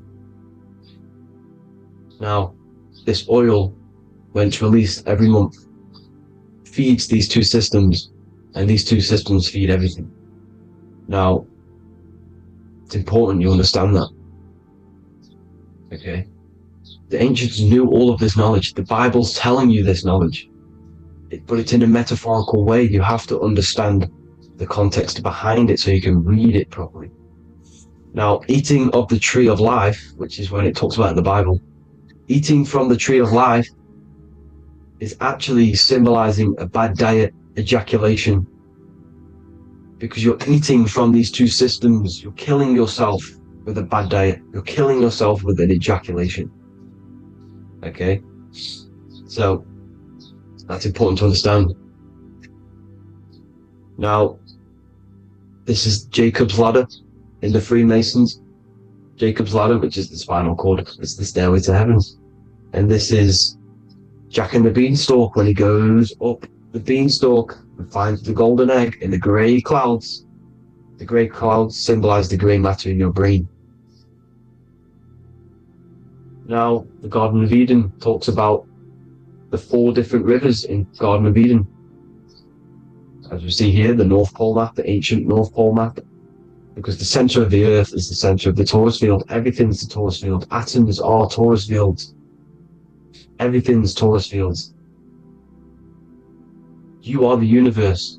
Everything is within you. The North Pole is your spinal cord. This is why they say Santa Claustrum comes from the North Pole. This is the North Pole. And the Santa Claustrum is the center of your brain. Now, these 4 rivers which come from the Garden of Eden is the blood, the Christ oil, which is the oil we're talking about, urine, and saliva. These are the 4 sacred oil, 4 sacred fluids in your body. And these are constantly abused in today's society. These secret societies are targeting these fluids. Okay? This is why porn is free. They sexualize society through Disney. Go and look at some of the Disney movies. There's so many subliminal messages which sexualize these children because they want you sexualized. So you release your seed, which is one of the holy fluids in your body, especially your semen, your sexual energy. So important you retain this. So important, because it's your life force. It keeps you alive. Okay? Now, let's recap on this. If you want to raise your oil every month, you can't just retain your seed for the month. You have to retain your seed forever. Don't just do it for a couple of days. You have to do it. It's a lifestyle. You want to become God consciousness, you got to do what it takes. It's hard in this society because this society is made around, it's designed to kill you pretty much. It's designed to keep you in these lower states of consciousness with all the bad food, the chemicals in the food, the chemicals in the water, the sexualized TV programs, sexualized adverts, sexualized TikTok and apps, videos, subliminally stimulating you. Because that is your weakness, sex. It's your weakness. Now, you have to retain your seed, meditation, and an alkaline diet. Why alkaline? Because acidic is low vibrational. This is the color spectrum. And what's the highest vibrational color? Violet. It's the lowest, red. You have to have an alkaline body in order to raise this oil. When you drink, when you have a bad diet, when you drink alcohol, when you smoke, this destroys the oil. It destroys the oil in your sacrum, and it can't be raised again, can't be raised up. This is why it's so important. Without that oil, you don't live. That oil makes you live. It feeds everything in your body. It's crazy how we're not taught this. It's insane. But that is how you raise the oil, people. I hope you all gain some knowledge out of this video. And I hope this assists you on your journey, your spiritual journey. Please like and share this video. We need this knowledge out to the public to wake up humanity. Thank you all, people. God bless.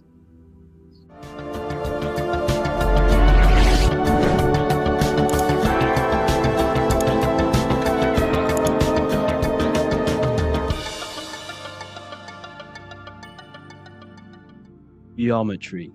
This is the study of nature, of the codes, the mathematical codes behind physical reality. So today we're going to be going deep into geometry and the true esoteric internal geometry, the geometry that no one really talks about, and how geometry relates to human consciousness. So essentially, what we must understand when it comes to geometry, the basics of geometry is everything is vibration, and this vibration is vibrating on a certain frequency, and this certain frequency creates a geometric shape, which is why in nature we see all of these different geometric shapes. All matter takes form in shapes. So if we put sand on a plate and we vibrate the plate on a specific frequency, we see that the sand goes into specific geometric shapes and patterns. So essentially, matter is energy condensed. It's energy vibrating on a low frequency, vibrating at a certain frequency. So matter is condensed energy, and each geometric shape is manifesting and showing a specific energy. Some shapes carry more energies than others. For example, the cube is what traps energy. A square is what traps energy. So geometry and the flowers are basically how energy manifests itself into physical matter. We are in a world made out of energy or light. Light is energy. So everything is vibration, everything is frequency, and everything is energy. Even the words, each atom in our body, everything. So everything in nature has these mathematical, energetic codes. So geometry is basically the study of nature and the shapes that are in nature and their energetic principles. Because like I said, matter is energy. So this is what we call cymatics, when we place water in a petri dish and we shine light on top and we vibrate the water. And we can capture, this creates certain patterns. Each frequency, like you see here, has its own pattern. So what we are seeing here in the physical plane is essentially energy condensed into physical reality. We see it in the turtle. We see it in every single form in nature. Now, external geometry and normal geometry, we normally get taught that this is God's way of creating physical reality, which is essentially true. However, it's far more deeper than that. Far, far, far more deeper. Okay, so what geometry truly is, it's not God's codes to reality. What we must understand is what the brain truly is. And what we must understand is that we are not in the world. We are not in the universe. The universe is us ourselves, and the world is produced by our brain itself. Okay? So the way you must understand how the brain works, so what you visually see, so geometry is to do with what we visually see. And what we visually see is heavily connected with our eyes, which are an extension of the brain. The eyes are the brain. And essentially how we see is energy enters the eyes, and each eye goes to the optic nerve, and this energy is transferred into electricity, which travels to the back of the brain, to the visual cortex of our brain. And this is where the image is produced, what we see. Therefore, the world outside of us is truly inside of us. It's a projection from within the brain. The brain is an energy condenser, a decelerator, an energy decelerator.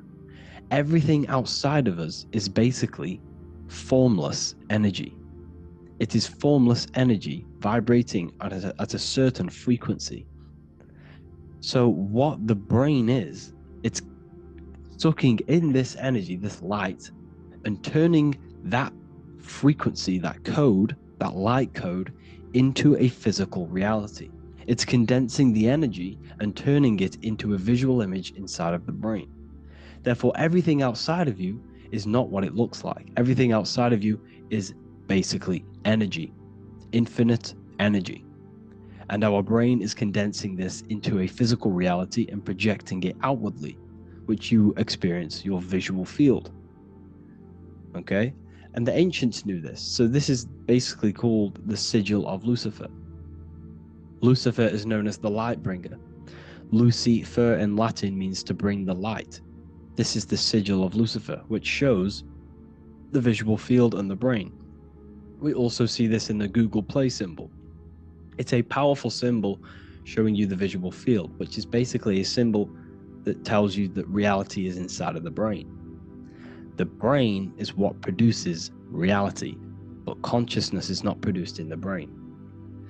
The brain is essentially a consciousness downloader. It's a computer, and it's a reality simulator. The body is a simulation of physical reality. You are inside of the body experiencing the body simulation. The body produces this reality. It's a piece of technology. So Lucifer is to bring the light. Lucifer is the light being produced in our brains. Okay?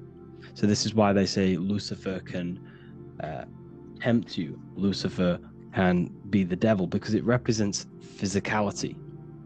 It represents the false light. Lucifer can trick you because it represents the physical world can trick who you truly are.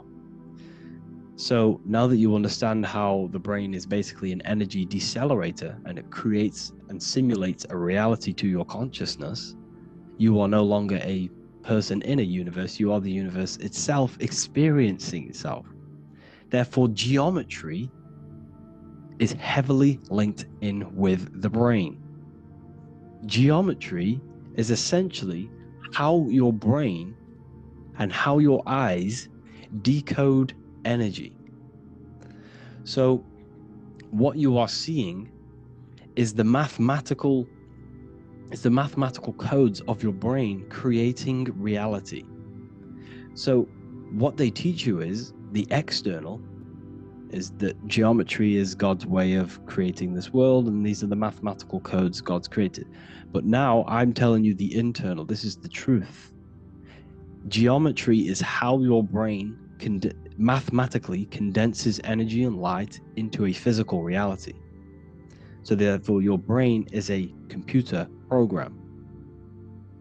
So now geometry is nothing outside of you. Geometry is not something created by something else. It's created by your brain. Your brain produces these patterns through mathematical codes by breaking down energy into physical reality. And this is why you see geometry in everything around you. This completely changes your view on geometry. It's in your ear, it's in your face, it's in everything. Geometry is everything. Okay? So now that you understand this, now, as we were talking about the visual field earlier, the ancients knew about this. The ancient Egyptians knew about this. We can see this symbolism inside of the casket, the Egyptian casket. See, this crossover represents the visual field. This represents the back of the brain. This is the left hemisphere, the right hemisphere. And now some of the most simplest teachings in geometry is that straight lines are masculine and curved lines are feminine. And we even see this in the human body. The feminine human body is curvy and the masculine human body is liney. And even with the genital reproductive area, we have a line and a curve, 0 and 1, the binary code of all creation, 0 and 1, because that's basically all that exists. Nothingness and one, nothingness and God, nothingness and consciousness. That's all that exists. Now that I've told you that, the basics of geometry and the line and the curve and the feminine and the masculine, what do we have here? You see this stick here? This is a curve. And what's the right hemisphere? The right hemisphere is the feminine, the feminine energy, the feminine aspect of our brain. Then we have a straight line. This is straight lines. Now this represents the left brain. So the Egyptians are showing you the left masculine brain and the right feminine brain because of the curve and the straight line. And this is the visual field, the crossover. So there's a crossover in the brain. The left eye is connected to the right brain. The right eye is connected to the left brain. Okay, so the left eye is connected to the right brain. The right eye is connected to the left brain. The solar and the lunar. So, like I said, everything outside of you is basically energy. Your body is basically a holographic avatar, condensed energy produced by your brain. There's nothing actually outside of you. Your 5 senses are electrical threads of light. And when you touch something, this is basically electrical signals in your nervous system, which are reporting back to the brain. Therefore, what you touch is actually, you're not touching. The feeling that you feel when you touch something is not the true feeling. That's your nervous system you're feeling. You're feeling your nervous system in the brain. It's electrical signals to your brain. So the 5 senses do not decode, well, what you're experiencing as the 5 senses is not outside of you. This is your brain interpreting electrical signals. You don't experience the world, you experience your nervous system and your brain. The nervous system is an extension of the brain. So this is the truth. This is not woo-woo spirituality. This is true consciousness science. But I'm teaching you here. Okay? So nothing is truly outside of you. It is a universe. You yourself are the universe, the fabric of the universe itself. The only thing that exists outside of you is essentially energy. That is it. And your body and your brain condenses this energy into reality. So when we look into architecture, why is architecture, the ancient architecture, so important? Because what did I tell you at the beginning? Shapes and physical matter is condensed energy. Each shape holds specific energy. Some shapes hold more energy, emit more energy. Some shapes condense energy. Some shapes transfer energy. Each shape, each geometric shape has an energetic principle because matter is essentially energy. So when we look into cathedrals and the ancient buildings, they were filled with geometric patterns, geometric shapes, because they understood the energy principle. Architecture is basically solid energy. It's physical energy. If we create this pattern here is an energy code. And if you stand next to it, you're going to gain that energy. It's going to be imprinted on your body. So essentially, they filled their buildings with high energy geometric shapes. Points, triangles, pyramids are very, very energetic. This is why you have crystal pyramids made, orgonite pyramids. They're always in pyramid shapes. That's why the Egyptians built in pyramids, because pyramids hold high energy. They emit high energy. So this is why you see all these different geometric patterns. Okay? So in the real reality, in the energetic plane, this building would basically look like this. Lines and grids of energy. Okay? This is what it would look like in the energetic plane. A blueprint of the energy body. So as you see here, these are the different frequencies in a petri dish, of water in a petri dish. And you can see they are specifically aligned up with these specific patterns. You can see geometry even within geometry. It's fractal. So essentially, when you would stand inside of these buildings, they would imprint the energy of the building in your body. Because your body is healed through energy. You have an electromagnetic field around your body. So by creating buildings with geometric patterns, we are essentially increasing the energy of the building, because the building itself is energy. Okay? So when we fill it with geometric patterns, we're increasing the energy. We're giving it a certain energetic imprint. So when you stand inside of that building, you're being imprinted with that energy. Okay? So especially with these windows, these stained glass windows. Well, why are they stained glass? Well, color is frequency. So when you have all of these different colors, and not only were they just painted, some of these colors are specific gemstones, crystals, natural stones, which all hold energetic principles. Each crystal is vibrating on a certain frequency. Wood has its own frequency. Metal has its own frequency. What you must understand is that everything in nature is not just a piece of matter. It's vibrating. The atoms of wood are vibrating on a certain level, which give it a certain energetic principle. Each crystal is vibrating. The atoms of the crystal are vibrating on a certain frequency, which give it a certain energetic principle, quality. So each thing, this is why the ancients were obsessed with natural stones, natural things, crystals, natural metals, and they wore different metals, different things like copper on their bodies, because they understood the atoms of these natural things are vibrating, which give certain qualities to you if you wear them. So you're not wearing it, you're basically putting that frequency onto your body, because they understood this is energy.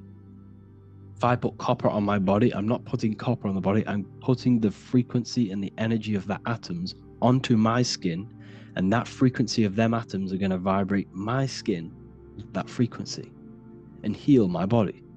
So this is why this is so important. So each building is an energetic code. Okay, so when you stand in these buildings, it can heal your body. This is why when people walk into these ancient churches, they feel like they've met God. They feel a certain way. They feel so amazing when they enter these churches. They feel holy, for example. It's not because God's there. It's not because these man in the sky dwells in these holy places. It's because the energy of these buildings affect our consciousness.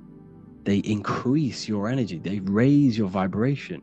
They heal your body, they heal your cells, they imprint the water in your body, especially with these stained glass windows. Like I went a bit on a tangent there, but these stained glass windows were encoded, well, they use different gemstones, different lights, different colors. And when the sun would shine through this window, well, what's the sun? The sun is light. Light is energy.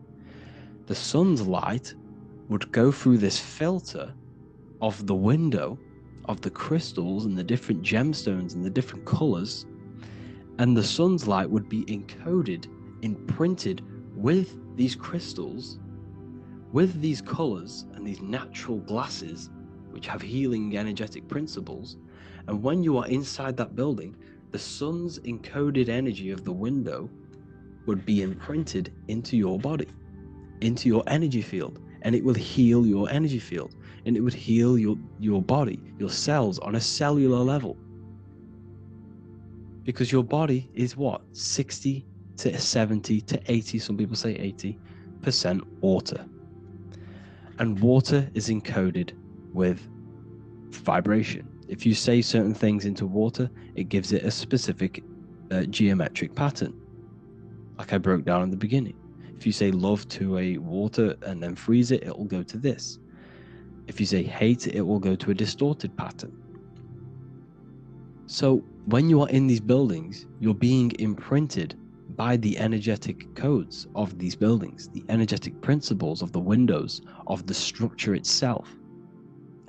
The ancients never used to build in squares. Their buildings, their insides were never square rooms, because they understood squares trap energy. They always had pointed roofs so energy can escape. So there's many little things that we need to look into geometry. For example, when you see magicians, when you look at ancient magic, why do they stand in circles with different geometric patterns? They use different geometric shapes. Why? Because shapes are energy. They hold specific energy.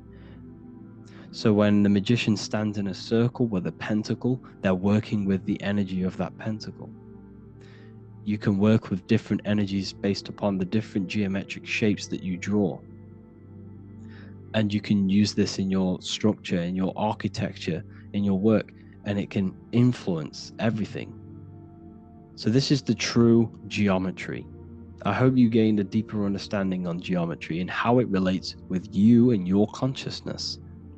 Like I said earlier, your brain produces geometry. It's basically how your brain decodes energy.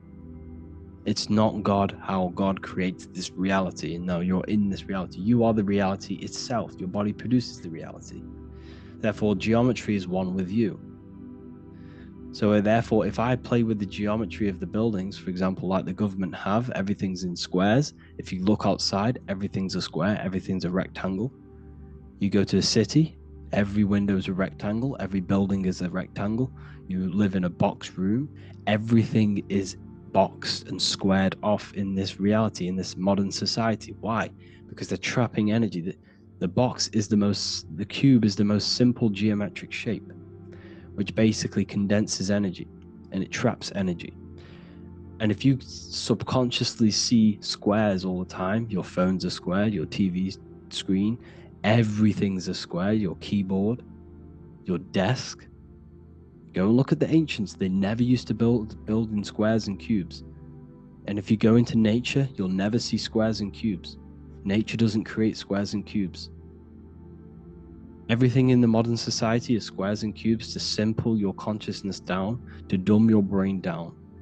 So the ancients built very, very complex structures. Why? Because they understood what we see affects our brains, because our brains decodes reality and creates reality. If you see a sophisticated building, this is going to give you a sophisticated mind and raise your IQ levels over time, subconsciously. I'm not saying if you look at this building, you're going to become smart. I'm saying if every single building in your environment, ment is mind, mental, every single building in your environment was this complex and complicated, it would increase your IQ on a subconscious level. It'd make you more complex, make you more intelligent. So they've dumbed everything down. They've dulled everything down. Look at everything. Everything is being dulled down. So anyways, I hope you all gained a better understanding on this. If you want to gain more occult knowledge and esoteric knowledge, make sure to read the Book of Wisdom Volume 2. If you're inside the university, you can get this book for free. Go to the general chat area and follow the instructions and you can order yours for free. Truly life-changing stuff. Because the issue is with the world is that no one really understands who they are, what they are, and why we are here. That is the issue for people's depression, for people's wrongdoings. They don't understand who they are, what their emotions are, what their mind is, what their body is, what reality is. This book gives you that. This book gives you the sense of understanding, the sense of well-being that will give you a better life because you understand life and what life is. And if you truly want to take your studies to the next level, we have the Ethereal University. This is the place for truth seekers where you can connect with like-minded people so you don't have to feel insane, because not many people think this way. I've been there when you wake up and not many people around you are thinking the same way and you start to feel a bit insane and you can't really talk to people about these things. That's why I created this, so you can connect with people and learn at the same time and become the best version of yourself by understanding truth and knowledge. If you join, you'll gain access to free live calls every single week, every single Saturday morning. We do live calls. You can ask me questions and all sorts. So make sure to leave a like and a comment, and thank you all for tapping in.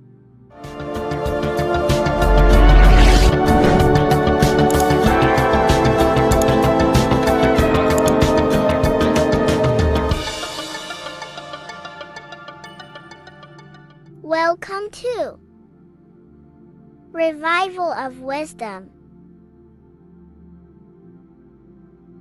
Today we're going to be breaking down Saturn worship and how the occult are linked in with Saturn. Okay, so first of all, let's start with the celebrities. all these celebrities are doing 666. Okay, covering the one eye, which also symbolizes the all-seeing eye, which is another occult symbol. But we're focusing on the 666, the 6 with the 3 fingers. Also, we have CERN with the 666 within their logo. Also Disney, okay, as you can see here, 666 within their logo. Pepsi, Coca-Cola, and even Cadbury's. Monster Energy with the 666 in Hebrew numerals. Unleash the beast. So what is 666 to do with Saturn? Because on Saturn, there is on the north pole of Saturn, there is a 6-sided hexagon, okay? So Saturday is named after Saturn Day, the 6th planet. It is also the 6th day of the week, and has a 6-sided polygon on its north pole, 666. Not only that, when you create a star out of the hexagon, you will create a 6-pointed star, okay, with 6 triangles within the star, and a 6-sided hexagon, which all adds up to 666. Okay, so this is why all these symbols contain 666. So why do they worship 666? Saturn. Because Saturn is the god of time and death, okay, and order and lessons. Okay, Saturn is a very cold and dry being. That is the 6th planet from the sun. Okay, Saturn represents the winter, which symbolizes death. Okay, because all nature dies within winter because the sun's not there. So it represents darkness and death. It rules the zodiac sign of Capricorn. Okay, so in the celestial cycle, Saturn is always opposite the sun. So it's the opposite of the sun. So they're worshipping this energy which is death-like. Okay, this god which is death and does not bring life. Okay, also is the god of time. Okay, also in the Roman and in Greek it's called Chronos. Okay, which is just a translation for time. Also known as the Father Time, aka the Grim Reaper. Okay, the Grim Reaper, keep that in mind, we'll come back to this. Here are some more logos with Saturn, okay, Nike, Internet, Wi-Fi. Okay, all these occult logos all worship Saturn. They are a satanic occult. They worship this death god, this evil god. Okay, this is where the cube now comes in. Okay, because what colour is associated with Saturn? It's black, because it's the absence of light. It's opposite the sun. So black is the colour associated with Saturn. Each planet has its own colour associated with it. Okay, so when you make the cube, okay, as you can see here, the cube out of the polygon, it creates what? A black cube. Okay, and the Kabbalah, okay, Kabbalah means cube, Allah means the god, the cube god. These religions are secretly worshipping this cube god, the god of death, Saturn, Satan. It's the same entity behind it all. Okay, so also we have these black cubes in Australia, Denmark, all around the world, these black cubes, because this occult is worldwide.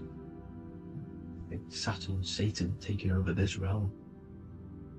Okay, also with this black cube, they walk around it like the rings of Saturn. It's around the black cube of Saturn with the rings, they walk around in circles. What are circles? Cycles. What is a cycle? Time. The time god. This is why it has a ring around it, because it represents time, cycles. Okay, and this is another depiction of Saturn, always depicted with this Reaper staff. Okay, keep in mind this staff, just like we associated with aka the Grim Reaper. The Grim Reaper also wears a black robe, representing Saturn with the same staff. Can you see it? this is where it comes in. Okay? The same thing, look, the same staff with the black robe, black representing Saturn, the god of death. Okay, the Grim Reaper, Satan. Okay. Also, when you graduate from university, what do? You wear a cube on your head, a black cube with a black robe. This is Saturn worship. See, this is how Satan has tricked the world into worshipping him, not God, the sun, which represents God. So what is a corona? Because a corona is a crown, a circle, okay? A set of concentric circles of light seen around a luminous body. So Saturn, so this is why they used to worship Saturn by wearing crowns in ancient days, and we still do to this day. The king or queen has a crown, a corona. Also, corona, the drink. Corona adds up to 666, just like Saturn is 666. But like you see in the corona, you see the staff. You see this staff, just like the staff of Saturn, the Saturn god, like the Grim Reaper, with the black robe and the staff, just like the Saturn god. What is the Grim Reaper? It's a killer. It represents death, just like Saturn, the god of death and time. So all these occults and secret societies all worship the 666 god, which is Saturn, Satan. All of our energy is being put into Saturn. Okay, and Saturn, Satan, is harnessing all of this energy. So gradually, this is what the mark of the beast is. Like it says in the Bible, the mark of the beast, or the name of the beast. Here is wisdom. Let it know that you have to understand and count the number of the beast, for it is 6. It is the number 6 of a man, and is 600, 666, 666. So this is what the mark of the beast is. They are going to eventually put green chips, just like Neuralink, which is what Elon Musk is pushing. Okay, so this chip is the mark of the beast, and it's going to be implanted to our hands or brains. Okay, and they will manipulate our consciousness, and it will manipulate our DNA, and it will directly connect us to AI, and AI is linked in with Satan, as the demons and the people who rule this world are in love with AI. They want to connect humans to AI, and this will control our consciousness completely and give all of our energy back to Satan, this deity that they all worship. Just like when you get married, you wear a wedding ring, the rings of Saturn, over the finger, which represents the sun. So you're basically seeing Saturn over the sun. The sun is the son of God. It represents the sun, represents God. So you are putting Saturn over the sun. So thank you guys all for tuning in. I'm going to leave you guys here. Please leave a like, comment some topics that you want me to talk about, and please subscribe for more amazing content. God bless.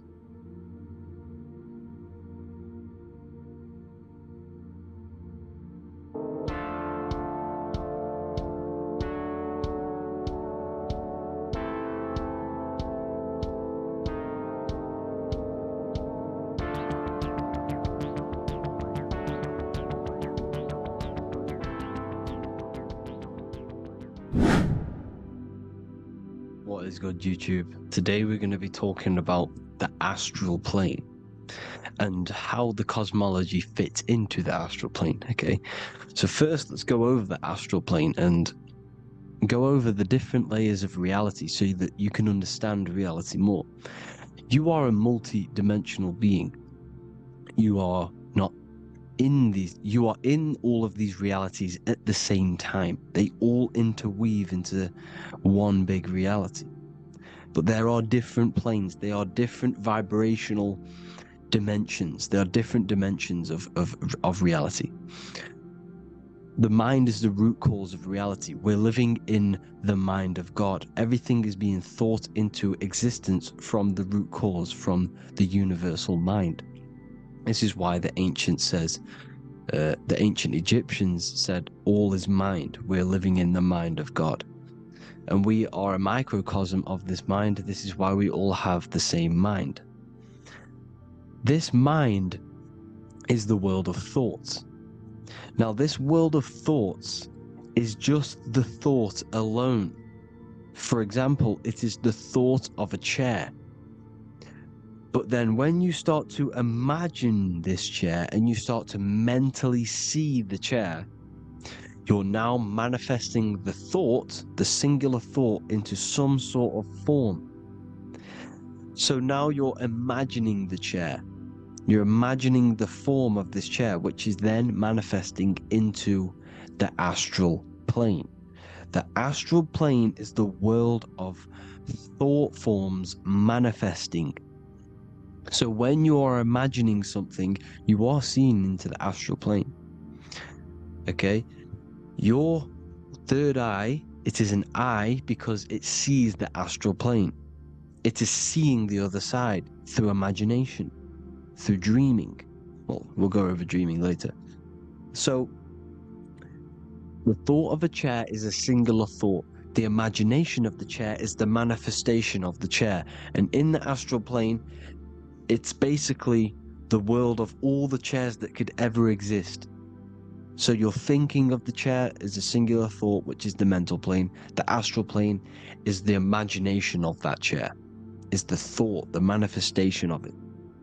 Depending on the vibrational state of the thought will depend what level of the astral plane it will go to.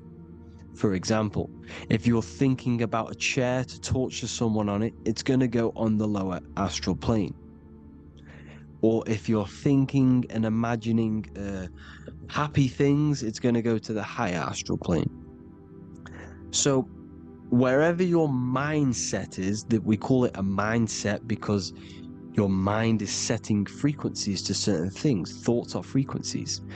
And a mindset is setting your frequency, setting your mind to a certain frequency.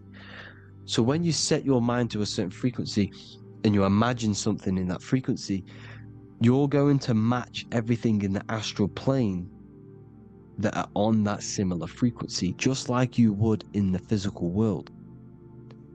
Because we're all in these worlds right now as we speak, but we can't see them with the two physical eyes.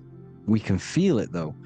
When you're around someone and you've just met a new person, for example, you can feel their vibration, and if you're not on a similar vibrational match, you will not get along with that person, or you just won't not get along, but you won't connect with that person because you're on two opposing frequencies, not matching.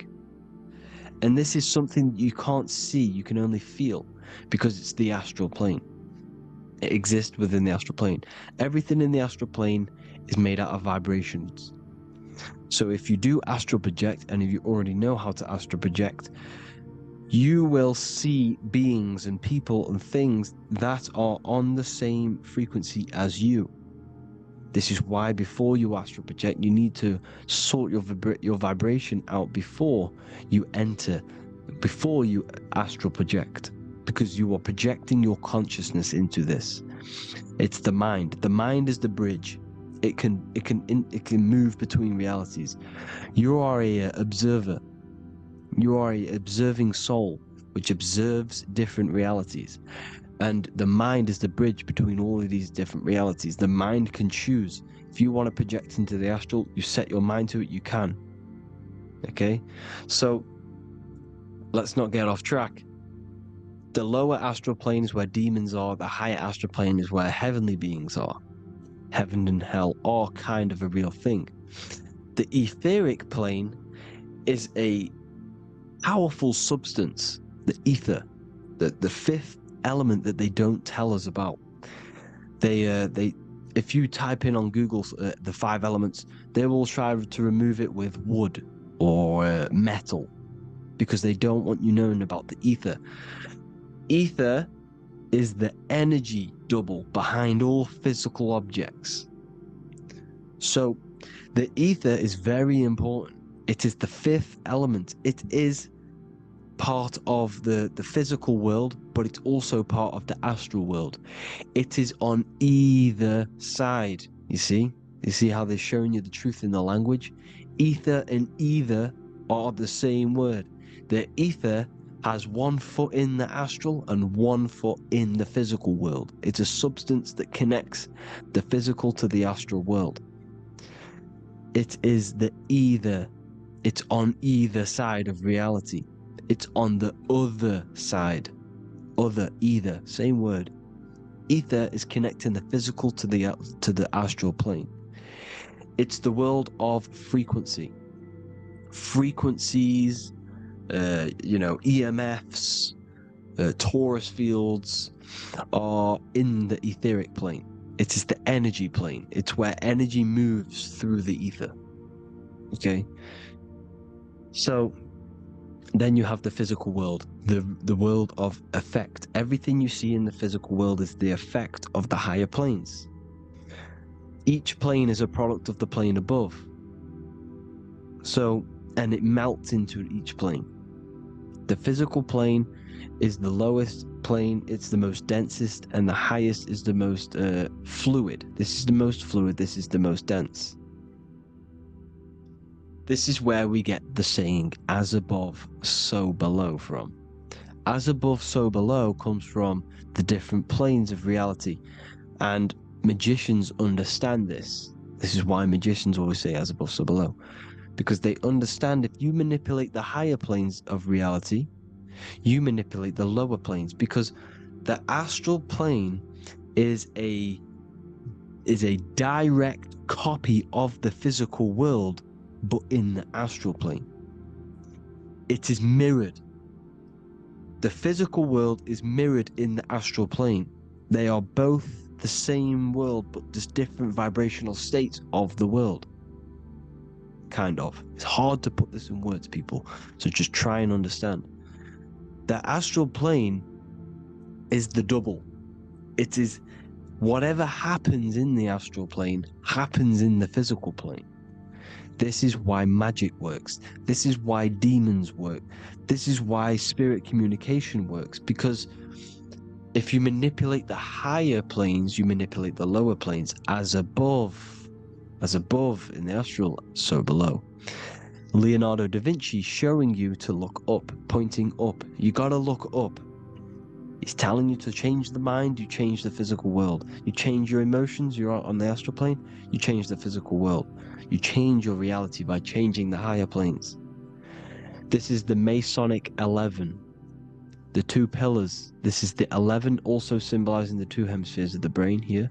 But the 11 symbolizes the 2 mirrors. 11. 11. 9, 11. 9, 11 adds to 11. 9 plus 1 plus 1 equals 11. The Twin Towers were in 11. Flight 11 was hijacked. Because it's a mass ritual within the astral plane. Now, we're going to go deep into that later, and I'll show you these rituals they do in order to manipulate the astral plane. So, this is what the 11 is. It's the mirroring of reality.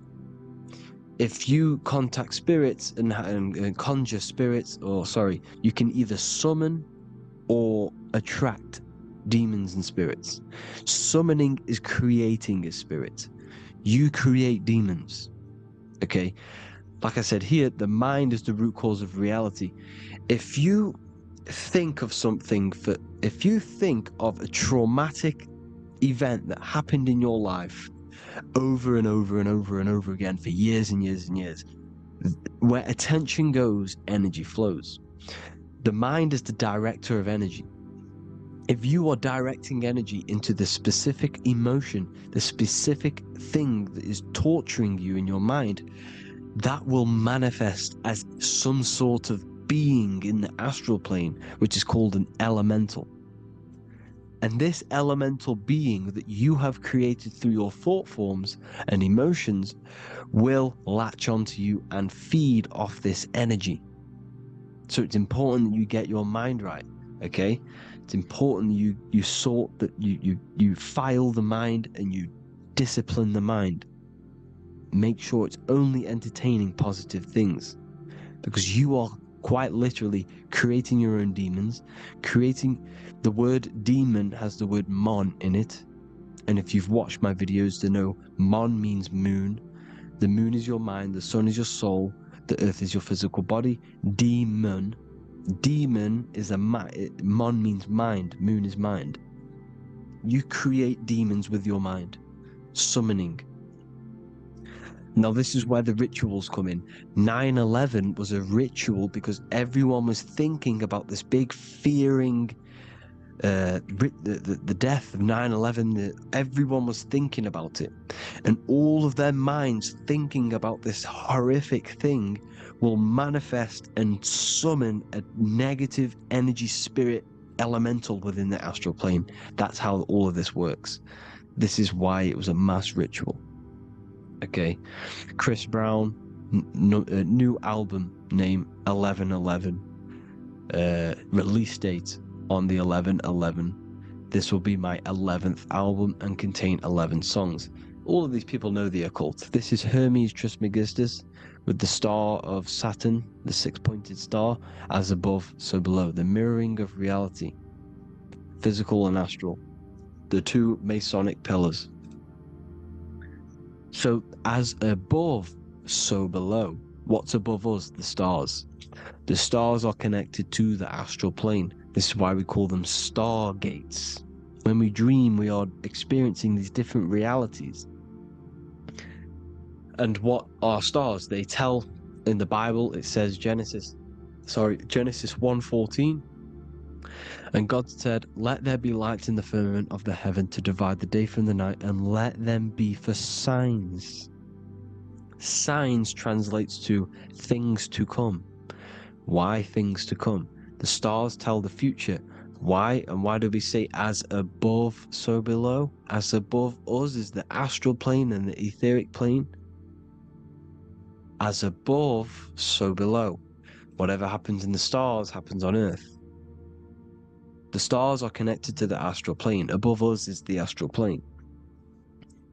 We are a star in a physical body. This is why we say Mr., Sister, stir equals star. The E and the A are interchangeable.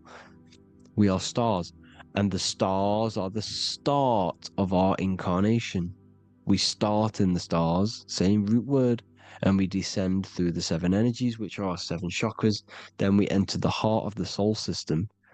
Heart rearranged spells Earth, and this is the true cosmology.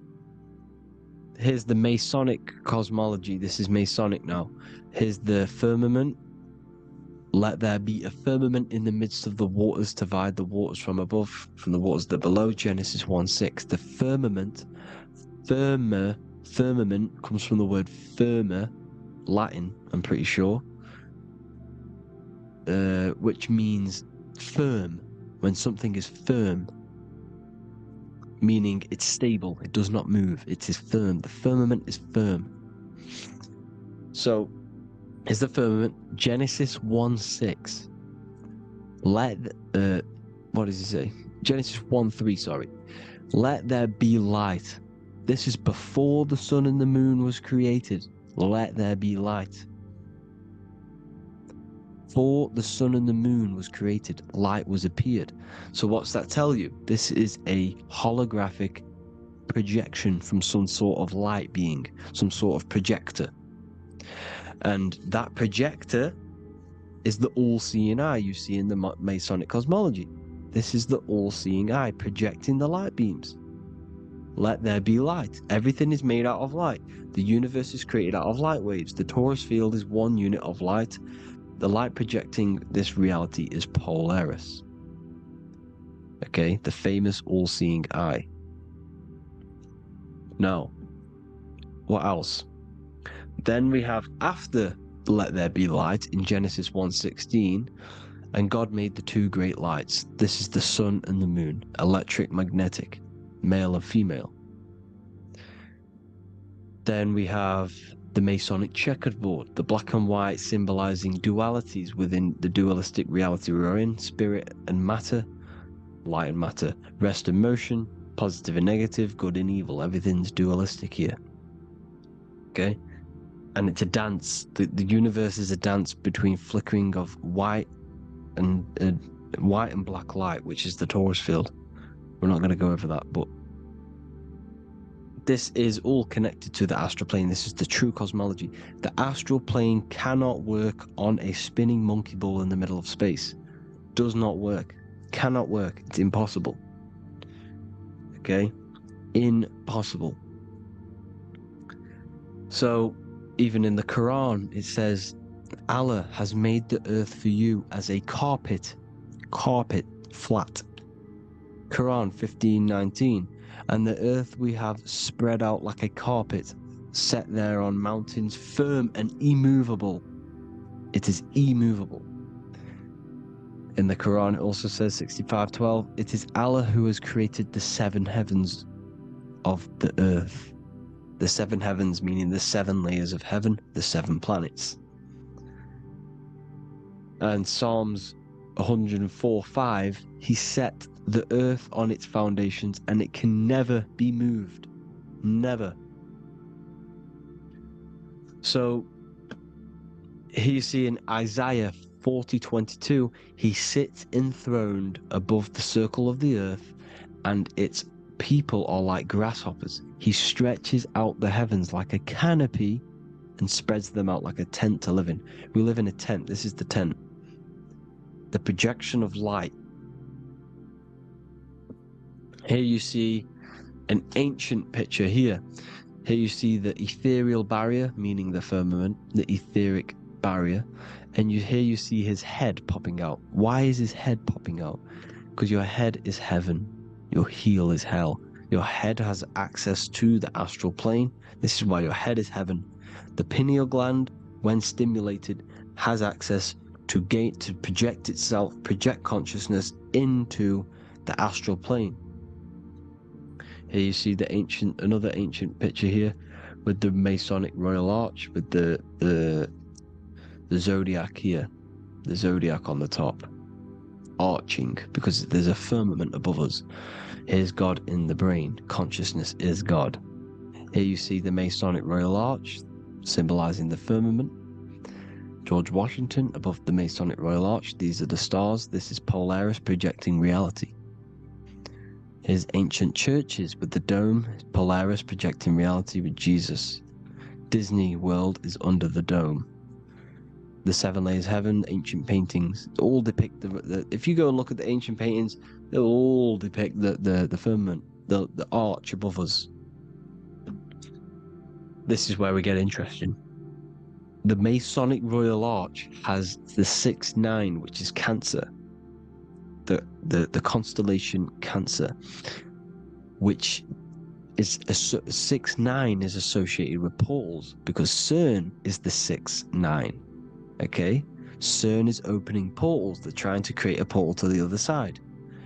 Cancer has the word CERN within it, so there is a link between Cancer and the opening, the firmament opening above us, to Ascension. Here you see the Masonic art with the Royal Arch and the light and the opening. Here you see the light and the opening. This is the opening of the firmament. Here's the Hebrew cosmology with Sheol, the underworld, and the opening. So Cancer is definitely some sort of portal in and out of this reality. I'm just connecting dots here. Now, we're going to go change a bit now. These celebrities that you are seeing they have not sold their soul to Satan, okay? They have not sold their soul to Satan. Satan is a demonic, low vibrational energy that has been summoned over the thousands and thousands and thousands of years of evil occult arts. So since Babylon was summoning this demonic energy, and this demonic energy in the astral plane will grow and grow and grow. It has no form. It has no physical form. Okay? But you can see it in the rappers. If your third eye is open, you can see clearly that these people are demonic. You can sense the energy that they're manifesting. Selling your soul is not what you've been told. It is gaining, because your soul is pure love, okay? Your soul does not want to do anything bad. So when you sell your soul, you're gaining physical gain, you're gaining physical wealth, for example. Like for these rappers, they will be given millions of pounds because the people in control of the music industry, which is the dark occultists trying to brainwash the masses, the people in charge, they're dark occultists. They understand Satan and the energy. They are satanic energy, which has been summoned in the astral plane. They see that they have influence over the masses, so they will go to them and say, I will give you this amount of money forever if you manifest this satanic, demonic energy through the music and through social media to blind the masses, to brainwash the masses into this demonic energy. Because when you listen to music is frequency. Whatever you listen to, you become that frequency.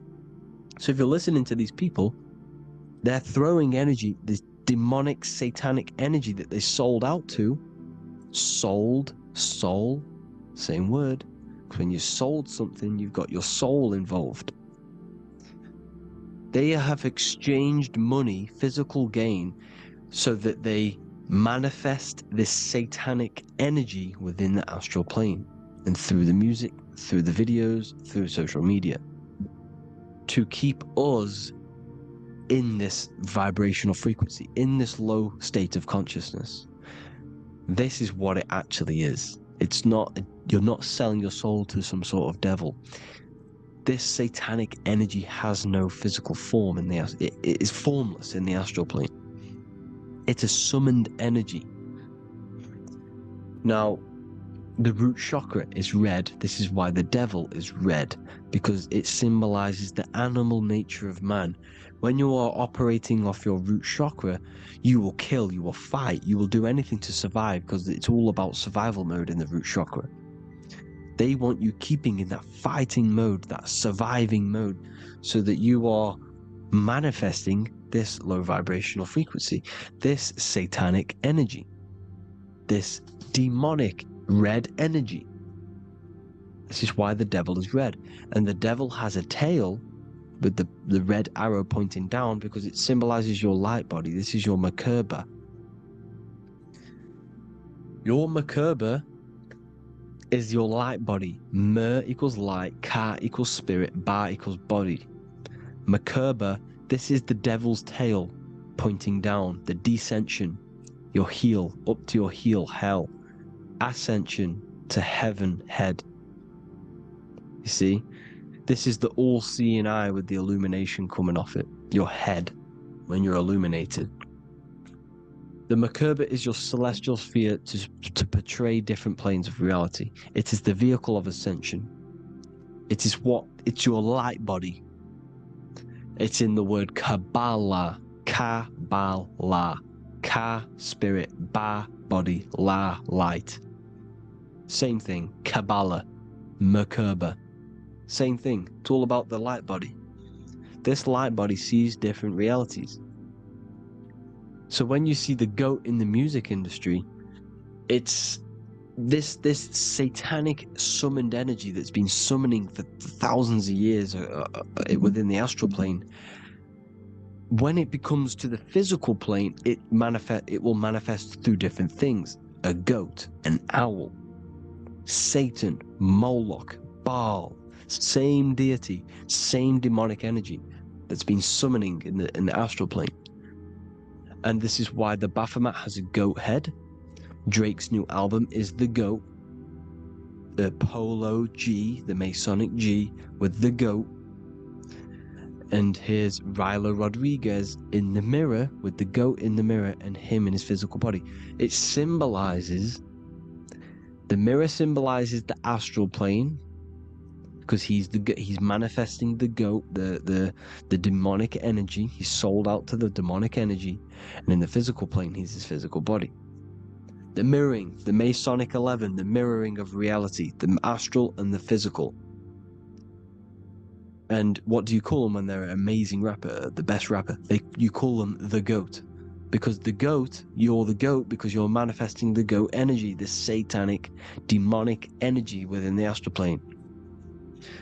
So Baal, Moloch, all the same thing. Because in the astral plane, if you want to gain spirits to come to you and communicate you, in the physical world, if you want to communicate with spirits, you have to gain their attention. You can either gain their attention or come together and agree to create some sort of being, which is Satan. Okay? You can, like I said earlier, you can create these beings, you can summon them or attract them. One way to attract them is sacrificing.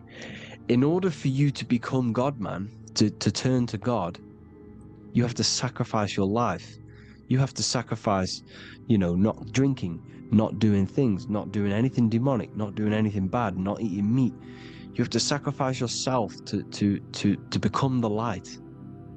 However, if you want quick, instant gains in the physical world, you can sacrifice something else to communicate with these spirits, because these demonic energies feed off demonic energy, your demonic energy.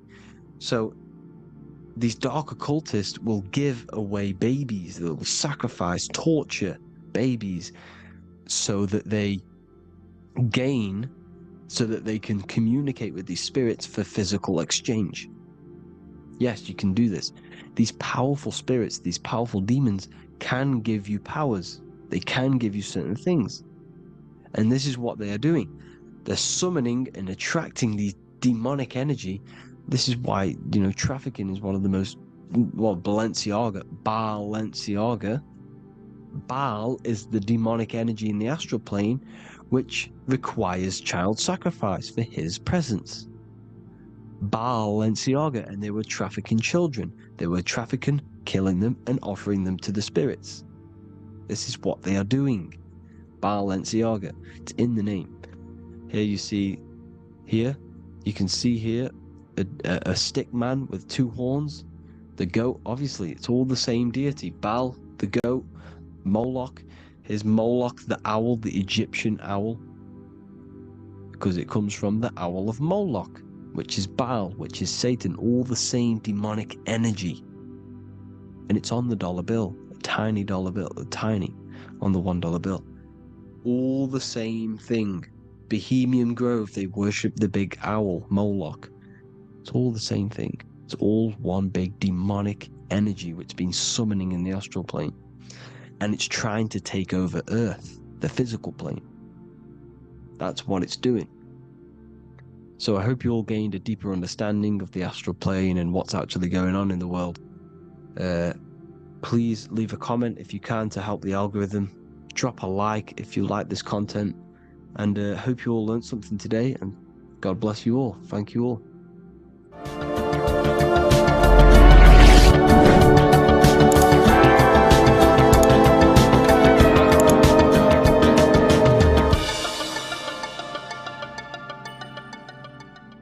In this video, we're going to be talking about the evolution of consciousness.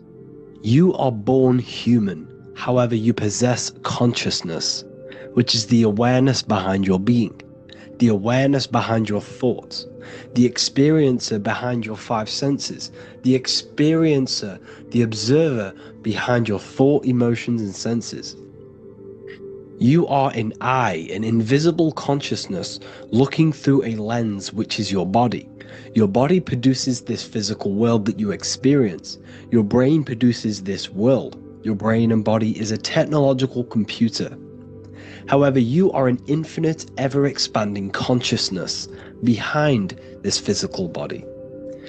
And there is an evolution of consciousness, a cosmic journey of expansion.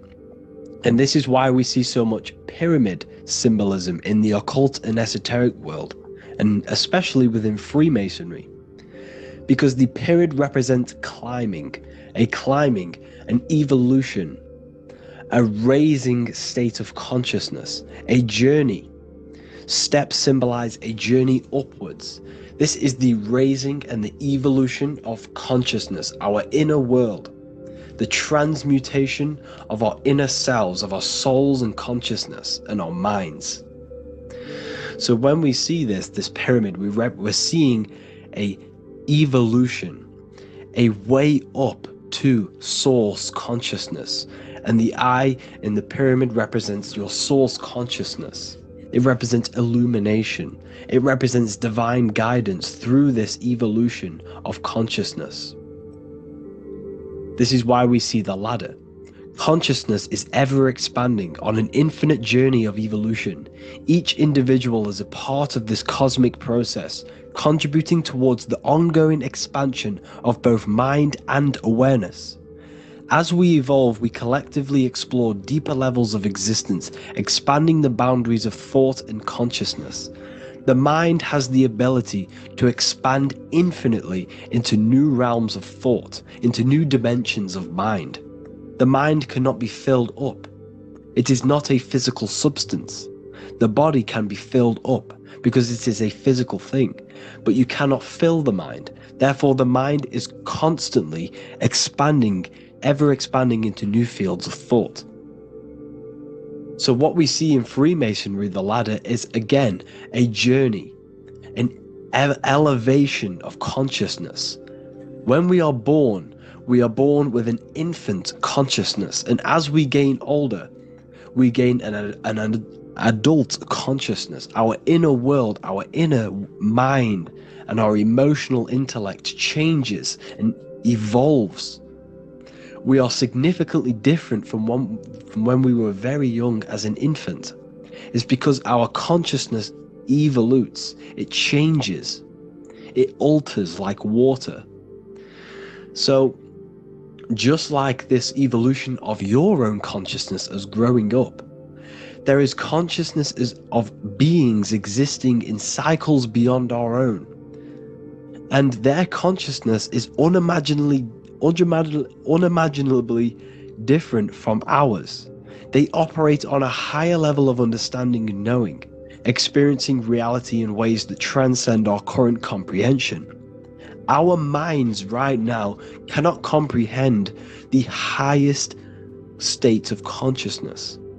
There are entities, there are beings beyond our own, existing in higher dimensions of consciousness that we cannot comprehend because they have expanded. They are on a further way up the ladder of consciousness. However, we are all on the same journey. None of us can take the same journey. There is one ultimate goal, reaching source consciousness. However, this is always ever expanding. However, we are all on a different journey. There is one truth, one source, one goal. However, there are billions in different ways of reaching it, and we are all on these different paths to source consciousness, to this ladder, this evolution of universal evolution. Okay? Their awareness is attuned to new dimensions of existence, reflecting a more advanced stage in the cosmic journey of consciousness evolution. So when you take DMT, you are shot into these higher realms of consciousness where you meet these beings who look similar to these images. They are not speaking to you physically. They don't speak to you three-dimensionally through vibration and words. They speak to you mentally. If you have done DMT, then you know this. And if you have met these beings, then you know this. You might have even met some of these types of beings on mushrooms or any psychedelic drugs. Because ultimately, when you take these mind-altering substances, it's altering your consciousness. It's merging your consciousness with the spirit of that substance. And you are essentially attuning your mind to higher dimensions of consciousness. That's why we say we're getting high when we take these substances. Therefore, when you meet these beings on DMT, you are essentially meeting beings who are attuned to higher dimensions of consciousness, and they speak to you mentally. They speak to you telepathically through thought, because the universe is mental. Everything exists within the mind. The way you are now, your physical existence, is a state of mind. Mind, thought creates matter. Spirit and matter are two opposing ways of thinking. If we have a very spiritual mind, we have an expanded mind, we are a spiritual person through the mind. However, if we have a very low state of consciousness where we think about food, sex, lust, and all physical things, then we have a physical consciousness. Matter and spirit are two opposing forces, two ways of thinking. The mind attunes itself to different levels of understanding in different dimensions. So, essentially, this is what we're looking at. The body is a vessel for the fluidic, formless consciousness, a temple that houses the essence of our awareness. While the five senses are limited to perceiving only the physical plane, the mind transcends these limitations, capable of perceiving the full scope of reality. It is through the mind that we access deeper truths beyond the material, tapping into boundless nature of existence. Physical existence is a thin band, a thin layer of reality. It's like 0.001% of reality. And your five senses are only tuned into this layer of reality. But the five senses are, by design, only allowed to perceive physicality. But the mind has the power to expand beyond this physical five-sense state. The mind has the power to expand and evolute. It is a conscious decision whether you want to take this path or not. You can stay in a three-dimensional way of thinking, or you can expand your consciousness from within. It's not an external journey. There is no God going to save you. You must save yourself. Therefore, behind every single one of these eyes is the same source consciousness. However, we are all different cells in a different journey. The organs in your body, the cells in your body are all alive. They all possess same consciousness, universal consciousness. However, we are all on a different journey of evolution. As above, so below. As the baby is in the mother's womb, when the baby becomes conscious, there is a world outside of its mother. What does it do? It presses and seeks a way out to be born in the other world outside of its mother. It is the same with your consciousness, your mind. When your mind becomes aware that there is realities beyond the immediate surroundings, it seeks a way out. And this is exactly what I'm doing to you now. I am now expanding your mind and telling you there is other ways of reality. There is other dimensions of consciousness which you can access through inner transmutation, through different ways of thinking, spiritualism, and meditating and connecting with yourself and detaching from external things. We can upgrade our consciousness. Your body is a womb. Why Jesus says you must be born again to see the kingdom of God, because you are born physically and then you must be born again spiritually, awakening your inner consciousness. So like I said, as the baby is in the womb, it's the same principle. As above, so below. You were a baby, you were in your mother's womb, and you figured out there is a world outside of your mother, so you seek to way out your mother to be born in another world. It's the same now. You must do this now. This is your spiritual evolution. This is the evolution of consciousness. It's ever expanding. When you die, this is a transition. You must learn to not fear death. This is another part of your spiritual journey. You must master death. Therefore, like I said before, the mind has limitless capacity to expand into new realms of thought, continuously exploring uncharted ideas and concepts without boundaries. The mind can ever expand. It can never be filled. It can never ever know everything. There is infinite fields of knowledge, infinite fields of thought. Your current state is just one stage on an infinite pathway. You won't remain human forever. The human experience is a crucial phase where we learn to balance polarities, master the fundamental laws of the cosmos. It is a period of growth and transformation, preparing us for the next stages in our cosmic evolution. The goal is to strive for perfection, yet the true perfection is unattainable. It's like a tunnel, and there is a light at the end of the tunnel. And as you walk through this tunnel, the light is ever moving backwards. You should forever seek to meet that light, but you will never meet that light because consciousness is ever expanding. You should strive for perfection, yet knowing that perfection is forever unattainable. The journey is endless, with each step revealing deeper layers of understanding and experience. The pursuit of growth and expansion is itself the essence of our evolution. You can find all of this knowledge in the amazing book that I have read for years. I have read this book, The Emerald Tablets of Thoth, the Atlantean, by M. Dorial, translated by M. Dorial. I'm telling you now, this book, now that I've told you this, you have some context on the book. The whole book is about evolution of consciousness. He's talking about higher dimensions beings. He's talking about how you can transcend this physical plane. It is truly the most amazing book you will probably read. One of the best spiritual texts you'll see. It's hard to understand, so you must read it over and over again.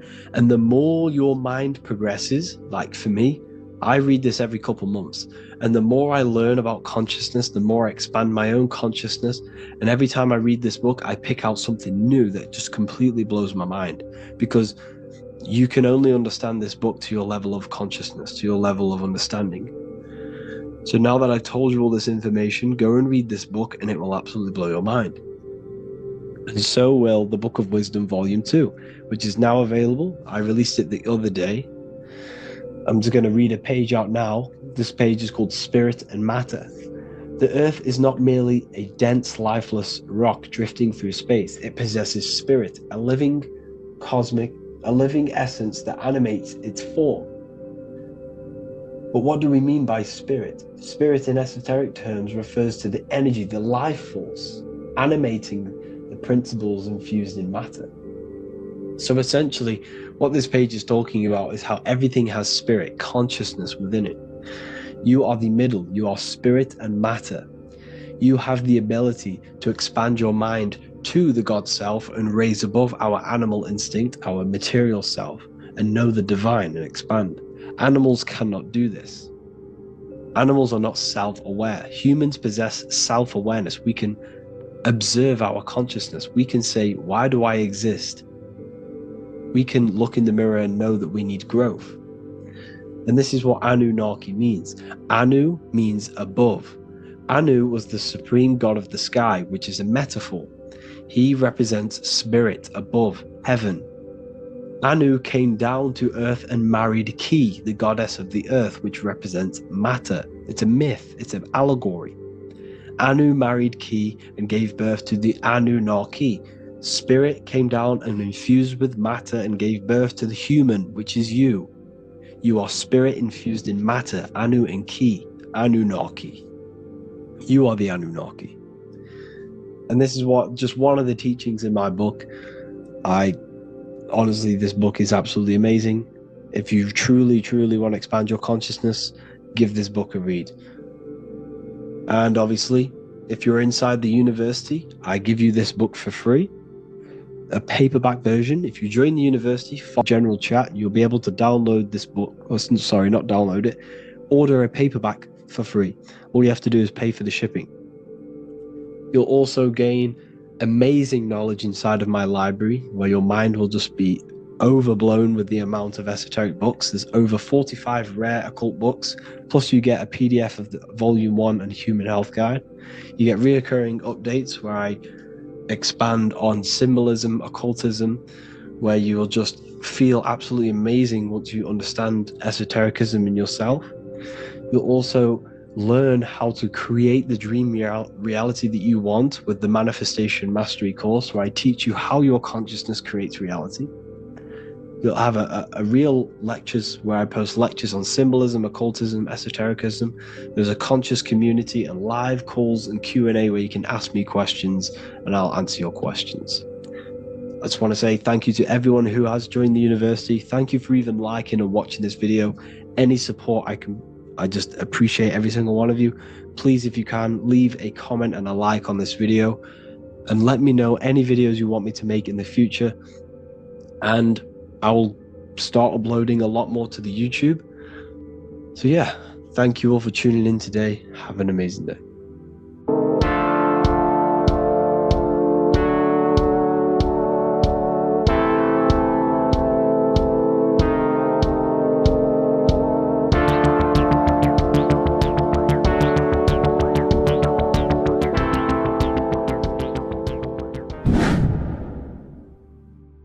What is good, people? We're back with another video, and today we're talking about the chakras.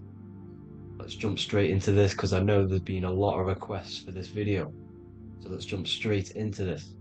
So you have 7 chakras, right? 7 chakras, and these chakras are feeding off your electromagnetic field, known as your aura. This is both positive and a negative pole, male and female, right?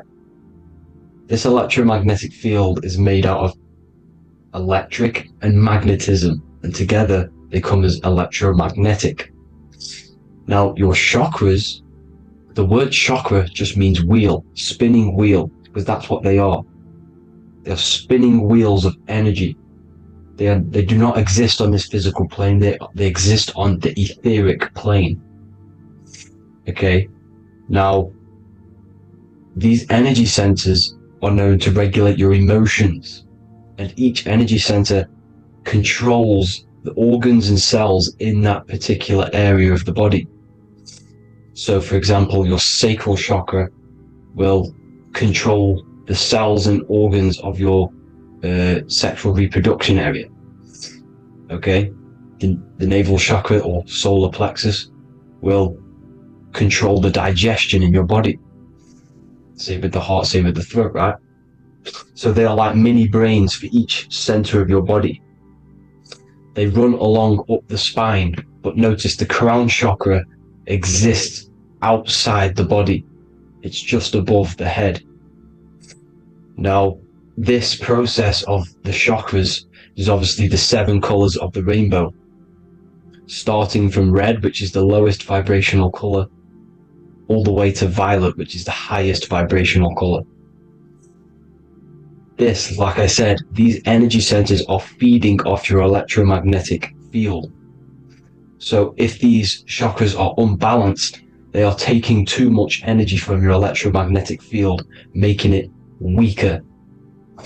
Now, this is the North Pole. As you all know, the Earth is flat, and we live inside of a giant torus field, and the North Pole is the Earth's heart chakra. And this is why the aurora borealis, or the northern lights, whatever you want to call them, that's why they are green, and they are being emitted from this center point of the Earth, because it's symbolizing the heart chakra, which is green, right?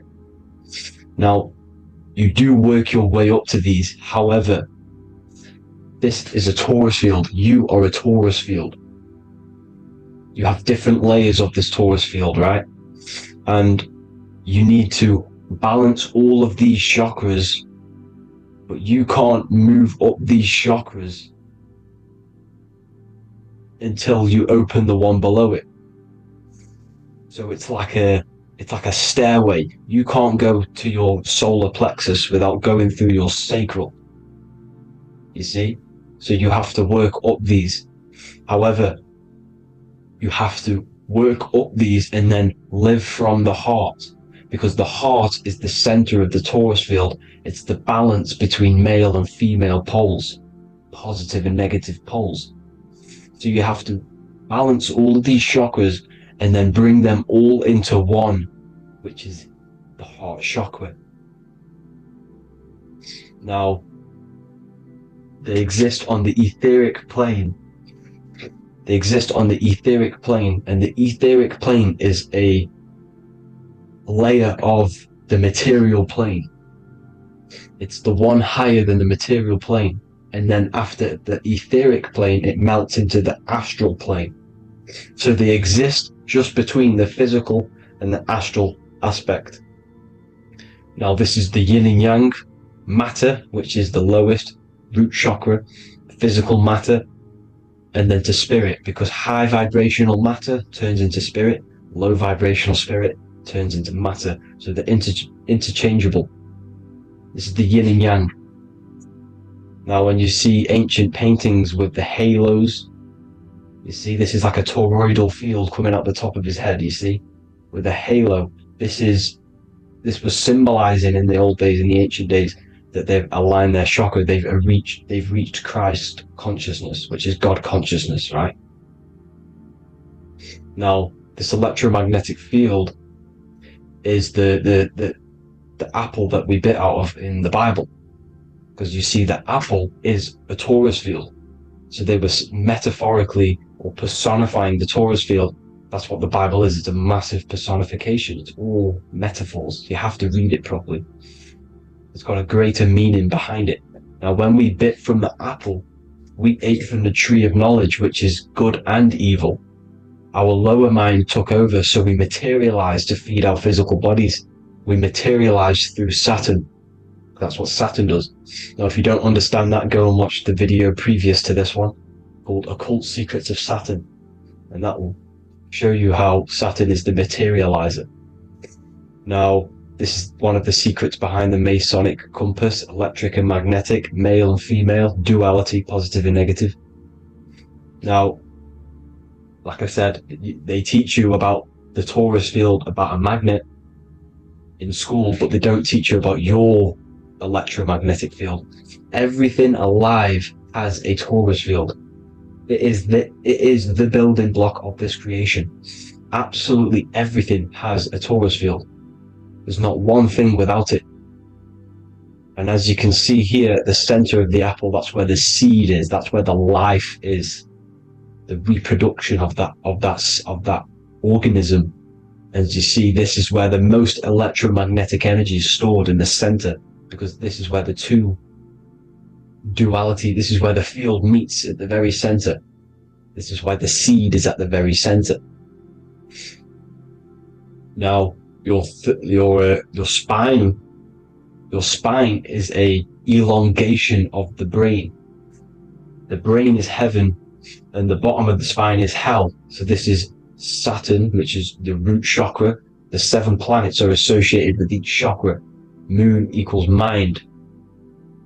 Okay, now Saturn is physical matter, as I've just explained. This is the lowest vibrational color, and they want you trapped down here, which is your hell state, your animal nature, your physical nature. They want you to identify as the physical body. They don't want you to reach these higher states of consciousness. Okay? Now, in the brain, you have 12 convolutions. Now, this is what they were symbolizing in the Bible with the 12 disciples.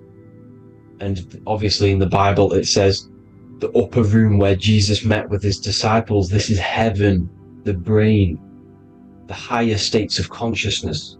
Now, this is your North Pole. This is Jacob's ladder. Okay, this is why you have 33 levels of Freemasonry, because it's symbolizing the 33 vertebrae, which are these little things here on the back of your spine. Because once the Kundalini energy from the bottom of your spine rises to the top, this is when you get enlightenment and opens your third eye. Spiritual enlightenment. As you can see here, this is Jacob's ladder.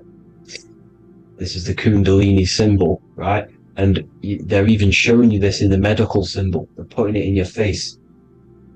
But the serpents are wrapped around the spine. Now the serpents symbolize how the energy moves around the spine, because it's a torus field, you see? At the center of the torus field, it wraps around the center pole. It wraps around it, and this is how the energy moves up. So they're symbolizing it with the serpents. Okay? Now, every religion has a sacred river. For the Egyptians, it's the River Nile. For Christianity, it's the Jordan River, right? This river is the canal, the energy canal at the center of your spine, all the way leading to heaven, to the Holy Land. This is the chamber which the energy rises up, right? Now, they used to say the gods descended from heaven to man. This is just heaven. This is the mind state. And they said the gods were connected by a rainbow bridge. That's the chakra system, the rainbow bridge. Okay, now the ancients called this place Midgard, Earth, where both evil and good live, right? Midgard.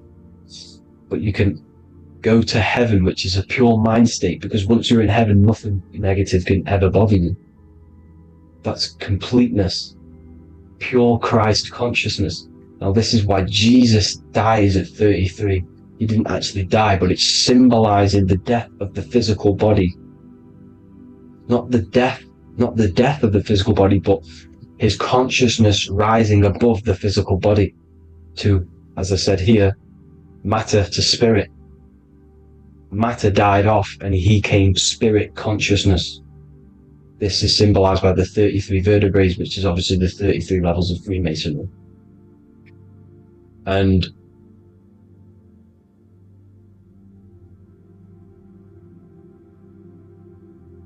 now the pineal gland, which is at the very top of this Jacob's ladder, or the River Jordan, the canal, your 33 vertebrae on your spine. This is where the pineal gland sits, right? At the very top, at the center of your brain. Now, there's multiple ways this was symbolized. The Eye of Ra, which is used by the Egyptians. Now, this pineal gland is the seat of consciousness. This is where your consciousness is stored, right? And the ancient Sumerians used the pine cone, hence why it's got the word pineal gland, the seat of the soul consciousness. It produces DMT, dimethyltryptamine, which is known as the spirit molecule. And the pineal gland is wrapped in microcrystals, and we all know crystals transfer frequency and energy. Now, radios use crystals. A radio is a frequency transmitter, turning a frequency into a frequency that we can hear with our ears, right? Because all the radios are actually playing right now in your ears. However, our ears can't pick it up, so the radio transmits it into a frequency that we can hear using crystals. So this is the power of crystals, and this is what our third eye is wrapped in, crystals. Now, this third eye is not actually your third eye, it's your first eye. When you're being materialized in your mother's womb, this is the first gland that is produced, and everything's built around it, because it is the consciousness. It is your consciousness. Your consciousness never dies, ever.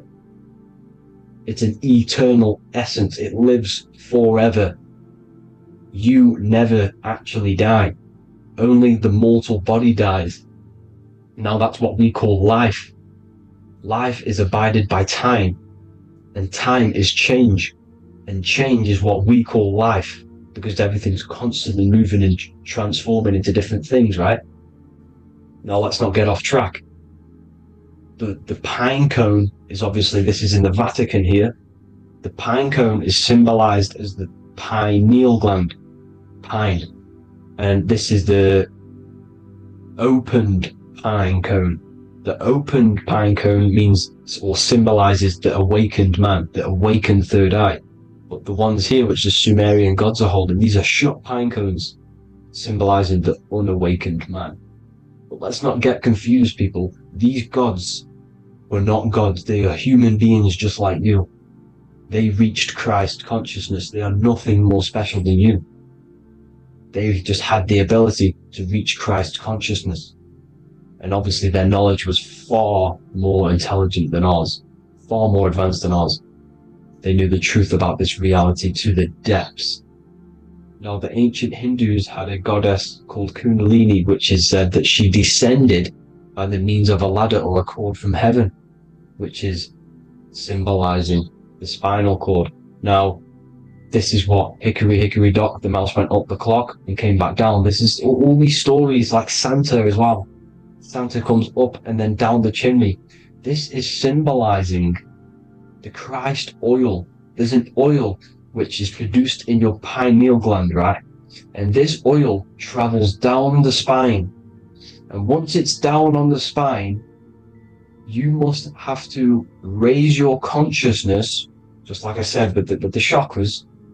You have to raise your consciousness, raise your vibration to heat up this oil and turn it into a gas. And it travels back up the spine through like the serpents up the spine, and this awakens the third eye once it's coming back up the spine and hits the pineal gland. This is the secret behind Santa and hickory hickory dock, because Santa comes down and feeds the presents and goes back up the chimney, and he lives in the North Pole, the positive pole. This is the North Pole, people, and the presence is your sacred oil. This oil, your physical body is the furnace. It's the spiritual furnace, which you have to heat up this oil by raising your frequency and turning it into a gas to rise up this chamber, the River Jordan, to your third eye, right? Now, this is an alchemical process. Your body is the alchemical furnace. It says in the Bible, if therefore thine eye be single, thy whole body shall be filled with light. I shouldn't have cut that out, but that's what it says. The light of the body is thine eye. If therefore thine eye be single, thy eye shall be filled, their body shall be filled with light. This is symbolizing the pineal gland, enlightening the body, the spiritual body, filled with light. Now, as I said, they want you kept down here, which is the root chakra, which is your animal nature, which is obviously mind, matter over mind. This is the symbol of Saturn, right? As you say, we're built of body, mind, and spirit, the Holy Trinity. That is the sun, moon, and earth. The sun's your soul, solar. Moon is your mind. Earth, which is the cross, which is your physical body, the 5 elements, right? So body, mind, and spirit. So the Saturn symbol is actually made out of the cross on top, which is the earth, and the moon on the bottom, which is symbolizing matter over mind, because earth is physical matter. You don't want to be matter over mind. You need to be mind over matter. See, they want you identifying as your physical body. They don't want you to realize you're an eternal consciousness. You're an eternal essence of consciousness which never dies. They want you trapped in your animal nature. And this is why the Baphomet has a goat head, because it's symbolizing your animal nature, which is evil. Not evil, but you're more likely to do evil things, right? Which brings bad karma. That's your animal side. This is why the Baphomet has an animal goat head. As you can see here, he's got the Kundalini energy here. So when you see the inverted cross, the cross is your body, as you can see here. The inverted cross means your chakras downwards, down here, your head's down here, your mind is down here, but your mind needs to be up here, which is the upwards cross, which is Christ consciousness. And as we all know, 7 colors of the rainbow, 7 planets, 7 chakras. Red light is low frequency and long range. This is why Saturn is the slowest moving celestial body, and it's the lowest chakra because it's low frequency, long range. The moon being the crown chakra, which is high frequency, this is why the moon moves around the quickest. The moon is your crown chakra, which moon in mind. See, so there are multiple ways of your chakras becoming blocked. Now, each chakra has a specific intelligence. It has a specific thing that it's doing for the body, right? Now, this can be overused. It can be abused. For example, masturbation. That keeps you down here in your sacral chakra because you're abusing the energy center. You're abusing your sexual energy, which is then becoming unbalanced. So this is how energy, this is why these centers are pulling more energy out your electromagnetic field, because these centers are wheels. The chakras just mean spinning wheel of energy. So when you're abusing these certain centers, you're pulling energy out of your electromagnetic field, which is making your field weaker, which is making your frequency lower, which makes you prone to diseases, prone to lower negative energy, right? So you need to align these chakras. You need to unbalance them. And as you can see here, you can screenshot these to see how they're blocked. I'm not going to go over each one because it'll take me forever, but have a little read yourself. This is why they're blocked. Now, the ancients used to say Aum when they meditated. Now, these are the 7 vowels. There's not 5 vowels, there's actually 7. Now, when they say Aum, they're aligning all their chakras by saying this when meditated. This is where the Aum originated from. Now, emotion is energy in motion. So if you're feeling a certain way, that's the energy you've put in motion. It's a reflection. We live in a mirror reality. Everything's mirrored. Everything's mirrored. As within, so without, as above, so below. Everything's a reflection of some sort. So whatever you're feeling, you're doing something wrong. It's telling you you're doing something wrong from the root cause. Because your energies are the effect. You're feeling the effect of something you've caused. The law of cause and effect, nothing escapes it. Now, the Jehovah's Witness believe that exactly 144,000 faithful Christians go to heaven or be resurrected, right?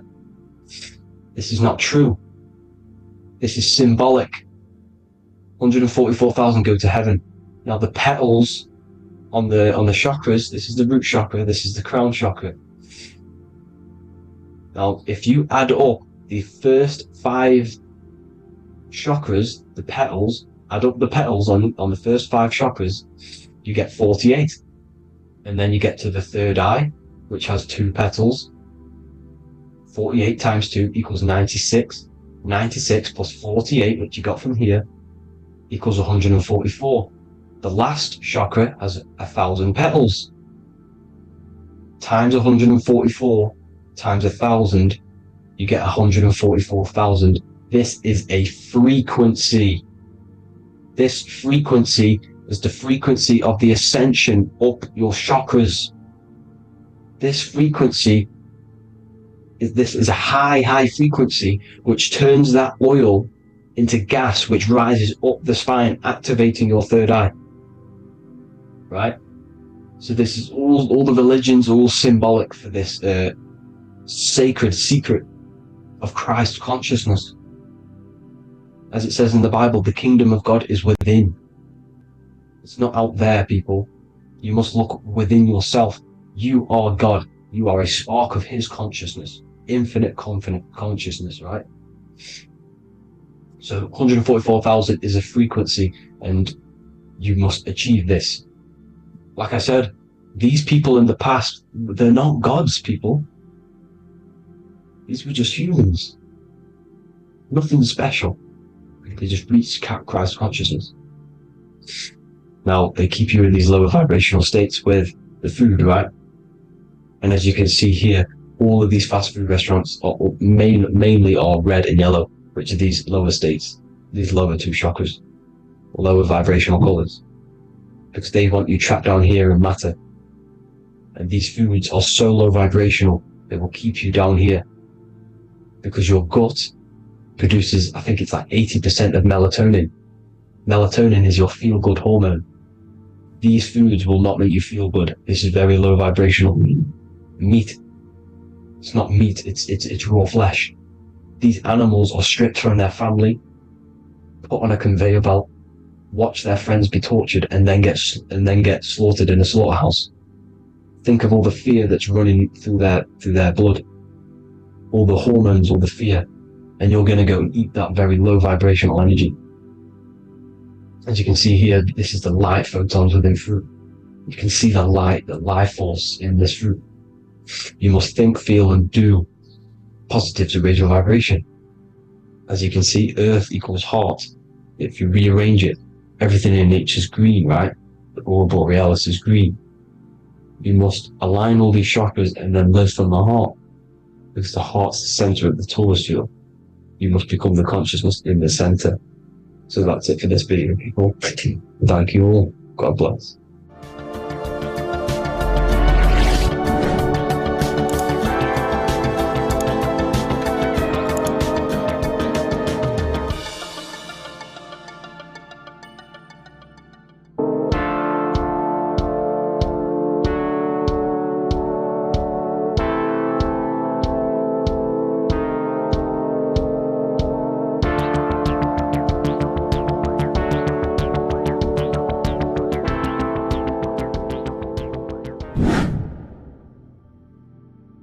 What's good, people? We're back with another video.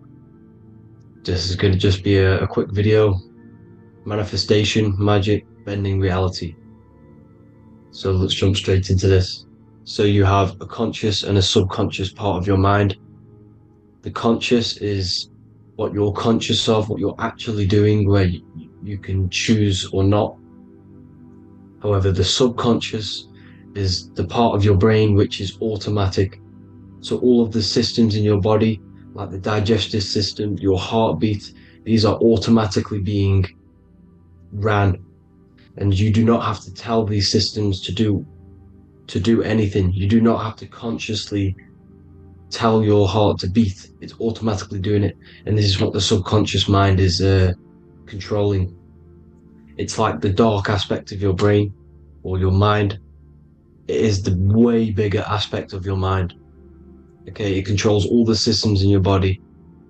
Okay, and this is where all of your programs are. So when you're in it, from your childhood, what you've learned in school, all of these things are being kept in your subconscious. Maybe traumas and stuff like that. So the subconscious is the female aspect, and the conscious is the male aspect, because the male is all about action and doing, and the female is more about creation, creativity, intuition. So you have a right and a left hemisphere of your brain, and these are obviously male and female. The right side of your brain is your female. It's to do with creativity, imagination, intuition, insight. Okay, and this is one of the most important sides of the brain. This side of the brain is the most attached, the elites, whatever you want to call them. This side is one of the most important, because obviously your intuition is a massive part of reality. And if you don't have intuition, then you lose track of the things around you. You can't consciously feel if things are wrong or right. They don't want you to have intuition or creativity or imagination. They want you in the left side of your brain, which is just reasoning, logic, and basic things. So they just want you to tell you what you want, tell you what to learn, and then that's it. They don't want you thinking for yourself, which is the right side of the brain. So whatever the conscious side of your mind impresses the subconscious side of your mind. So if you do affirmations, for example, if you consciously do affirmations every day, you're reprogramming your subconscious mind. You're impressing a vibration and a word into your subconscious mind, and therefore it will reprogram it. So the male and female aspect are symbolized by the Star of David as well. The male being the upside triangle, the female being the downside, connected all in one. because we both have male and female energy.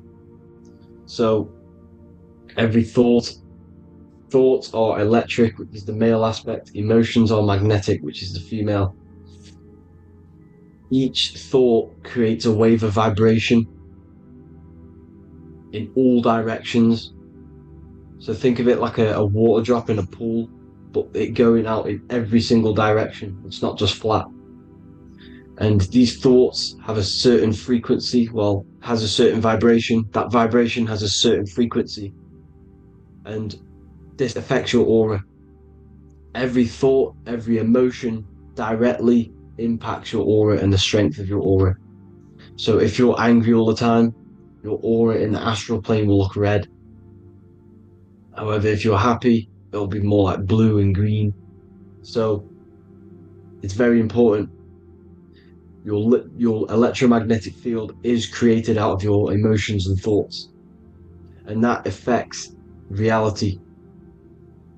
Because you're 60% water, and frequency and vibration create certain patterns and has a certain effect on water. We'll get into that after this slide.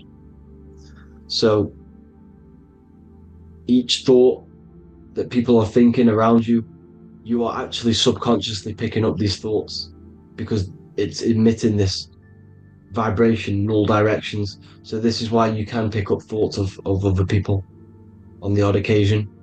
However, when you're more in tune with your intuition, your right side of your brain, you can start to pick up on vibrations, thoughts, and other people's auras. You can pick up on the energy once your third eye is open, and you know whether you should be in that environment or not. This is what we call an atmosphere. When we go into a room and you can feel the tension if someone's been arguing, for example.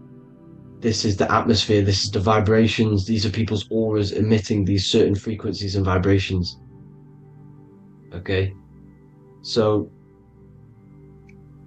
our aura is contained of multiple layers. Obviously we have the physical body.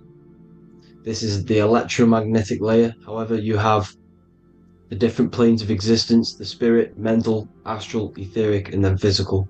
The physical is the lowest plane of existence. And the physical plane is a product of all of the planes above. So the mental impresses on the astral impresses into the etheric, and then the etheric creates the physical object. So the mind is the root cause of reality. The mind is the cause of everything. Your consciousness is pure cause. There's no effect. Everything you see in this reality is the effect. Everything that you experience is the effect, because the root cause was the mind. The decisions you made you experience that certain experience, and that decision was created on the mental plane. And this is just pure thoughts. And thoughts are things. If it exists in your mind, it is a thing. It's a certain frequency. So if you have a certain level of thoughts, if you're thinking positive, for example, you're going to have a strong aura, you're going to have a higher vibration, and that attracts like. Like attracts like when it comes to thoughts and vibrations and electromagnetism. So if you're thinking positive all the time, speaking positive, doing positive, you're then creating a higher vibration, and that's going to attract people on that similar frequency to you. Everything is electromagnetism, frequency and vibration. Everything. You see, so this is why, for example, if I put my hand to a TV screen, if my finger was the same vibration as the TV screen, it would go straight through it. However, the particles in my hand and the particles on the TV screen are two separate vibrations, and this is what causes the friction to stop, and not my finger to go straight through it. So like I said, when you don't feel the vibe of someone, when you don't feel right, you don't really get along with someone, this is a vibration. Your vibrations are not matching, they're not similar, they're two complete different vibrations, and they're not aligning properly. So music has a massive part on this. Music is a massive tool for the elites, because music is frequency. And in 1975, the musical instrument are all tuned to 440 hertz. So Spotify, Apple Music, most of the music on YouTube is all set to 440 hertz. And 440 hertz is not divisible by 3, 6, or 9. And when you can't divide a frequency by 3, 6, or 9, it's not a natural frequency. As you can see here, this is 432 hertz. This makes a nice geometric pattern. However, 440 hertz is a distorted pattern. So when you listen to this, this actually shuts off the whole right side of your brain. Like I said at the start, this is the most attacked side of your brain. It's to do with creativity, imagination, intuition. When you listen to 440 hertz, it shuts off the whole right side of your brain. And obviously shutting off all of these forms of your brain. Music is very, very powerful tool for the elites because it's the only thing which can enter your soul or your ears without consent, your body without consent. Everything else has to be through consent. You choose whether to eat something, you choose whether to drink something, but frequency, you're going to hear it no matter what. This is why it's so powerful, and music influences the body in many different ways. It's the most powerful imitator of everything. It directly affects all listeners. It directly affects intentions, gestures, movements, and actions. It stimulates your mind, and certain songs, certain catchy songs, can reprogram your subconscious mind, invoking certain emotions. This is why when you listen to slow beat songs, it makes you feel more sad. When you listen to upbeat songs, you feel more energetic. This is because these frequencies have a profound influence on reality and on how you feel. Because like I said, you are 60% water, and as you can see here, each frequency creates a different geometric pattern, and inside of you is 60% water. So like I said, 440 hertz is going to make a distorted pattern in your water, and this is going to have a profound effect on your emotions and your reality. So like I said, health is not just the body. You are made of body, mind, and spirit. You need to look after what you put in your body. You need to look after your spirit and look after your mind. It's very important to keep all these in balance, because once one of these are unbalanced, it affects the other two. So if you're eating wrong, it's going to affect your spirit and mind. If you're thinking wrong, it's going to affect your body and spirit. These are all interlocked. You have to look after them all. So it's very important you understand music. Stop listening to low vibrational music. To be honest, you want to listen to music without any sort of speaking inside of it. You just want pure frequencies, which are the solfeggio scale, like one of these, for example, 432, 528 hertz. These are all good frequencies. It's called the solfeggio scale. And these frequencies make you more in tune with nature. 528 hertz is what the earth vibrates at. So it's very important. And the Rockefellers are the one who changed this to 440 hertz. The Rockefellers, one of the elite families. So if you want to manipulate reality, it's very important to have your chakras aligned and having a high vibration, because the higher your vibration, the more powerful your words and your intentions are on reality.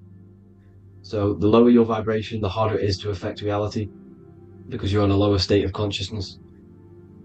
Like I said, you have the mental, astral, etheric, and physical. Everything is a product of the one above. As above, so below. This is what Hermes Trismegistus was saying in the Egyptian days. This is where it comes from. As above, so below. If you affect above, it directly affects below. So like I said, meditation helps on this, helps align your chakras. Think positive, feel positive. Like I said, your feelings are magnetic, your thoughts are electric. So once you combine these two together, you're then creating an electromagnetic frequency, and that will have profound effect on reality. So the law of cause and effect. The law of cause and effect. Every effect has the root cause. Like I said, your mind is the root cause of everything. Every decision you make is having a different effect on reality. Everything happens for a reason due to the root cause, which is your mind. You choose everything that happens in your life. Okay? So it's very important you understand this and you constantly make the right decisions, the good decisions, to have good effects on your reality. You have to be very conscious of this law because nothing escapes this law. This is the law of all consciousness. So think about it. Imagine a massive ball of consciousness. However, off this ball are different sparks, and each one of these sparks are in each and everyone's body. This spark is governed by these laws, the law of cause and effect, the law of correspondence, the 7 hermetic principles. It's very important you understand this because this mass ball of consciousness is what is obeying these laws, and everyone has this spark of consciousness inside their third eye. And like I said, everyone is the same consciousness. This is why if you do bad unto someone else, that will directly affect your reality. So if you hurt someone, it's going to come back to you in one way or another because you are that same consciousness. This is like a mirror reality. As within, so without. Whatever you feel on the inside, you're gonna see that on the outside. You're gonna experience that reality, whatever you've impressed. So there's different ways to bend reality to your will. This is kind of a sort of magic. So obviously you have black magic, which is manipulating reality to harm and influence others, or to be very selfish. And then you have white magic, which is manipulating reality for the good of humanity. So you do have to be very careful with your intentions, people, when you're trying to manipulate reality, because this is nothing to be played with. If you are manipulating reality for the wrong reason, it's going to come and bite you in the ass in some way or another. Because everything is balanced. Everything balances out in this reality. Nothing escapes the laws. Not one thing escapes the laws. So if you're stealing from yourself, because it's just going to come back in one way or another. Inside of everyone's heart, you know whether you're doing good or wrong. You know, you can feel it when you do something wrong. You can feel it when you do something good. The heart is the center of the torus field. It's balance. And this is why you say follow your heart, because it's the center of the torus field. It's very important to listen to this inner voice inside of you, because that is telling you the right things to do, the good decisions to make. And when you keep following that voice, that good voice inside of you, it takes you to your life path. Very important to follow that voice. However, don't let the ego get in the way of it. Don't care what your friends are going to say. It's very important to understand this. So, you have different ways of manipulating reality. You have sigil magic. This is where you create your own sigil or symbol. You create your own sigil and symbol, and then you charge it. You behind that symbol, you have an intention. So for example, if you want to manifest wealth, you create a sigil which represents what you want. You create that sigil, you draw it out, you charge it, because wherever your attention goes, energy flows. So whatever your attention is, you're sending energy that way. So what you do with your eyes and your hands, you place attention on the sigil. Imagine that it's glowing. Imagine that you're sending energy to the sigil. And then you burn the piece of paper once you've done this. And then after this, you meditate on that symbol. You constantly think about that symbol, because that symbol is the frequency, is the thing that you want to manifest.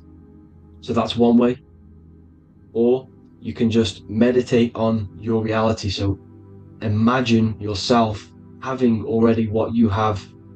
This is what they call a mindset. You must set your mind to the frequency what you want to manifest. Okay? So if you want to manifest wealth, for example, imagine yourself being wealthy. What would it feel like? What would you be doing? Imagine a scene in your mind. Constantly do this, and you're putting out that frequency. Like I said, you must think, because the thoughts are electric, and then you must feel, which is magnetic. Together, this creates an electromagnetic frequency, and this is how you attract things to you. You will attract the certain people to come in your life to bend reality to your will. Okay? Or you've got mirror magic. Stare yourself in the mirror, because a mirror reflects light. It also reflects energy. So you've got to be very careful with what you say to a mirror. You've got to be very very, very careful, because whatever you send into that mirror is directly sent straight back to you. So if you're thinking negative, you're sending negative energy back straight to you, and that's going to have an effect on your reality.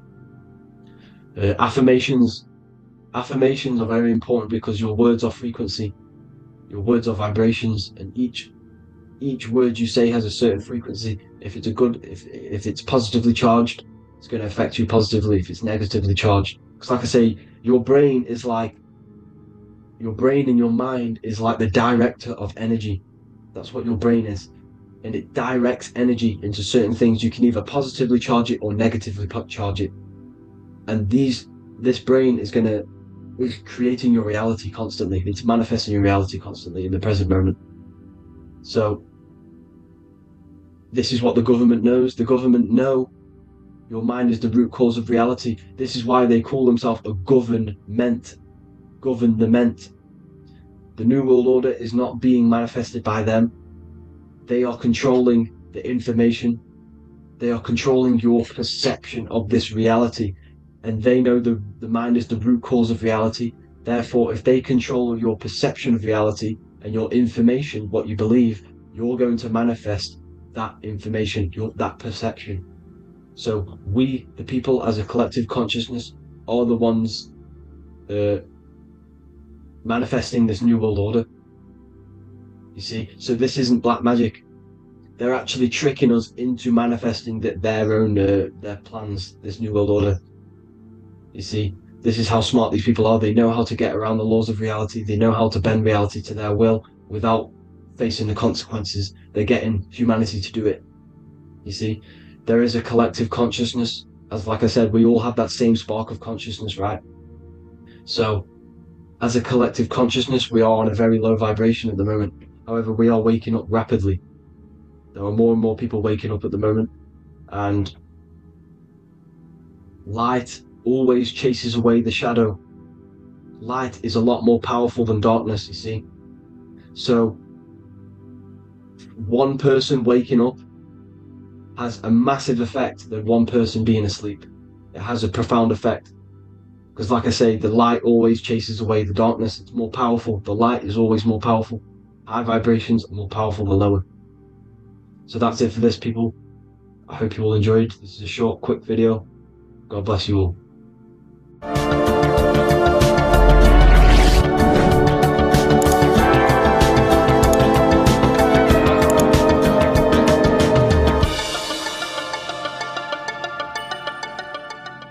Greetings everyone, it's Revival of Wisdom.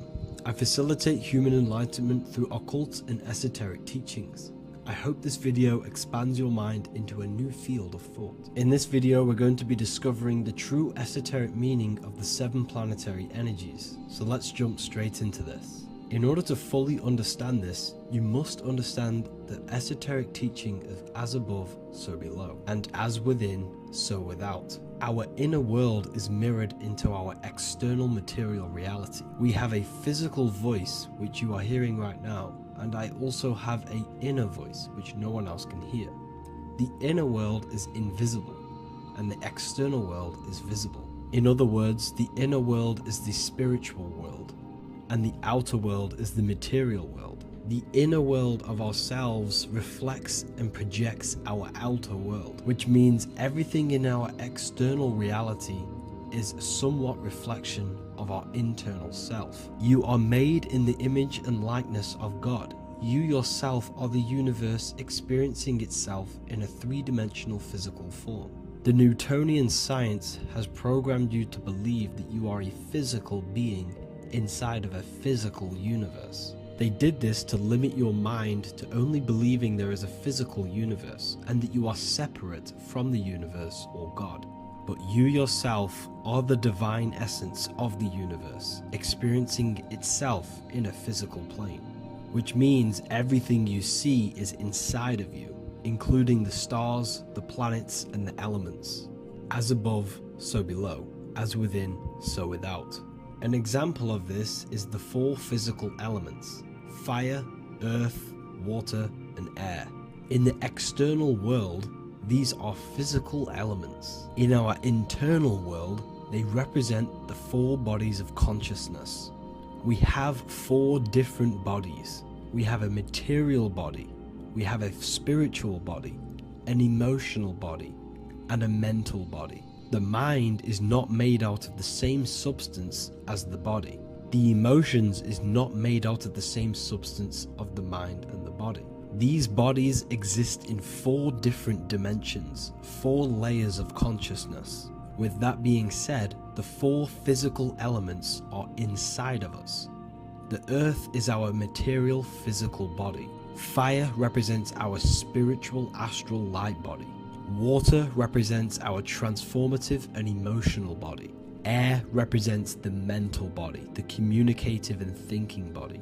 This is the teaching as above, so below. If that resonates with you and you can comprehend it, please leave a like and a subscribe to this channel to see more content. And feel free to leave a comment on any video suggestions. Okay, so now we've gone over the 4 physical elements and how they correspond with your inner world of consciousness. This is going to make it easier for you to understand what the planets actually are. The planets are a bit more in-depth and more detailed aspects of our consciousness. The 4 physical elements are generic, but the 7 planets go deeper. They are deeper aspects of ourselves. On a macrocosmic scale, the 7 planets rule the material realm. Every object, every animal, every plant, every stone, everything we see in this plane is governed and created under one of the 7 planets. I don't really like calling them planets. They are energies. They are spiritual forces that drive things into existence. An example of this is if we look at a tree. The roots of the tree are governed by Saturn. The stem of the tree is governed by the sun. The leaves of the tree are governed by the moon. Any offspring or fruit of the tree is governed by Jupiter. Any defense mechanisms of the tree is governed by Mars. The communication and networking of the tree is governed by Mercury. The smell and the look of the tree is governed by Venus. Everything we see in this material plane is governed by one of these specific energies. Everything material has a spiritual force that brings it into physical existence. This is the reason why we have 7 days of creation in the Bible. The 7 days of the week, all governed by the planetary energies. Monday is moon day for the moon. Mars governs Tuesday. Mercury is Wednesday. Jupiter is Thursday. Venus is Friday. Saturn is Saturday. And Sunday is for the sun. This is the reason why there are so many 7s in this physical plane. 7 days of the week, the 7 colors, the 7 chakras, the 7 diatonic musical notes, the 7 lamps on the Jewish candlestick. The G inside of the Masonic square and compass, G is the 7th letter. Now let's go a little bit deeper into every planetary energy. Saturn in the external material plane governs the foundational and enduring aspects of existence, such as roots of plants, the bones of our body, and even the insects that dwell beneath the ground. Saturn represents the dull, hard, and unyielding forces of life, symbolizing structure, limitation, and conditioning. Under Saturn's influence, things become rigid, bound by restrictions and boundaries.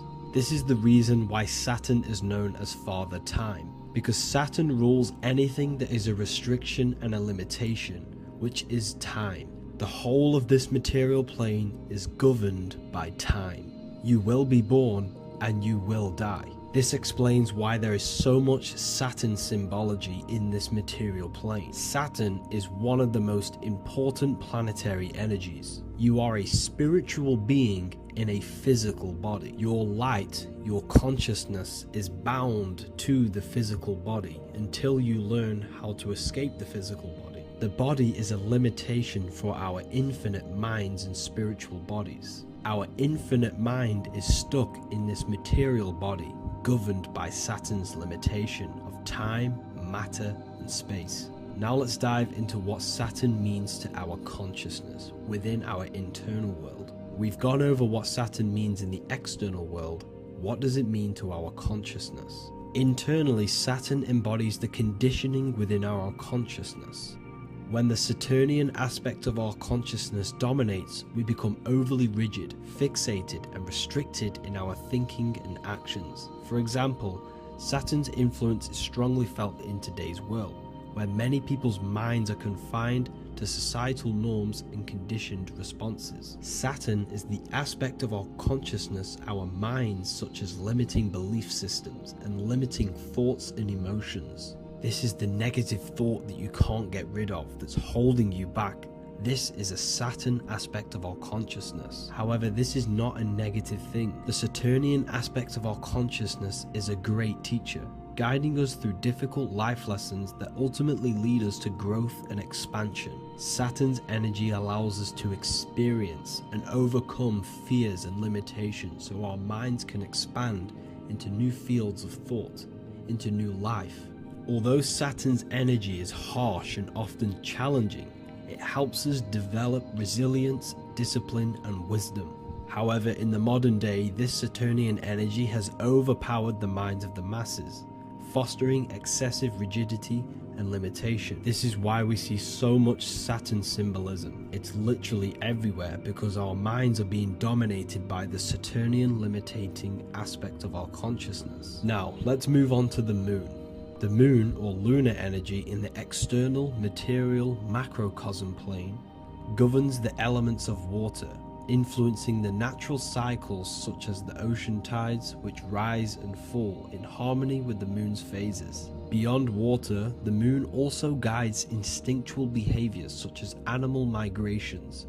Birds, insects, and other creatures rely on the moon's subtle energies to navigate their journeys. For example, dung beetles use polarization patterns in the moonlight to orient themselves and travel safely home. The moon creates the months. M-O-N is moon. There are 28-day cycles, and this 28-day cycle of the moon is reflected in the woman's body, known as the menstrual cycle. The moon is a feminine energy, governing the feminine elements such as water and the feminine cycles of the body. The moon is the womb. This is why eggs have the same color as the moon, because eggs are ruled by the moon's energy. Now that's the external world. The internal world, the moon symbolizes the emotion aspect of our consciousness. It represents the subconscious mind, the seat of intuition and psychic abilities. Just like in the external world, things are born out of the moon, such as eggs and the womb. The subconscious mind acts as a womb for our conscious mind. Our deep subconscious emotions and programs are born into light into the conscious mind and controls the conscious mind. The moon represents our hidden psyche, our shadow self.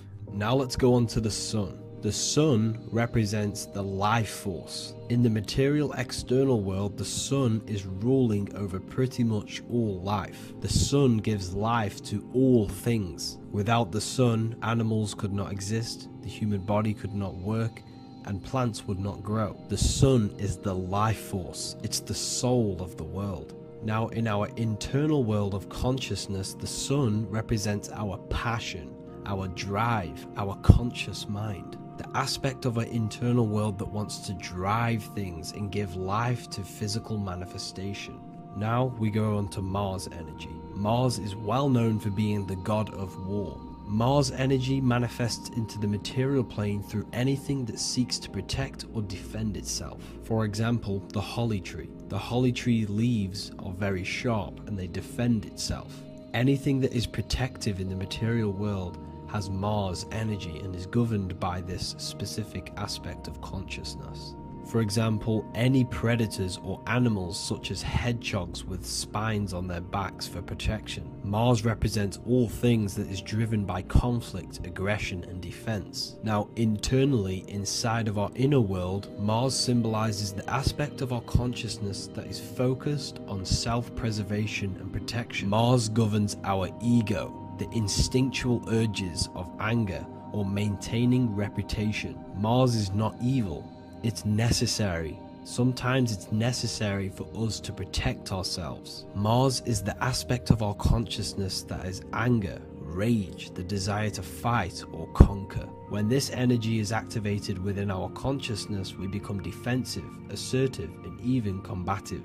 ready to dominate others and destroy obstacles in our way. Now let's move on to Venus energy. Venus in the external material world manifests its energy through the aesthetics of creation. This planet governs the beauty and harmony found in nature, including the nurturing environment of a mother's womb where life begins. Venus embodies the essential love, not only in romantic relationships, but also in the bonds between family members and all living beings. Venus represents relationships. We have relationships between plants, animals, they all depend on each other to give life. Plants provide food and medicine, while living creatures contribute to their own growth and pollination. Internally, Venus represents the aspect of our consciousness that yearns for relationships and connections with others. This is an aspect of our consciousness that encourages to care for our physical appearance and embracing beauty. Aesthetics play a role in our interactions and self-expression. This is why there is a beauty brand called Venus. Now let's move to Jupiter energy. Jupiter in the material plane manifests its energy as forces of fortune, abundance, and wealth. This energy manifests itself as plants, as fruits that we can consume and eat in abundance. Anything that is nourishing and cultivated by the earth for humanity and animals. Jupiter embodies the giving energy that provides for and sustains life, fostering growth and ensuring that resources are available to all. Its influence is seen in the natural cycles of abundance, where fruits must grow and ripen before they are enjoyed, symbolizing the importance of effort and patience.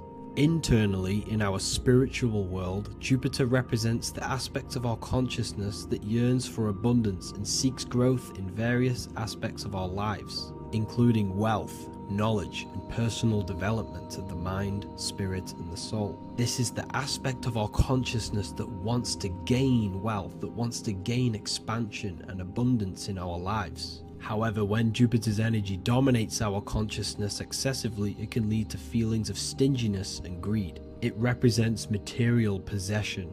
The last planet is Mercury. Mercury in the external world governs the vital elements such as seeds, air, communication, education, and electricity.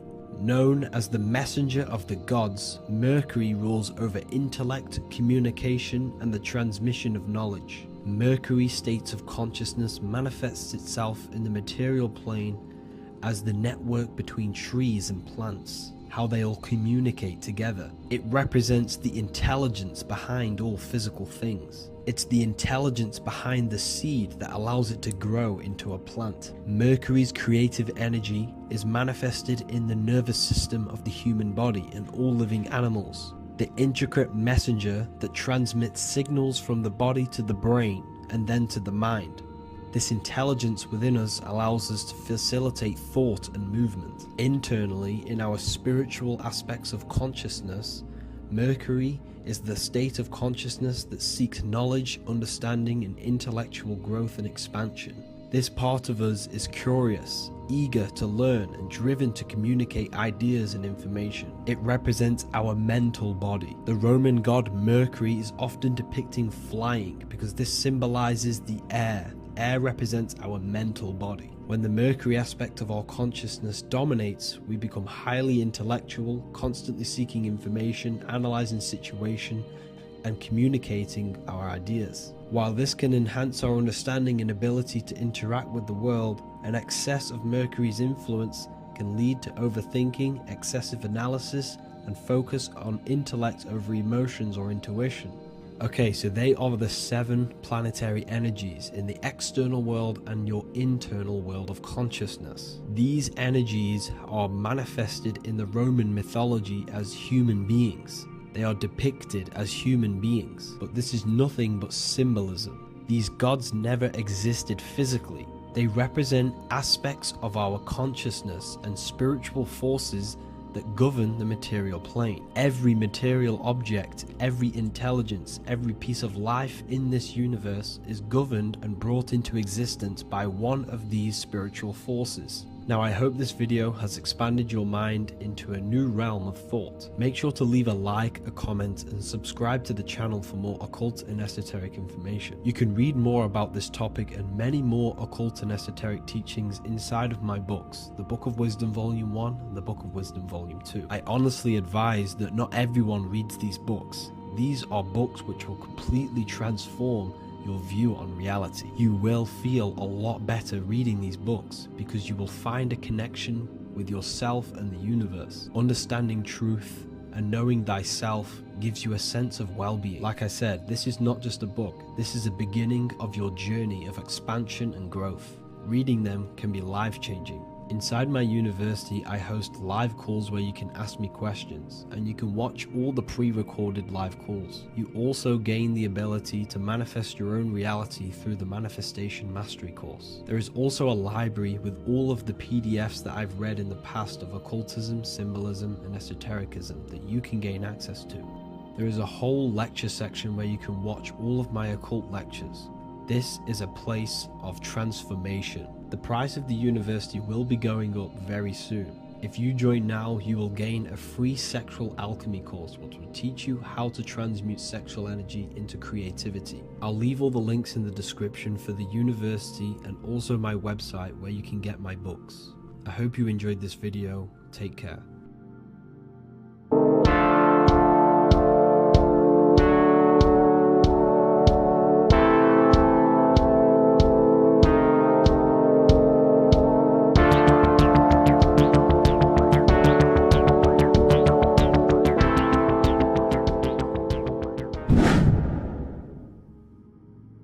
Welcome back, people. We're back with another video. Let's jump straight into this. Make sure to tune in till the end because this has got so much information in this video. So sit back and enjoy. So everything's torus fields. The Earth's a torus field. Everything's torus, which is electromagnetic field, electric and magnetic. The center of the torus field is where the two opposing forces meet in the center. And this is what creates the plane of inertia, the dielectric plane of inertia.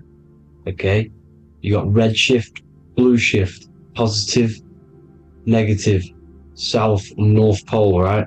This is what the ancients were showing with the tree of life. As you can see here, this is the plane of inertia and this is the torus field. Everything consists of this. Everything is a torus field. A atom is a torus field. Okay, now the inertia is the 0 point. So this plane is a 0 point. It's the balance between two poles. Okay, now this creates matter because matter is two opposing forces in motion equalized. So these two forces coming together is what creates matter on this physical plane. And this is why we can't see the electromagnetic field, because it consists of one of the elements, which is either electric or magnetic, but when they combine together is what creates this physical plane, which is physical matter, which is light in motion. Now everything is one. Don't get confused by duality. Duality is two opposing forces, but them two opposing forces are created by the same substance. It's two aspects of the same substance. So for example, water and ice are the same thing, you know what I'm trying to say, but it's two aspects of the same substance because all is one. The whole universe is one. All goes back to the one, which is God, the creator, or magnetism, whatever you want to call it, because magnetism pulsates. Electricity has two poles, red shift, blue shift. Okay, so red shift, blue shift is electricity, and electricity vibrates, and all vibration always comes back to a standstill point. But magnetism is what pulsates. This is why your heart pulses. You breathe, which is a pulse. This is the breath of the universe, magnetism. Now this is why the earth is green, okay? Earth can be spelt heart if you just move the H to the beginning, it spells heart, okay? Because the heart is the center of the torus field, which is the heart chakra for us humans, okay? We consist of the same field, as you already know. Heart being the center, which is green, which is the center of the 7 colors. The center of the 7 colors. This is the most powerful chakra in your body. People think it's the crown chakra, but it's the heart chakra because it's the center of the torus field. You must align them all and combine them all into one, which is the heart chakra. Now, Earth is green. Nature's green. Okay, this is because we live on heart chakra, the plane of inertia. It's the center of the torus field. Okay, and this is what the Egyptians called Isis, which is nature. Nature is balanced, and nature is female, Mother Nature, because it looks after us with the fruit it grows with abundance, and the water. It's a female energy, Mother Nature, and this is the symbolism of an equal, balanced arms. This is the scales, it's balanced. Mother Nature is balanced. This is why the sky is blue, because what comes after the heart chakra? Blue. Sky is blue. We live in Midgard. This is what the ancients called Midgard. You don't have to take this tree literally. It's a metaphor. We live in Midgard, where both positive and negative duality here. Now, Mount Meru. Mount Meru was known as the center of the earth, okay, or known as Hyperborea.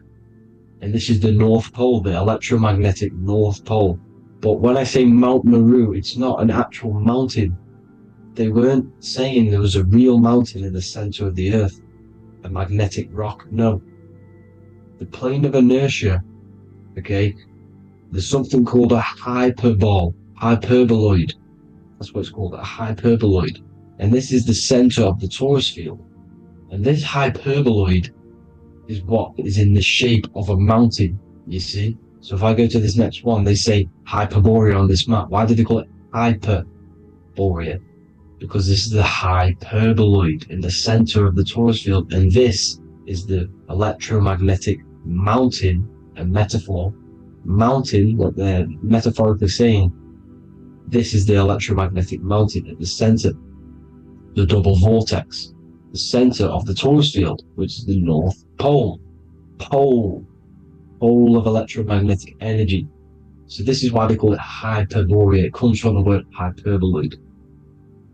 And the center of the earth is so sacred, and they symbolize this with, obviously, the North Star, which is Polaris. And this is where the swastika comes from, because it's the 4 seasons moving around the North Star.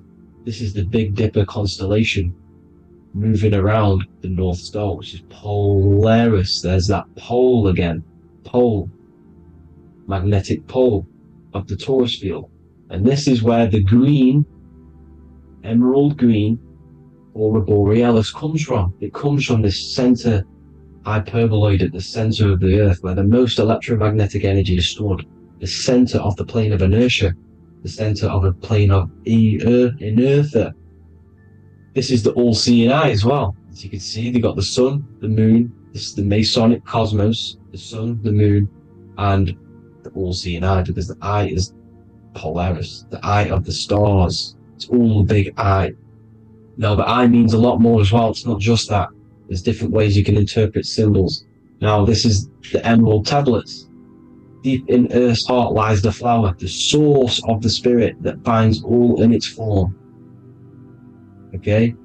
The flower of life is thine own place of thine spirit, and stream through the earth as thine flows through thy form, giving off life to the earth and its children, renewing the spirit from form unto form.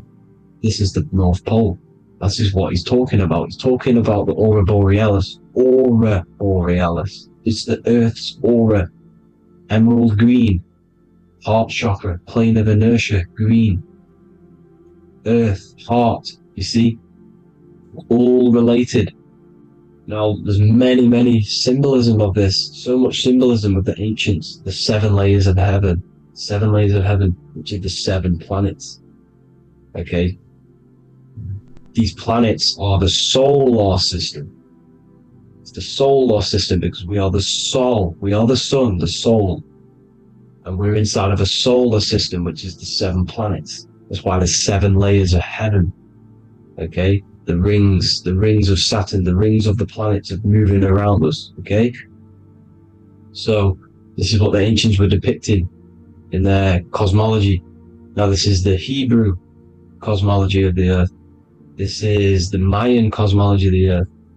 You see, it's all an enclosed system. We live inside of a giant torus field. All is atum. It's what the ancients said, ancient Egyptians said. All is atum. Atoms are torus fields. Don't be tricked by the modern science today with the current model of an atom. It's completely wrong. They're hiding the torus field. They're hiding the electromagnetic field, which is in everything. Absolutely everything is in motion, and motion comes from this field.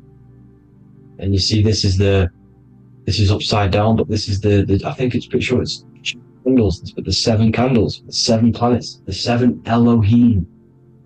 You see? It all goes back to the stars and the heavens.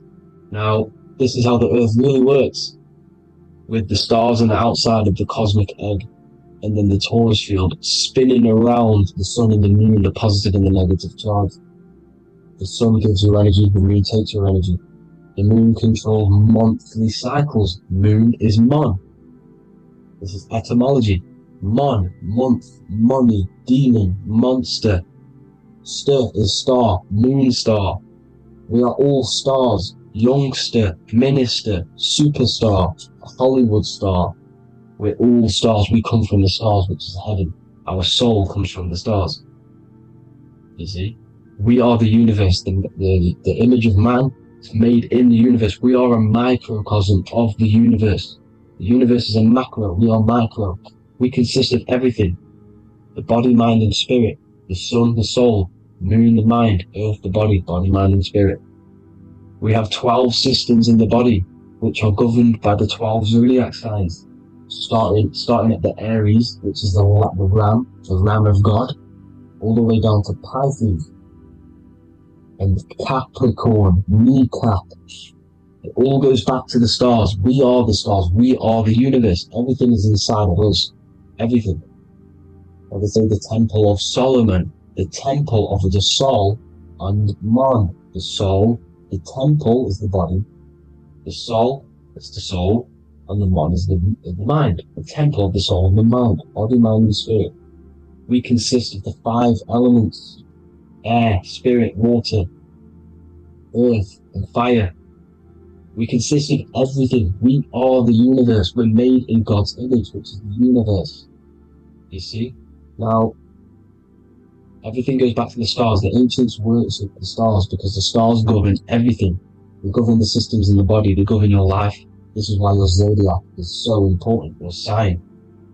Each zodiac has a specific element associated with it as well. Aries, which is the first sign, the Ram of God, the Lamb of God, which is a fire sign. Fire first, F-I-R, this is etymology. The cerebrum, ram, which is in the brain.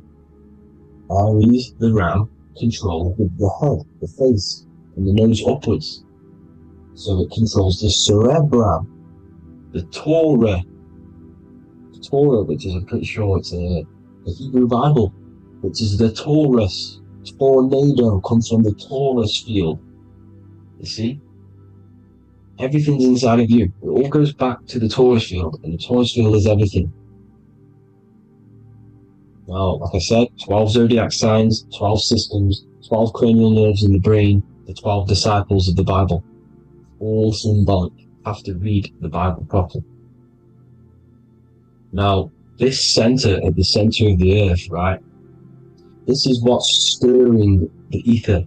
And the ether consists of the 4 elements. Because there's 5 elements. Spirit can be called ether. People call it spirit or ether. Ether is pure potential. Pure potential, pure energy.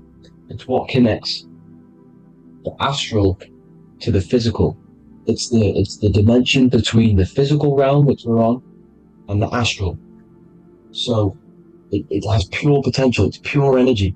This is why we say I either want to go there or there. It's connecting two scenarios. That's what the ether is. It's connecting the two worlds, the astral and the physical. The center is like the cosmic womb. There's a black hole in the center. This is the center of the torus field. This is the womb of creation. This is the womb of creation. And inside of this black womb is the 5 elements, and everything's being stirred around. Everything's in motion. Light is motion. Everything's motion. Now, like I said earlier, light crystallizes into physical matter. They are the same substance. Spirit and matter are the same substance, but different variations, different aspects of the same substance. Low vibrational spirit turns into matter. High vibrational matter turns into spirit. Or light, whatever you want to call it. Matter is light crystallized. This is where we get the 7 metals from. The planets. The planets are light. Specific frequencies and vibrations of light. When these lights, or the planets, materialize, material metals materialize, they turn into the 7 metals. Saturn turns into lead. That's why lead is red. Saturn is red. The sun turns into gold. That's why the gold is yellow and the sun is yellow. You see, Saturn is the time god. What happens in autumn? The leaves turn red and they die. This is why Saturn, Satan, time god, the reaper, everything is crystallized till it's death and then reborn again.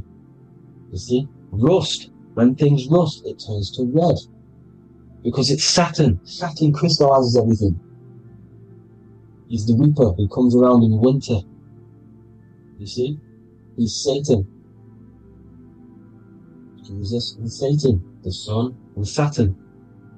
They say we live in a solar system. The solar system. I think I've already just broke this down. The 7 planets are the 7 chakras. Everyone already knows this. But I'm going through it anyway. But this is where we get the 7 planets from. And the 7 metals. You see, all the ancients knew it was an enclosed electromagnetic system. It's not a spinning ball in the middle of space, people. They want you to believe this so you get stuck in this material world.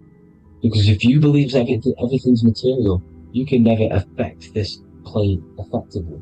You can never create your life effectively if you don't understand the planes of existence. Because the mental plane is a higher plane. And it breaks down and it controls the planes below it. The mental plane, hold on, I've got it here for you.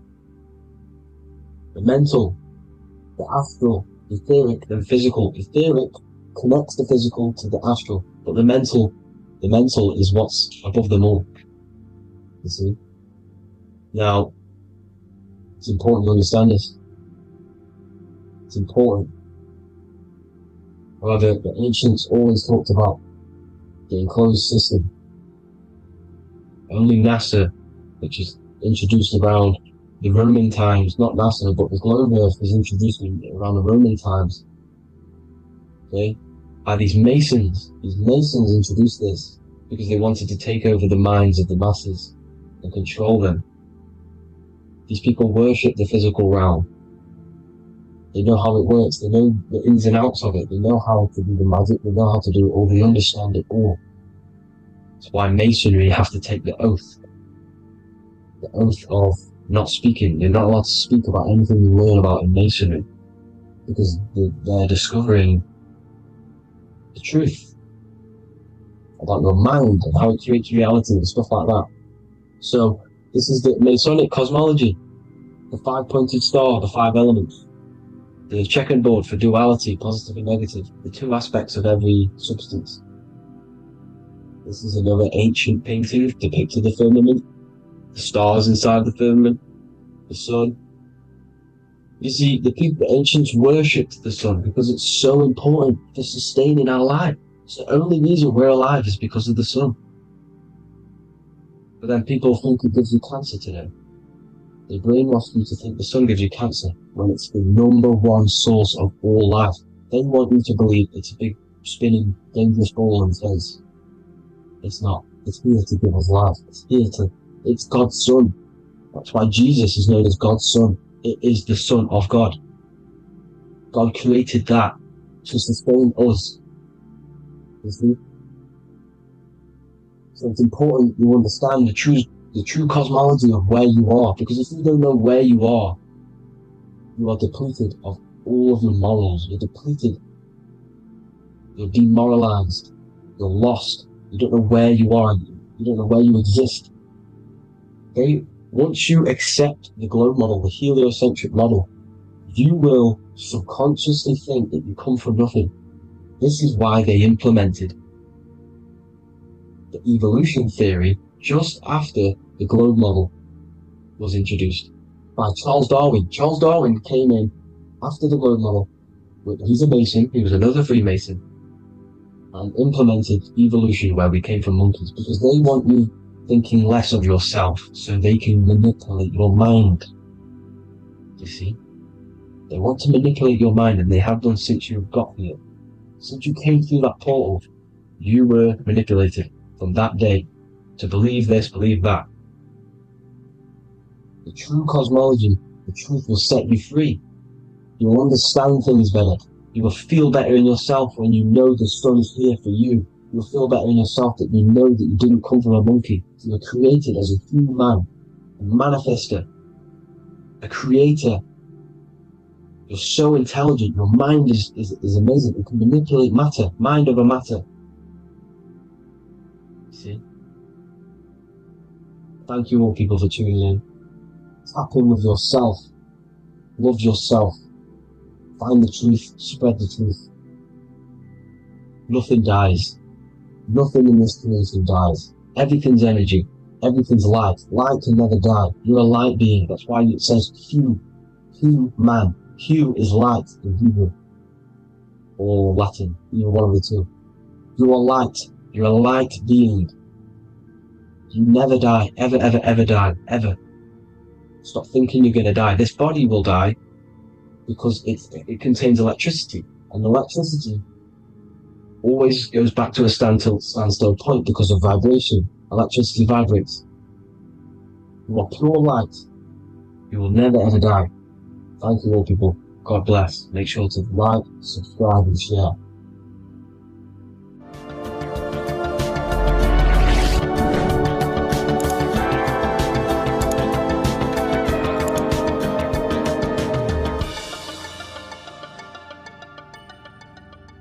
Welcome to Revival of Wisdom. What is good people is Revival of Wisdom. We're back with another video. Today we're going to be talking about the importance of Saturn and the occult. Let's jump straight into this. So Saturn is the god of the earth, right? It's the time of God, change, destruction, physical matter. He creates and destroys, because the energy of Saturn is the key to crystallization. It wraps things in physical matter, right? He creates everything, all life forms, and he takes things back, because the day that you're born, that's the day that your expiry date is coming. The time is ticking until Saturn takes your life. This is why he's known as the Reaper. Okay? As he's personified as eating his child here in this ancient Roman painting. As you can see, he's eating the child. We are all children of Saturn, right? He creates physical matter, our physical bodies, right? He's the god of time because he's the slowest moving celestial body. He's the Lord of the Rings, as you can see here. He's the last one on the ring. He's the slowest one moving, okay? So, he is the Lord of time, destruction and creation. Okay, this is why his name is Satan. He's the devil. Okay, but I'm not saying Saturn's evil, guys. It's a part of life. Everything lives and dies, right? He's the key to crystallization. Now, as we have the clock here, our god Saturn, or Chronos in Greek, just means time. He's also the god of time, as I've already said. 60 seconds in a minute, 60 minutes in an hour, 24 hours in a day. Add 2 plus 4 equals 6. 60 seconds, 60 minutes, 2 plus 4 equals 6. That's 666. Okay? And as you see on the clock, 6 take away 12 equals 6. 7 take away 1 equals 6. 9 take away 3 equals 6. 6 is the number of Saturn. It's associated with Saturn, right? He's the god of time, of justice. Everything goes back to the Reaper in the end. Everything lives and dies. Now, the artwork of him, he's always got the Reaper staff. You see, it's personifying death. Now, when you see this, the Romans were not saying Saturn was a real person, a real god in human form. No, this is personification. This is what the ancients always did. They personified, just like the Bible. It's all personification. So the personifying Saturn eating its children because it eats, it's the Reaper. No one can escape the Reaper. No one can escape death. Now, Saturn is 666, which is in the Bible, the number of the beast, right? The number of the beast, Satan, 666, right? So on the North Pole of Saturn, you have a hexagon which makes a cube, right? Now this hexagon, when you join up all the corners, creates the 6-pointed star known as the Star of David, right? In the Jewish religion. Now, as you can see, the 6-pointed star has 6 points, 6 mini triangles, and a 6-sided hexagon. That makes 666. And also, you have Saturday is named after Saturn, the 6th planet, the 6th day of the week, and has a 6-sided polygon on its north pole. That's also 666. Now, this Star of David, this symbol goes back thousands of years, and it originates from Saturn. It's not the Star of David, right? It originates from Saturn. It symbolizes the physical and spiritual aspect combined into one, which makes us humans, right? Also symbolizes the male and female combined into one. These two sacred energies create the human. We consist of both male and female energy, also known as the Seal of Solomon. And we all know if Solomon was a real person, he talks about communicating with 72 demons. He could apparently, in the text, he could communicate with 72 demons, and this is sorcery. This is black magic. Now, this symbol is associated with hexing people. When you place a hex on someone, that is a form of witchcraft, which a hex is just a curse. When you're cursing someone, this is black magic.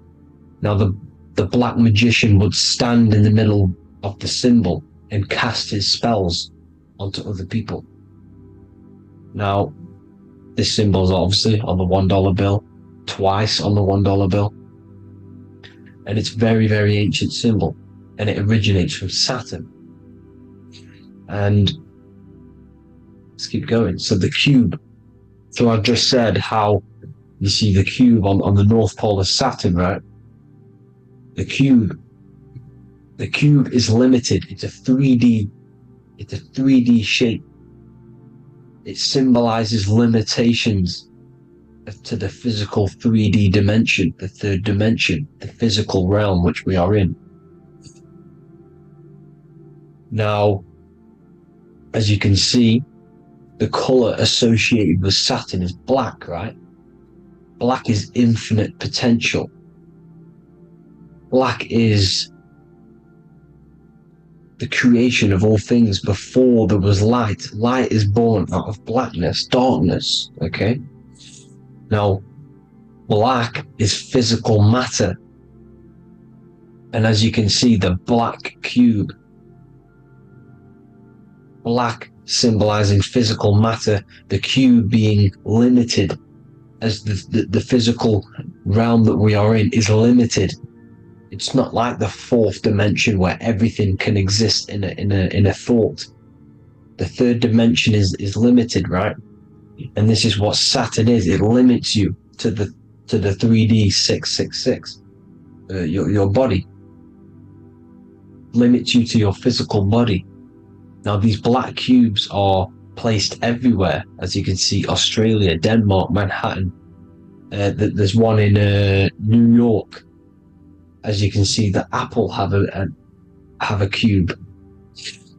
The Nintendo GameCube, Trump Tower is a black cube.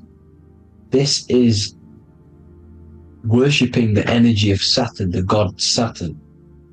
Okay, it's not a god; it's a celestial energy. However, it rules over Earth because it pretty much created the physical realm. Now, as you see, when you go to a funeral, you wear black, a black suit symbolizing Saturn, which is the color associated, black. And as you see in Mecca, they walk around the black cube in rings. As you can see here, they're stood around in rings, like the Saturn, the rings of Saturn. The Mercedes symbol. You probably wouldn't notice that, but yes, it's Saturn. And when you graduate from university, you wear a black cube on your head. This is all symbolizing Saturn. Okay? Now, as you can see, the Jews here have a black cube on their third eye whilst they pray. Notice how he's shutting his eyes into blackness, darkness, and he's wrapped around a black strap around his arm. This is symbolizing the wrapping of physical matter, of how physical matter wraps things into existence. And as we all know, the Star of David is a Jewish symbol. So he has the black cube and the Star of David, right? So all of these religions are secretly worshipping Saturn. Okay, this is all Saturn worship, Kronos, the god of time and destruction, the physical reality.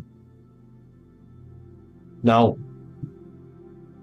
as you can see, it's symbolized everywhere in all major corporations. Pepsi, internet, that's obvious. NASA, of course, NASA. NASA means to deceive in Hebrew. Universal, Walkers, that one's so obvious. Nike, Toyota. So many different ways they symbolize it. You either see the rings of Saturn or the black cube, as I just showed you here, the Nintendo and the Mercedes, right? It's absolutely everywhere. Now, they also use 666 to symbolize it, as I've just broken it down to you. 666, the World Economic Forum. We all know how they're trying to enslave us into this new world agenda. Google Chrome, CERN, Disney, Coca-Cola, Cadbury's, all of these have 666. Now every UPS barcode has 666. And even www. Is Hebrew for 666, as you can see here. Monster. It's the same Hebrew letter that means 666. Drake, 6 god. That's his god, Saturn. Why? Because they love physical realm. They love the physical dimension, the third dimension. Because they can rule here through riches. They can build an empire here. It's not like the fourth dimension. They don't want to ascend. They want to stay down here in the physical realm. Okay? Now this is why they're cloning. They can move their consciousness into other clones to live forever. This technology exists. This is why they love the third dimension. As you can see, all of these sellouts here, Drake, Leonardo DiCaprio, you know, all of these people doing 666 because this is their God. This is their God. They love the physical realm. They sold their souls for wealth and fame in this physical realm. So why would they leave? You see? Now, this isn't all just evil, okay? So you have 7 chakras, right? You have 7 days of the week, 7 solfeggio scale notes. These are frequencies, the solfeggio scale. Now, it's called the Saturn moon matrix because the moon symbolizes your mind, because you're created out of the Holy Trinity, which is body, mind, and spirit, right? That's the triangle, the equal triangle, body, mind, and spirit. Now, the 3 main celestial bodies are Earth, Moon, and Sun. The Earth being your physical body, the Moon being your mind, and the Sun is your soul, hence why it's called solar. It's a solar soul. Now, these symbols are alchemical symbols, so when you're doing alchemy, you use these symbols to obviously symbolize what we're talking about. Now, as you can see, these are all the symbols of the planets. Of Saturn is created out of the moon on top, the moon on the bottom and the earth on top, as you can see here. You see? And this creates the number 5. Now, with the moon being your mind and the earth being your physical body, this is mind over matter, because the earth is your body's matter. This is matter over mind. You don't want to be matter over mind. This is low states of consciousness.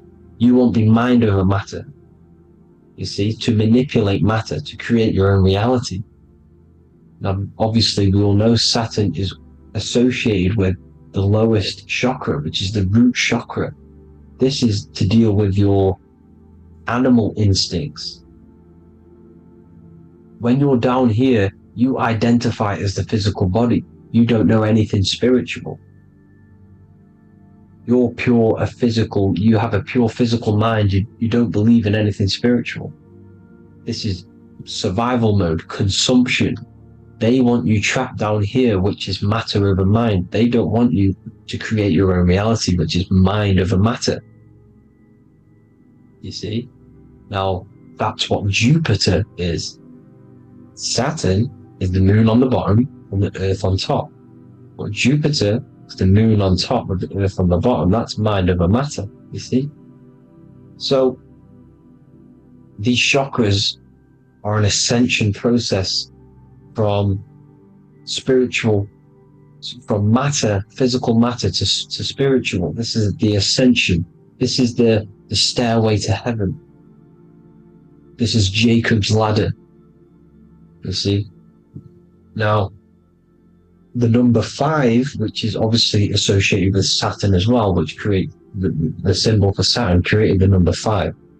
You have 5 senses, 5 elements, 5 physical elements. As we all know, Saturn crystallizes everything into physical matter out of the 4 elements.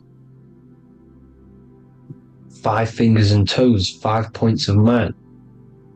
Okay, the number 5 is the number of justice.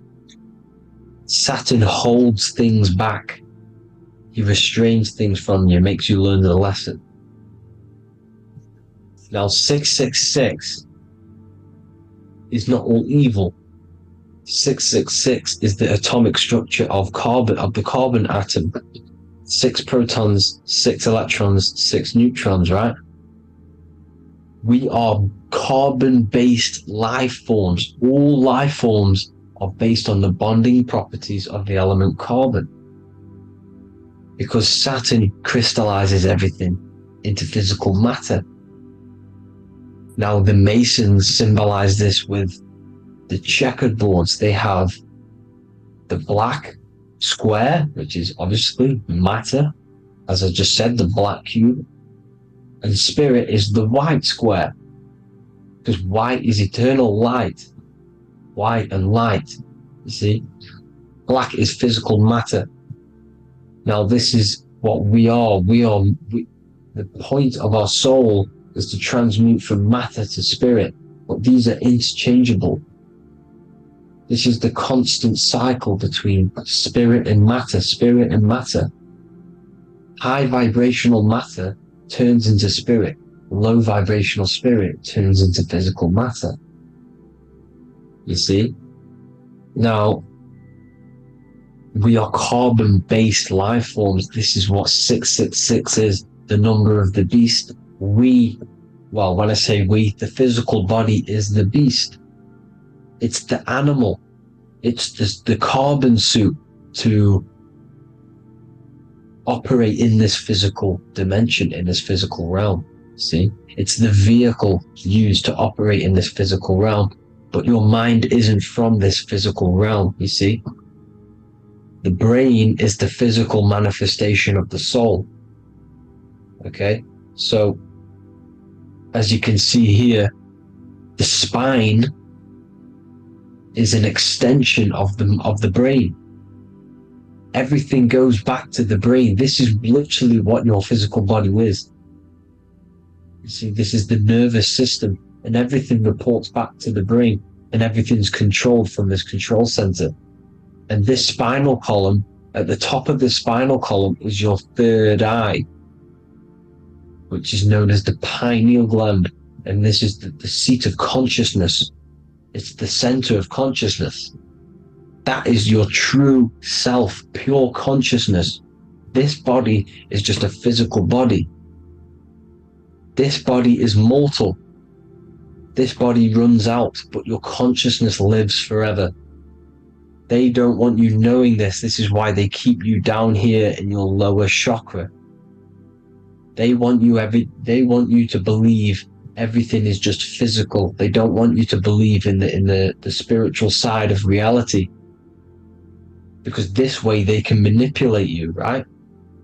They want you matter over mind, because they know your mind creates reality. They know your mind is the root cause of reality. You manifest your own reality from the inside out. So this is why they control your perception of reality. They control your information in order to manifest their new world order.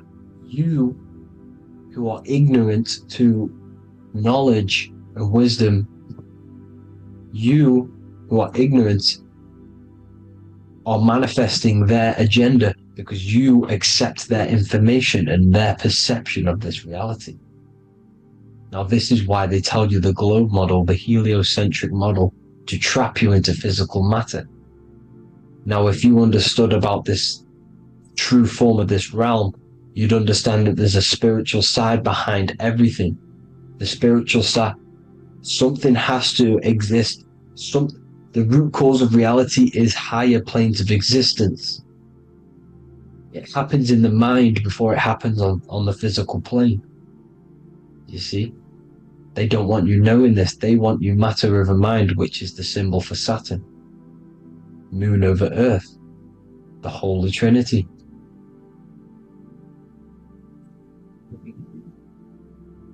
Now, as you can see, the cube also makes IXXI. This is Roman numerals. This is Roman numerals, and when it's translated from 9/11. Yes, 9/11. This is the secret code of the One World Order. The two twin towers, when the two become one. Okay, when the two become one, this is how you reach the higher states of consciousness, the physical and spiritual. Now, as you can see, the 9/11 memorial are two black cubes. It's two black cubes. This is all Saturn worship. Now, I'm not saying that Saturn is an evil celestial body, right? No, everything has a good side and a bad side, right? It's duality. The spirits of Saturn on the dark side are the most evil demonic spirits. Now, these are the spirits that these are invoking through these rituals, right? Yes, 9/11 was a massive ritual. It's a satanic ritual, okay? Now, we all know Elon Musk. Elon Musk is coming with the mark of the beast. And English gematria, this equals 666, right? 666, as I said, is the number of the beast. You are the beast, your physical body. You see how the Bible twisted things up to make things more confusing, right? But it's there. You just have to have the knowledge to be able to read the Bible properly. As we all know, we had this virus. I'm not going to say the name because I'll get flagged. This virus adds up to 666 because this is all part of the New World Order. It's all part of keeping you in this physical dimension. Okay, now as you can see here, Novus Ordo Secularum on the back of his shirt, on Elon Musk's shirt, this is also on the $1 bill, Novus Ordo Secularum. This means New World Order. Yes, New World Order. This is on the back of Elon Musk's shirt. And as you can see here, he owns Neuralink, which is the brain chip, which they're going to be putting into implanting this onto your brain. This is the New World Order to connect you and merge your consciousness with AI. Neuralink and Meta, he owns Meta as well, which is the metaverse. These are going to be linked in, hence why they have the same symbol, but just in a different format. It's the infinity symbol. And the infinity symbol comes from the torus field, as you can see here, your electromagnetic field from around your body. Now, the end goal is for this New World Order is to trap your consciousness inside of an alternative reality being projected from the metaverse, because the metaverse will be the reality. Neuralink will be the brain chip inside of your brain, projecting your consciousness into an alternative reality while they harness your energy of your physical 666 body. Now this stuff gets real deep, people. Now this is the end goal.